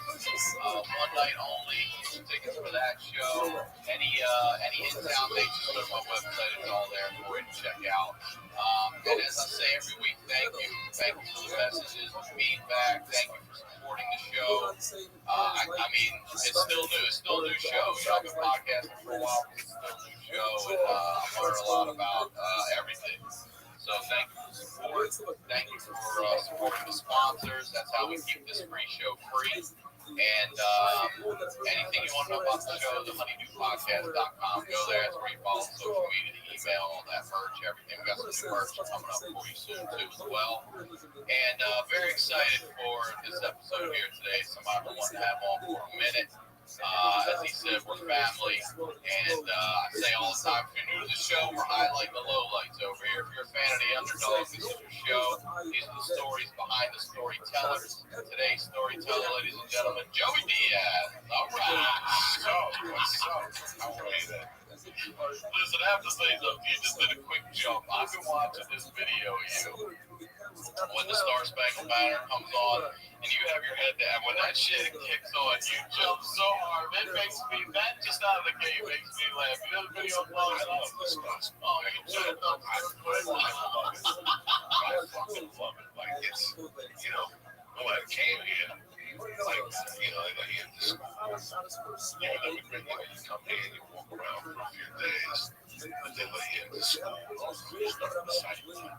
Like, I did it in kindergarten, like, we gotta remember when I got this country was 1966, when I busted into the school system. It was 68, we were involved in the war.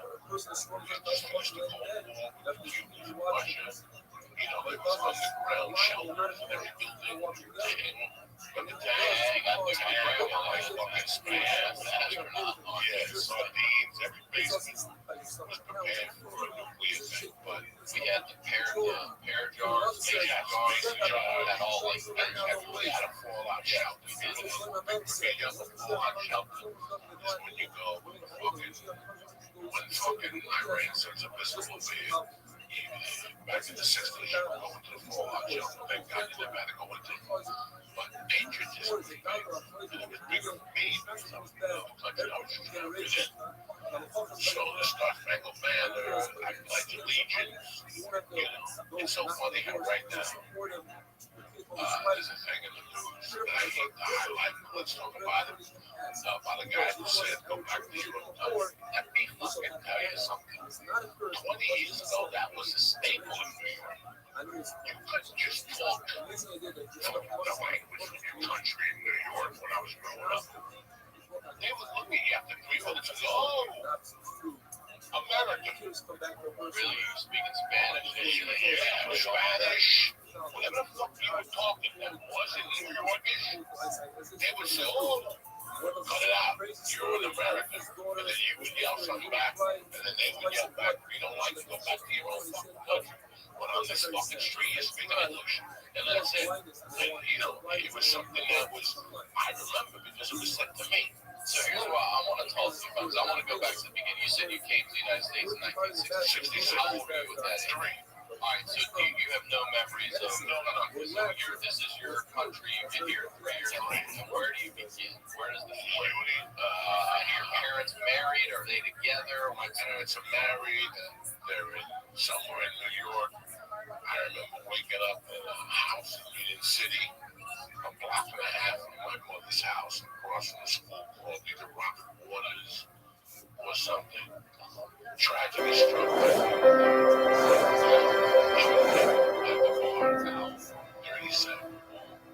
so my mom didn't like the Jersey house. She didn't want somebody to die. Shabbos Daf Kufnum Beis, we're continuing with the Pesukim of the Hellas that describe the person as he gets older, says the Pasuk, and when a person gets older, his flanks, his ribs, his legs, everything deteriorates. His teeth stop grinding, his eyesight gets worse, his vision doesn't grind the food. An older person wakes up from the slight sound of a bird. Songs of the boys and the girls annoy him. Barzillai Giladi, who saved David HaMelech. David HaMelech tells him, come live with me in Yerushalayim. He says, I can. I'm 12 and 80 years old. You see from here that as a person gets older, he starts losing his mind a little bit. He loses his taste in his mouth. His hearing goes. On the other hand, you see that Rebbe had a Amma who she was 92 years old and she was able to taste the food and tell Rebbe whether it was good or not. Says Rava, Barzillai, was full of snus, so therefore you become older quicker. The Caesar told him, Shimon Chananya, why do you come debate Avidan as we had earlier this day? Debate hall. Come debate us. Says Shimon Chananya, I can't.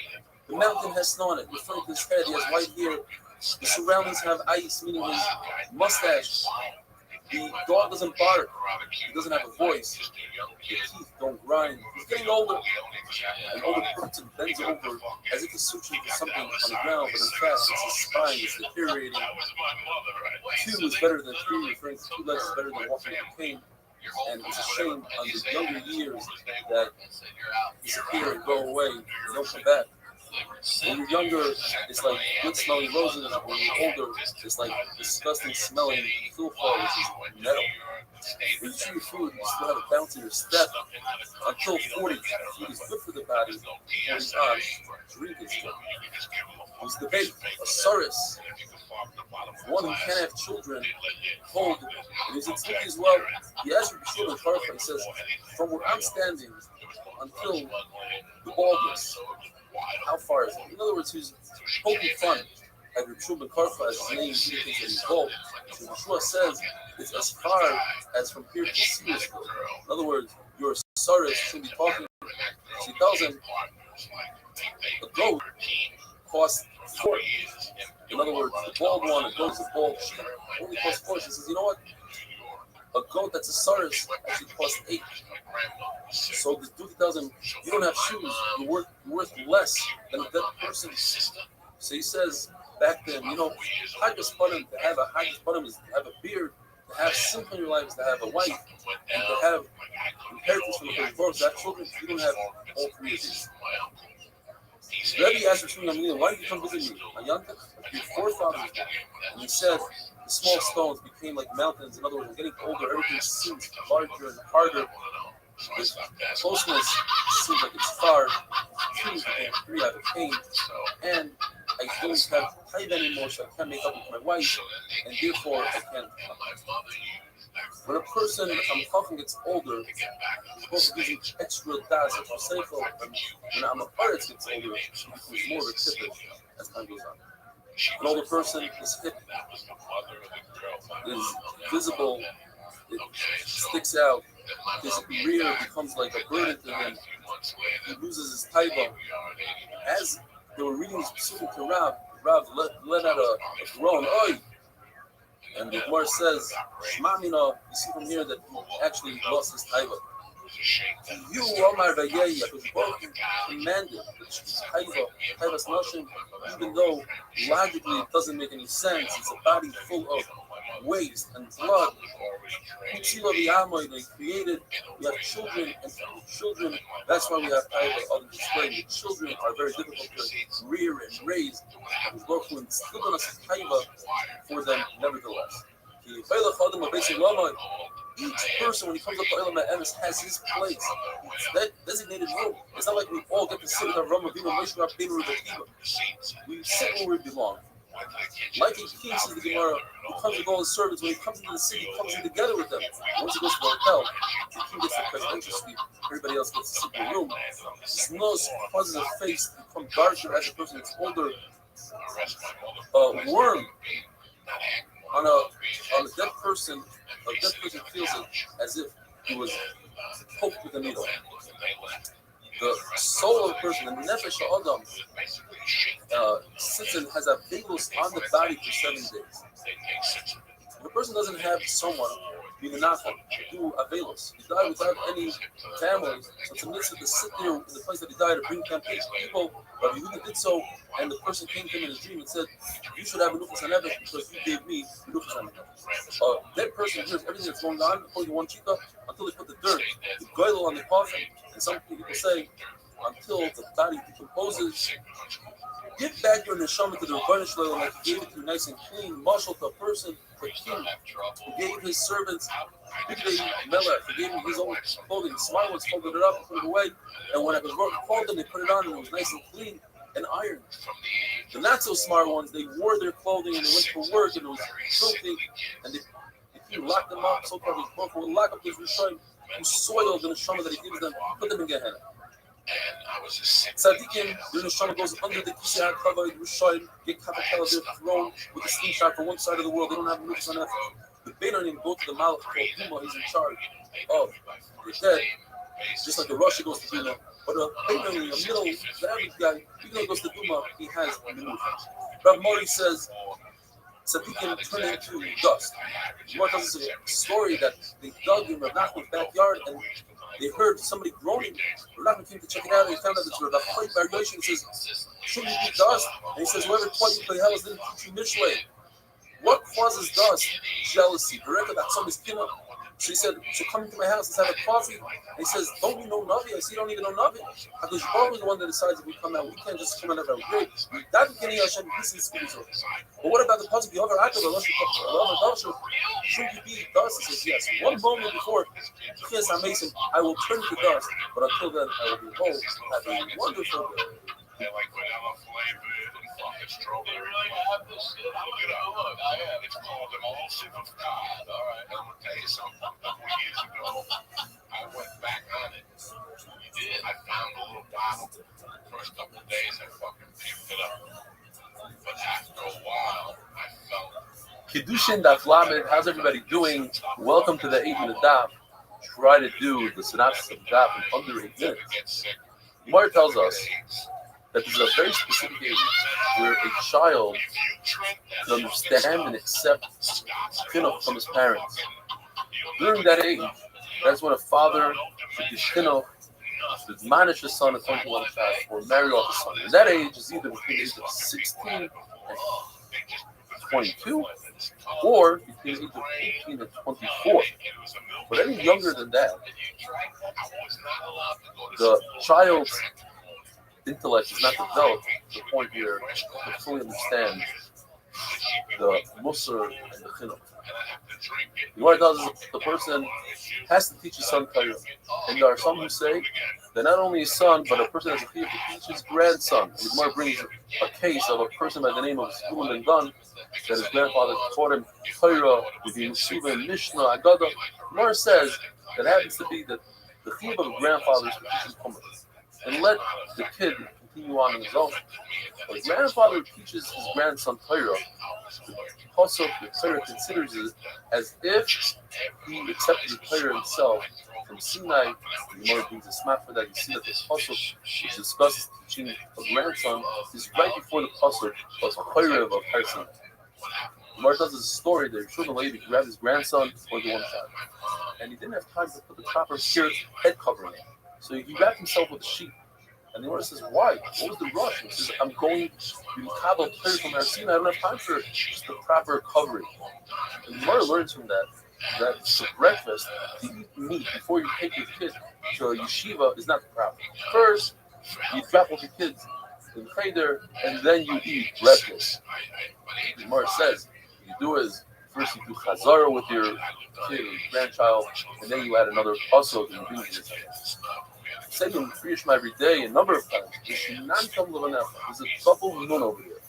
And the Gemara learns from there that you should triple up your Torah. Meaning, according to one shot in Rashi, that is, that every day you should divide your day into three. Learn Chumash, Mishnah, and Gemara.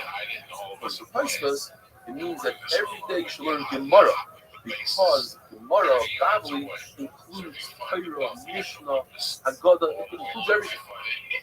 Sinantam, the Torah also should be sharp. Al Tigangim the Torah. Don't stutter and tell the person when you ask, you should know everything clear. What tells us that there were the previous generations, people that were called Shaitik. They were counters. They counted the letters, the words in the Torah. And we were able to say, this letter is exactly halfway through the Torah, this word is halfway through the Torah. But us, in the time of the Gemara, they weren't Baki and Chaseris and Seirais, extra vav, yield, how to read it, and what exactly is considered a word or not.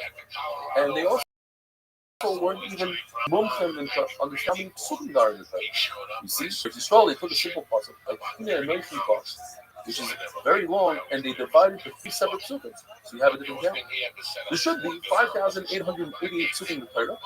Tehillim has 8 more than that, and Divrei Hayamim has 8 less than 5, 8. The Pasuk says it's 5 psukim. And when you learn Torah, even as your own father, You can go to war and battle with it. But at the end, the sufa, the soifa, at the end, it's vahe, it's a hava. Even though it's a sefer, it's a mokama, through learning, at the end, there's going to be a lot of love. The samtim is dvarei l'sam kam. Torah is the complete and perfect antidote to the Yitzhara. Even his creator, the Rebbeinu Shalom, calls him Ra, evil. And without HaKadosh Baruch Hu's help, you'd never be able to overcome the Yitzhara. But all of these local asks is that we move forward, that we make a move, and we try to beat him, and then he'll help us out. The Yitzhara renews himself and finds Kabulos every single day. One way out of it, the best way out of it, is to learn Torah. It's Pogaba from the rules. Let him. There's a medrash. Learn Torah. There's a rabbin there. And I do want to give a tremendous respect to our artist, Yoshi. He did such a phenomenal piece here with this art. He tries to entice you with the types that we have in our days. All you need to do is shield it with prayer. The Gemara tells us that a father must help his son get married, and he must help his daughter. How do you help your daughter get married? By buying her nice clothing, by giving her money, she has a nice nadim, so that other people will want her. A person must teach his son a trade or business. Why? Because, according to one man to Omar, business is not enough. Because what if you don't have business like that? If you have a trade, you can always fall on it and make a parnasa, and you won't have to come to do the last things that we used to steal from other people. Pasuk says that each time Isha Sharahafta, you can learn Isha as Torah. You can also learn Isha Shuddha Kamashma. When it comes to Kibbud Aim, there's two Kibbud. To be Mechabed a father and mother, and to fear a father and mother. That halacha, to fear of parents, also applies to a daughter. So then why does the Torah say the word ish? A man is never under somebody else's resource. A man is always independent, and therefore he's always tied in fear his people out. Whereas a woman, once she marries somebody, she's under his jurisdiction, so therefore she's not chayiv in kibbut. But once a woman gets divorced, and she's equal to a man. The Torah compares Kibbud Aim and Moira Aim, the Kibbud and Moira Hamakot, to be Mechabed and fear of his Baruch. And when you fear your own parents, you tell your own parents as if you fear and Mechabed his Baruch himself. Because the three of them, parents, and his Baruch, are partners in the creation of every human being. The boy side have a wonderful day. So girls weren't allowed to play. After a while, girls were like, that's too much. Yeah, no shit. So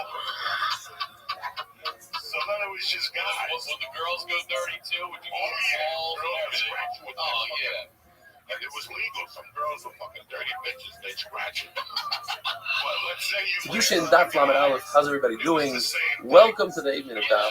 Today's Daf is just an incredible Daf about Kibbud Aim. Very, very famous stories and a lot of great disciples. When it comes to Kibbud Aim, the Torah gives us two shukrim. One about kavod, one about year of fear and honor. When the pasuk talks about Kibbud, the father comes before the mother, and the reason is because typically the son gives more honor to a mother. She speaks sweeter to him, nicer to him, so the Torah has to say no. You father the father first. When it comes to Yira, the mother comes first, because typically the father teaches his son Torah, so there's more Yira. A father and mother who are married, then the son should be Mechabed the father, because the mother also has a chiyuv to Mechabed the father. If they're divorced, then the Mechabed is equal. The Gemara tells us that initially when his Baruch Hu said Elohi Hashem, the Ummah Sa'ilon said, what is this? But then when HaKadosh Baruch Hu said, how did this happen? They realized that Hashem wants us to be Mechabed parents, and that's the same idea to be Mechabed him. He wasn't in it for himself. The Gemara tells us there's so much to learn from the non-Jew, Talmud that has seen a famous story. Chachamim came to purchase an extremely expensive jewel worth 600,000 golden coins. And because Talmud and Nesina, his father Nesina, was sleeping on a pillow with the key to the safe, he refused to wake up his father, and he lost that father.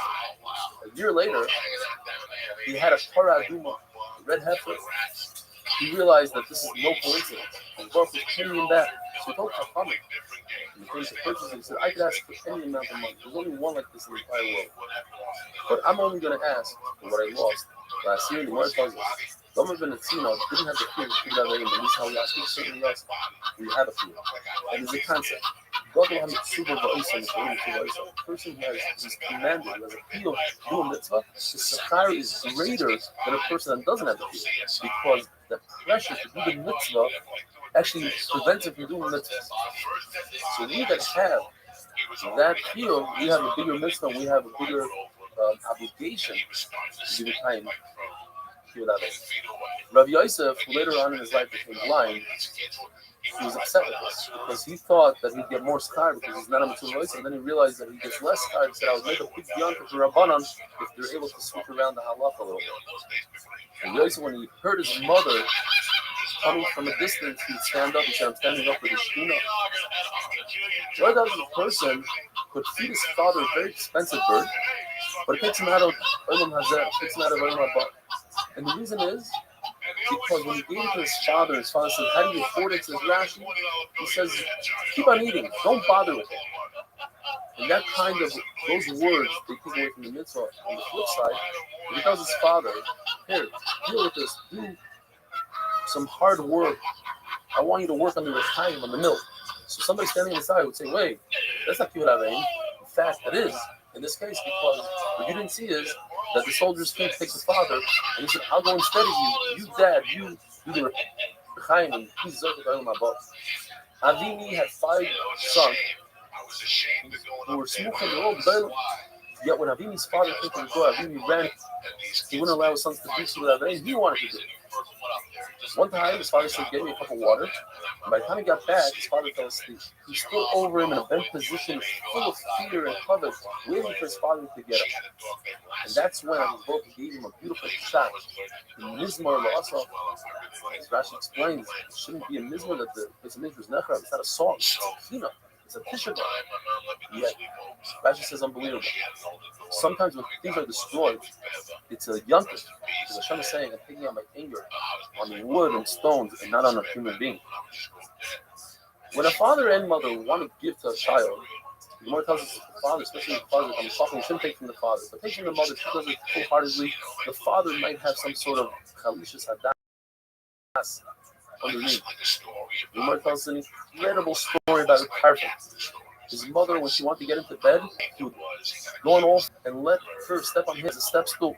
As you can see, a live demonstration in Shir. Nevertheless, the Gemara tells us that that's not even half of what a person has to do for Kibbutz Avayim. A real test would be if she took his money and destroyed it, threw it into the ocean, and you don't say a word. Yochanan says, so much is Kibbutz Avayim, severe Aveira, if you're over on it. Praiseworthy is a person that was born without parents, because that's how Chomer it is. With Chas V'Shalom, you're over on it. He himself, was a Yatzim from a father and a mother, and so is Abaya, although throughout Shas, at least 15 times, Abai says, "Only Aim." So the Gemara, Aim is not his real mother. Aim is the woman who brought him up. Ravasi wanted to be careful with Kibbutz Avayim. His mother, when the gun says she lost her mind, she ran away to Eretz Yisrael. When he heard that she's coming to Eretz Yisrael, he wanted to go out and read her, try to get a heter from Rabbi Yochanan to leave Eretz Yisrael. Rabbi Yochanan wasn't so happy. He said, "Listen, I'm not going to be able to tell you if you leave." So he left. By the time he got his mother, she's already with him. And he felt really bad that he left Eretz Yisrael for the reason. When a person, instead of using his father's honor, "Send me out of here, get me out of here in honor of my father," instead of saying that, he says, "In my honor." So that's not Kibbutz Avayim. When a father dies, you should say, "Abba Moiri, Hareini Kafarsim Shmavai Halavai Kishbok," we should put his einish on myself. And afterwards, he says, "The prayer of bracha, like what we say today, the Oisai, have a wonderful day." I like one by your door, and they go in your house and then you graduate to other things, and then let's say you want to commit to the religion, and that's completely different than like this. People go to Cuba today and do the whole week long service. It's a week. No phone call, no TV. It's a week. Kiddushin Daf Lamed Beis. How's everybody doing? The halacha is like the mandama that says that when you do whatever aim, you don't have to use your own money, use your parents' money.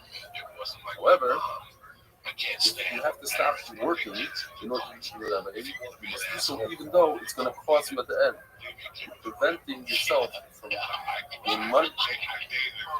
If your father decides to throw his own wallet and waste money, throw the wallet into the ocean, even if you're the Irish, you're going to inherit this, you're not allowed to say anything. But Huna, he was Michael, his own covet to his son, and he tested him by ripping his clothing on the scene. He wanted to see if his son is going to be upset, leave a cast. Umar tells us that you're permitted to give your own son Meiser Ani, that's the Meiser 10% of what's left over from the produce after you give Meisers. On years 3 and 6, you give it to the Ani. So if your son is poor, you're permitted to give him from the Meiser Ani. But your own father, son's father, you're not allowed to give him unless he has nothing else. Because, as Zero Mill says, it's not nice to give your father Meiser Ani. When a father makes a mistake in halacha, you have to tell him, there's a pasuk in the Torah that says this and this. And he'll understand by himself that he made a mistake. Halacha is like easy. That if you have two things in front of you, you have a mitzvah of, let's say, bearing the mace, and you have to do that at 8. If it's a mitzvah that can be done to somebody else, let's say don't kill a value, you let somebody else do that mitzvah, and you do that at 8. Otherwise, the other mitzvah is first because you and your father, you both technically from that mitzvah. The halacha is a father who's moichel on his covet.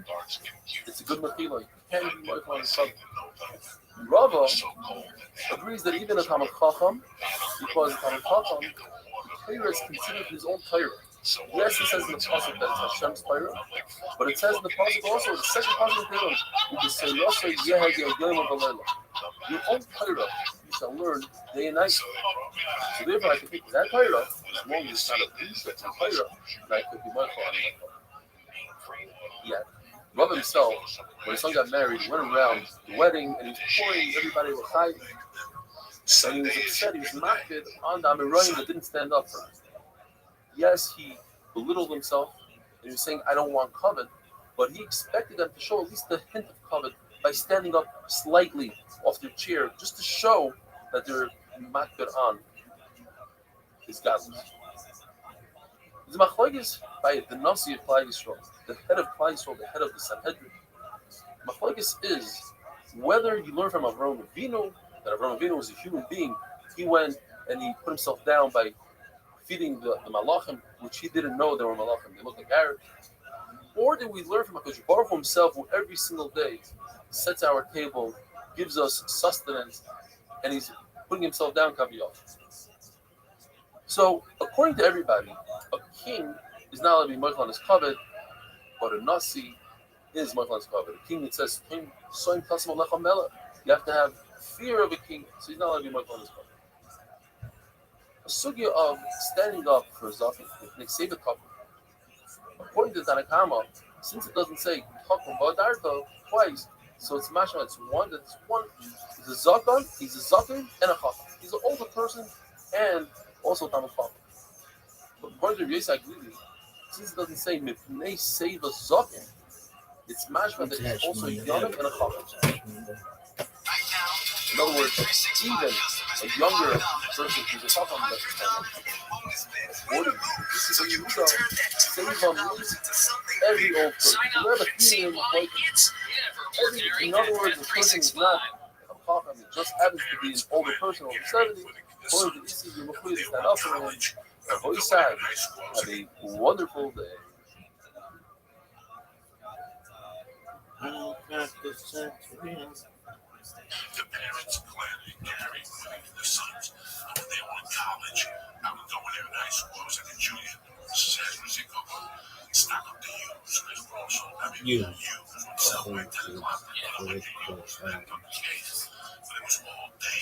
You do Christian Daf Lamed Gimel. How's everybody doing? Welcome to the 8-minute Daf. Today, I'd like to take this opportunity. Been to this place 30 years later in this big county that was there.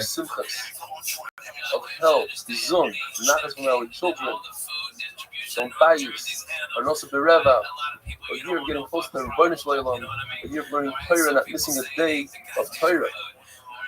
And I really hope that you have it in your heart, down for me on Rosh Hashanah, so that Arichas Yom be able to continue giving shiurim. As we were discussing yesterday, the three shittas when it comes to standing up for Talmid Chacham, an older person, will make it simpler. The Torah says the word seva and the word zaken. So according to Tanakama, you need both. You need that the person should be an older person over 70 and also Talmid Chacham. Otherwise, you don't have to stand up for him. So if you have a young Talmid Chacham, you don't stand up for him. Yisrael really says, no, you're independent. If he's old, even if he's not a Talmid Chacham, you stand up for him.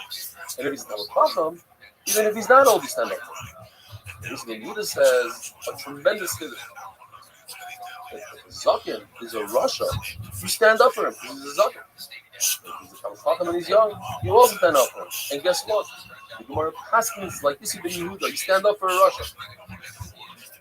The Gemara says it's a comparison between Hitler and just like Hebrew doesn't have to start a kiss, you don't have to come out of pocket. So too, when it comes to Kima, in other words, you don't have to stop work when a Talmid walks by, because you learn it from Kima. A person who's actually working doesn't stand up for Talmid, but he does stand up for those who are coming to Yerushalayim with their first fruit to be Purim, and he asks how they're doing, because Chaviva mitzvah d'shaita. When you do a mitzvah, you're more kosher than the Talmid Chacham. Another tzaddik Gemara says is we don't want to discourage those who are bringing the Purim to flying. We want them to come next year and have a great feeling, so let them feel good. What if the person is very kosher? He's going to come next year anyway. You don't have to just say shalom aleichem to him and everything. But if the shot is a mitzvah is more kosher, then you do it. In a big Kisei, this American bathroom or bathhouse, you don't stand up. But the outer rooms that people are clothed in, you do stand up for Talmid Chacham. This is the whole story that Shimon was in the Beis America and they stand up for him. There's no riot, says the Gemara, exactly where he was standing. It's possible he's standing in the inside room and his father said maybe they're thinking of learning, Rebbe. So maybe the Rebbe said maybe they're thinking of learning.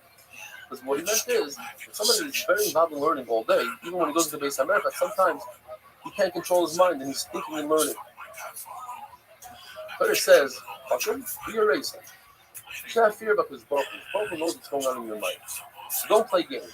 Don't close your eyes as it comes into your field, into the Daled Amos. And as he comes to the Daled Amos, oops, I don't see it. Close. Hashem knows that you're playing games, and don't try to get at it. You stand up for your Rabbi Muvah, your permanent Rebbe, when he's in Daled Amos, and the Av Bezdin, as far as your eye could see. You sit down after Daled Amos. When it comes to a Nasi, you have to wait until he sits down. It says, the Lord tells us you only stand up for your Rebbe twice, once in the morning, once in the evening, because even for Hakadosh Baruch Hu, you only say Shema twice. Nevertheless, the Talmid Chacham should be careful not to make people stand up for him. In fact, if the Talmid Chacham goes out of his way, make sure they don't stand up for him. But good Arichas Yomim. But if you're a Talmid Chacham and you don't stand up for your Rebbe, you're considered a Russia, you don't have Arichas Yomim, and you forget the learning. Abaye would be upset to curse those who were learning Torah and say, oh, I don't stand up for my Rebbe because I'm learning Torah. Get cursed for that. The people from Muslim Chassidus, they were so used to coming to Chachamim that they didn't even put on a head covering when they walked in front of the Chachamim. The Yochanan would give honor and stand up for a non-Jew because all elderly non-Jew went through a lot in his life and realized the nisim that his Baruch did for him. Abaye would give old man his hand, the Baruch would send the Shliach, or Nachman would send his officers. Nachman said, if not for my Torah, I would be just another Nachman in the marketplace. Therefore, it doesn't befit someone that learns Torah to help the non-Jew. I'll let my officers help. And why are the son? If the son is the father's Rebbe, does the son stand up for the father? Does the father stand up for the son? Why does it suffer? In fact, Shmuel told his Talmud, Rabbi Yehuda, you should stand up for your father. But on the other side, his father's Rabbi Cheskel, he's Tzaddik, so maybe Shmuel stood up for him. Maybe everybody should stand up for him. The Gemara says that a Talmid Chacham that's on an animal, there's two ways to look at it. You can say the Talmid Chacham is sitting. If you look at it as the animal standing, does he have a halacha of someone sitting?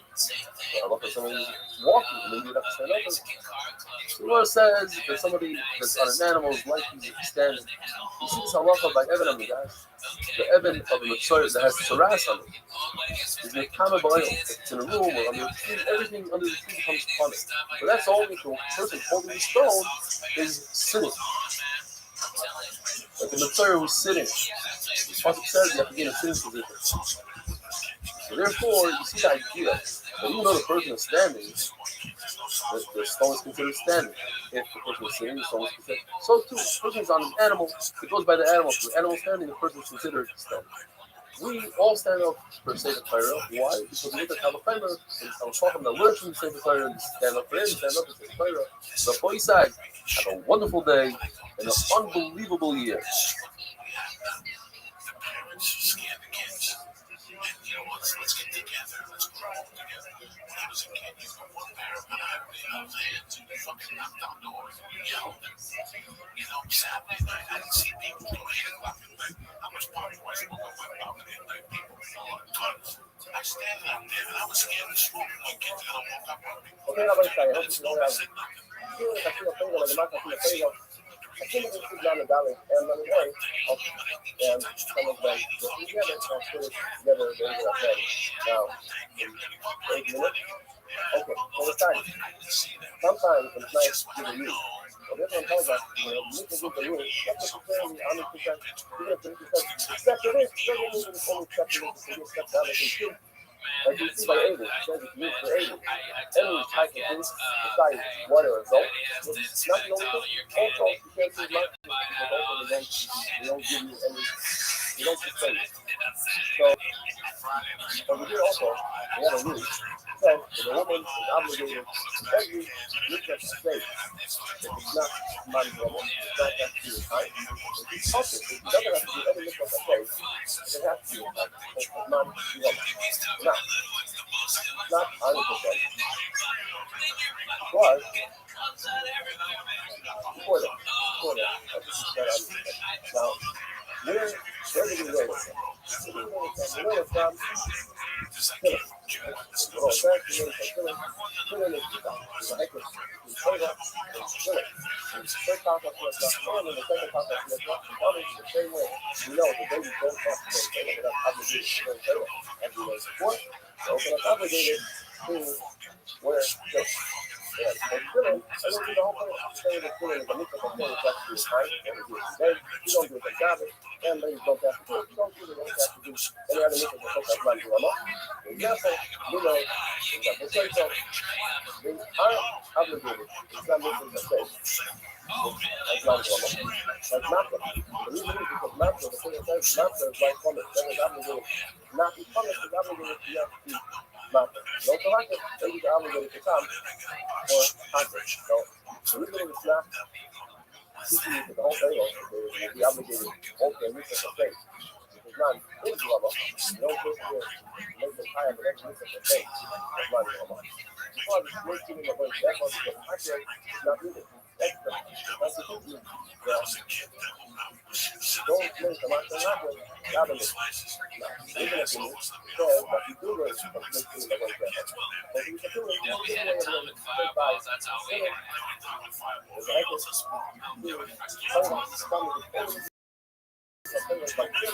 and you have a just one, so you have whatever it's say. Not normal. Also, there's not like things that point that I've made, and I've been there. They hold the feeling, they don't find it. They don't find it. Sometimes it's not the point. When feeling that you can say, not the money.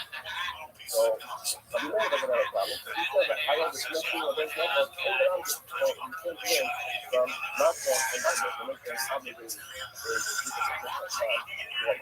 I think we have to do that. You know, so, other than that, not to make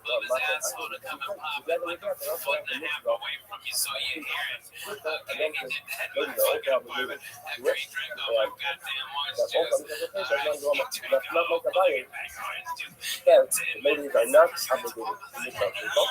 The obligation of the husband is not only find the mission by Allah, but the obligation to open the church is happening in the Now, the mitzvah of student, man drama is man drama. And the mitzvah of Uda is that both of man drama, both of them, both of them, both of them, so why don't we say the same thing about drama? Because that's it. You say the Uda, I think you make them happen.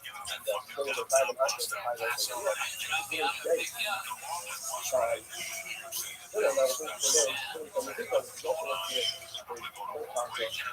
What is that bullshit?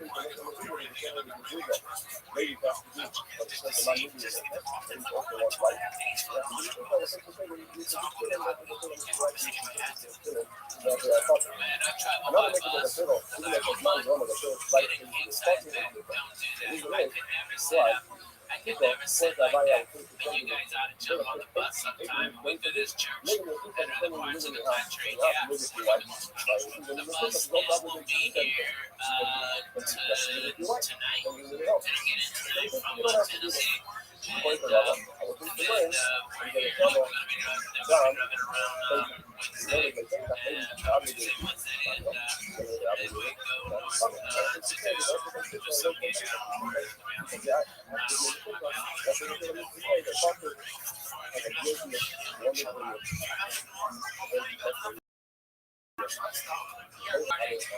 we hotbox that bus, and with me, just bro, wait, shut the fuck up, okay? Me and Coco lived in an apartment smaller than this fucking studio, okay? And we laughed our asses off, and when the doors were open and the windows were open because it was so fucking hot, we couldn't hardly go to sleep because it was noisy as shit. Okay, ladies are talking. Some listeners have said, you know, it's not as one going. This is straight up speaking of them in two of the video. That's how we learn the cultures of listeners have said that are not as one going because only these and not the others. Or we learn it from feeling after you cross to the person that is only feeling the culture. Or we learn it from feeling. That feeling, our listeners have said as man drama. And the general says there's also meaning that every listener is saying which are not as man drama. Now, all the time, they are obligated to do. Now, point that I'm going to is an interesting thing. He holds the two of the video ladies are obligated. You know?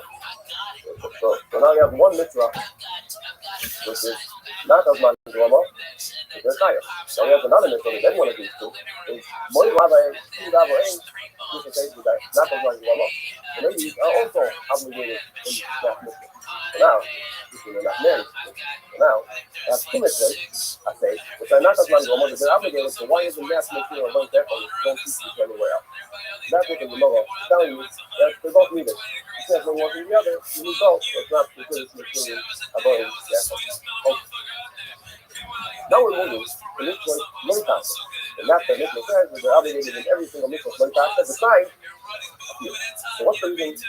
They're tired of loitas. So there's a rule in the process. The process teaches that they're teaching for men, don't teach them about Rodney, loitas. Explain it, it's mounted for Allah, also for doing for any dealing with that to do with business, monetary interests for men. And also, if anyone kills a woman or not kills a woman, it has to say no longer to kill many other people. Then also, the someone needs the right all three. If they look at his right, only that they're obligated in other things, I would think it's good for them to choose the follow. The right being, I would think it's something No way. they can live. And this is right, like Misha, I would think that the thing that's passing here before the right. That's why it's service and this and that, which is like the man, that's why I need to.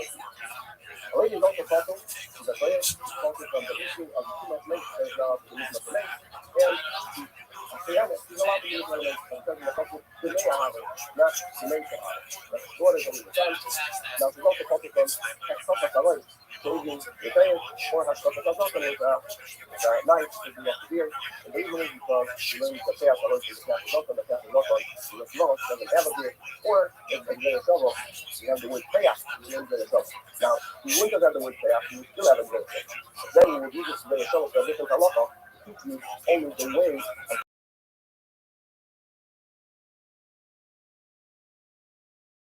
life, not with something that's pulled up or something you pulled up there. So that's why the Pharaoh wrote the word pay extra to teach me that it's a full the only thing that the Bnei Ahaway, which says by Tuma, was only and the tumor also goes on the thing which is in the same. The Gemara says, find a place, a brisa that says that if a lady or a savage have a beard, it's considered a beard. So what is it talking about? It's obviously not talking about the issue of shaving because she's allowed to shave it in whatever way she wants. The Gemara answers is talking about tumas negoy. There's a difference in halacha between tuma and nega, which is any other place in the body and on the head where there's hair. So if she has a beard, it's considered like she has a beard. The thing of tumas negoy that has this unique halacha for a place with hair. Have a good best deal. Allah has been a favor. Love for others.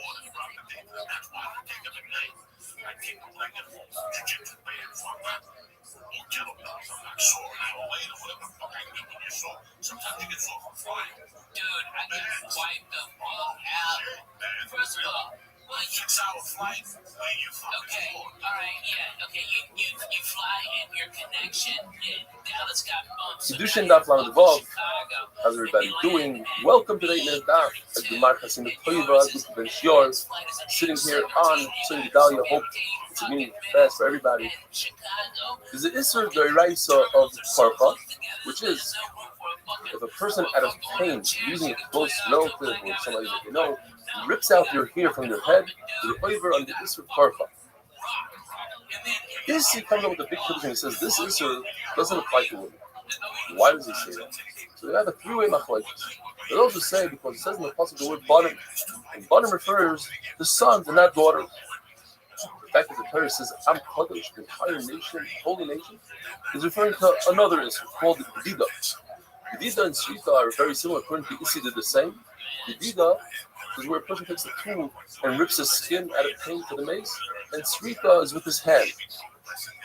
Now, he holds that Gedida is in the entire body. Everybody holds it. It's on the entire body, all skin, whereas Parfa is only in the head. So therefore, he removes that Isser. He says that doesn't apply to women. Abai and Rava have different reasons. Abai and Rava both say that the word Banan doesn't refer to sons, rather refers to children. And he says, they both say that all of Klal Yisrael considered Banan, regardless. We're going to get into it a little bit. So according to Abaya, this is going to hold as a Gzir Shava from Parfa from Hana. Now without the Gzir Shava, you think that, as you see in the parasha, it says, Bnei Aaron, in the beginning it talks about the sons of Aaron. Does it refer to the entire parasha afterwards, including Pasuk Hey that says about Parcha? Because without the Gzir Shava, I would say that Pasuk Gimel makes a break. It should become coming to a sister who was never married.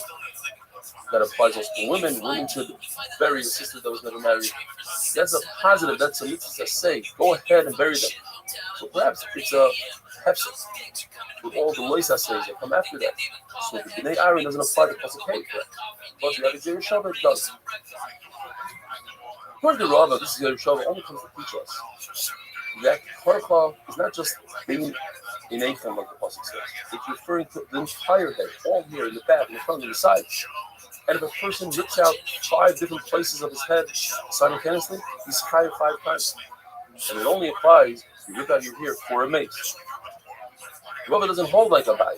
You can learn a second Gzir Shava from the extra hay of Parcha. So Rava learned the Gzir Shava on Bnei Nathan from Tefillin. Just like Tefillin, women are potter from wearing clothes, so too they're potter from the Isser of Parcha. When Abaya uses the Gzir Shava, Bnei Nathan to teach us that Tefillin must be put on the head where there's hair.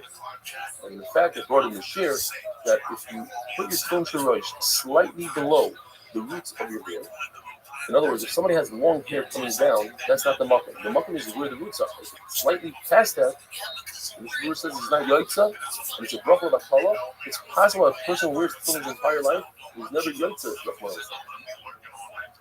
According to Yehuda, Klal Yisrael are considered fun in children only when they act like children. Do the proper thing.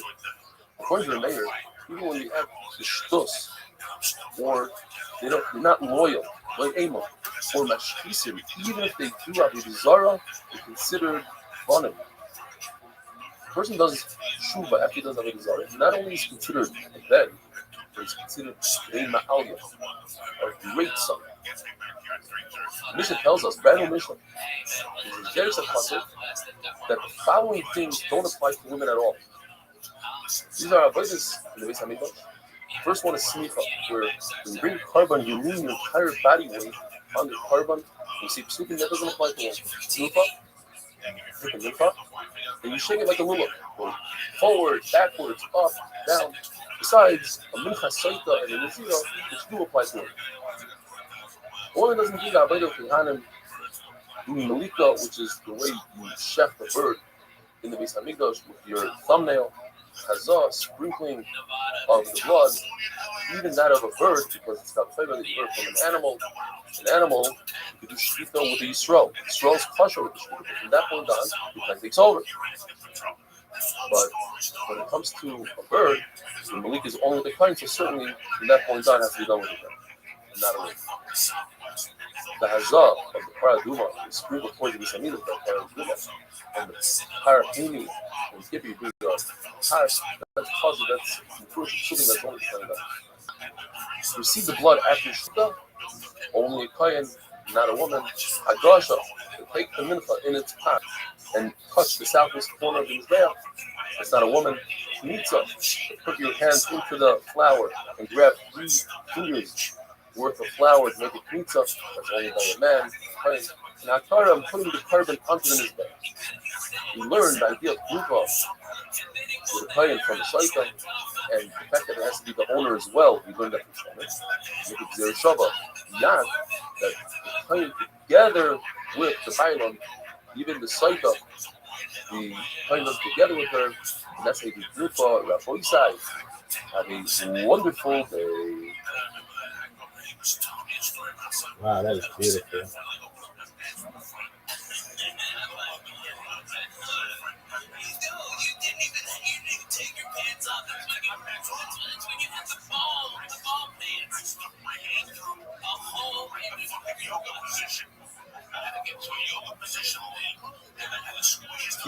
Yushin Daf on the Zion. How's everybody doing? And welcome to the 8-minute Daf. The Mishnah tells us that any mitzvah that's dependent on the land, on the karka, or on the growth that comes out of the land, like Shemitah, that's a mitzvah that only applies in Eretz Yisrael. Besides 2 mitzvahs, Arla, the Isser, to have any benefit, any hana from fruits that are less than 3 years old, and Klayim, that's putting together 2 species of plants. And that's halacha l'mishmesina that those 2 things also apply in chutzpah. According to Lezer, the word moishav means every single place. Therefore, the issue of chavetz, and that is that all grain that took root before the second day of Pesach is usher until you bring the carbon omer. And that isser applies every single place, even a foot large according to Lezer. That's how most Rishonim passing today. This chadosh applies in foot large as well.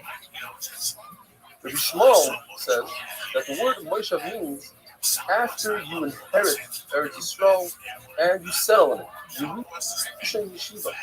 And therefore, the Isra of Chodesh only applies in Eretz Yisrael and not in Chutzpah.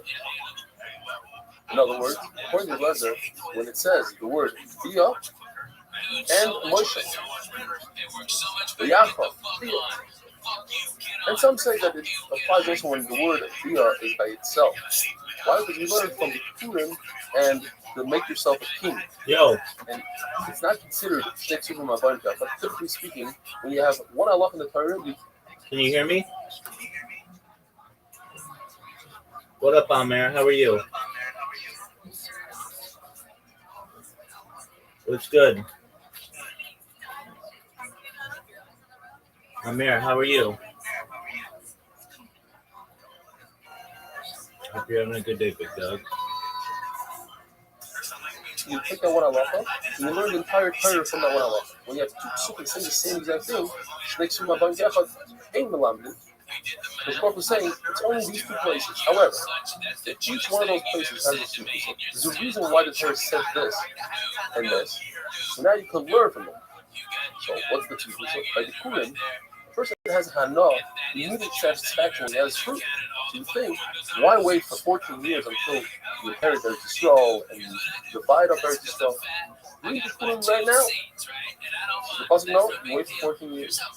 I would think that the Purim is like Challah. Challah, the Torah says, B'vayachim. Immediately, when you come to Eretz Yisrael, you cry the Challah. The Purim is also something you give to the Torah. On the flip side, king. I would also think that it's something that should be immediately when you go to Eretz Yisrael. King leads the war. I need a leader. I need a general for the war. Mashal no. You wait 14 years. That's why that an individual who brings the suffering, you bring a carbon, brings carbonis, requires you oil, you bring wine, the suffering, you bring wine. That only applies once you have the Yushin Yeshiva, 14 years in Eretz Yisrael. The point of the Yeshiva that an individual was already bringing the suffering from the midbar. So when the Torah says that when you come into Eretz Yisrael, what's going on when I come to Eretz Yisrael? What changed? I already brought this up. Oh, and the Yeshiva means that when you have a Bamas Yachid, you have your own private Mizbeach in your backyard. When you come into Eretz Yisrael, what changed is that now you start bringing the suffering on that private Bama, whereas in the midbar you did it. Any mitzvah that's dependent on this person, not on his life, like Shabbos, Mila, etc., that you have to do all over the world. Zara says it straight out, all over the world. Now, it says, Moshe Seichem, Moshe, by Shabbos, to teach us that this applies everywhere around the world, but that you don't need to do Kiddush, you don't have to make Kaddish.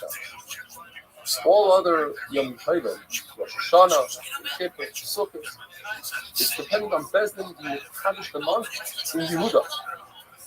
Once you know when is Yom Tovim, you know when Yom Tov. So I would think that maybe every Shabbos is dependent on Bezdin saying, oh, the days in Kiddush? No. That was both in the Kaddish and strong in Shabbos. The issue that we have to eat Halo, fat, blood today, not only in the time when it's Kiddush, even though it says the halacha by Kiddush, because we have this idea of Moshe everywhere. Matzel Mara, even though there's no carbon Pesach, same reason. Now it says the word Bia by Tefillin and Pedachamar to teach us that we schus the mitzvah, we schus these two mitzvahs of Pedachamar, which is to redeem the firstborn. You give a sheep instead of the donkey, if not, you have to cut its head off. Tell us that these two mitzvahs is why we resort to going to Yisrael, the Hoysai, having a wonderful I was upgraded to first class, and I still didn't almost make the flight because of security order.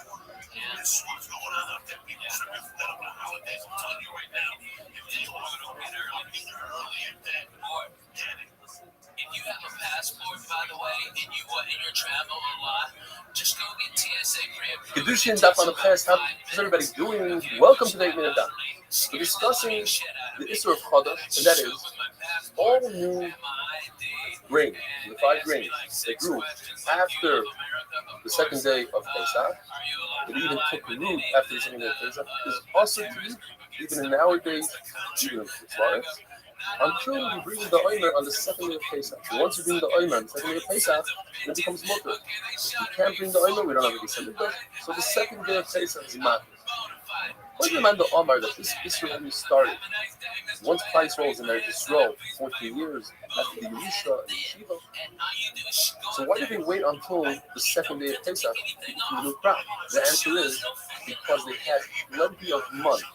The month lasted them all the way from Zayin Adar, which was the last day that the Omer fell. That was the day that Moshe Rabbeinu was lifted. The month only came in the source of Moshe Rabbeinu. So they had this month from Zayin Adar all the way till Tes Zayin Nisan. Moshe Rabbeinu was lifted with Tzei Eretz Canaan, without a smile. And Tes Zayin Nisan, Yisrael obviously was already in Eretz Yisrael.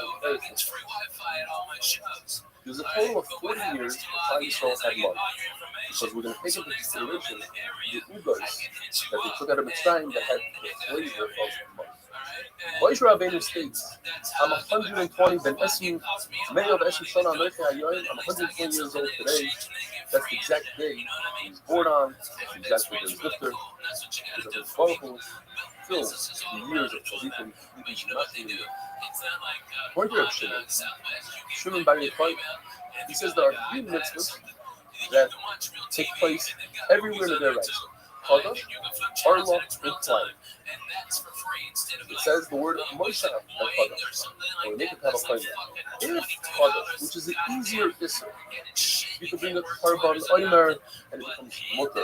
You're allowed to feed the oimer even before you bring the carbon oimer. You're allowed to feed that loose, that grain for your animal.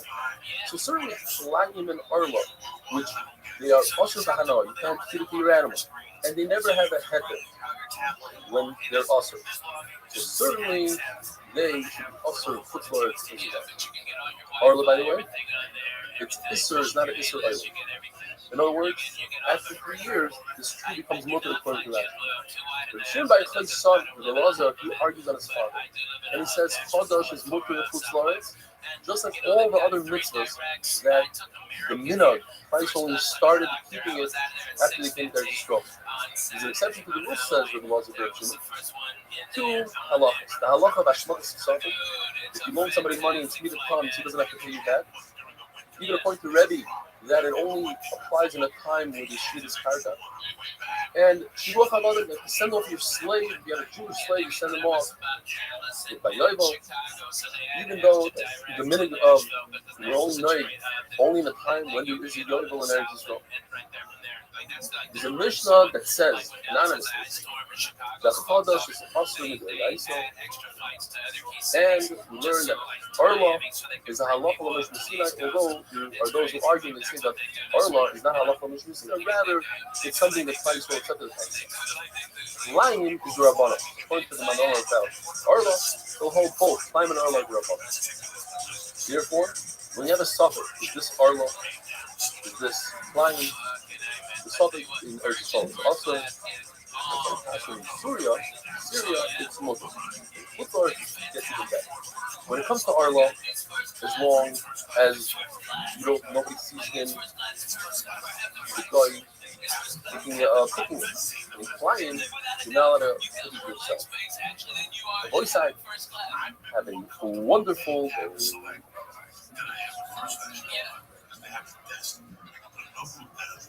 I can actually fucking type something. You can stretch your hands. You can stretch the book out. It's got more space than first class does. You have to hit a button. They bring you free food, free lunch. Everything's on the house.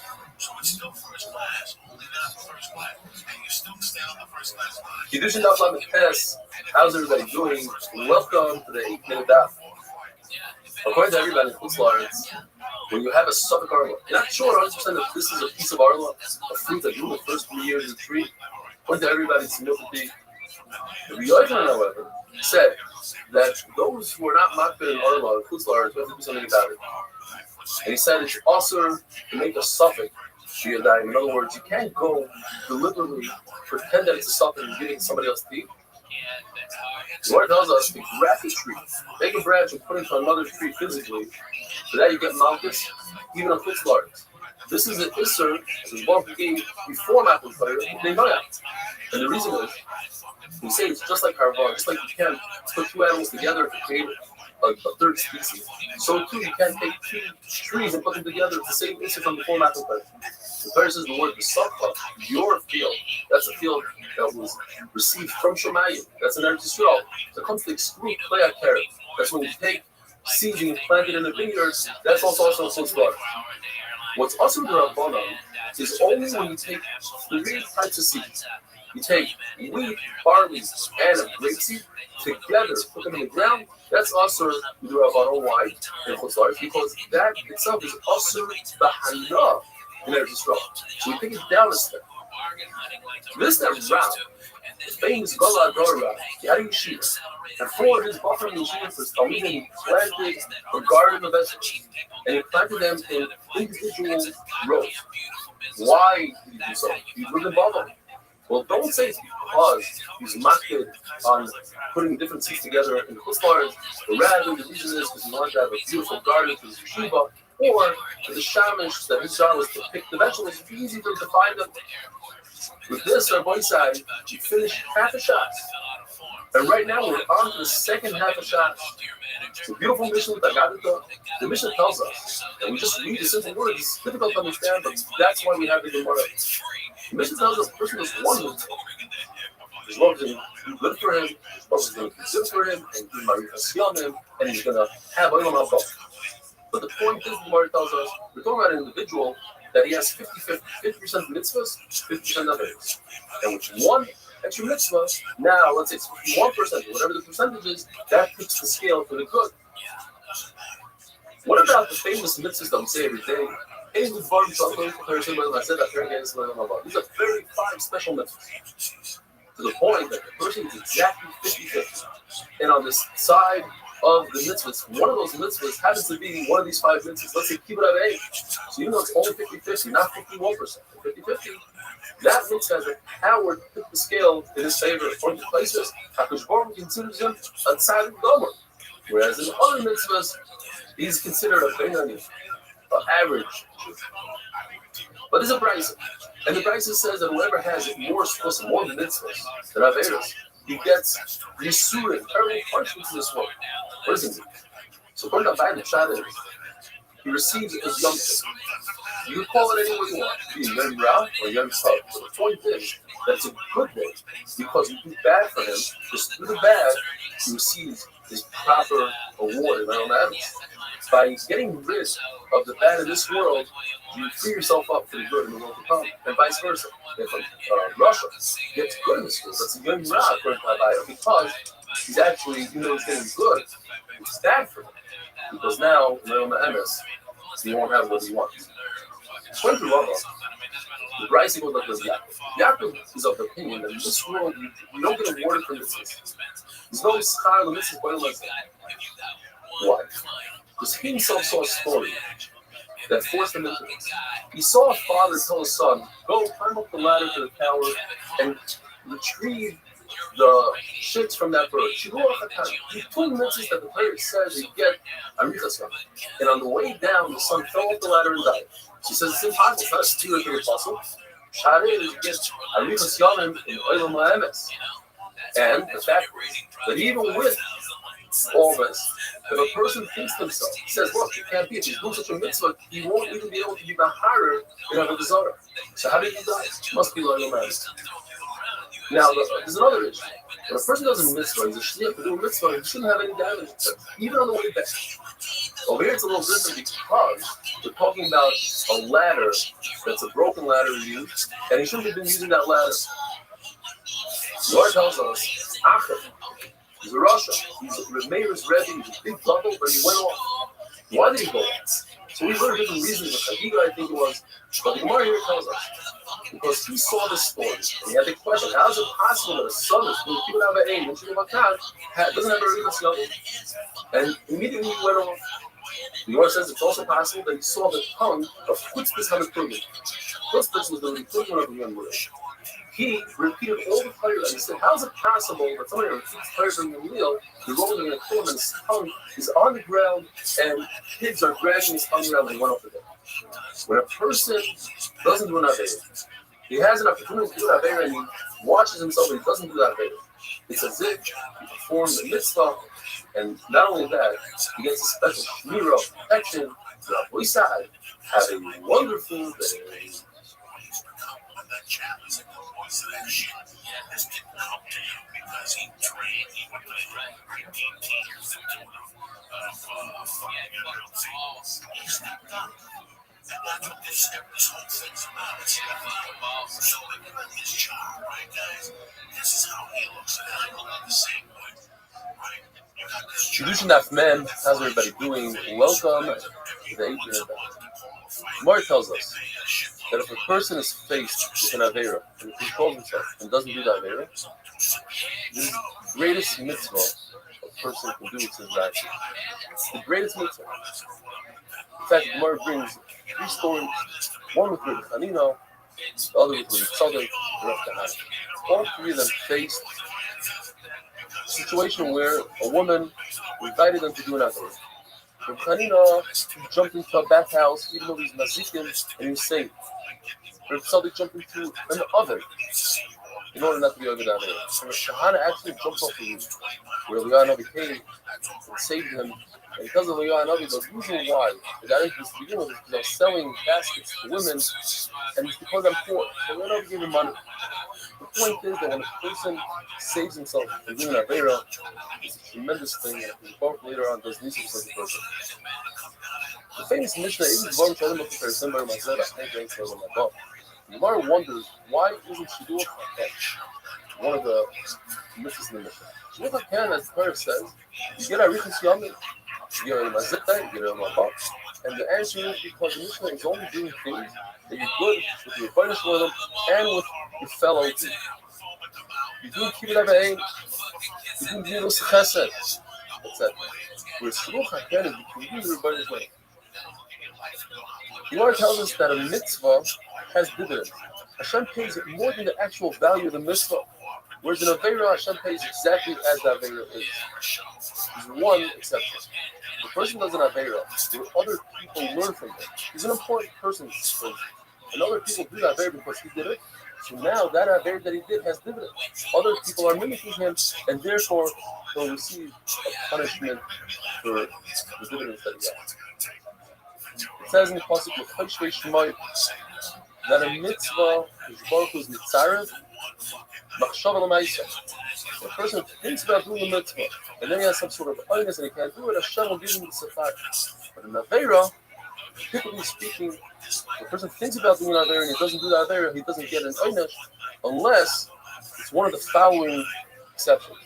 If he followed through his machshava, he had a machshava, then he did an Avera, he gets punished for the machshava. Or if he had a machshava of a desire, even though he didn't do that with desire, as we had yesterday, he gets an item. And also, if a person does the same Avera over and over, to the point where he becomes so used to it, he thinks that it's mutter. It's as if it's mutter. So just thinking about that Avera, even though he didn't follow through, he receives value. The Gemara tells us it's better for a person to do an Avera in hiding with his no Hashem rather than to do it in public. A person who controls the Yitzhak, does that Avera in hiding, then that's a big slap in the face of Yaakov, the Rebbeinu Shalom. Because now he doesn't care about the Rebbeinu Shalom. According to Rabbah, it's referring to the Isser of looking at a rainbow. When it comes to Chil Hashem, his Baruch Hu doesn't wait and doesn't let the person build up credit, so to speak. Baruch Hu takes care of the Avera very quickly and swiftly. And not only that, if a person has 50% Averas, 50% mitzvahs, then his Baruch Hu will use that Avera of Chil Hashem and tip the scale in the wrong direction. The Lord gives us an answer. A person should view himself or the world as if they're 50-50. Every time he does a mitzvah, he's keeping the scale in his favor, in the world's favor. And if Chas V'Shalom doesn't have Avera, he's tipping the scale in the wrong direction. A person who feels bad for the mitzvahs that he's done in the past, or the Averas done, he erases those and erases those Averas. It's a tremendous insight. A person goes in their life doing mitzvahs, and the last minute he feels bad for everything that he did. Gets erased. Brand new Mishnah. The Mishnah tells us that a person who has these three things, he learns Chumash, he learns Mishnah, and he has their Averet, he won't be chayte so quickly, he won't sin that quickly. When a tzaddik has Yisurim, it's as if he's a tree that's in a Makom Tahara where its branches go to a Makom Tumah. And when you take off the branches from the Makom Tumah, then everything, the entire tree remains in a Makom Tahara. So too with Yisurim. A tzaddik is complete Tahara, but he has a little bit of a problem, a little bit of a Tumah. Hashem chops off that place so that he completely is Tahara. When it comes to Hashem, it's the opposite. They're completely in Tumah. You have a little bit of Tahara, so Hashem gets rid of their Tahara in this world. He gives them some Sechar, so that when they come to Olam HaEmes, they don't have. The Parfin held that doing a mitzvah is greater than learning Torah. Mimmu v'gamu. The Rabbanim came together, Hanani came together, and they said the halachas of the Kiva, that Torah is greater, because Torah brings a person to do mitzvahs. And therefore you have both. You have Talmud Torah and the mitzvah. Even if Torah came 40 years before Chala, 54 years before Tunis Maestros, 61 years Shemitah, and 103 years for Yovel. That's Mishana in the beginning. And when a person goes up to Samayim, the first thing they take care of, the first business they take care of, is have you learned Torah? How much Torah? Why did you learn Torah? And the first Sachar they give him is for Torah. Why? Because Torah comes before myself. A person who doesn't have these three things, Mikra, Mishnah, Derech Eretz, then he's not Bnei Yishuv. He doesn't belong in this world. He's Pasala Eidos. Just like a person who eats in the marketplace, in public, is similar to a dog. So, Boisai, have a wonderful day.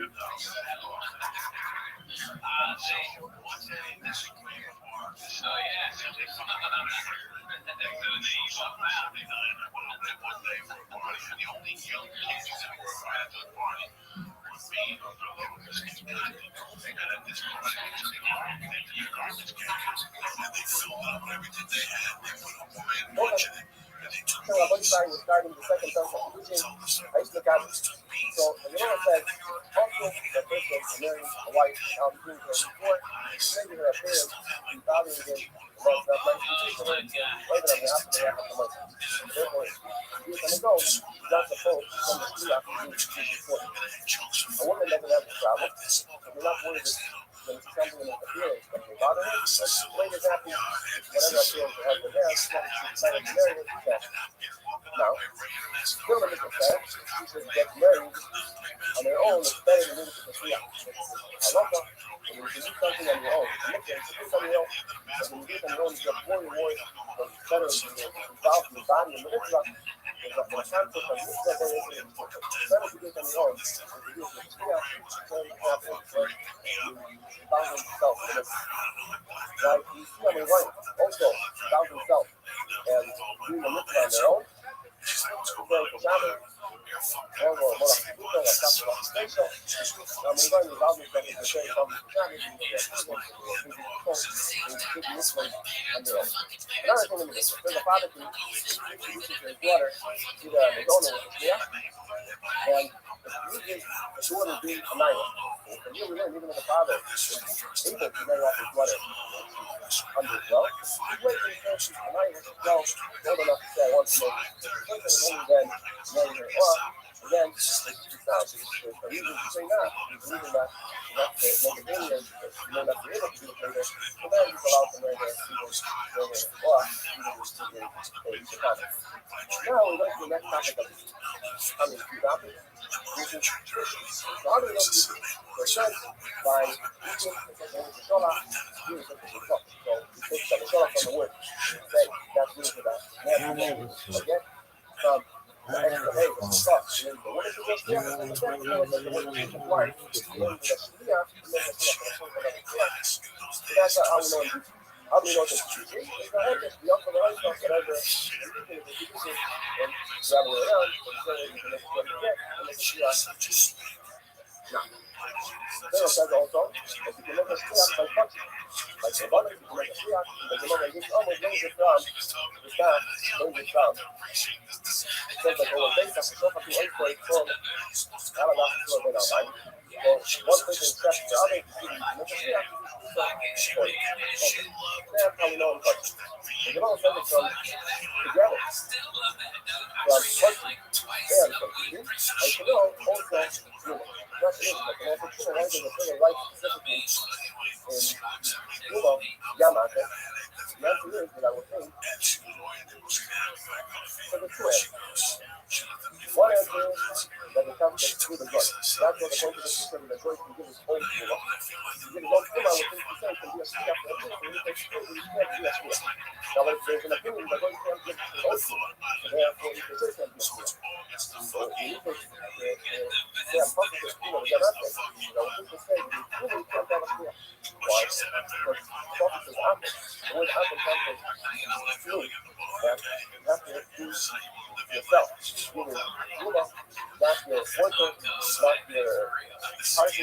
not the person that you're family, not whatever the reason, not the capacity, but to give Kuman everything that you feel enough nothing doesn't have permission. was thinking also you can do a Shia. So right, specifically that you could make a Shia by Zuma also.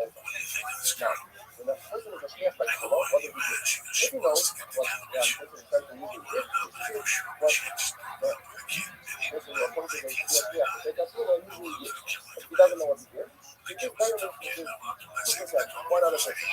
And if he gave 1 out of 40 or 1 out of 50, he thought that's what the person would want to give. Now, is that it's also okay. So because that's what I thought, the person can say not right. Okay. One quick point about the difference between the difference. So, Shiva is realizing that there's one point that Hashem wants us to have the best life possible. He gives us the best nature. The third one is the best advice about the children. Life, how to live life the best way. And you realize you're going to learn that you're coming back, so you're back, yes, I made a mistake. And if you mistake, there's many mistakes. If you listen to you, if you listen to you, you say the thing. And when it's there's a mistake. I realize now that you have the best in it. You want me to feel life. You want me to have a good, happy life. I want to come back to you. You want me to have a good life on my boss. You want to be good for me. I want to come back. I regret all the bad things I did against your will. I want to from now on, do only the things that you do. So, since that's up, I'm from that. That's what made me do. And after you took a belief, you have to believe because if a person doesn't believe that the part of his people doesn't get it. So, you have to believe that after your people, you weigh tons less than what you weighed before. So, you are very say, oh, that's how we're going happy. All these nations are not in the favor. They have to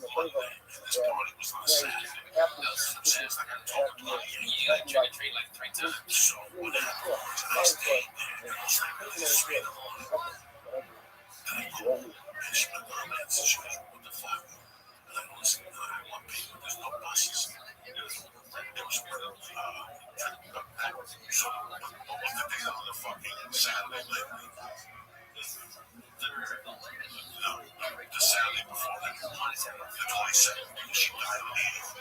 So she died the Wednesday after that, but after the Halloween 10 days after Halloween. Kedushin Dafman Days, how's everybody doing? Welcome to the 8-Minute Daf. It's Erev Yom Kippur right now, just a few hours before Yom Kippur. I want to wish everybody in the Teva, a year of health, of nachas, parnasa, and all the best things, a year full of Torah. We know the sugya of shlichus. Shliach shalom kamoisa. A person sends an agent, the halacha is as if he himself did that action. According to the Yonason that learns from the pasuk in Korban Pesach, that the pasuk is coming to say not the idea of shliach, but rather that all of Klal Yisrael could be yotze from one single animal, even though it's impossible to give each person a kazayis. So how does he know the idea of shlichus when it comes to korbanos? That he's not a shutuf with the other korbanos. He learns it from the Yikulahem. It says it twice by Korban Pesach, the idea of shlichus, and we know throughout Shas. You may mean zeh, they mean nachat. I can't use this pasuk here because I already have another pasuk. Let me use it for something else, for other korbanos. The fact that the Torah says ish lifi upload, he learns ish means an adult. That if an adult finds an object in the street, you can have in mind, let me be zoich on this object for my friend Shimon somewhere else. But a cotton cannot do so because it says ish, an adult. The pasuk says the nasi echad nimata. That from each shevet, they appointed a nasi, a prince, take care of the Yerusha, the Chalukas Haaretz. And the Gemara learns from here that Bezin can appoint an apotropos to his sons. So let's say there's 3 brothers who lost their father of Maran's life. Then Bezin appoints an apotropos to each one of the 3 boys to divide up the inheritance, the Yerusha. Even though they intend for the good of that child that they represented, nevertheless it's possible that it won't turn out so good. According to Shmuel, if he made a mistake in the side, in other words, one of the boys, let's say, inherited from his mother previously a field. Now, the Apotropos gave him from the father's field, he gave him a different count. Now, even though it's the exact same value as his brother's field, it's not good because he wanted the 2 fields to be close to each other. So it's a mistake in Ruchos inside. That's something that you can go back and annul. According to Nachman, you can never know anything, even Rufus. Why? Because of the idea, in pain, my koyach bezin yafas. What power are you giving Bezin? Bezin has to have power that whatever they do, regardless if it's a mistake or not, it's a good division. Yet, if they made a mistake in value, they gave another person. So let's say the case was, you have somebody that borrowed money, and Bezin said he has to pay back, and he runs away. Bezin can take the lender's property, sell it off, and pay the lender. But if they made a mistake in a shtus, which is a sixth, the Nachman himself says that sale is off. But you just said that Bezin has power. Well, that's because he made a mistake. By Yisrael, they didn't make a mistake. It was a perfect division. Just one of the Yisrael didn't like it. So that's it. Rava said, as Allah said with King Amir, that when Bezin make a mistake, the sale or the division is good. It's a good division. Even if they made a mistake in more than a store, where typically, in a purchaser, you would annul the sale. The Rabbin says that brothers who divide up property, they have a halacha like a purchaser. The halacha is that if somebody purchases an object for more than a sixth of the market value, the halacha is it's a good purchase, but the seller has to give back that sixth. And if it's less than a sixth, it's a good purchase. So when it comes to brothers, that's exactly what the halacha is. Besides, if one of the brothers sent an agent,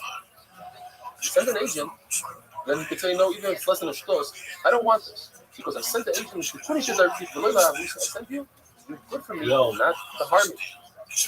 Another very interesting halacha is that anytime you divide up a property with a measuring device, a measuring stick, you divide anything up with weight, I didn't want to fucking help you anyway. Count. Not in a million fucking years. A dozen eggs. That motherfucker could have been the last motherfucker on earth that I would have won. There's no mefila on something like that. Even in real estate, where typically there's no halacha something enough. If you sold something with a measuring stick, you divided something up with a measuring stick, and it's off, you have to give back the karka. The Lord tells us that aim shliach l'dvarim. In other words, you cannot send a messenger to burn down somebody's house and say that the sender has to pay. Because there's no shliach l'dvarim. There's a concept. Divrei harav, divrei talmud, divrei mishaymim. When you're faced with a dilemma, Baruch Hu said to do one thing, but somebody else told me to do the other thing. Of course, you're going to listen to Baruch Hu. Therefore, the person doing the act that's wrong, he has to pay, not the sender. But there is an exception to the rule. There's a number of exceptions. One exception to the rule is Mikila. If a person uses money from the Beis Hamikdash unknowingly, he's chayav, he has to pay a fine. If he sends a messenger to do it, then the messenger is not chayav. The one that sent him is chayav. So why don't we learn the whole prayer from Mikila? Because it's not just Mikila, it's somewhere else. It's Shlichus Yad as well. We'll explain what that is. But before we explain, once you have Mi'ilah and Shlichus Yad, it's Shnei Ksugim. It's two Ksugim that say the same exact halacha. They ain't allowed, you can't learn out for the rest of the time. What's Shlichus Yad? Shlichus Yad means if I give somebody to watch, he becomes a shomer, a watcher, and he's part of the Neighbor Aveda unless he uses that object without permission. Not only that, if he sends agent to use that object, then the shomer, the original shomer, he's responsible for Neighbor Aveda. So you see this idea, only two places, Megillah and Shlichus Yad. According to the Shana, though, they say that you hide in Shlichus Yad, the word divad, that you hide even thinking about using that object. So now you can't use the Shlichus Yad as the same thing. So they learn speak on the theory, and that is, if a person steals an animal, and he goes ahead and he shuts the animal or he sells the animal, he's hired 4 times that animal or 5 times the animal, depending if it's a sheep or not. But if he's to shech or to sell for him, he's chayiv, not the shoichet or the seller, and that's the second passage. The Ein Lamdin. The boys say, a wonderful day, have a very meaningful Yom Kippur. Be'ezer Hashem, we'll see you after Yom Kippur.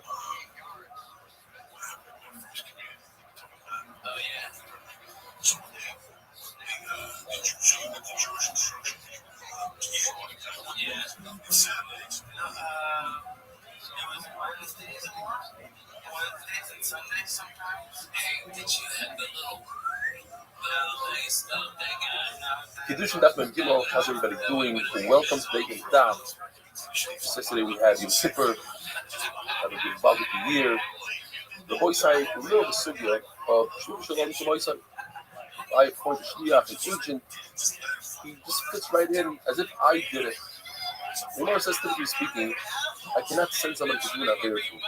But there are exceptions to you. And one of them is Mihila that we said yesterday. And today we're talking about Tifa Mihila. And that is if a person steals a sheep or an ox, and then he goes ahead after he steals it and he sells it or he shechs it, he's chayiv 4 or 5, depending if it's an ox, it's 5, if it's a sheep, he has to pay 4. The halacha is that a person who sends a shliach, you shech this ox for me, the shaycha doesn't have to pay, the ganav has to pay. Why? Because it's just like material. When you sell something, you need two parties. You need a purchaser, you need a seller. So too, by twicha. But here's the concept of the shliach environment. Here's a case where I send a messenger and the sender has to pay. Shammai hold, and you can say a lashon and we have to explain it. If a person sends somebody, he hires a hitman to kill somebody. The one that hires is chayiv. What does it mean chayiv? So one shot is Shammai will hold that it shakes from a bun pepper and melamdim. Typically speaking, when we have two psukim that say the same halacha, in melamdim. But in this case, Shammai will hold it with Yehuda and melamdim. Yes, Mehila and Shlicha, two psukim say the same halacha that yesh shliach v'varleya, and we learn to the rest of the Torah yesh shliach v'varleya. The problem is, there's another pasuk that Shlicha puts that if you take a turban, like an oil, instead of shucking in the Rishon, you shuck it outside of the Rishon, you are the sender. The sender is not chayiv. The guy that does it is chayiv. Why? Aim shliach v'varleya. We have two psukim on this side, on the right side. We have one pasuk on the left side. Which one do we learn from? Well, Shammai won't learn from Shlichut because they don't directly learn with Amut. What does he do with Amut? They say that when two people shech the same animal, the same, they hold on to the same knife, and shech the animal outside of the same goes, they're partner. Also, they say show you a or a mistake, partner. You can also explain what Shammai meant to say, is that, yes, when it comes to murder, the sender is chayiv. It's a special halacha by murder. It says by David HaMelech, he sent Uri people to the front line, and Nosson HaNovi accused him of murder, even though he didn't murder, David HaMelech didn't murder, he pushed the murder in him. Also, Arakta, the Chayv B'nai Ammon, through the murder. According to Chachamim, David is not chayiv at all, because Uri Achite was a murdered the Malchus. He used the lashon of Adonim, not to the king. In front of the king, he said Adonim, my master, somebody else. So for that alone, he's chayiv. Nisa, so David HaMelech is potter for killing Uri Achite. Another shot is the Shammai meant that if you hire somebody to kill somebody else, you hire. What does it say? What does Hill say? Obviously not. Hill would say you hire not for murder. You hire for something else. You hire for Ramata murder. Shammai says no. You get up to Shemayim, they're going to dine you as if you're a real murderer. Who the fuck do you think It's real strong. What tells us, even if you say that according to Shammai, if somebody sends a messenger, you are injured to do something, it goes back to the sender. That would work in all the areas of the prayer, like Shabbos and Zor. But not for Navera, like Arias and Taylor. Because we never found anywhere where a person benefits and enjoys an Avera and somebody else pays for it. So there's a sheet in the Gemara that according to Vasila, if somebody sends 3 people to be mekadosh a woman, they cannot be used. This is sugya of shliach nasa egni. And an agent who brings kedushin to be mekadosh a woman, could he flip into an aid and testify, yes, this woman received kedushin. Yes, this malva was paid back by you, by myself. Could a shliach become an agent? There's another sheet that makes that says no, that a shliach could become an agent. Bottom line is, we pass him shliach nasa. We know that the soul, you always pass him with the soul. So either way you cut it, you have to say that the soul holds shliach nasa, and they said shliach nasa, and Rab, also, who's obviously not going to argue on the soul ever, also holds shliach nasa. Maker Adin, the same halacha applies to Kedushin, that shliach becomes a maid, and the same halacha would apply, and Mamanis, by a loiv and a malva. At the end of the day, there's a new concept, and we haven't had it in a while. It's called shvua sesses.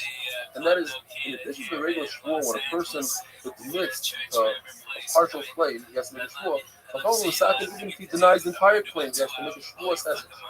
Therefore, an agent who brings money to a malva, and he says, and later on testifies that he gave him the malva, we don't believe him because he's biased. Because if he would say that he gave it back to the labor will invoke the shvua sesses. And now, a person doesn't want to make a shvua. He might be a gana, but he never wants to make a shvua. He'll always say that he gave it to the malva, and the malva can invoke, cannot invoke the shvua sesses. Therefore, he's biased, and now we don't. And Derech Hagav, Rashi says this comes from the halacha of Chem Al Pei, and that is a storekeeper sometimes extends credit. So if an employer tells a store owner, I want you to give my employees credit, that's how I'm going to pay them this salary. The store owner says, I gave them credit. The employees say, we never received it. So each one says to the other one, I have nothing to do with you. The one that owes me is the boss. So they go to the boss, and both of them make a shvua. The store owner and the employee make a shvua, and the boss has to pay both of them. So that would be the same idea by us, that the agents have to make a shvua, and at the end of the day, the loiva will have to pay. Chachamim hold by a get of a naira amurasa, and that is, if there's a girl who's either a tana, and even a naira who's between 12 and 12 and a half, and she's only engaged, not completely married, the first stage of marriage, naira amurasa. So Chachamim hold she could receive the get, in addition to her father receiving the get for her. Even though she's in her father's domain, she can still receive her get. The selfish takes that a step further and says, just like you say, that she can receive a get, she can also receive her kedushin, because kedushin and kedushin are the same. You're not to the high, so whatever you do by get, you do by kedushin. Whatever you do by kedushin, you do by get. According to Rabbi Yehuda, note, there's a distinction between Yitin and kedushin. That by kedushin, Chacham will agree that only the father can accept the kedushin. Why? Because this kedushin takes you out of the father's domain, and he doesn't allow your daughter to receive the kedushin.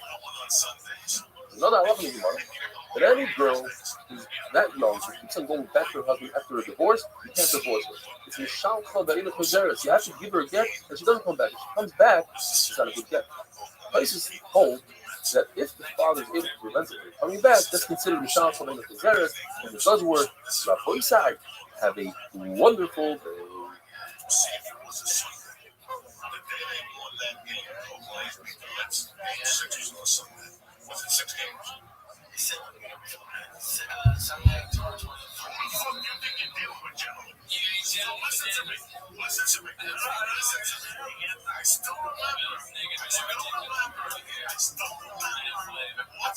Kedushin Daf Mem Daled, how's everybody doing? Welcome to the Minute Daf.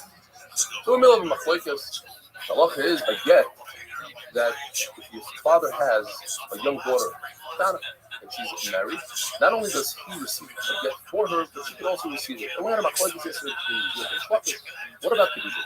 First of all, it says kedushin and Gary are the same, just like she receives the gets. She receives kedushin, and that's the ha'isa. The other says the different. What if she's engaged? She received kedushin, her father received kedushin, and then her husband or husband dies without children.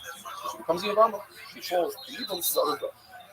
Goes one of the girls and wants to give her a ring that's called maimah, because it only is effective to give her a banan by yavama. For that, you need the consent of the father.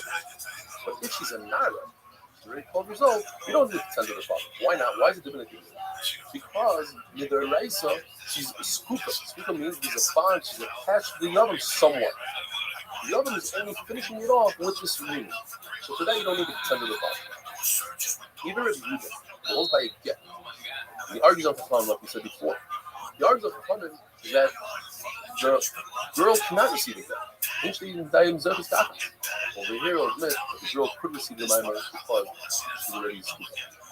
Some say that according to Chachamim, a naira doesn't need the das of the father by maimah because you consider maimah something that could be done even forcefully by Chachamim. Why? Because Rebbe holds that can be done forcefully. He compares maimah to the regular active of Yibam. Just like Yibam doesn't need the consent of the Yibam to be done by partner, so too the act of Kiddushin, even though it goes to the Rabbanan, still can be done by partner.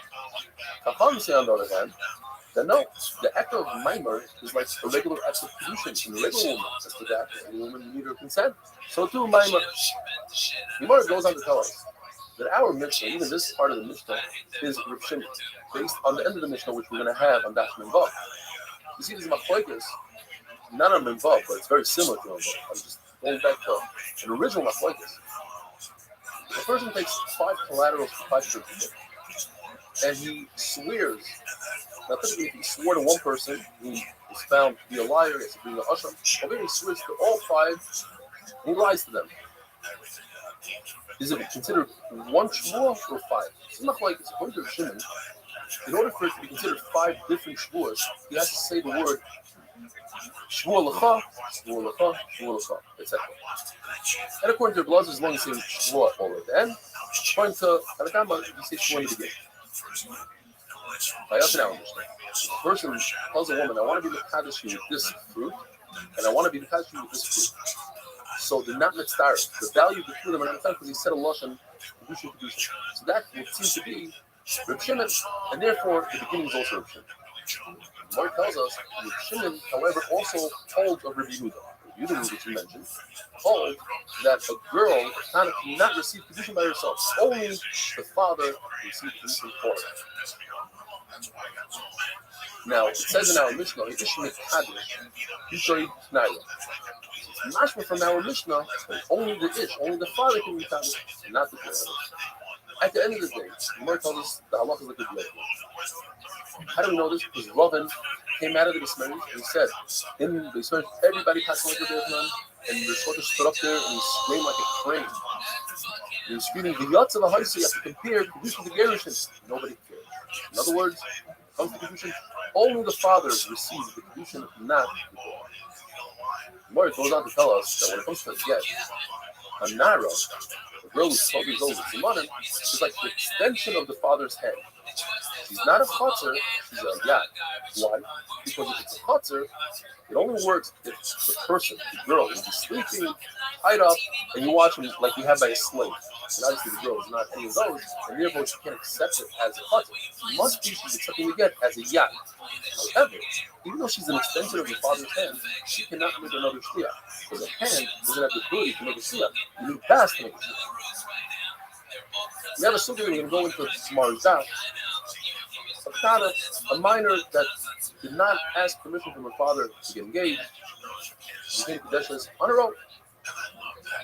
So the Lord tells us she needs a get because perhaps the father agreed to this condition, and she also needs something called a meal. She needs to refuse this condition because maybe she didn't accept the condition. So if she didn't accept the condition, why does she have to do it? Or I'm sorry, the father didn't accept the condition. The answer is because this act of meal shows that it's not a real condition. It's only the Rabbana. And we want people to know that perhaps there's nothing going on here. And if this individual got engaged to her sister, people say, well, look, it was a get. The right stuff. That engagement to the sister is nothing. Anybody can marry her. In fact, no one can marry her. So perhaps the first girl is not Kadeshes, the second one is. We need to show that the first one might not be Kadeshes, so she doesn't mean, and therefore people will be careful with the sister. And the Gemara tells us this halacha takes place by shittim. So there's a shidduch. In other words, then we could say that the father is victim. We spoke about it, it was discussed. According to Ulo, the Gemara says, a girl who gets engaged without the father's consent doesn't need a get and doesn't need a deal. It's a big fat zero. And either the child is on that no shidduch, or some say even it was talking about even in the case of a shidduch. Is that we found that she got engaged to herself, according to Ulo, we must be saved. We're talking about a son of a chayah. In other words, she's already married once. Then, because she's married, she leaves her father's woman completely. The second time around, she got engaged to herself. This that we find that a father sells his daughter Riz and Almana. How's that possible? Because we're talking about that he sold her as an Amma, and the master married her. So he had some sort of consent to the marriage, but it's not really as if he married off and never received anything, and therefore he's able halachically to sell her after she was already married. The boy side, have a wonderful day. There was a game I watched 8 years ago that they actually showed a fucking picture. Just go on like, they were separating. This was not baseball, this was torture. Because it's slow torture. Every bit something happens. There's always something happens. Every time they let that ball go, it's either a single or a mother. Kiddushin, Dafman, hey, how's everybody doing? Welcome to the 8 Minute Daf. We're talking about a case where a katana accepted Kiddushin from the chassan without the father's consent.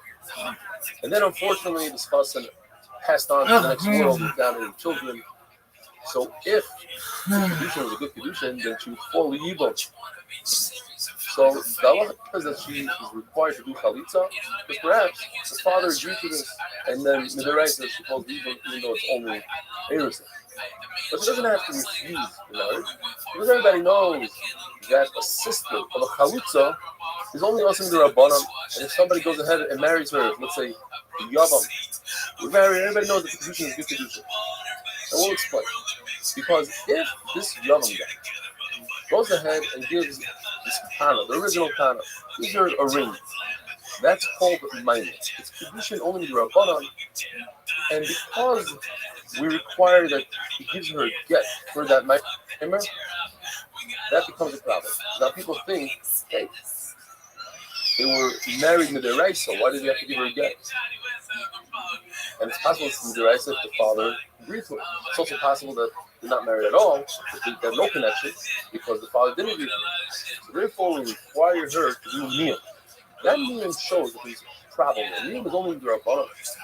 So people will be concerned, and they'll think that if the yavam got engaged to this kind of sister, instead of them thinking it's nothing because he's completely married to the first one and he can't be married to the sister, so you know what? Maybe he wasn't married to the first one at all, and therefore she's the Isha Sish, and nobody will know.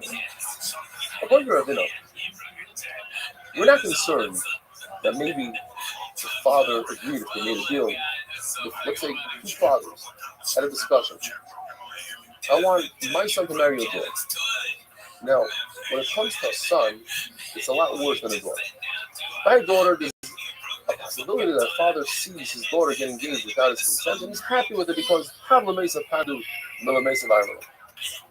But a boy is always in a diet. He wants to make sure he doesn't want his father to marry him off. So therefore, in that case that a father marries off his son to somebody else's daughter, you don't even need to get. Another halacha, if somebody gives a young girl without the father's consent, gives her a bundle of vegetables in the kaddish, according to everybody, it's kind of usual. That's a bizarre.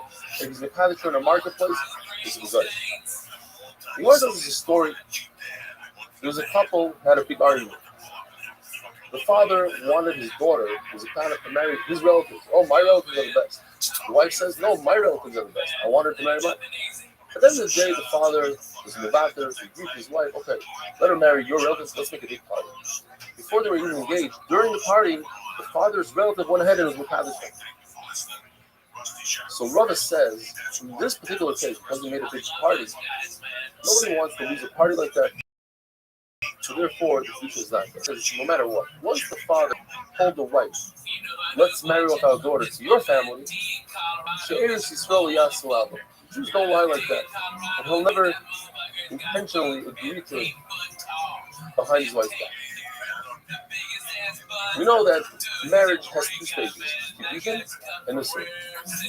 If the father agreed to the Kiddushin, stage one, the money part, the ring, and then he went off overseas to do some business, and the girl lost patience and she married the chassan without her father's consent. According to everybody, if she dies, the chassan doesn't get married.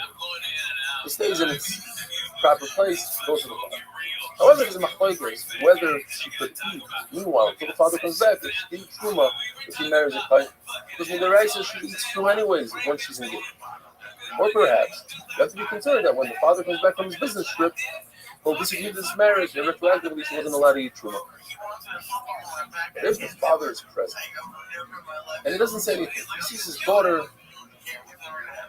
getting married, according to Ravuna, you don't eat. He doesn't eat truma. Why? Because even though he's quiet, the reason why he's quiet is because he's furious, he's angry. Other man says no. Why? The fact that he's quiet shows proves that he's okay with it. But what if even the kedushin, the first part, was against the father's will? And he's here. He's watching it. Ravuna says the opposite. Now Ravuna says she couldn't. Because nobody's going to be quiet in two stages like that. And the reason why he's quiet is because he's not feeling his course. It's as if he's used to the whole thing. And Rabbi Isai, having a wonderful day.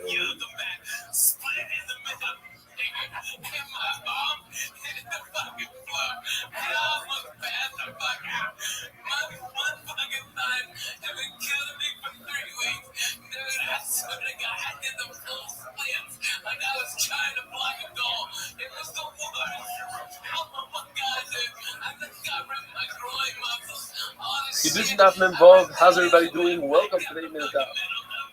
We're kind of got engaged without her father's das, without her father's consent. We have machlokes between Rav Asi and Rav, whether or not she could renege on this religion. She accepted it, but her father didn't accept it yet. According to Rav Asi, she did not renege. According to Rav, she could. We would have thought maybe we could bring her right from the fact. The other is that somebody seduces a girl, he has to pay 50 shekel knas to the father, even in a case where the father agreed that he should marry her, but she doesn't want it. So it's similar to our case, because over here we don't have the father's will to begin with, and she's against it. So you see that she could be moichel. It's a right to route. No, it's not a right. Because you can say, like we always learned in Peter, but we're talking about a people that the man didn't have das for tradition. You don't want to marry her. And even if you say it was the Shem Kedushin, it would be necessary to do another Kedushin, let's do another Kedushin, because you didn't have the father's consent to begin. And now we're in a brand new mission. If a person uses a lashon, he says, he takes a fruit, he takes a date, and he says, it's actually the Torah Zoo. And then she eats the date, and then he gives her another one. So if one of them has a shavar pruta, it's a good Kedushin. We have machlokes. What exactly is this case? According to Rabbi Shmuel film at the beginning, where a person says a double lashon, "Skachuli bezu," the "Skachuli bezu." He breaks it up very strongly with the word "skachuli." And the chiddush is, even though she's eating something and she has an immediate satisfaction enough, nevertheless, there's no kedushin. It wasn't going. According to Rabbi, it's talking about the end of it. It doesn't say sketchy, but rather it says sketchy bezu. And all of the things together. Then there's a kedusha, and the village is. And if she eats it right away, then you need the last date should have a shavar pruta. And from here the Gemara says we see a number. First one we see if somebody gets engaged, he tries to make a kedusha with a milva with a loan, it doesn't work. Because over here, you see, it doesn't work unless there's a full fruit at the end. You can't use the previous dates because they're already gone, they're consumed, they're a milva, they're alone. Yeah, this is the forgiveness of the loan. There's a fruta, so guy forgives this woman $1 million, but he gives her one lousy date that's worth a fruta. Her das is on the fruta, and it's a good kedusha. What if the kedusha is not found? What happens to everything he gave her to begin with? All the dates that he gave her, does she have to pay them back? Yes, because if it was a matana, it would be a good kedusha here. But obviously, it's only a milva, and that's why she has to give it. If a person does something very bizarre, he goes to his sister, he says, I read the Kudesh, he gives her money. Now everybody knows you can't get married to your sister. So what is he trying to do?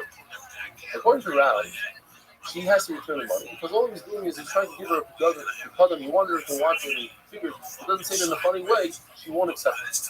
According to Shmuel, it's a pure gift, she doesn't have to return it. The reason why he didn't say, here's a gift, and he said it in a funny lashon, he didn't want to embarrass her.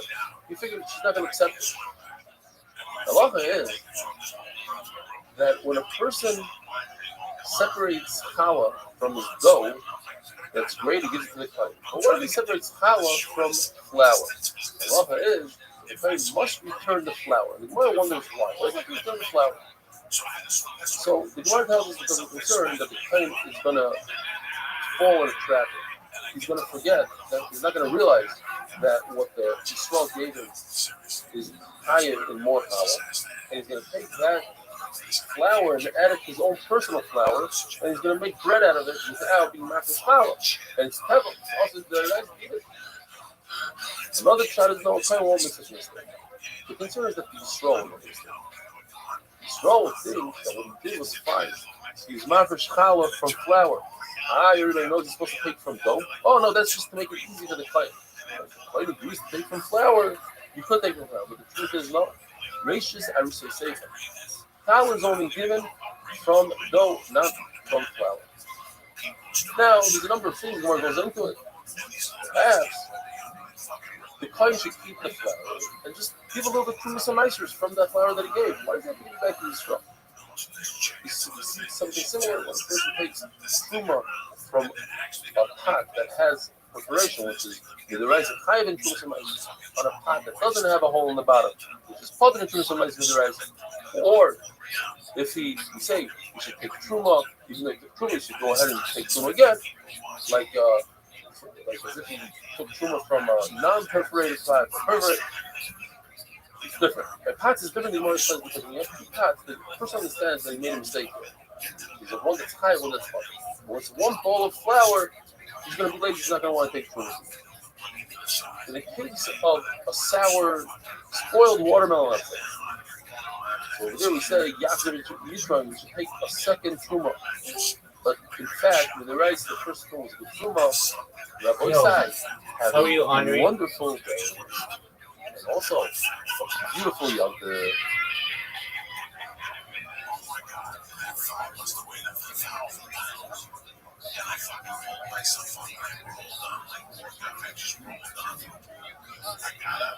I got it right now because I went to the fucking door and the three ambulance workers were running in. They're like, where is he? Like, that's him. I just walked right past the door. Kiddushin Daf Chavches, how's everybody doing? Welcome to the 8th day. We're discussing the concept of Google Shur. That is, if I get forced you to make a shur, let's say I claim that you only do 100 and you admit you only owe 100, that's called Mother Mitzvahs, and I can force you to make a shur. Once I force you to make a shur on that, I can force you to make a shur even on cargo, which you typically don't make a shur. Where do we learn this concept? So this woman whose husband warns her not to sleep with another man, and listening to he takes her to this house. And the kohen makes swear and he gives her a curse. He says at the end, Amen, Amen, both on the shvuah and on the curse. But in addition to what the husband suspects, you also say, listen, once you're swearing, I want you to swear on other things. What up, Barry? Google shvuah. I want you to swear that you didn't seclude yourself with another man before our marriage, even during Erusin. Now, once we know this idea by Soita, we say a Kabbalah that this applies also to monetary issues as well. Why? Because monetary issues, I could force somebody to swear based on 1/8, whereas in Soita, you need at least 2/8. So if he's a guilty shvuah by Soita, certainly by monetary issues. How you living, pimp? And just like Soita, I can make somebody make a shvuah, swear on a suffix. It's not like if Soita really is a suffix. I don't know for sure what happened. Let's swear on a suffix. So too, by monetary issues, you can make somebody swear on a suffix. What's very interesting is that a person could say, listen, you're already making a shvuah that you don't owe me more than 100. Well, I want you to swear also that you're not my evidence. Because you haven't boosted the server. If you boost the server, the stream quality goes up. Don't you know how Discord works, dog? Right? And since nobody's talking about it, then obviously it's not true. And why should somebody make a shvuah about it? No, nevertheless, I could do Medalga shvuah, I could force to make that shvuah. Let's say somebody says, I want you to swear that you're not my non-Jewish slave. That's too much. Now you're pushing it. Not only that, we're going to put you in Chayim for accusing somebody of being Eretz. It's a terrible thing. You're Mizalzel in a Jew, and we're going to be Mizalzel in you and putting Chayim. If you call your friend a Manza, you get Malchus. Malchus marriages could be up to 40 Malchus. And Rashi says an incredible thing. People prefer to get Malchus than to be needed. If a person calls his friend a Russia, now you can't go to Bezdin. Bezdin won't do anything about it. You can take things into your own hands. You're allowed to hate him, and you're allowed to hurt his business. And the Pesach of Bava says to the point where you're allowed to burn 1/3 of that person's crap. And now, a brand new mission, a brand new sugya. The mission says a very interesting lesson. So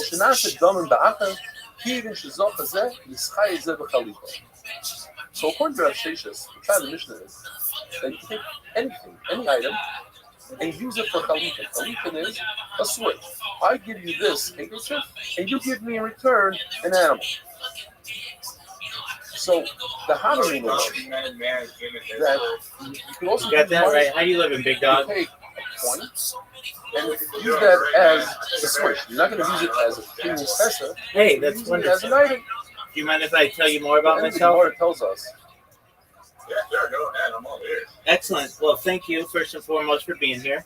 I'm Rabbi Rothschild. I stream my life 24 hours a day, 7 days a week, 365 days a year for world peace. I've been doing so for more than 3.5 years. My streams go back to the pandemic. We've seen the death of a queen, the birth of AI, the coronation of a king, and everything in between. If you didn't know, The Economist magazine stated in 2018 that data was Earth's #1 resource, and I have more data archived on the internet than any person ever, which may make me an influential person someday. And if that happens, I want to make you, your friends, your family, all independently wealthy. If you're not already, I want to make sure that you have generational wealth if you don't already. And I want you to be able to start charities and philanthropic organizations of your own. How does that sound? Dude, that sounds like a no wild soul to me. That sounds amazing. That's what I like to hear. Addition.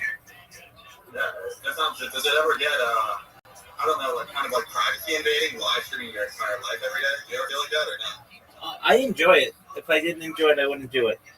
So I am someone who likens what they do to someone in the past who would be a journalist or writing a diary, except I just do it through a digital media video, like a vlogger. Yeah. Oh, yeah. That's pretty cool, man. It's interesting. I just came across you on Rumble. Oh, no way. Wow, somebody found out about me from Rumble.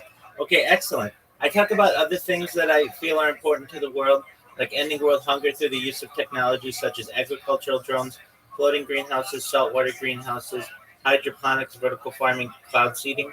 I want to help end world thirst. I am sponsored by a cryptocurrency that's worth about $100 billion. And one of the things that we do is we build wells in developing nations like Nigeria for the benefit of the world. Additionally, I'm an advocate for the Life Share program, and most importantly, desalination technology, where we pump Earth's seawater onto land to make it drinkable.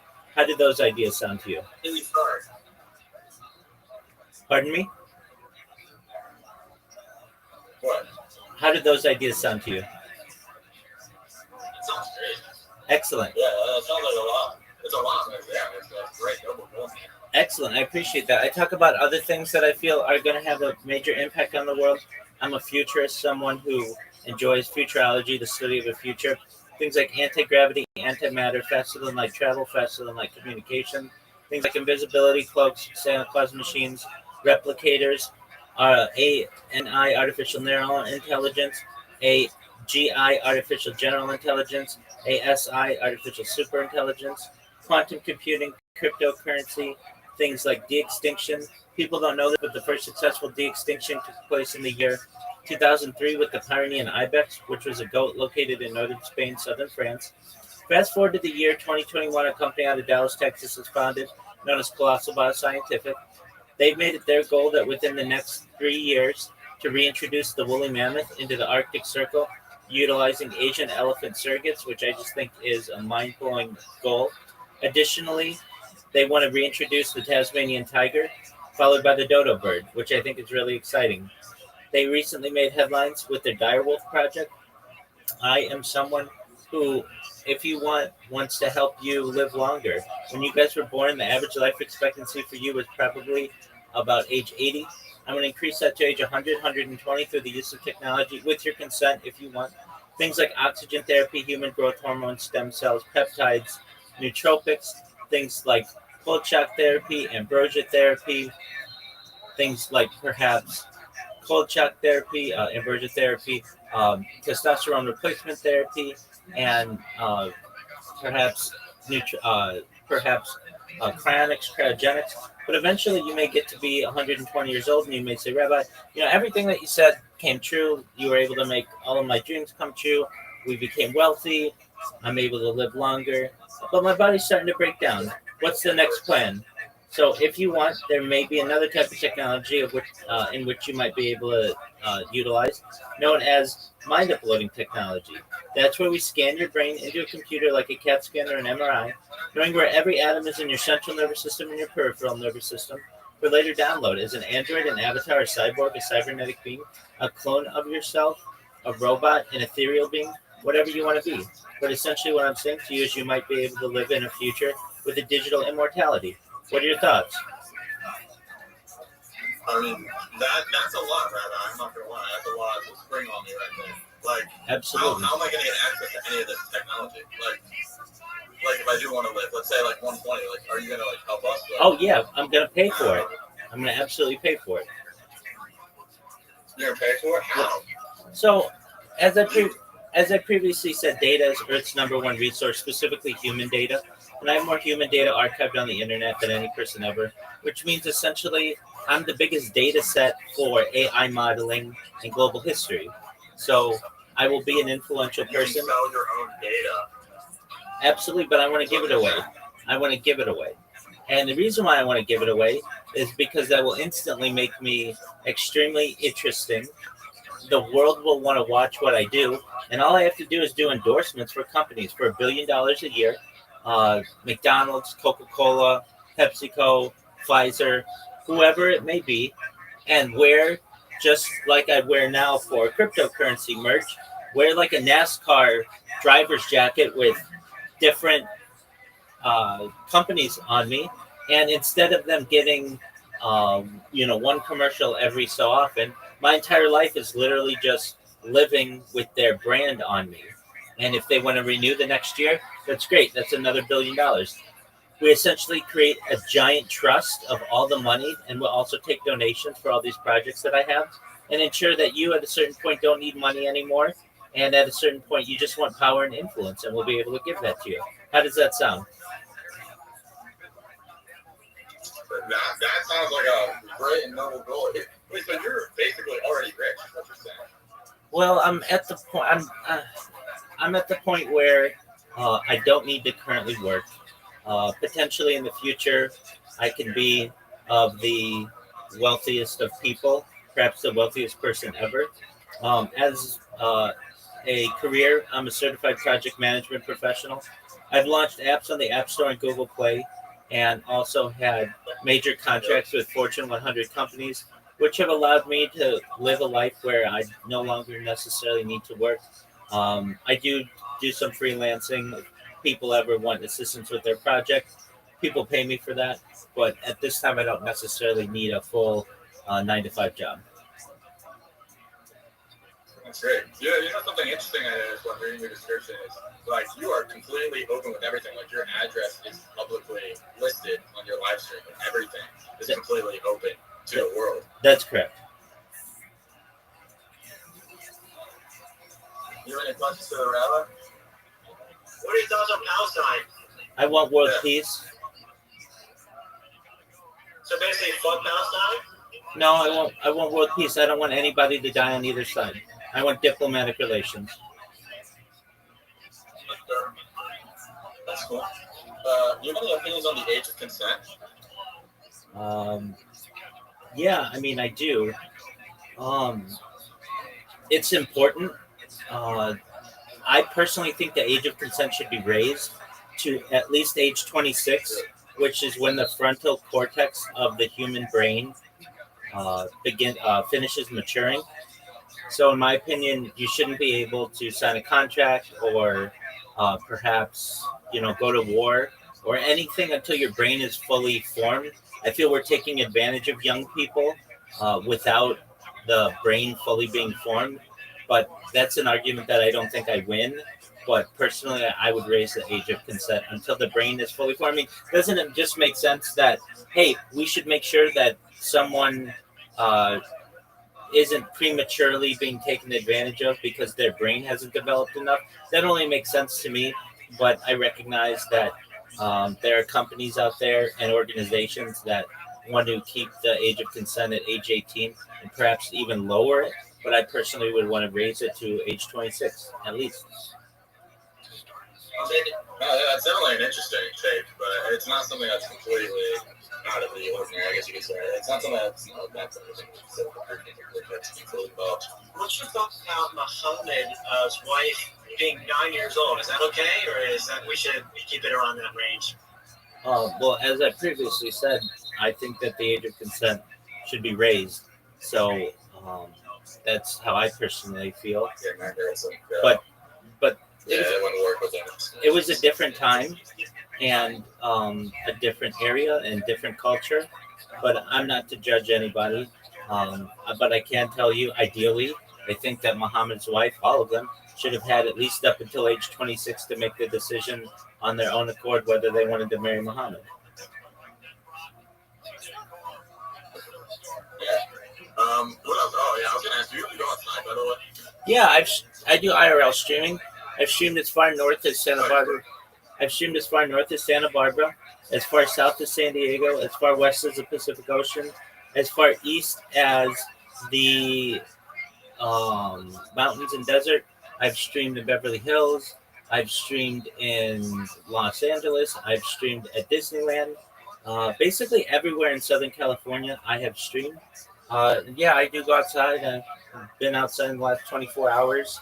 Um, there are things that I do to get as much vitamin D as I can. I don't say that I have to be on camera every second of every day. That's not my goal. I mean, I just 99.99% of my life is on camera.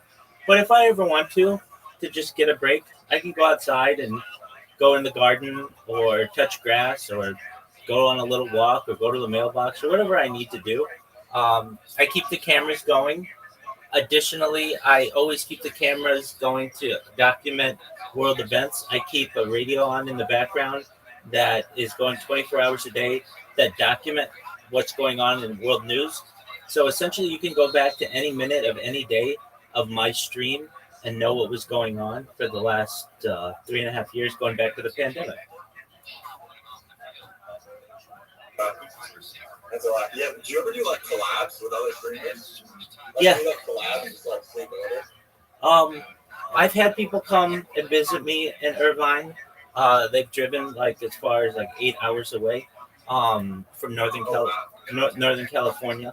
Yeah, I also do interviews with people, and like I mean, I did a collaboration within the last 12 hours or so with a kick streamer. His name is Guido. He's from Australia. Well, we did an interview with his chat. I've done podcasts with people. So if you consider those collaborations, absolutely. I also have my own podcast where I have influencers on and I ask them 73 questions in basic, quick style. And you can find that on Spotify. It's a video podcast. It's just the Rabbi Rothschild podcast. So I do collaborations, and I'm open to doing other collaborations as well. I'm pretty well known within the influencer circle. I'm the number one streamer all time in Aiden Ross's stream. I've done an interview with Aiden Ross. I am the number one streamer all time in Kai Cenat's Discord. Number one streamer all time in I Show Speed's Discord. Number one streamer all time in Amaranth's Discord. Yeah, so I mean, I've made connections with these influencers, and it's just a matter of time until I go viral. And then when I do, we're gonna change the world, God willing. Wow, man, that's crazy. That's crazy. So you're basically streaming all these other people's discords at the same time. Wow. Yeah, absolutely. Right So now, your name's Rabbi Rothschild. Why is it Rothschild exactly? that's my last name. Is that just your name? Yeah. Oh, really? Like, you know, like the Rothschild family, like Jacob Rothschild and all those people? Well, yeah, he's dead. But it's a large family. There are 3,000 of us in the United States alone, about 10,000 of us in the world. So it's a somewhat. Related to that? Yeah, through DNA. Yeah, we're all related. Wow. Wow. I have a question for the rabbi. Go ahead. You have a question for him? Yes, sir. ever did a? I'm definitely gonna mispronounce this. I don't have the proper. Then let me try to say it. Have you ever done? That's a Metzitza Bapep? I think it's missing. Yeah, I'm actually someone who feels that this is not a necessary element of modern Judaism. I am basically someone who's been had a bris, been circumcised, but I'm an anti-circumcision rabbi, meaning I think that we don't need to genetically mutilate each other anymore. I have not done that. That is not a ceremony that I think should be continued in the modern age. But I am aware that it does happen in some sects within Judaism. Oh, so you're completely against circumcision. Yeah, You are circumcised yourself. exactly. Which takes a lot of courage to basically say, I want to end this barbaric practice. If anything within Judaism, it does have a ceremonial or covenant. It symbolizes a covenant with Hashem, with God. So I think what we should do is perform what we do on converts that have already had a circumcision, which is just a pinprick, just a drop of blood as a symbolic act, but that we should preserve the foreskin. Uh, Generally, there are a lot of nerve endings that get destroyed due to circumcision. I think it causes undue influence on the baby. And if a person wants to have their own circumcision, that's absolutely their own prerogative, but they should do it after the age of consent. And I'm someone who feels as if, just from simplistic terms, that sex could be better, that sex could be that sex could be better, that our penises could be longer, and why are we cutting our dicks off? Yeah, no, I 100% agree with it. Dude, wait, here's another question. How many devices do you have in your room? Because, like, on the Rumble stream, the quality's just really bad. I'm not going to lie. Like, it's really hard to understand kind of what's going on. Yeah, I mean, I've got 33 different devices going right now. I'm live on more than 20 different YouTube streams. Rumble, frankly, is a secondary or tertiary platform of mine. My primary one is on YouTube. Um, and I'm not really worried about the quality of the video because I know that in the future that we'll be able to upscale any video that I have to 8K, which is better than the human eye can detect. So I'll be able to make everything HD in the future. The key to me is to just basically have a consistent stream for as long as possible. So I'd rather have 33 different devices streaming than one really good one. Oh, no, that's crazy. I was looking on the stream. It looks like you only had, like, 4 on there. Oh, shit, we have another question. He's asking about the Freemasons. What do you know about the Freemasons? Well, I am. Especially because that number 33. I am one. You are a Freemason, really? I am. Yeah, isn't it like to become a Freemason, you need to know someone who is a Freemason to get invited into that? We have a saying: to be one is to ask. So generally, if you know a Freemason, you inquire with them. If you don't know a Freemason, you can always write a letter and an email. I can tell you that while I knew Freemasons, where I was living in Southern California, I wanted to join a lodge that was closer to my home. And so I just wrote an email to the local lodge. Actually, as well, I was taking classes on Tuesdays, Wednesdays, and Thursdays, and then Shabbat was Friday. So really, I only had Monday open, and I needed to find a lodge that met on Mondays. So I was able to find Los Cerritos Lodge 674, which is located in the Long Beach Lodge, and we meet on Mondays, and that allowed me the freedom in my schedule to be able to consistently meet with my brethren there, and I became a Freemason in 2018. Oh, cool. No, I was just inquiring of it because there's a branch near me. I just wanted to know so, Well, if you're curious, generally what you can do is inquire through email or letter and say that you have interest. What will likely happen is they will invite you to lodges, have a weekly or a monthly dinner, depending on the size, location, and their particular organization. You'll you'll meet the brethren, you'll meet the brothers there, and have a nice meal if you choose to partake, and you'll be able to ask any questions that you have. If you're a good fit, generally you'll be invited to come back to more dinners, and then eventually you can petition the lodge to join. Depending on your state, there are some certain requirements, but they're they're achievable. Um, so at least in the state of California, you have to be at least 18 years old, a man. You have to be you have to have lived in the state for at least a year. You have to. There's a saying that you can't be like a madman. You have to be freeborn, which means like you can't be enslaved or something like that, which we don't have anymore. But being not a madman, you have to be like a good mental health. You generally have to be an upstanding citizen. Um, so what does that mean? Generally, you need a clean criminal record, though if you have something minor, that usually doesn't get into too much of an issue. But you do, at least in California, you have to be able to pass an FBI background check.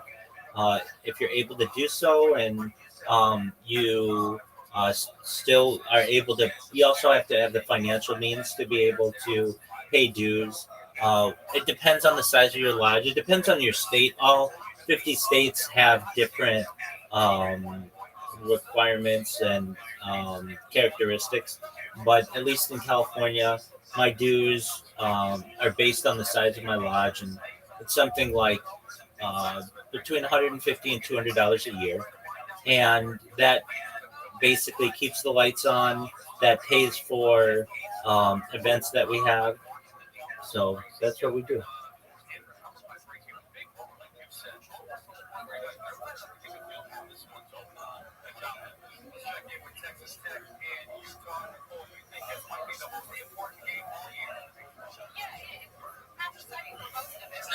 But they also know my babies, and they go, yeah, their parents, everybody up there is either swinging, fucking divorced, fucking somebody else, or doing coke.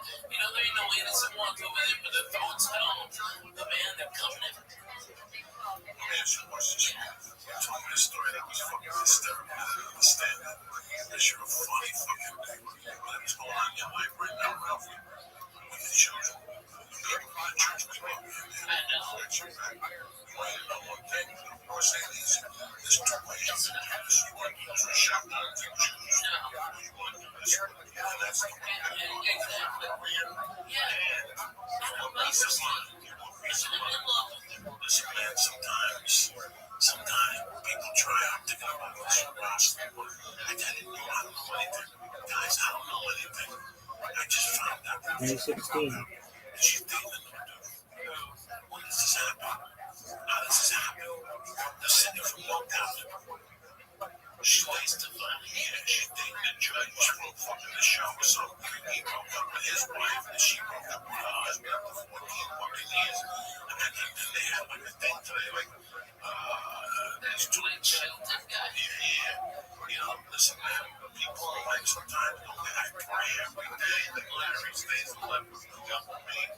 I keep it together with her. I pray every day because I know how fucking good. And the one way to with a person, how hard it fucking is. And when you have children, it's even fucking hard. It's so hard. There's two ways to go to divorce. You can either A, go to war, or B, take the fucking few lumps in the head, which you're gonna take anyway. That's all you're gonna take anyway. I'm taking that with your life. It ain't no big deal. Even if people can hold you down and put a big black dick in your ass, you can just take a fucking white flag, get naked, pull on your back, turn around, laugh your own asshole, and they're gonna ask you what the fuck you gotta do, okay? You know what a dick in the ass hurts? You walk away, hey, what it hurts more? You clench it up. She didn't do anything wrong. She didn't do nothing wrong. And you know what? She did help me in my career. The truth is, when I got last comic standing, okay, Jay Moore dickhead called me on Thursday, go, hey, I need you for an audition. I was in Hawaii working at the lab factory, and he said, come back, I need you here on Saturday. And I looked online, the cheapest ticket for road trip, because I still had to finish in Hawaii. Nobody on that fucking island who could have done it, right? And so I had to come back, and the ticket was like $1,100, you know, and that was 2 months rent, man. That's real fucking shit. Like for a baby, for a big fucking baby, and I rolled the dice, and I couldn't afford it. Mom had a credit card that her mama gave her for insurance, and she put it all in there. And that's what launched my whole career. So does she get half? Yes, motherfucker, she gets half. Okay? And she should get more than half. She's gonna be drawing a salary from my place. She's gonna be getting out on her like regular white people, because we're Jews, you gotta respect. Alright? Babies already have big things set up for them. They'll never want for anything. They'll never have what I went through, you know? And it's like, that's what you want. But now they're coming, it's just so irritating. It's like, you know, they're just dumb. These motherfuckers, you know? The internet is a good thing and a bad thing. Yeah, right? The internet is a good thing and a bad thing. You know, I use the internet for certain things. I see people use it for other things, and that's fine. That's what the internet is. It's your expression. But sometimes if you open up your life on the internet, I think that the result isn't very good. It's happened to me. It's bad. Yeah. But in this situation with divorce and stuff, who knows?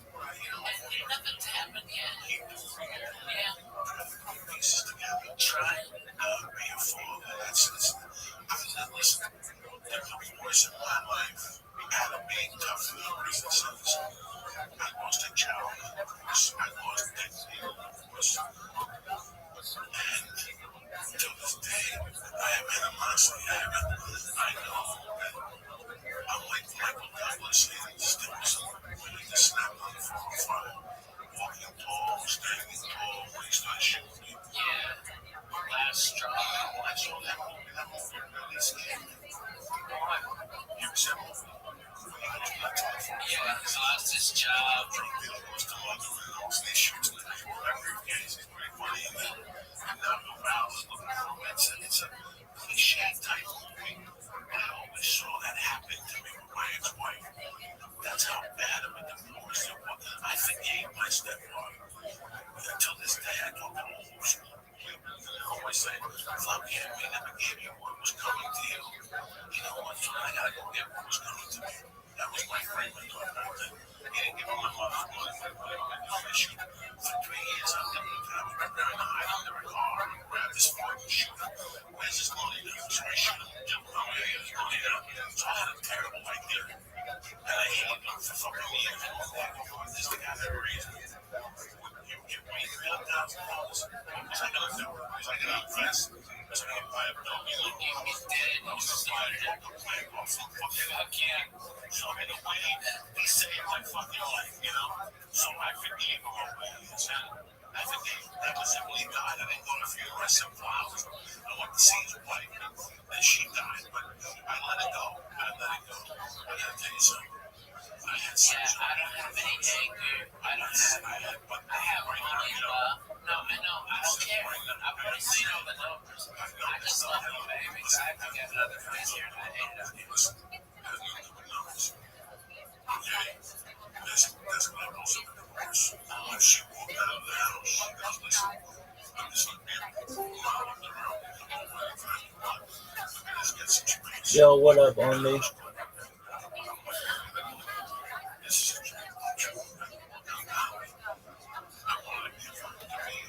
I just got out of prison. I was drinking and working. Still stuff like a fucking. I'm like a third time here. And then all of a sudden, it went from one thing to another. I hope I handled it. Charlie, I love my baby. I love my wife. I hope that the attorneys don't get over this and turn into something else. I hope that because that's not getting better. Once attorneys get in leave, once the fine print, there's a fine print. And once that fine print comes out, they say, They know coming back. And that fine print has to exist. It has to exist. The law says it has to exist. And sometimes that hurts. So, my love always every day. I see videos of all Spanish guys. You gotta knock it out with that bad. It's like, separation. Guys, it is brutal. I always advise people to keep it together. You gotta have love. There's no love. There's no love. There's no love. There's no love. You have love. No, we do have so much love for each other, but it's like, here's the real deal, okay? I have really fucking bad PTSD, and now I'm properly medicated by probably the best. He's the head of psychiatry at Vanderbilt. He's fucking amazing. He's got me chemically down, and I sleep 8 hours. I'm up. I don't take naps. I walk. I feel great. He's done it all. He's fucking amazing. Alright? But before I got properly medicated, I was a fucking nut and a complete asshole. Okay? And you know what you do after 2 years of denial?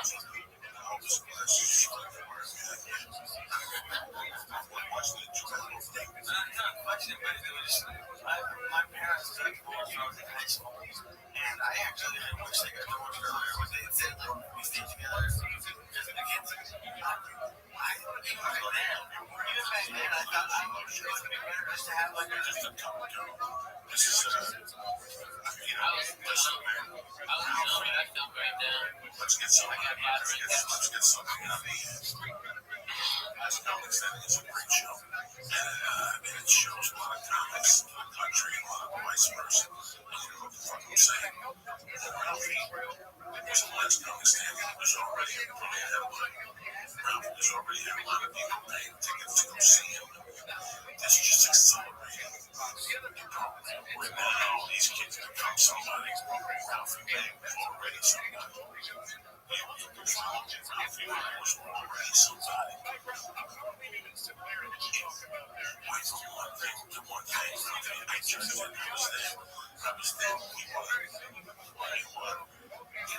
cooking for us in the morning. And also next thing I was sitting on Ocean Boulevard with a Jim Roby, people just sticking their hands in the damn week to go. And we didn't give a fuck. Taking it. Showing around so the fuck out of the thing. I mean, every time you see me giving $200 to do it, it's hard. I understand a lot of matters. This is not a journey for you. You learn me now. I hope that you can figure out what it is. I've got so much more peace in my life. I've got so much less stress, less anxiety. I don't have nightmares every night. Just give it to me. No, that's hilarious. That was 12K. Shut your mouth, cocksucker. That was a good age. Alright. I broke my fucking ball way. I fucking got 12K out of it. Work in the mother. No, it's when I had bilateral double pneumonia and pulmonary embolism, and I had to stay awake for 9 days. Because if they said if I couldn't help my lungs expand, I would die. And I had the blood clot was so big that because I had pneumonia and I had broken 2 ribs from coughing, that's what caused the blood clot to go right. This was right here, and they said that a radiologist was going to come in at 7 a.m. and enter this vein and go into that. And find it right there by the lung. And he goes, you have to be awake. We can't give you any anesthesia. And it's inside you. Your fucking heart's in there, man. Alright. Then they're gonna, you got a 5% chance of living. Okay, if it blows the clot out, okay, you fucking live. And if not, you bleed out in your brain when you have a stroke. Good luck. Hey, sleep tight. You motherfucker. I was fucked up, dude. That fucking snaps your fucking head, dude. And so, what I've been doing like a lot of PTSD groups, okay? And they're always like, what the fuck are you doing here? And I'm like, look, you're cocksucker. I'm just just as fucked up as you are. And let's get to the real deal. Let's talk about some shit. Oh, you even know about them. I mean, you know how many times I've gone overseas for the fucking military? Like 19. I'm in 44 forward operating bases in multiple war zones. Okay, by the way, Afghanistan this time of year is fucking beautiful. All the Taliban's turbans, chicks, guns, with hands. It's like, those dirty motherfuckers. They're like reds and yellows. It's beautiful. Okay, but I've been there, and then they start getting real. When those guys get real, it gets real, real. You know, I mean, it's like, I know it sounds stupid, right? But you're absolutely right.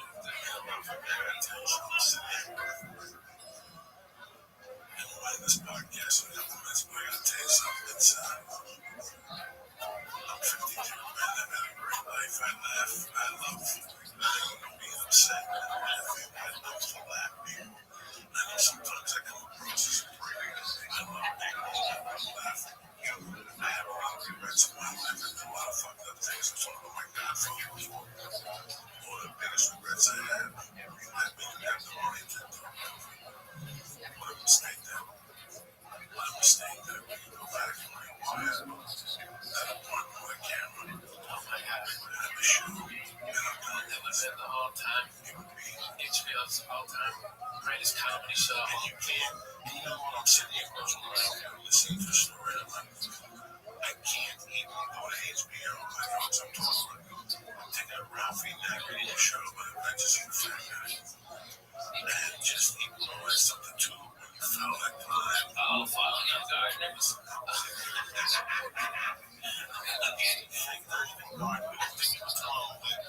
About that he's going on understand. This chick is living in his house. Before we talk about the story, his big guy's trying to fuck the same chick. It's miserable. I'm the only one not trying to fuck her. When you want to fuck her, your face fell into the asshole. So something happened. They have an argument. You cannot write this, Lisa.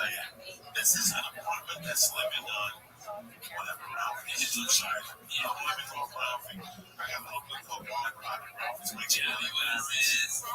Well, they marries, and we're going over. We're hitting this every night. We're right now. I knew that the 2 in the morning. Goes to party was at my apartment. The Red Devil, Ricky Cruz, Babaloo. You know, and we just talk shit. Somebody would have a joke, somebody wouldn't have a joke. So one night it was just me. We always had drinking Bloody Marys, and one day, and Joey said something around here. This one. It was a big Japanese lamp in the kitchen. Alright, and fucking man, he sits down and she pisses him off. And he's sitting in the position, and something happened to the light down below. And he's fucking saying shit to her with his face red, right? He's like, fuck you. This is my house. Never talk to me like this. This is my fucking house. You believe this Coco? She's my guest, and she's talking to me like this. This is my vodka or something. And he in the middle of this rage, he's like, ow.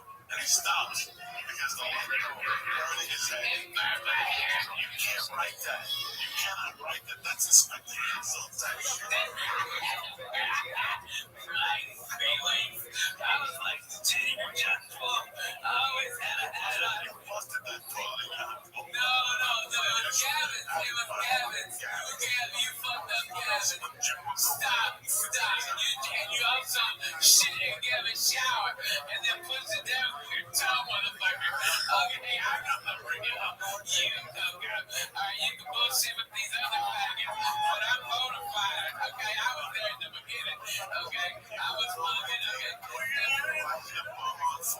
You light the bug. People didn't see you. A fucking camera. Oh my God. With me. Multi-millionaire. I tell the story tonight. I'm ashamed of that. They should have given these people drug dealers want to fuck shame. Oh, so I left them downstairs in Gavin's apartment. Oh, she's dancing. And she's dancing to the ESPN story. I come back at 5. That's one guy. Horrible impressions. Yeah. Oh my God. Horrible impressions. Oh my God. Every time you get she's up, jumped out, I'm still and this dizzy bitch like breaks Shut up, bitch. Damn, take some titties out. Yeah, that's what she told me. Do you remember that? Even fucking told her. Go, yeah, whatever, bitch. Take the titties out. I still talk to her in Vegas. Is she in Vegas now? That's awesome. She is so cool. She always money. She got one big. She's a Dude, she's making a fucking dance. She's 45. She dances like She looks like she's like 26. She dances at a fucking lesbian. She keeps marrying gay guys by mistake. She hooked up with that dude in Alaska. I had to do this again. Listen to me, about 15 years ago. I gotta do this. She made it again. Listen to me. I had to do this gig in Alaska one time. Charles. And one of those people, and I canceled. I got like this TV show, some PC, and I had to cancel. And she wanted me to dance like a dance. She wanted me to dance. She put his name on the pussy. Back to LA, and they were he was like unemployed. They always came up with a little bit of money. And she was dating him for like 2 years. They were alone. And then one day, she wrote his email. She saw an email from all dudes that he would come to the house in the afternoon.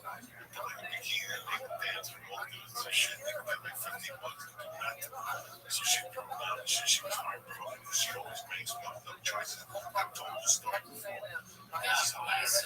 This is the name of the guy that she's got on her pussy. This guy is a go dancing for old dudes. And he's smoking that. So she throws him. She comes up. I hear about this.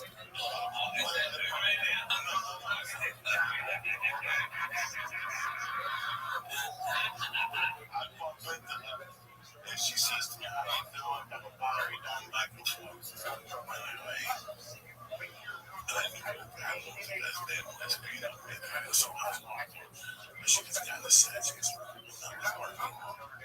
That's a shame. I go, listen, I know this whole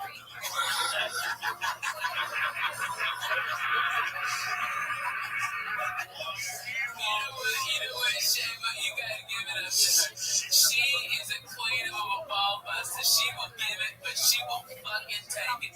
I tell you what, she takes it better than a lot of fucking bona fide grown men. She's always that bullshit. She's fucking funny. She came up with the comedy, so she came up with I know. the mom was a white woman, like German. Did you know that the mom was like German? She was telling me stories. That's not the fact. Because we paskin that in Matbea Nasa Khalipin, you cannot use a coin for Khalipin.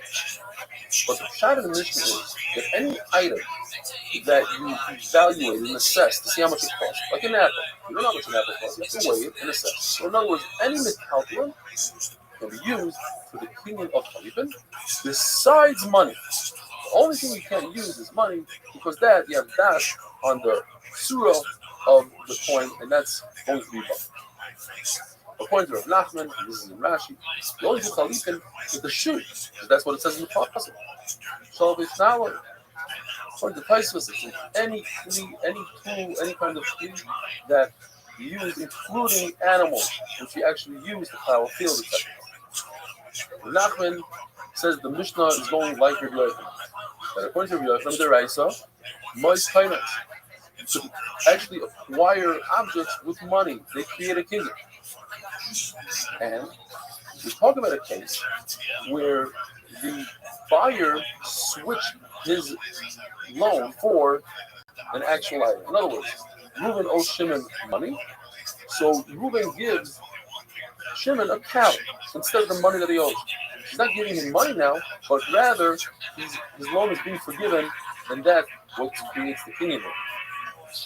And the reason it works here, whereas money doesn't work, is because typically we say, why does money not work as a kingdom? According to the right, it should work.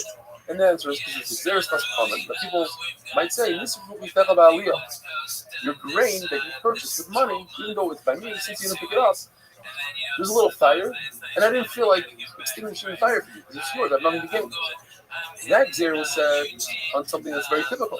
But this case of forgiving a loan is so not typical that they never made a zero on it, and therefore it actually works. According to Rishlokish, who holds that money is like kindness, cannot purchase something with your rights with money, so he must say that this Mishnah, our Mishnah is going according to our Mishnah.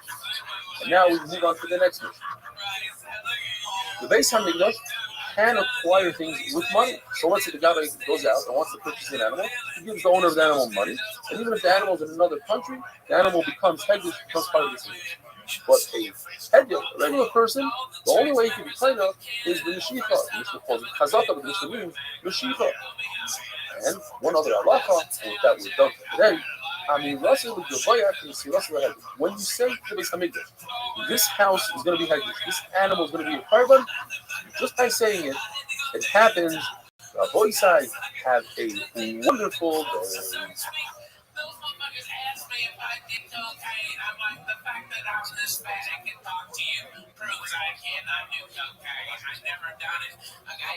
And then the guy asked me if I want some Quaaludes. You buy my own Quaaludes. And I'm like, what the fuck year is this? 77? Yeah, can I buy Quaaludes from you? Well, give me 20. Kedushin Daf Chofez has been doing. Welcome to the 8-minute. This daf is a very, very famous daf. And before we get to the Mishnah, when it all starts, without the aim and when I swim, the Gemara tells us that when it comes to Hegdish, the only way to purchase something from the Beis Hamikdash is with money. And the Gemara gives us 4 cases. 2 of them are with money, 2 of them with Meshicha. Both the money and Meshicha, it's possible that the price goes up, the price goes down. 3 out of the 4 cases, you lose, Beis Hamikdash wins. In one case, you win. The Gemara tells us that if you do Meshicha on Hegdish, since the only way to complain of Hegdish is with money, if the price goes up, you must add. If the price goes down, you lose. Why is that? Why should you lose? You only do Meshicha. Well, the answer is because you can't be better off than purchase from an individual. An individual means to your title. Now let's talk about money. You gave money to the business. That's doing that work. It wasn't it. And the price went down. You lose. This is the one thing. If the price goes up, you gain. And the reason is because even with individuals, there's a concept called Mishapara. And that is if you take back any word that you said, you made up with somebody, so you're going to do the deal, you take it back, you're over Mishapara as a person of Mishapara. And now, the beautiful Mishnah, it is a gift for the father to do something for his son, like Mrs. Mila, it's only the father, not the mother.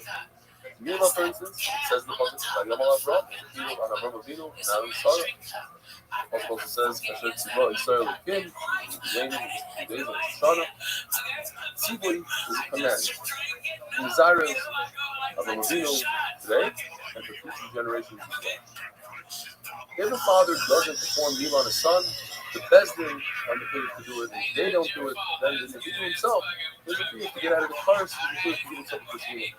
Speaking of Ben, it says the Apostle and we read it Paga, which tells us that only someone who you are hired to redeem, then they can redeem themselves and redeem others. But a woman, you're not hired to redeem, therefore she doesn't, she's not by herself, and she's not paid to other people, including her own son. Why don't you redeem her? Because it says Zohar and not an If a person has an option, he only has 5 sellouts, and he realizes that his father never did it for them, a ben for himself, and he has his son that he has to be paid. Which comes first? He comes before his son. What if a person has 5 sellouts available and 5 sellouts real estate that he sold after he already had the field due to the ben? One thing about the that says that a field that you have in the Torah is it. It's written in the stock. So you had no right to sell this piece of real estate. This field goes to the claim. You should have given that 5 sellers to the claim. So what you do is you take the 5 sellers available to you, you redeem yourself with it. And then the claim goes and grabs the piece of real estate that you sold to someone else because it was already in the shooting. What if you have a dilemma? 5 sellers, that's all you have, 5 sellers. And that's how much it costs to walk through your life to the other regal on Yom. According to Tama, what you do is you begin a ben, and only afterwards you do a legal red. Why? Because it means a pasuk, you see that the pasuk is in a ben, and then afterwards a legal red. According to Yehuda, Yidu is a little regal first. Why? Because that's a mitzvah that just goes away, never comes back. Let's do that when we have Yom Tov. King Rabbeinu will take care of later. As long as your son is alive, King Rabbeinu. To teach your son Torah is a field on a father, not a mother, because it says in the Makkah. And also there's another passage through the Makkah. You should teach and you shall learn. You have a feel to teach yourself Torah before you teach your son. So if you're not a learned person, teach yourself.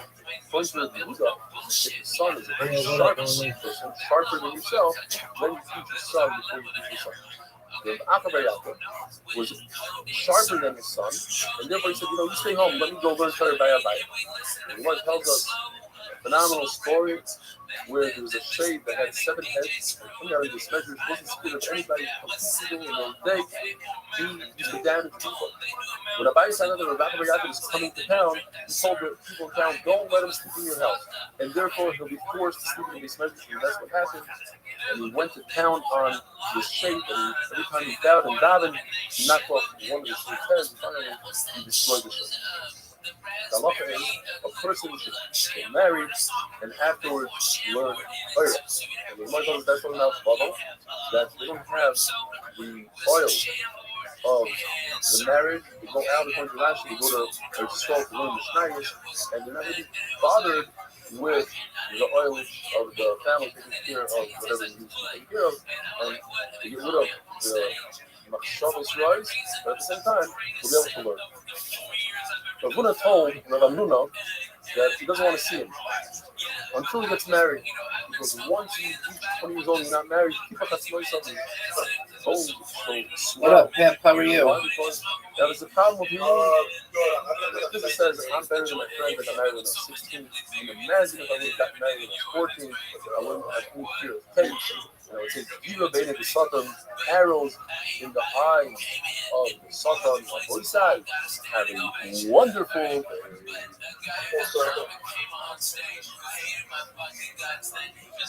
How's your day going? My day's going good. Excellent. Kicking ass, taking names. How'd you find out about me, son? I traveled this college. Okay, all right. So then they found out from Rumble. Welcome. Excellent. Well, what's good with you? It's a very, very famous stop. Nothing much. Just joining pretty much. All right. Well, you're in the right spot. I am just chilling. We've got streams that you can watch in here. We're just enjoying life. Feel free to relax. If you have any questions or you need anything, let me know, okay? Yeah. Excellent. And before we get to the Mishnah where it all starts, you have an aim and you have to teach your son how to swim. The Gemara tells us that when it comes to Hegdish, the only way to purchase something from the Beis Hamikdash is with money. And the Gemara gives us 4 cases. 2 of them are with money, 2 of them are with pieces. Both the money and the Shiva, it's possible that the price goes up or the price goes down. 3 out of the 4 cases, you lose, Beis Hamikdash wins. In one case, you win. The Gemara tells us that if you do the Shiva on Hegdish, since the only way to claim it from Hegdish is money, if the price goes up, you must add. If the price goes down, you lose. Why is that? Why should you lose? You only do the Shiva. Well, the answer is because you can't be better off than if you purchase from an individual. An individual is doing the Shiva you pay them. Now let's talk about money. You gave money to the Beis Hamikdash. That's something that works. It was amazing. And the price went down, you lose. This is the one case. If the price goes up, you gain. And the reason is because even with individuals, there's a concept called shapara. And that is if you take back any word that you said, you made up with somebody, you're going to do the deal, so you take it back, you're over shapara, it's like the first one of shapara. And now, the beautiful Mishnah, when there's a gift for the father to do something for his son, like Mitzvah Mila, it's only the father, not the mother. Mila, for instance, it says in the Pasuk, Vayom al Avram, Kinu an Avram Avinu, and Sarah. Also, it says, Asher Tzivah Yisrael Ekim, is laying in the days of Shoshana. Tzivah is a command. Mizaras of Avram Avinu today, and for future generations as well. If a father doesn't perform Yil on his son, the Bezdin are included to do it. If they don't do it, then the individual himself is included to get out of the curse, is included to get himself to this Yil. Even Ben, it says in the Pasuk, and we read it Pada, which tells us that only someone whom you are hired to redeem, then they can redeem themselves and redeem others. But a woman, if you're not chayav redeem, therefore she doesn't. She's not for herself, and she's not for the other people, including her own son. Why don't you redeem her? Because it says zachar, not anything. If a person has an action, he only has 5 selah, and he realizes that his father never did a ben for himself, and he has his son that he has to be for. Which comes first? He comes before his son. What if a person has 5 selah available and 5 selah in real estate that he sold after he already had the field? We can do that better. According to the Mandala that says that a field that you have in the Torah, it's as if it's written in the star. So you had no right to sell this piece of real estate. This field goes to the Kohen. You should have given that 5 selah to the Kohen.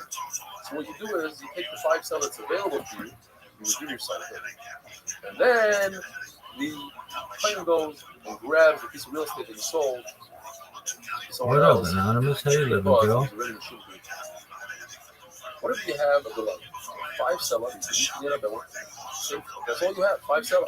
And that's how much it costs to go from Yerushalayim to the other regal on Yom Tov.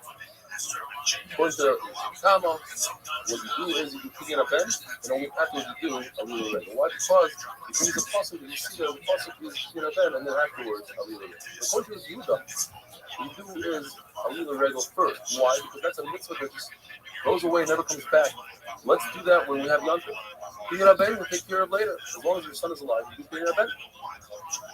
To teach your son Torah is a thing on a father, not a mother, because it says the pasuk.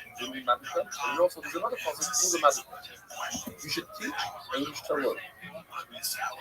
You have a chiyuv to teach yourself Torah before you teach your son. So if you're not a learned person, you teach yourself.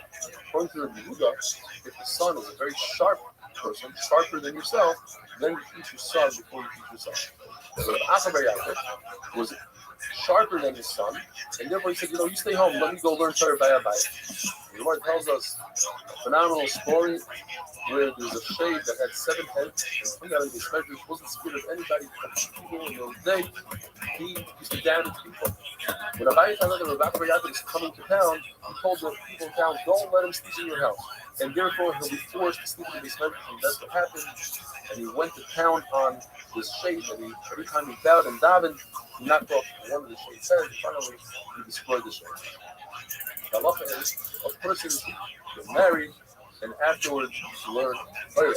And the Gemara tells us that's talking about Bava, that they don't have the oil of the marriage. They go out according to Rashi, they go to a stall to learn the Mishnayos, and they're not going to be bothered with the oil of the family taking care of whatever it needs to take care of, and they get rid of the Machshavas rise, but at the same time, they'll be able to learn. So Ravuna told Rav Amnuna that he doesn't want to see him until he gets married, because once you reach 20